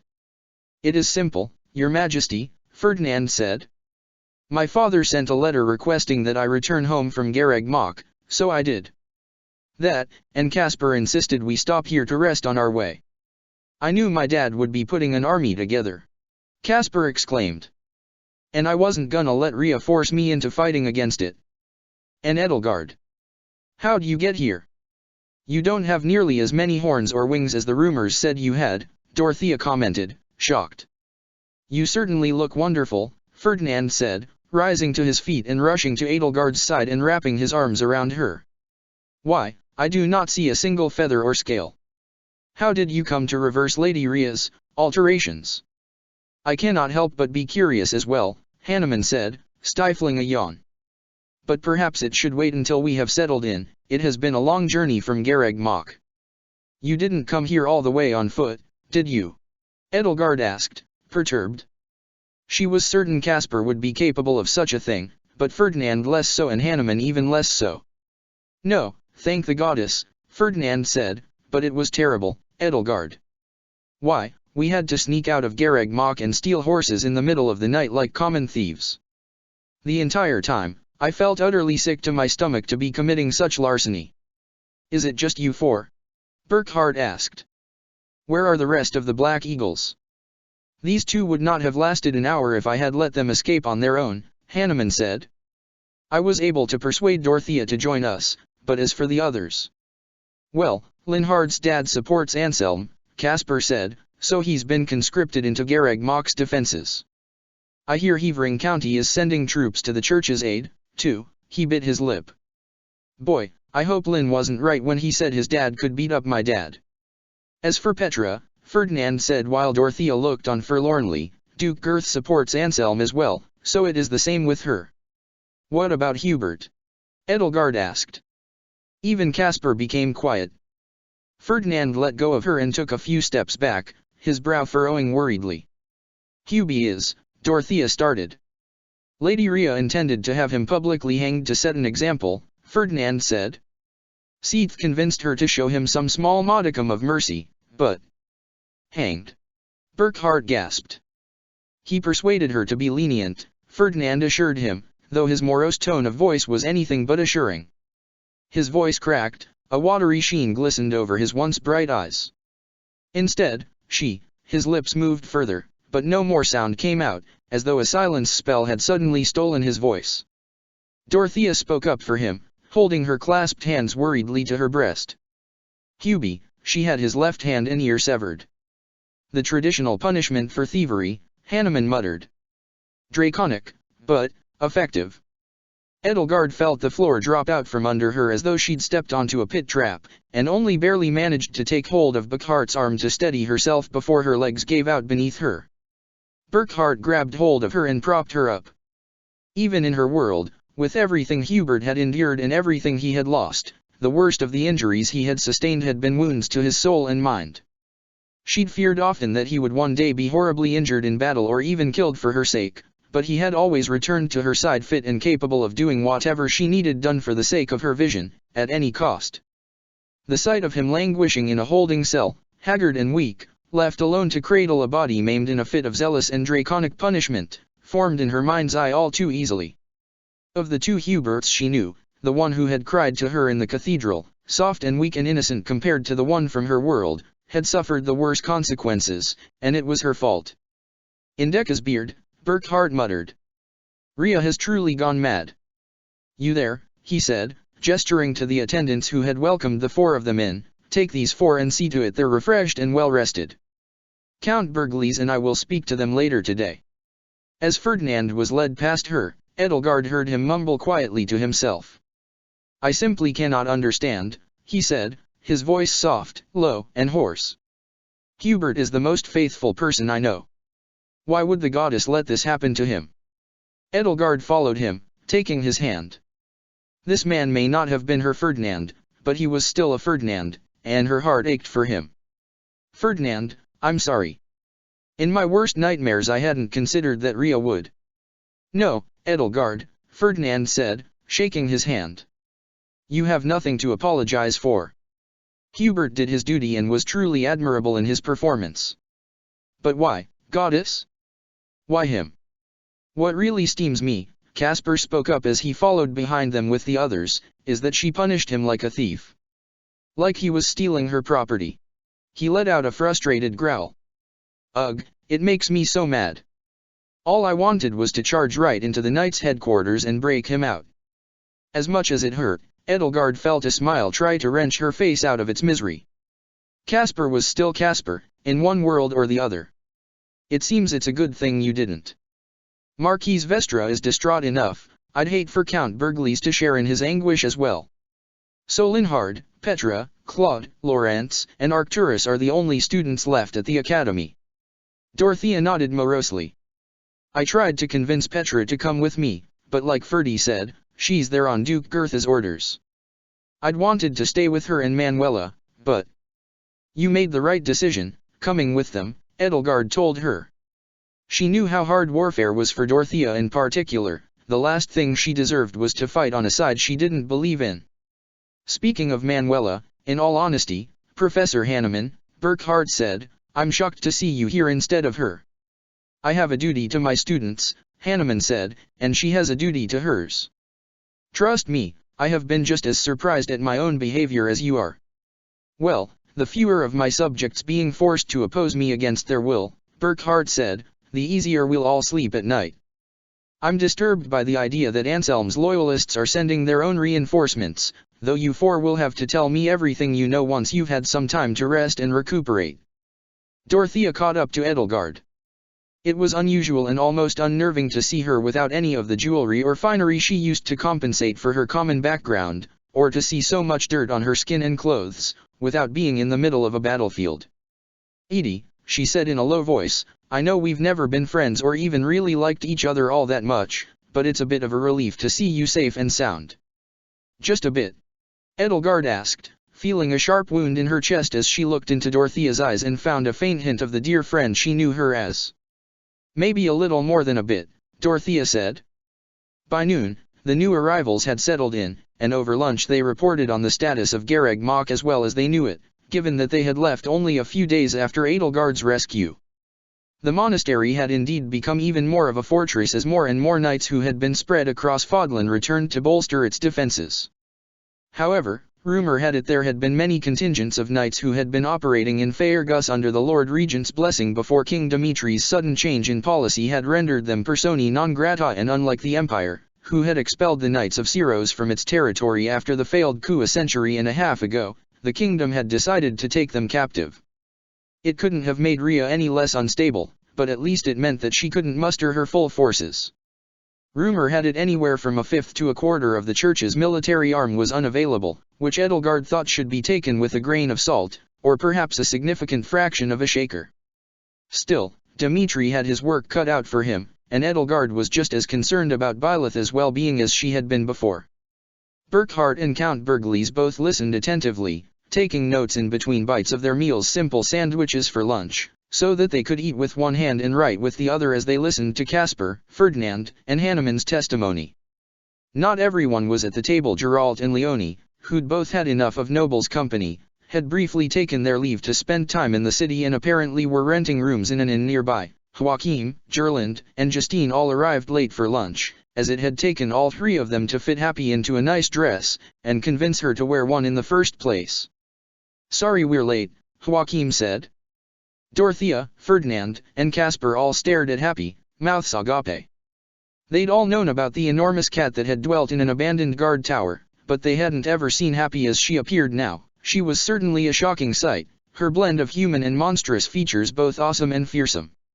No one was more shocked, though, than Hanneman, who looked as though he had seen a ghost. "Our new niece was being..." Justine paused as her eyes met Dorothea's from across the dining room. "Your Highness," Dorothea said with as curt a polite tone as she could muster as her gaze briefly traveled away from Happy. Edelgard could tell from the worried look in her eyes that she was regretting leaving with Ferdinand and Caspar more than usual. "I hope you behave yourself," Justine said. "Me too, otherwise, your little sister might have to humiliate you again," Dorothea said flippantly. Don't drag Elle into this again," Joachim told Justine. "Oh, I'm sure she'll just drag herself in," she replied, glaring daggers at Edelgard. Dorothea's and Justine's little spat was interrupted, mercifully, when Hanneman regained his senses and leaped to his feet, his cutlery clattering against his plate as it fell from his hands. Happy von Rusalka," he sputtered, staring at Happy as though he'd seen a ghost. Happy, still remembering him and her distaste for him on some instinctual level, hissed at him. "Why you're here," he gasped, "and, you're alive, and human, mostly, and in a dress." "Yeah, I know," she growled defensively. "But my cure failed and you were executed, and how?" "Professor Hanneman," Edelgard spoke up, "I suppose Byleth and I should apologize for deceiving you. We had to fake her death to keep her safe. Your cure was, as you can see, very effective, albeit not entirely." She did feel guilty that Hanneman had been allowed to wallow in such despair over having failed to save Happy, but she had done what she had needed to do. The least she could do was apologize. "Well, this changes everything," he said, hurriedly circling the table toward Happy. "I can perfect the cure, I can make you human again." He looked up at her. "You are quite tall," he pointed out dumbly, struck by her appearance. "She's also my stepdaughter," Burckhardt said. "Happy, please calm down. Professor Hanneman doesn't mean you any harm." Happy kept her distance and hissed at Hanneman again. "I may have tried to take a few unwanted blood samples," Hanneman explained to him. "For what it's worth, I do apologize, and I would like to continue my research with her further consent." "You can make her human again?" Joachim asked. Like he raised one hand over his head and then slowly lowered it. "I assume you'll return to your normal size," Hanneman told Happy while she glared at him. "Wait, your Majesty, Emperor Burckhardt, what do you mean, stepdaughter? You are not still married to Cornelia, are you?" There was fear in his eyes. Burckhardt shook his head. "No, unfortunately, she tried to kill me and very nearly succeeded. Lady Ingrid here was brave enough to slay her." Ingrid looked pointedly away from him, cheeks reddening, as though she were reliving his drunken attempt at knighting her. "A fitting end to such a vile person," Hanneman said, eyes downcast and voice low, and it was clear he was reflecting on the kind, brilliant Cornelia he had once known before Nemtera had stolen her life away. "Poor Happy, you must be relieved. Now, please, do let me erase the last vestiges of that witch's cruel work upon you." Happy looked to Edelgard. Edelgard smiled and nodded. "Okay," she said to Hanneman, pointing a claw at his chest, "but it better work." I had finally hit upon a solution I was fairly certain would work at my office, Hanneman told her, but since I had never imagined I would ever see you again, least of all here, I hadn't thought to take it with me. I will have to make it from scratch. Whatever, Happy said, sticking out one paw. Just take as much as you need, I guess. Happy, or, I suppose, Lady Happy, Ferdinand said, is now really the time. Joachim directed Happy's attention to the table. Look, Happy, he said, food. So, anyway, Edelgard, Caspar said excitedly, how'd you end up normal again? We gotta know. Caspar, I expect you to show Her Highness more respect, Count Bergliez chastised him. Ferdy was worried about having a horny wife, Dorothea teased Ferdinand. I said I was worried about having a horned wife, Dorothea, Ferdinand replied, his cheeks reddening. Not that I was, I mean, Edelgard, my darling, I believe you are beautiful no matter what. I was simply concerned that, well, it would be difficult for you to be burdened with such. And as for what others may think. He was most definitely not the magnificent orator Edelgard knew. Anyway, he added, glancing at Count Bergliez as though just suddenly realizing he was in the presence of one of his father's close friends, Dorothea, a little bit of teasing every once in a while is not disagreeable, but now is hardly the time for it. It would be prudent of you to apologize.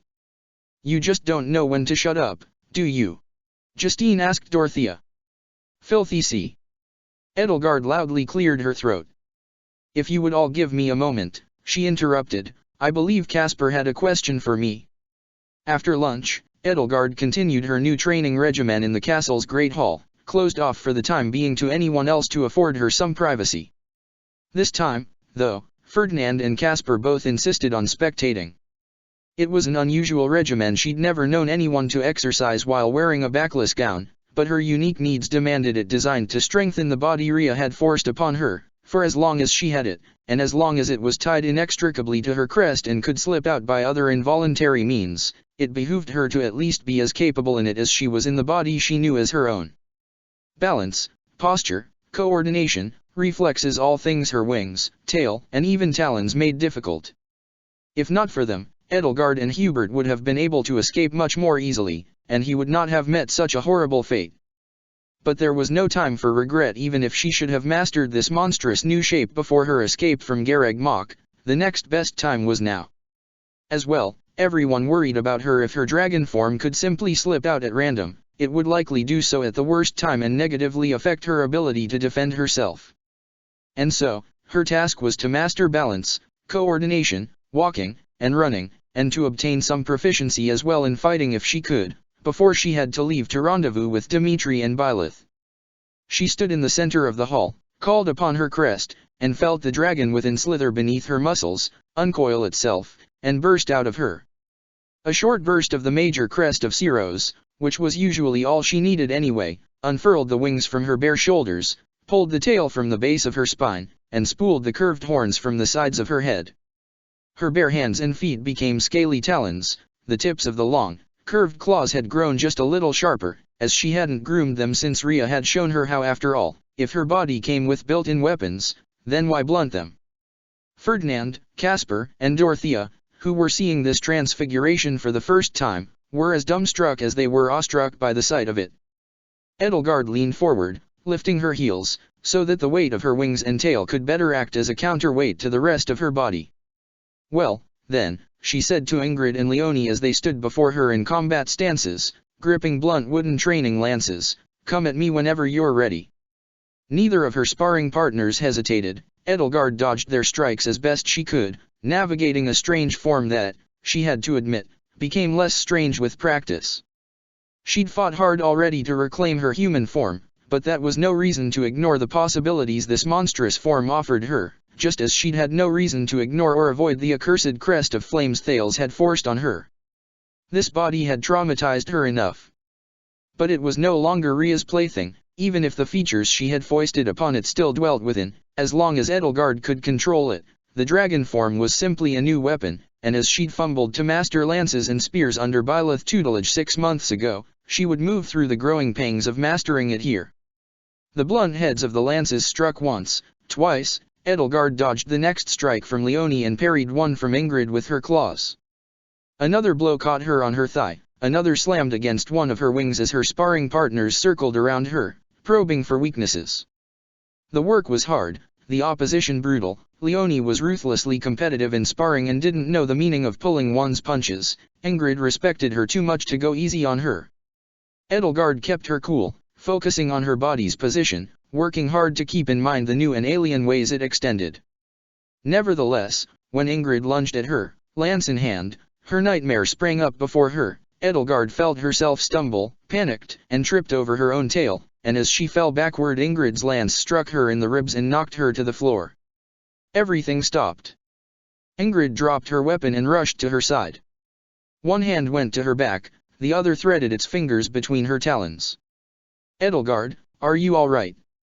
"I just lost my train of thought for a bit," Edelgard gasped, catching her breath. When she looked up at Ingrid, she saw worry and care in her green eyes, not hatred. "Maybe you're not ready for this. Maybe we should just work on the basics a little longer." "No, I can do it." Ingrid's hand glided across the underside of her tail. Edelgard gasped and winced as her fingertips brushed against shallow cuts the sharpened edges of her talons had accidentally made in the flesh when she'd trod on it. "You need a healer." "Marianne." Marianne rushed to their side, healing spells already wreathing her hands in a soothing glow. Ferdinand, as well, couldn't help but follow after her, and Hilda, begrudgingly. While Marianne did her work, Ferdinand tended to her as best he could, which was to say not at all. What he could do was fuss over her like a mother hen. "Edelgard, darling, my sweet, is all of this really necessary?" he chastised her. "You are certainly fearsome in appearance, but I don't see the need for this. If I don't learn to use this body, what happened to Hubert could happen again," she said brusquely. Marianne easily healed the shallow cuts and Edelgard pulled herself back up. "Thank you," she said. The sparring match went on longer, as long as it took for Ingrid and Leonie to wear out, which was a long, long time. Still, Edelgard kept fastidious count, and she was thankful to say she dodged more blows than those which struck her, though it was far too close for comfort most of those times. At last, she stumbled, talons skittering and tail lashing against the polished stone tile floor as she tumbled backward. Leonie moved in for the kill with a thrust of her lance just as Gerald had once taught her. Almost by instinct, Edelgard jumped back, the lance's blunt wooden tip coming dangerously close nonetheless, and flapped her wings. The gust of displaced wind carried her through the air about a dozen feet back, well out of Leonie's range. It was by no means proper flight, but simple gliding did prove useful on its own in some situations. Leonie retreated, leaning on her weapon as she caught her breath. Edelgard sat down on the floor, likewise worn out and in need of a breather. Ingrid helped her up to her feet, the same sort of proud smile on her face she'd worn 6 months ago when Edelgard had first started to improve. Ferdinand rushed to her side once again to fuss over her some more, his demeanor worsening when a few of the feathers from her wings fell into his hands. Edelgard," he said, helplessly holding up the black feathers, "I do not mean to cause you alarm, but you appear to be." "Great," she groaned, looking across the path her flight trajectory had taken and noticing a few more loose black feathers resting on the floor. "Molting. Again. Wonderful. Looks like you need to get those preened," Hilda said, looking pointedly at Ingrid, who looked pointedly away from both her and Edelgard. "What the hell was that?" Caspar shouted out. "Edelgard, you didn't even fight back once. Kman. You've got claws and horns and a big tail you can hit people with. This training isn't about fighting back, it's about coordination and reflex," Edelgard told him. "I can strike my opponents just fine." She turned to Leonie and Ingrid. "I counted 15 hits, she told them. "So did I," Ingrid said. 8 of those were mine," Leonie crowed, pumping her fist. 15 hits wasn't bad. Still, though, if Edelgard had trained this much by the time she and Hubert had made their escape, it still wouldn't have been enough to keep both of them safe from the Hurricane King and out of the Knight's clutches. She still had a long way to go, and only a couple days left to do it. "Me next. Me next," Caspar insisted, so eager he was nearly vibrating with excitement. "Kman, Edelgard, rest up and go again." And this time I expect you to throw a few of your own punches. Usually, this was the point at which Linhard would make a token effort to talk some sense into him, and his presence was sorely missed. Edelgard had to admit that Caspar looked far too tired, even after he'd been given the morning to rest, to put on a good show after marching all night. You know, Edelgard, Ferdinand said, I am certain you need not worry about dodging every strike. You could not even do that when you were fully, well, what I mean is, even without these extra parts. He has a point, Ingrid said. You're graceful in battle, but hardly as agile as Bernadetta or Felix. You've always relied on being resilient enough to take a few hits here and there, and for the most part you still are. Well, not always, Dorothea interjected. She'd been watching from a distance, silent up until now. Before she joined the Blue Lions, she told Ingrid, she'd just rely on getting knocked out quickly so she wouldn't have to do anything. Her brow furrowed. You sure are taking your lumps, though, Edie. Isn't it too much, even for you? Maybe so, Edelgard admitted. I do try too hard sometimes, I suppose. Marianne made a little vaguely disapproving noise in her throat. You've been pushing yourself almost as hard as Dimitri does. As I was saying, Ferdinand continued, Edelgard, dear, I have a suggestion. Instead of letting your friends beat you over and over again, perhaps you should set this self-flagellation aside and consider arranging and passing what was it you were studying, again? Valkyrie certification? I am certain Count Berglis could spare an hour to proctor the exam. We all had our final exams, Leonie noted. You and Ingrid are the only ones here who missed them. Even if none of us graduated, he agreed, you and Lady Ingrid can at least say you have completed the curriculum, like the rest of us. Besides, it is not as though you will be in combat anytime soon. I cannot imagine the war could reach this place at all in the near future, and besides, if it does, there is no safer place in the Empire to be. Why not take the time to relax? First you say she's lazy, Caspar said, and now you say she's not lazy enough? If Edelgard wants to train, let her train. Nah, Ferdinand's right, Hilda told Edelgard.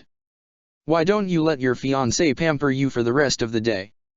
Edelgard forced the dragon parts to retract like a cat's claws back into her body, returning herself for now to the form she was most comfortable in. When her wings and tail withdrew, the soreness that had burned within them transferred itself to the nearest available muscles. It would be an hour or so before she could sit down comfortably on something. We'll practice combat tomorrow, Caspar, she said. Works for me, he said, a competitive gleam in his eyes. I wouldn't want to take you on while you're tired and sore, anyway. Dorothea stifled a yawn. I don't understand how you can have so much energy, Caspar, she said. Just watching Edie made me feel tired. They left the impromptu training hall together and went their separate ways, though Edelgard stayed close to Dorothea and insisted on acting as her escort. Dorothea had balked at first until she'd caught sight of Justine speaking to one of the Berglis family. It was a very big family. Caspar had about half a dozen siblings, nearly a dozen cousins and nearly as many more step-cousins, and that wasn't taking into account all of his aunts and uncles, and step-aunts, and step-uncles, some of which were his age or younger whose name Edelgard couldn't quite remember.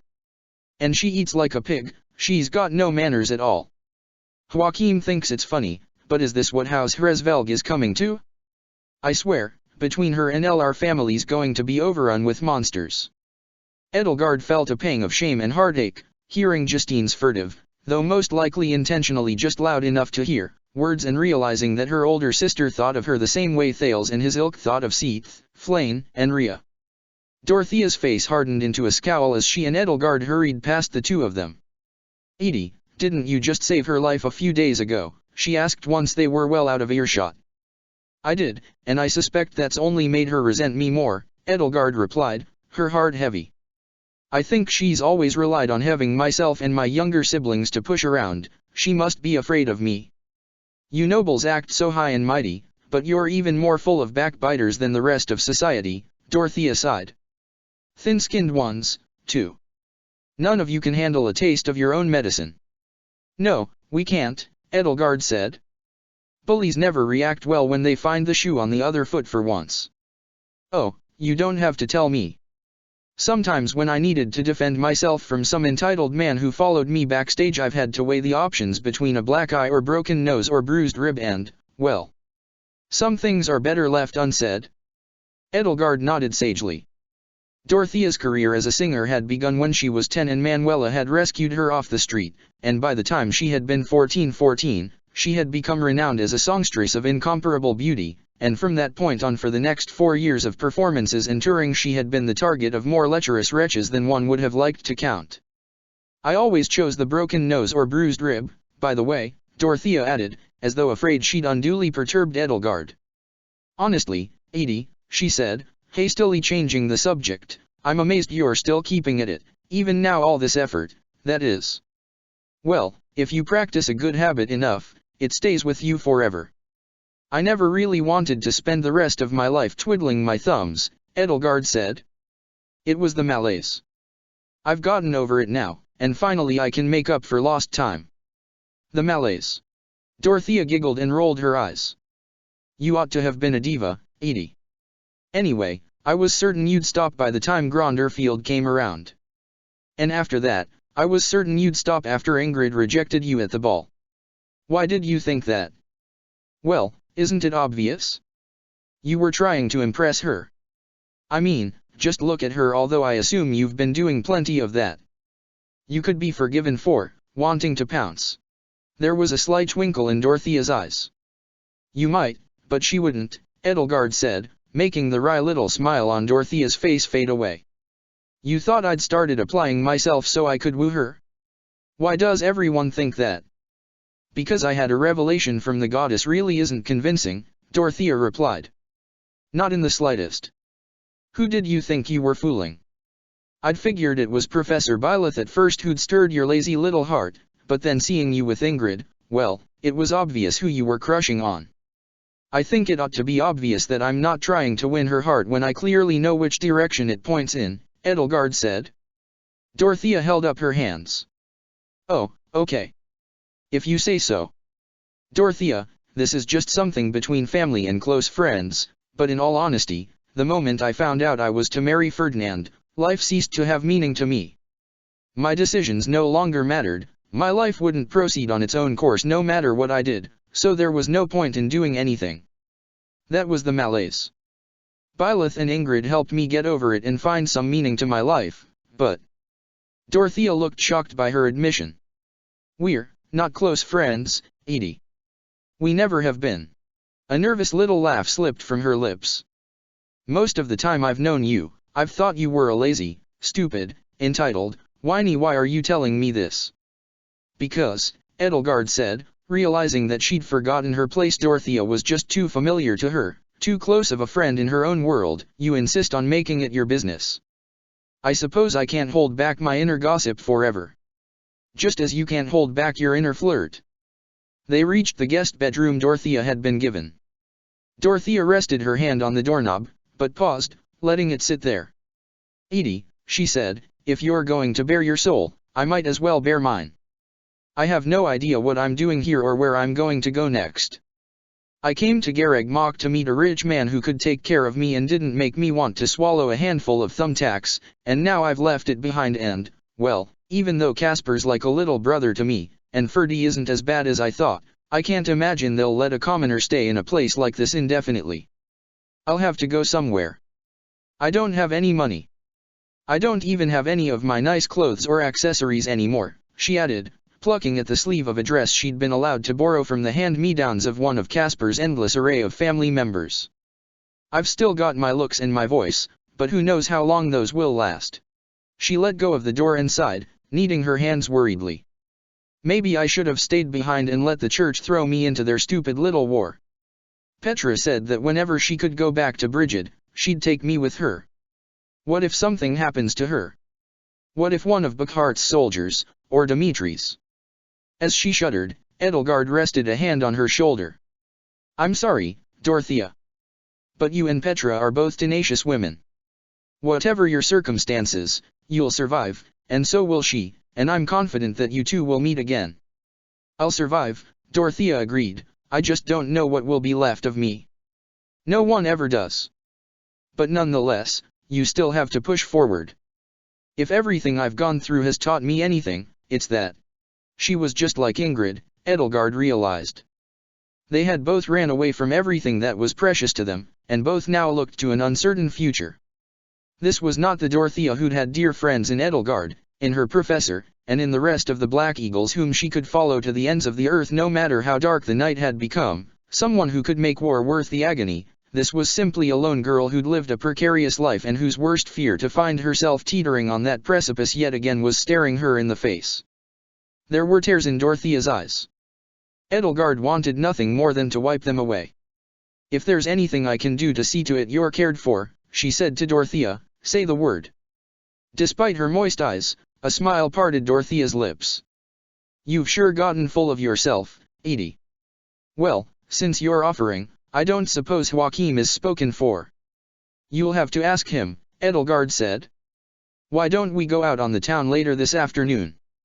Just you, me, Ingrid, Hilda, and Marianne, like old times."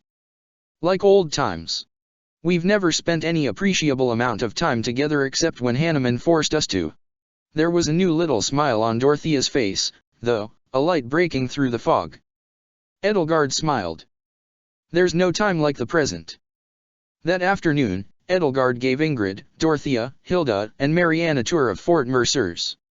She had to admit that she thoroughly enjoyed the experience, and more than that she enjoyed seeing the smiles on Ingrid and Dorothea's faces as their exploration of the venerable city allowed them to forget, at least for a few moments here and there, their troubles. The city's fortified walls were indeed closely reminiscent of Faerghus fortress cities, Arianrod, and Fhirdiad among a handful of others which Ingrid remarked on more than once, though the city within the walls bore the grand, airy hallmark of the Adrestian Empire's classical architecture rather than the densely clustered masses of buildings characteristic of Arianrod. Cities in Faerghus huddled as though warding off the cold, cities in Adrestia and Leicester sprawled. Everyone was in high spirits when they returned to Castle Burgleys late that day. The sun was beginning to set and the shadows were growing long, and as the sky began to grow just a little darker, Edelgard went to her room to prepare herself for dinner. She was weary both from her sparring with Ingrid and Leonie and the impromptu tour of Fort Mercers. Upon reflection, perhaps following an exhausting workout with several hours of walking around one of Adrestia's biggest cities had not been wise, and entertained the thought of going right to sleep after supper, a luxury she almost never indulged in. There was a knock on her door. "Edelgard, dear, are you decent?" Ferdinand asked, his voice polite yet worryingly stern. "I would like to speak to you." "Just a minute," she answered, and once she'd taken the time to make herself decent, she opened the door and let him in. "Thank you," he said, stepping inside and gently closing the door behind him. He still looked tired, almost as tired as Burkhart, and there was a glum look on his face. He looked barely as haggard as he'd looked that morning he'd even trimmed his hair, in stark contrast to the Ferdinand Edelgard knew best, who'd grown out his hair over the course of the war and had insisted it was only because he was far too busy to get it cut whenever anyone had accused him of vanity. He sighed. "Is something the matter, Ferdinand?" she asked. "Yes," he said. "Yes, something is very much the matter. That should be obvious. I'm sorry about Hubert." I know. Ferdinand's frown contorted. "Edelgard, I want to preface this by saying how grateful I am that you are safe, that you made such a daring escape, that you found your way back to Inver and vanquished that wicked Cornelia, and that I can see you here, standing before my very eyes, free of the transfigurations Lady Rhea had applied to you. Words fail to express how much it means to me that you are safe and sound." "I'm just as glad to see you as well," Edelgard said as he paced in front of her bed and looked out the window at the city's magnificent walls. "So, I must express my disappointment and confusion about your intention to." He paused and shook his head, then turned to face her. "To go back to Garreg Mach. What are you thinking? One of my siblings told you, I presume?" she asked. "Edelgard," he said, "I understand if you are upset about Hubert. Goddess knows I am, and your siblings' retainers Agnes, Victor, Marta, Einar are beside themselves. I understand how guilty you must feel about the sacrifice he made for you. But to accompany our army to the monastery. Are you so obsessed with rescuing him that you cannot leave his fate to more capable people? Emperor Burkhart, General Burgleys, King Dmitri, can you not trust them to save him? Can you?" I want to, he said. I want to, Edelgard, because as much as I would want to do it myself, as much as I would love for the first face he sees to be mine when we rescue him from Rhea's clutches, I am a nobleman with responsibilities. And you are a noblewoman with responsibilities. He placed a firm, stern hand on her shoulder as his brow furrowed. Believe me, if I had not been the Prime Minister's son, I would have begged Hubert to swap roles with me that night. Edelgard was dumbstruck. Even in her world, as much as she was Ferdinand's good friend, he didn't have the temerity to call her that. All nobles have their ordained duties and purposes, Edelgard, he continued. This was all decided for us a long time ago, and that is how it has to be. Your brother's purpose is to lead the Empire in politics and in battle. General Bergley's purpose is to be His Majesty's loyal battle-axe. My purpose is to succeed my father as Prime Minister. Hubert's purpose is to sacrifice himself for your sake, no matter the cost. And your purpose is not to go running around on unsafe adventures and fighting in wars, it is to be my wife. I need you here with me, in the safest part of the Empire, instead of running off where you could get yourself hurt or killed or worse. Edelgard had never wanted to slap Ferdinand so hard in her life. And there had been several occasions before in which she'd wanted to do so. None of those times had he rankled her even a tenth as much as he was now. But she knew better. Ferdinand, she said, brushing his hand gently from her shoulder, I appreciate your concern. Really, I do. But this isn't just about Hubert. This is about Dmitri, Byleth, my friends in the Blue Lions who've been worried for me ever since the Holy Tomb. I don't want to go to Garreg Mach to fight. If it makes you and Burkhard feel more comfortable, I'll stay in the back, far away from any combat. I just want my friends to know I'm okay. They know, Edelgard. Of course they know, he retorted. Do you think His Majesty wouldn't have sent a message ahead to King Dimitri's army as soon as he could? If it hasn't reached their forces yet, I am sure it will any day now. There is no reason for you to put yourself in harm's way again, not now, now that you've finally gotten away from all that nonsense with the Hurricane King and the Death Knight and Lady Rhea. Edelgard considered her response, but Ferdinand took her moment of thoughtful silence when he had paused as an invitation to keep speaking.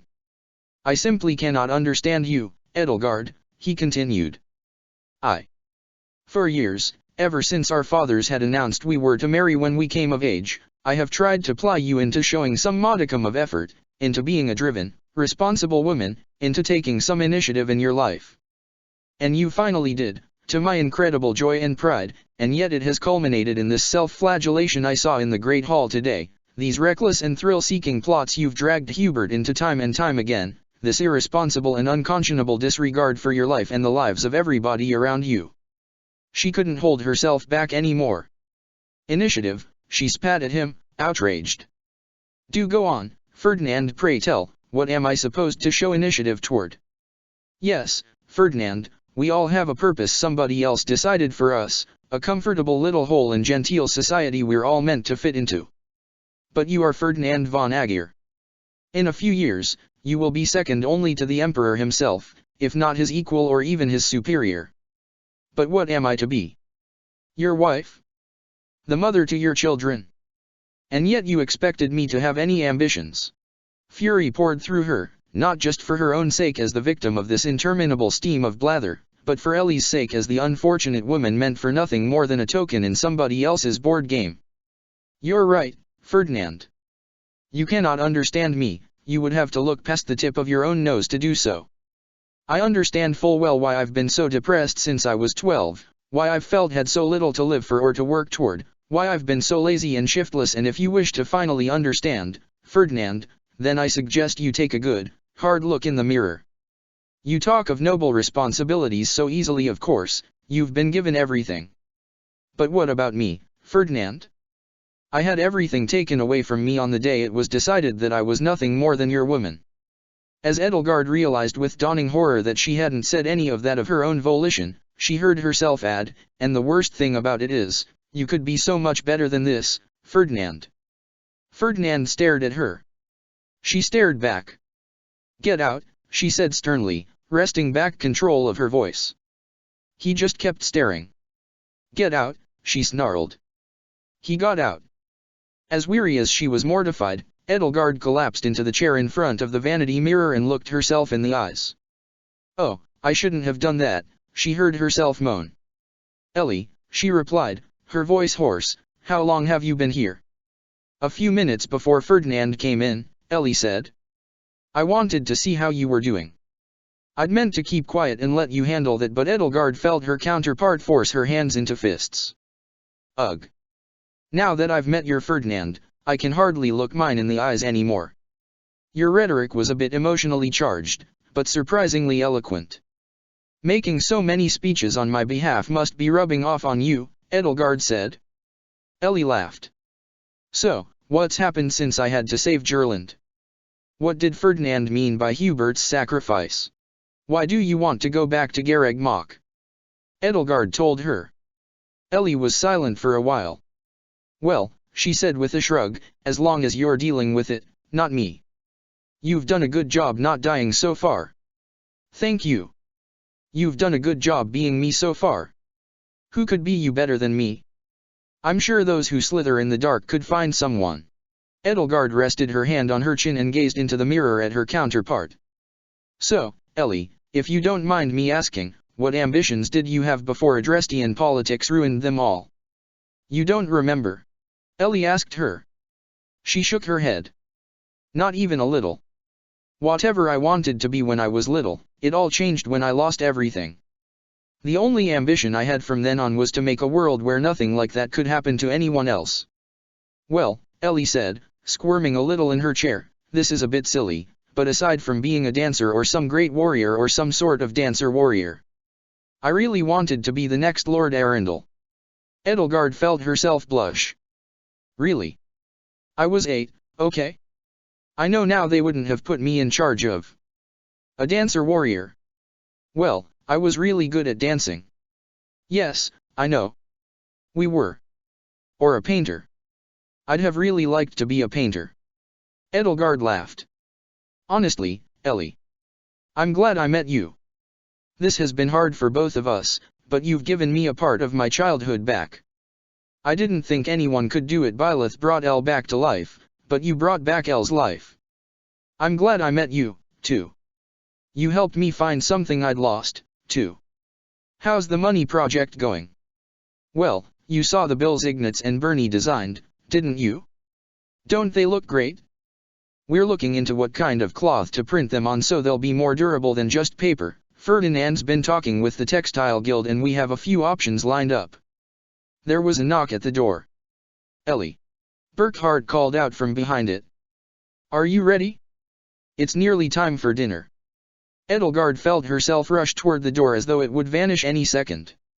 She wrenched it open and without a moment's hesitation flung it open and flung herself into Burkhardt's arms. "Burk!" Ellie cried out. "I've missed you so much." Burkhardt patted her gently on the head. Ellie. I love you, too, of course, but it's been not even 6 hours since lunch." "Well, you're so busy that 6 hours might as well be an eternity," Edelgard hastily added, noticing that she was trying hard to keep Ellie from crying. She may not have always gotten along with her siblings, but it had still been over half a year since she'd seen them or heard them, let alone touched them. Burkhardt hugged her back. I know. Such is the life of an emperor. Let's have dinner." Edelgard brought Ellie with Burkhardt as they headed to dinner. "It's a relief," he muttered, rubbing his brow, "to have a distraction from my meetings with Count Bergliez. This situation is an utter quagmire. Ellie, would you mind if I bounced some ideas off of you?" "Go ahead," she said, feeling a little flattered for him to ask her for advice. "I'm worried about the rumors of Count Hevering and Duke Girth sending reinforcements to Lady Rhea. I can't think of a way to keep them at bay." Edelgard nodded. "What are you thinking?" she asked. "I'm starting to think Justine might be right. We have the Empire's breadbasket at our disposal, we can exert a great deal of pressure on the West Coast on those grounds." Threatening starvation. Edelgard balked, and she could tell from the way her stomach churned that Ellie felt the same way. "I can't imagine that will endear you to the people of Western Adrestia." From what she'd heard, Anselm was fairly popular on the West Coast, especially in Inver somehow. I know House Oaks, Novelli, and Arundel combined can't match House Hevering's and Girtha's military, but I would send orders to them to marshal their troops at Remire. It's the only navigable way through the mountains from the west, and even a small force could turn it into a choke point. Ellie, I wasn't asking for your opinion. I merely needed a sounding board for my ideas. I'm not going to send one Adrestian military against another. So instead, you're going to withdraw food from your opponents? I can guarantee you will be facing a popular rebellion if it is their fault if they bite the hand which feeds them. You will be punishing tens of thousands of people for the decisions of 2 men. That breeds unrest. You'll be playing into Anselm's hands. And sending men from Oaks and Arundel to kill their neighbors won't. All I have to do is threaten them. If they already don't recognize your authority, they won't care about your threats in the first place. Burkhart, do you want to stop Rhea from receiving reinforcements or not? He grabbed her by the wrist. Don't you dare, he growled through gritted teeth. He let go of her and looked away, wincing uncomfortably. Ellie, remember that I've spent half my life being groomed to be the Emperor. I know Gareg Mach can change a person quite drastically, and I know it's changed you quite drastically, but 1 year there does not make up for that. Edelgard could feel quite plainly how rankled both she herself and Ellie were, now that both of them had experience being Emperor, more experience, in fact, than Burkhart. I'm just trying to find the perfect solution, he said. There are no perfect solutions, Edelgard retorted. Well, what if you threaten to cut off their food and they call your bluff? Ellie blurted out. If you put soldiers in Remire, at least you have something they can't ignore. Burkhart shook his head. Never mind. I shouldn't have asked you. You'd rather get advice from Justine. What does Lindy think? I know you're trying to convince me to bring you along, but Ellie, please listen closely to me. You are staying here. This is war, Ellie, and I have no need of you as a tactical advisor. You're the one who asked me. I just needed to think aloud. He sighed and ran a hand anxiously through his golden hair. I'm sorry, Elle. I know you just want to help, and I know you've gotten quite a lot wiser thanks to Dimitri. But, as Emmanuel is quite fond of saying, you're out of your element. I don't need you offering half-baked ideas like you used to when you were 8. He walked on ahead of her. Come along. We don't want to keep everyone else waiting. Out of my element, Ellie grumbled under her breath, rolling her eyes as Edelgard hurried along beside him. At least the 2 of them could still have dinner with a portion of their family. Ellie had only been brought back to her world for about an hour, so she wasn't able to attend dinner in its entirety, but for a sizable portion of it Edelgard allowed her to take the reins of her body and speak as herself to her siblings, interjecting only when a topic Ellie didn't know about came up. Edelgard found it odd to feel herself eat and chat without any conscious effort, as though she were a marionette on invisible strings, and she couldn't say it wasn't uncomfortable, but it was something she could endure. Ellie was long gone by the time everybody's empty plates were collected, and as relieved as Edelgard was to have undivided control over her body once more, there was something satisfying about the experience she had given Ellie, even if Burkhart and Ferdinand had still been a little cross with her. She supposed it was only fair. She always took control of her own body whenever she returned to her own world, so it was proper to let Ellie have her body back at least temporarily, as long as circumstances didn't demand otherwise. As long as Ellie didn't force her to do anything romantic with Hilda, Edelgard could endure it just fine. She followed Ferdinand out of the dining room, though. Wait, she said as he headed for his bedchambers. Ferdinand stopped and looked back over his shoulder at her. I think we should talk in the morning, he said brusquely, though his tone of voice and the look in his eyes made him seem just as much ashamed as he was upset. What's wrong with Ferdy? Dorothea asked her as the 2 of them watched him go. Are you all right? Ingrid asked. Did something happen between you 2? Edelgard brought them both to her room and told them both what had happened between her and Ferdinand. You told Ferdinand what? Ingrid gasped. Please don't make me repeat myself, Edelgard said as she laid on her side in her bed, her shoulders still aching enough that she couldn't comfortably lie down on her back. I'll admit, it wasn't my proudest moment. Wasn't your proudest moment? Dorothea laughed. I feel like Ferdy's needed to hear that for a long time. Good on you for standing up for yourself. I know I meant what I said, Edelgard added, but I didn't need to shout it. We both merely let our tempers get the better of us. Well, I do think you are mad for wanting to go back to Garreg Mach, Dorothea said. I don't blame him or his Imperial Majesty for wanting to keep you here. So I guess Ferdy and I can finally agree on something. I'm sorry about the rest, though. I know exactly how you felt, Edelgard, Ingrid said, sitting down at the foot of the bed. Years ago, before Glenn passed, there were times I felt as though anything I wanted to do was pointless, too, because my life would have been his anyway. There was one day when I was so angry about it that I just wanted to throw away my favorite training sword. Those aren't easy thoughts to have. If I'd understood you earlier, maybe we could have become friends earlier. It must be so much worse in Faerghus, Dorothea sighed airily, where they frown on you having mistresses and other, ventures on the side. Edelgard watched Ingrid's face turn so red it was nearly purple. I don't understand why Adrestia is so permissive about it, Ingrid stammered. Imperial consorts, mistresses.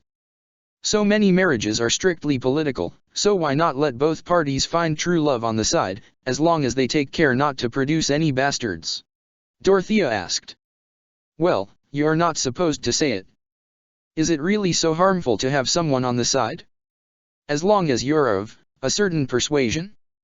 I don't think Ferdy's ever had eyes for a woman, and while I don't want to assume about Edie, the chances of Ferdinand impregnating a man or of me having another woman's child, Edelgard explained to Ingrid, are somewhat low.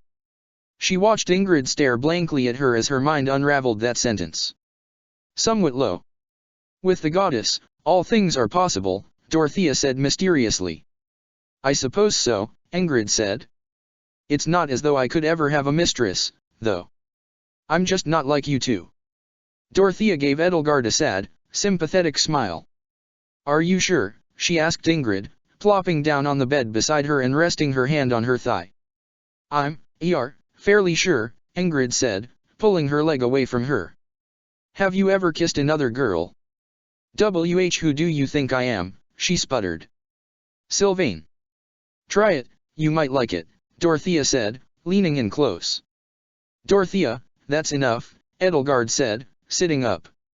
She couldn't help but admit that as uncomfortable as Ingrid looked, she felt jealous. You know where my room is if you ever find yourself overcome with curiosity, Dorothea whispered to Ingrid, deterred for now. I don't know where your room is, Ingrid said as she stood up from the bed, and in all honesty, I don't mind not knowing. Dorothea turned to Edelgard, clasping her hands over her bosom and wearing a pained look on her face. Now I know how you felt at the ball, Edie. The door to the bedroom swung open and Happy poked her head in, her clawed paws curling around the side of the door frame.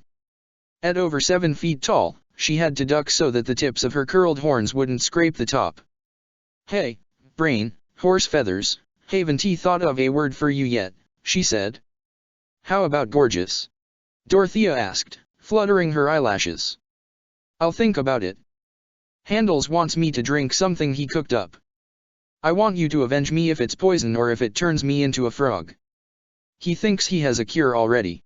Edelgard asked, hauling herself over the side of the bed and picking herself up. Yeah, he said my blood was the key to it all. He really needs to stop talking like that. Dorothea furrowed her brow. Handels. Yeah, because of his mustache. I just want to grab both sides like big old handles and haul him around. Anyway, are you coming with me, or not? If something bad happens to me, the last thing I want to see is my friends holding him down and beating the tar out of him. I'm sure nothing bad will happen, Edelgard said. Let's go. The four of them left the room and ventured into the castle. Hanneman had set up shop in the infirmary, commandeering its impressive array of tinctures, salves, tonics, vulneraries, concoctions, and what have you to continue his work. Edelgard was surprised he'd come up with something in only 8 or so hours, but Hanneman did have a bad habit of working exceedingly quickly when inspiration struck. Dorothea looked up at Happy as they walked. All the way up. You know what they say about tall women, she purred. No, Happy said as Dorothea grabbed her paw and started stroking the silky black fur that turned scarlet halfway up her forearm, tracing the black rings and rosettes breaking up the red fur. They bump their heads on chandeliers a lot. It's hard to tailor clothes for them. They reached Hanneman's office before Dorothea could explain to Happy what they said about tall women. Hanneman and Burkhardt were both waiting for her. Happy hissed at the sight of Hanneman, her ears pressed back to the sides of her head. "Handles," she growled. "My name is Hanneman, young lady," Hanneman said. "Hand Lehman. I know you are capable of saying my name correctly." Meh. She turned to Burkhardt. "Hi, Blondie. I would be amenable to you calling me father," Burkhardt said. "Okay, father. How about dad or pops?" His cheeks turned pink. On second thought. Blondie is fine. "So I hear you have a better cure," Edelgard spoke up. "I do," Hanneman said. "Another dose of my original formula alone might suffice to reverse the rest of the changes," he explained, taking a boiling flask filled with bright red liquid, "but it is better to be safe than sorry." Happy swiped the flask from his hand and furrowed her brow at it. "I do hope it works," he said. "I know it must be quite inconvenient to be so, well, large and hairy. And perhaps with the last of your animal instincts quelled, we will get along better." "Don't count on it, Handles," Happy said, and she raised the lip of the flask to her lips and downed the whole thing in one swig. She immediately let the empty flask slip from her paw. Edelgard narrowly caught it before it shattered on the floor. Happy crumpled to the floor. "Avenge me, horse feathers," she gasped at Ingrid as her eyes rolled up and she passed out. Edelgard rushed to her side, setting the flask down, and took her by the arm. "Hanneman, is this supposed to happen?" Her voice gave out as she caught sight of the fur receding back into Happy's skin. Beneath her clothes, the thick, scaly plating of natural armor on her shoulders and spine were shrinking and softening, the shape of her ears was changing, her long and curled ram-like horns and her bushy tail were slowly retracting, her paws reshaped themselves into dexterous hands with slender fingers. While all this happened, her entire body shrank by nearly 2 feet, swimming in the dress that had once only barely managed to be a proper fit for her. Dorothea and Ingrid gasped at the sight. Hanneman stared, dumbfounded, along with Burkhardt. Everybody waited with bated breath as Happy laid in Edelgard's arms. For the first time in months, she looked completely human, just as she had looked the day before Cornelia had wrought her terrible magic upon her. She cracked open her eyes. "That didn't hurt," she mumbled. "Happy!" Burkhardt cried out, rushing to her side. "How do you feel?" Happy sniffed the air. "Well, I can barely smell anymore. Can't hear so well, either." She looked at her hands and flexed her fingers, reached up to feel where her horns would have been, and wiggled her toes. "I guess I'm human," she told him. "I'm so glad," he said. "You look wonderful, Happy." She let out a relieved sigh. Everyone froze, save for Dorothea, who had never met Happy before. Happy clamped her human hands over her mouth, her eyes wide. "Oh, shit," she mumbled. "Everyone get out." "What's going on?" Dorothea asked, looking pleadingly to everyone else. "I summon monsters when I sigh," Happy mumbled from behind her hands. "Big ones. Scary ones. Everyone get out. It'll probably come through the window or tunnel up through the floor." "Wait a minute," Hanneman said, stroking his mustache. "Happy, that potion was meant to uncorrupt your crest. It seems to have succeeded, so why should your size still attract beasts? Besides," Burkhardt added, "if a beast were to try and come here, wouldn't it have to pass through Count Bergley's entire army outside?" "Well, you should all still run away," Happy insisted. "And leave you behind?" Edelgard asked. "Defenseless?" "No, Happy. Not us." They all waited for minutes. Nothing happened. They waited for a few more minutes. Nothing continued to happen. They waited a little longer. Hanneman stifled a cough into his elbow. After what seemed like an eternity, Happy pulled her hands away from her mouth and stared at them, dumbfounded. "I'm fixed." Tears welled up in her scarlet eyes. Edelgard clasped her hands around hers. "It's over, Happy. You don't need to be afraid anymore. Cornelia has lost. Aunt Anselma has won. You're here now, with us, and you're safe." Happy curled up against her, tears of relief and joy staining her shoulder. After a long and restful sleep, Edelgard visited Happy's bedroom the next morning to check up on her. Happy greeted her at the door, yawning and rubbing the sleep from her eyes. She was draped in a long nightgown which was now far too long for her, and over that, Bylotha's old grey coat, which finally fit her.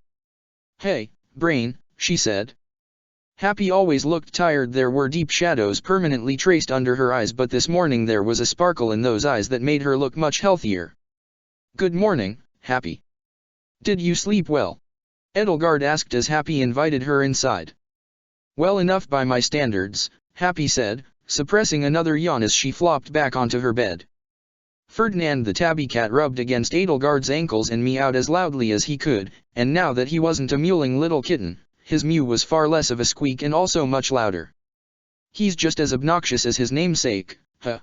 Happy asked as Edelgard bent down to give the young orange cat a vigorous scratching behind the ears. "I wouldn't have it any other way," Edelgard said, sweeping him off his feet and cradling him in her arms as she sat down on the bedside next to Happy. He began to purr. The other two cats, the white-ored lions Lysithea and Dimitri, fought with each other over a patch of Bylotha's coat. "Be nice, Dimitri. Let your sister have a turn," Happy sternly said as one cat batted the other in the face with his paw, shooing him away. "They don't listen to me anymore now that I don't speak cat. They like Chatterbox's coat because it smells like the old me," she sighed, "but I don't think they're used to the old me yet." She froze, staring straight at Edelgard with panic in her eyes. An uncomfortable few seconds of awkward silence passed. "Happy," Edelgard said, "your crest isn't broken anymore." "Oh, right." Happy sighed in relief. "I can do that now." She let out a longer, louder sigh. "Damn, this feels good." Hanneman theorizes that what Cornelia did to your crest meant it was always active within you. "I suspect you can still summon beasts or monsters with your sai, as the Apostle Timotheos supposedly could, but you would have to actively and intentionally draw upon its power first." "Good old handles," Happy muttered begrudgingly. "By the way, how do you feel about Burkhart?" "Blondie? The guy's kinda stiff. A bit prissy." She shrugged. "Fun to tease, but I think I like Uncle Gerald better. Or Uncle what's his name, Nader. A fair assessment. So, how are you adjusting? I guess I feel like you did when you fixed the whole dragon thing. Honestly, when you solved your whole problem through sheer willpower, I was kinda jealous." "It wasn't sheer willpower. If you and Ingrid hadn't both been there, I might still have 4 legs to this day. I guess. And that dragon is still inside me. What Ria's done to me will never leave me, but now that I've learned to control it, it's up to me to decide what to do with it. Bury it forever, use it as I see fit. I'm sure there might still be some traces of Cornelia's work within you, but with her dead and your humanity restored, you have the freedom to choose what that means to you." "Huh," Happy said, flippantly brushing off something Edelgard had meant to be inspirational. "Anyway, it's kinda nice to be small again." Edelgard supposed small was relative, because Happy was still nearly half a foot taller than her. "There are some cat things I miss, though. I can still feel my tail sometimes, and I feel kinda sad when I realize it's gone. And those ears were pretty great. And I could smell a lot better." "That last one is debatable," Edelgard said. "I'm gonna sigh," Happy said, smiling, "and then you'll be sorry you said that." "Will you?" "Yeah, I will. I'll use my crest and everything." She sat up. "You asked for it, Brain. I'm gonna do it. I'm gonna use my crest." She closed her eyes, clenched her jaw, bit her lip, and audibly strained. Ferdinand squirmed, batted Edelgard's cheek with his paw, and climbed up onto her shoulder, his claws pricking painfully into her skin as he forced his way out of her arms. He fell down her back and scampered off the bed. A pair of pointed, furry ears with long black tufts poked out of Happy's hair and the tip of a bushy tail snaked out from the hem of her nightgown. She sighed and opened her eyes. "Ah, great," she said. "I got that phantom pain again. Your tail's back." Happy twisted her neck and looked down over her shoulder. "Huh," she said, watching the tip of the tail twitch. "Neato." She paused. "Oh, shit," she said. "I didn't mean to actually sigh. Maybe you should leave." Outside the castle, the sound of birdsong grew louder and more intense.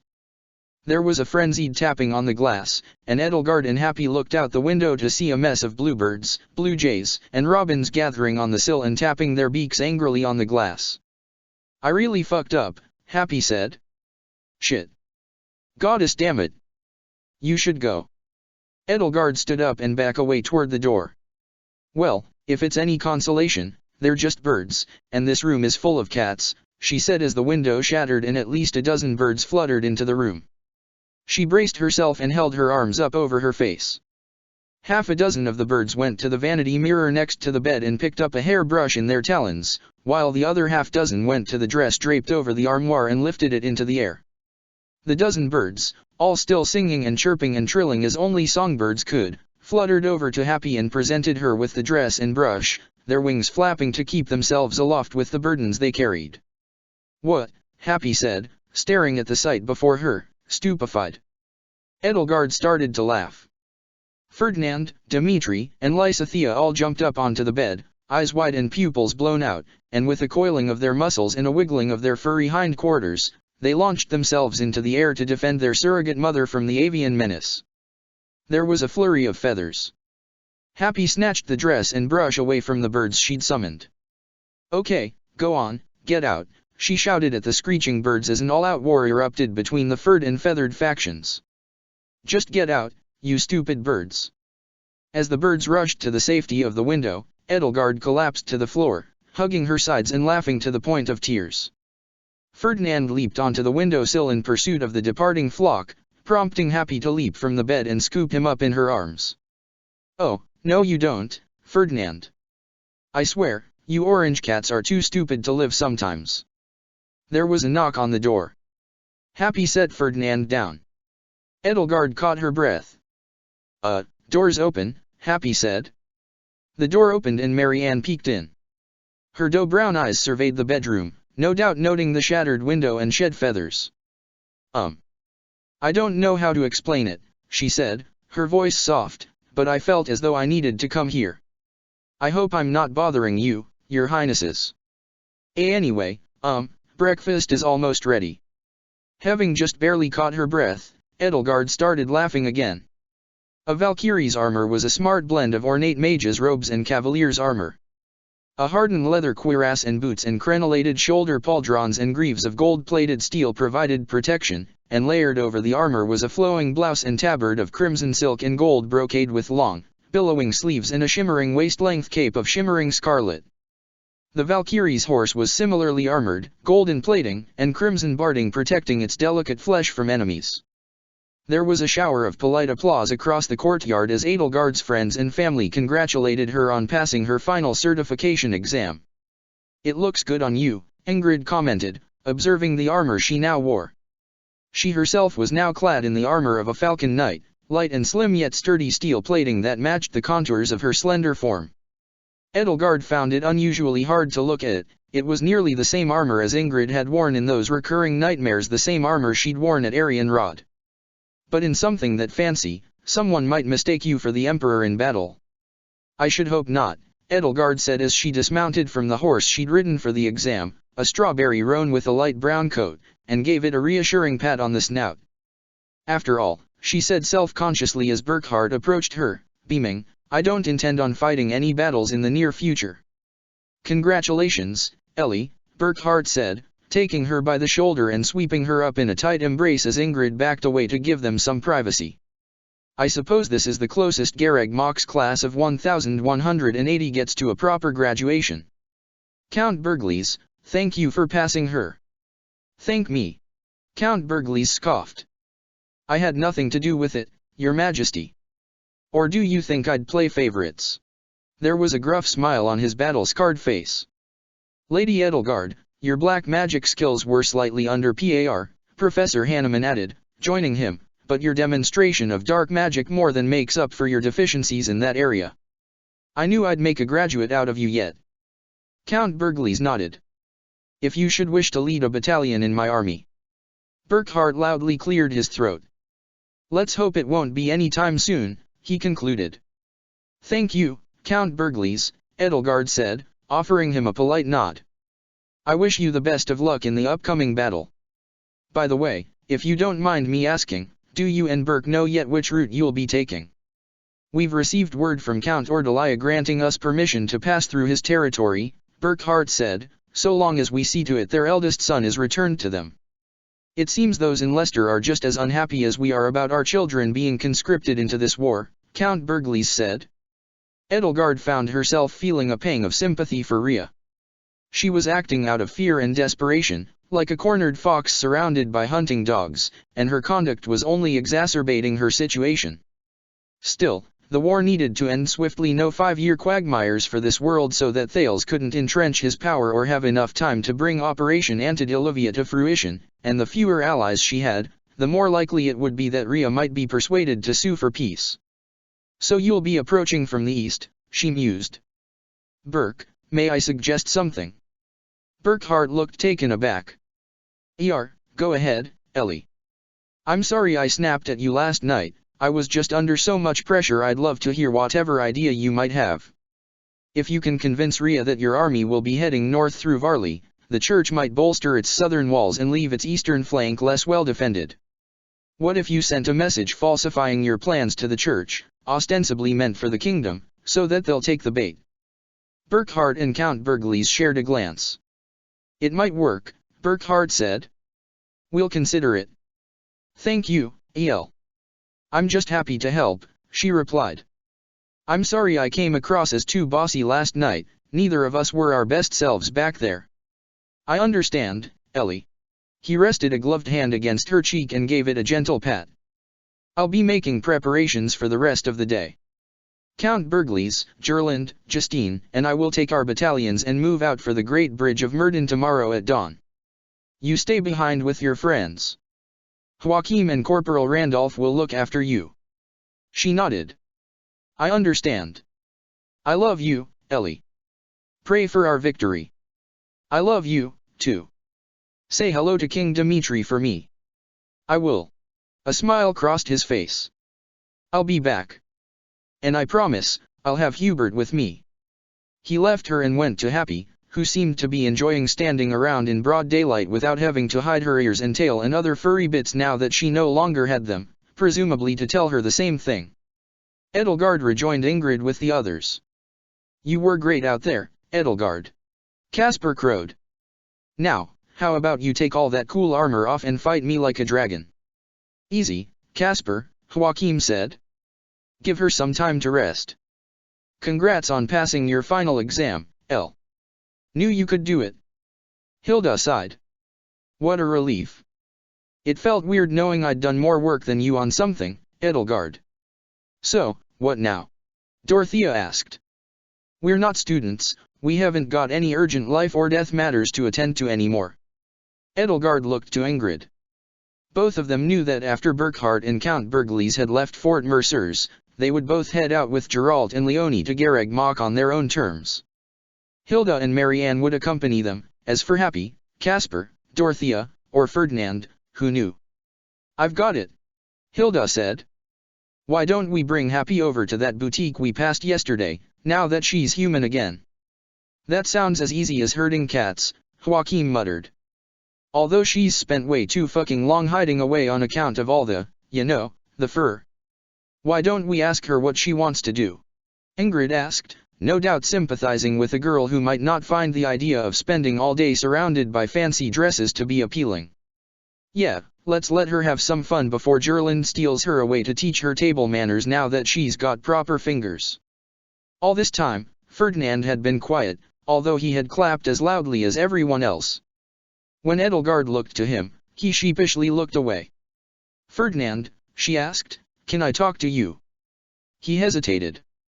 Yes, of course, he finally said once he'd mustered up the courage to move his mouth again. She took him aside from the others. I want to apologize for losing my temper last night. It was uncalled for. Thank you, Edelgard, he said. There was still a pinched, pained look on his face. If I must be honest, though, I am glad you were honest with me. Long ago, when your brother told me I had to be the best husband for you I could be, I thought nothing of it, because of course, I, scion of House Aegir, unfailingly polite and well-mannered, I shall not belabor the point. It was my hubris, I suppose, that I never realized that it was I who was at the root of your unhappiness. You were right about one thing, though, Edelgard said, taking his hands and folding hers contritely over them. I do feel terribly guilty about Hubert more than you can imagine. It's true that if I'd simply remained the lazy, unmotivated Ellie you had known, he wouldn't have had to go to such lengths to protect me. My reckless ways drove him to tears, and I have to bear the weight of that, knowing that he will bear the scars of my actions for the rest of his days. Still, she left unsaid, she had to keep pushing forward. No matter what anybody else said, there were things in this world she had to do. She could entrust Hubert's fate to the armies converging upon Garreg Mach if she had to. She could rest easy knowing that Dmitri would soon know she was alive, even if she couldn't see him. But it was up to her to warn Byleth about the doom fast approaching her. No one else had first-hand knowledge of the danger which awaited her in the first battle the monastery had weathered in its entire 1,000-year history. No one but Edelgard had seen her vanish under the rubble and remain unfound for 5 years. No one else had felt that all-consuming grief for all those horrible years, every second of every day of every month of those years of hell. So she would lie to Ferdinand. But nobody would stop her. Garreg Mach awaited her. Check the description for the links to the author.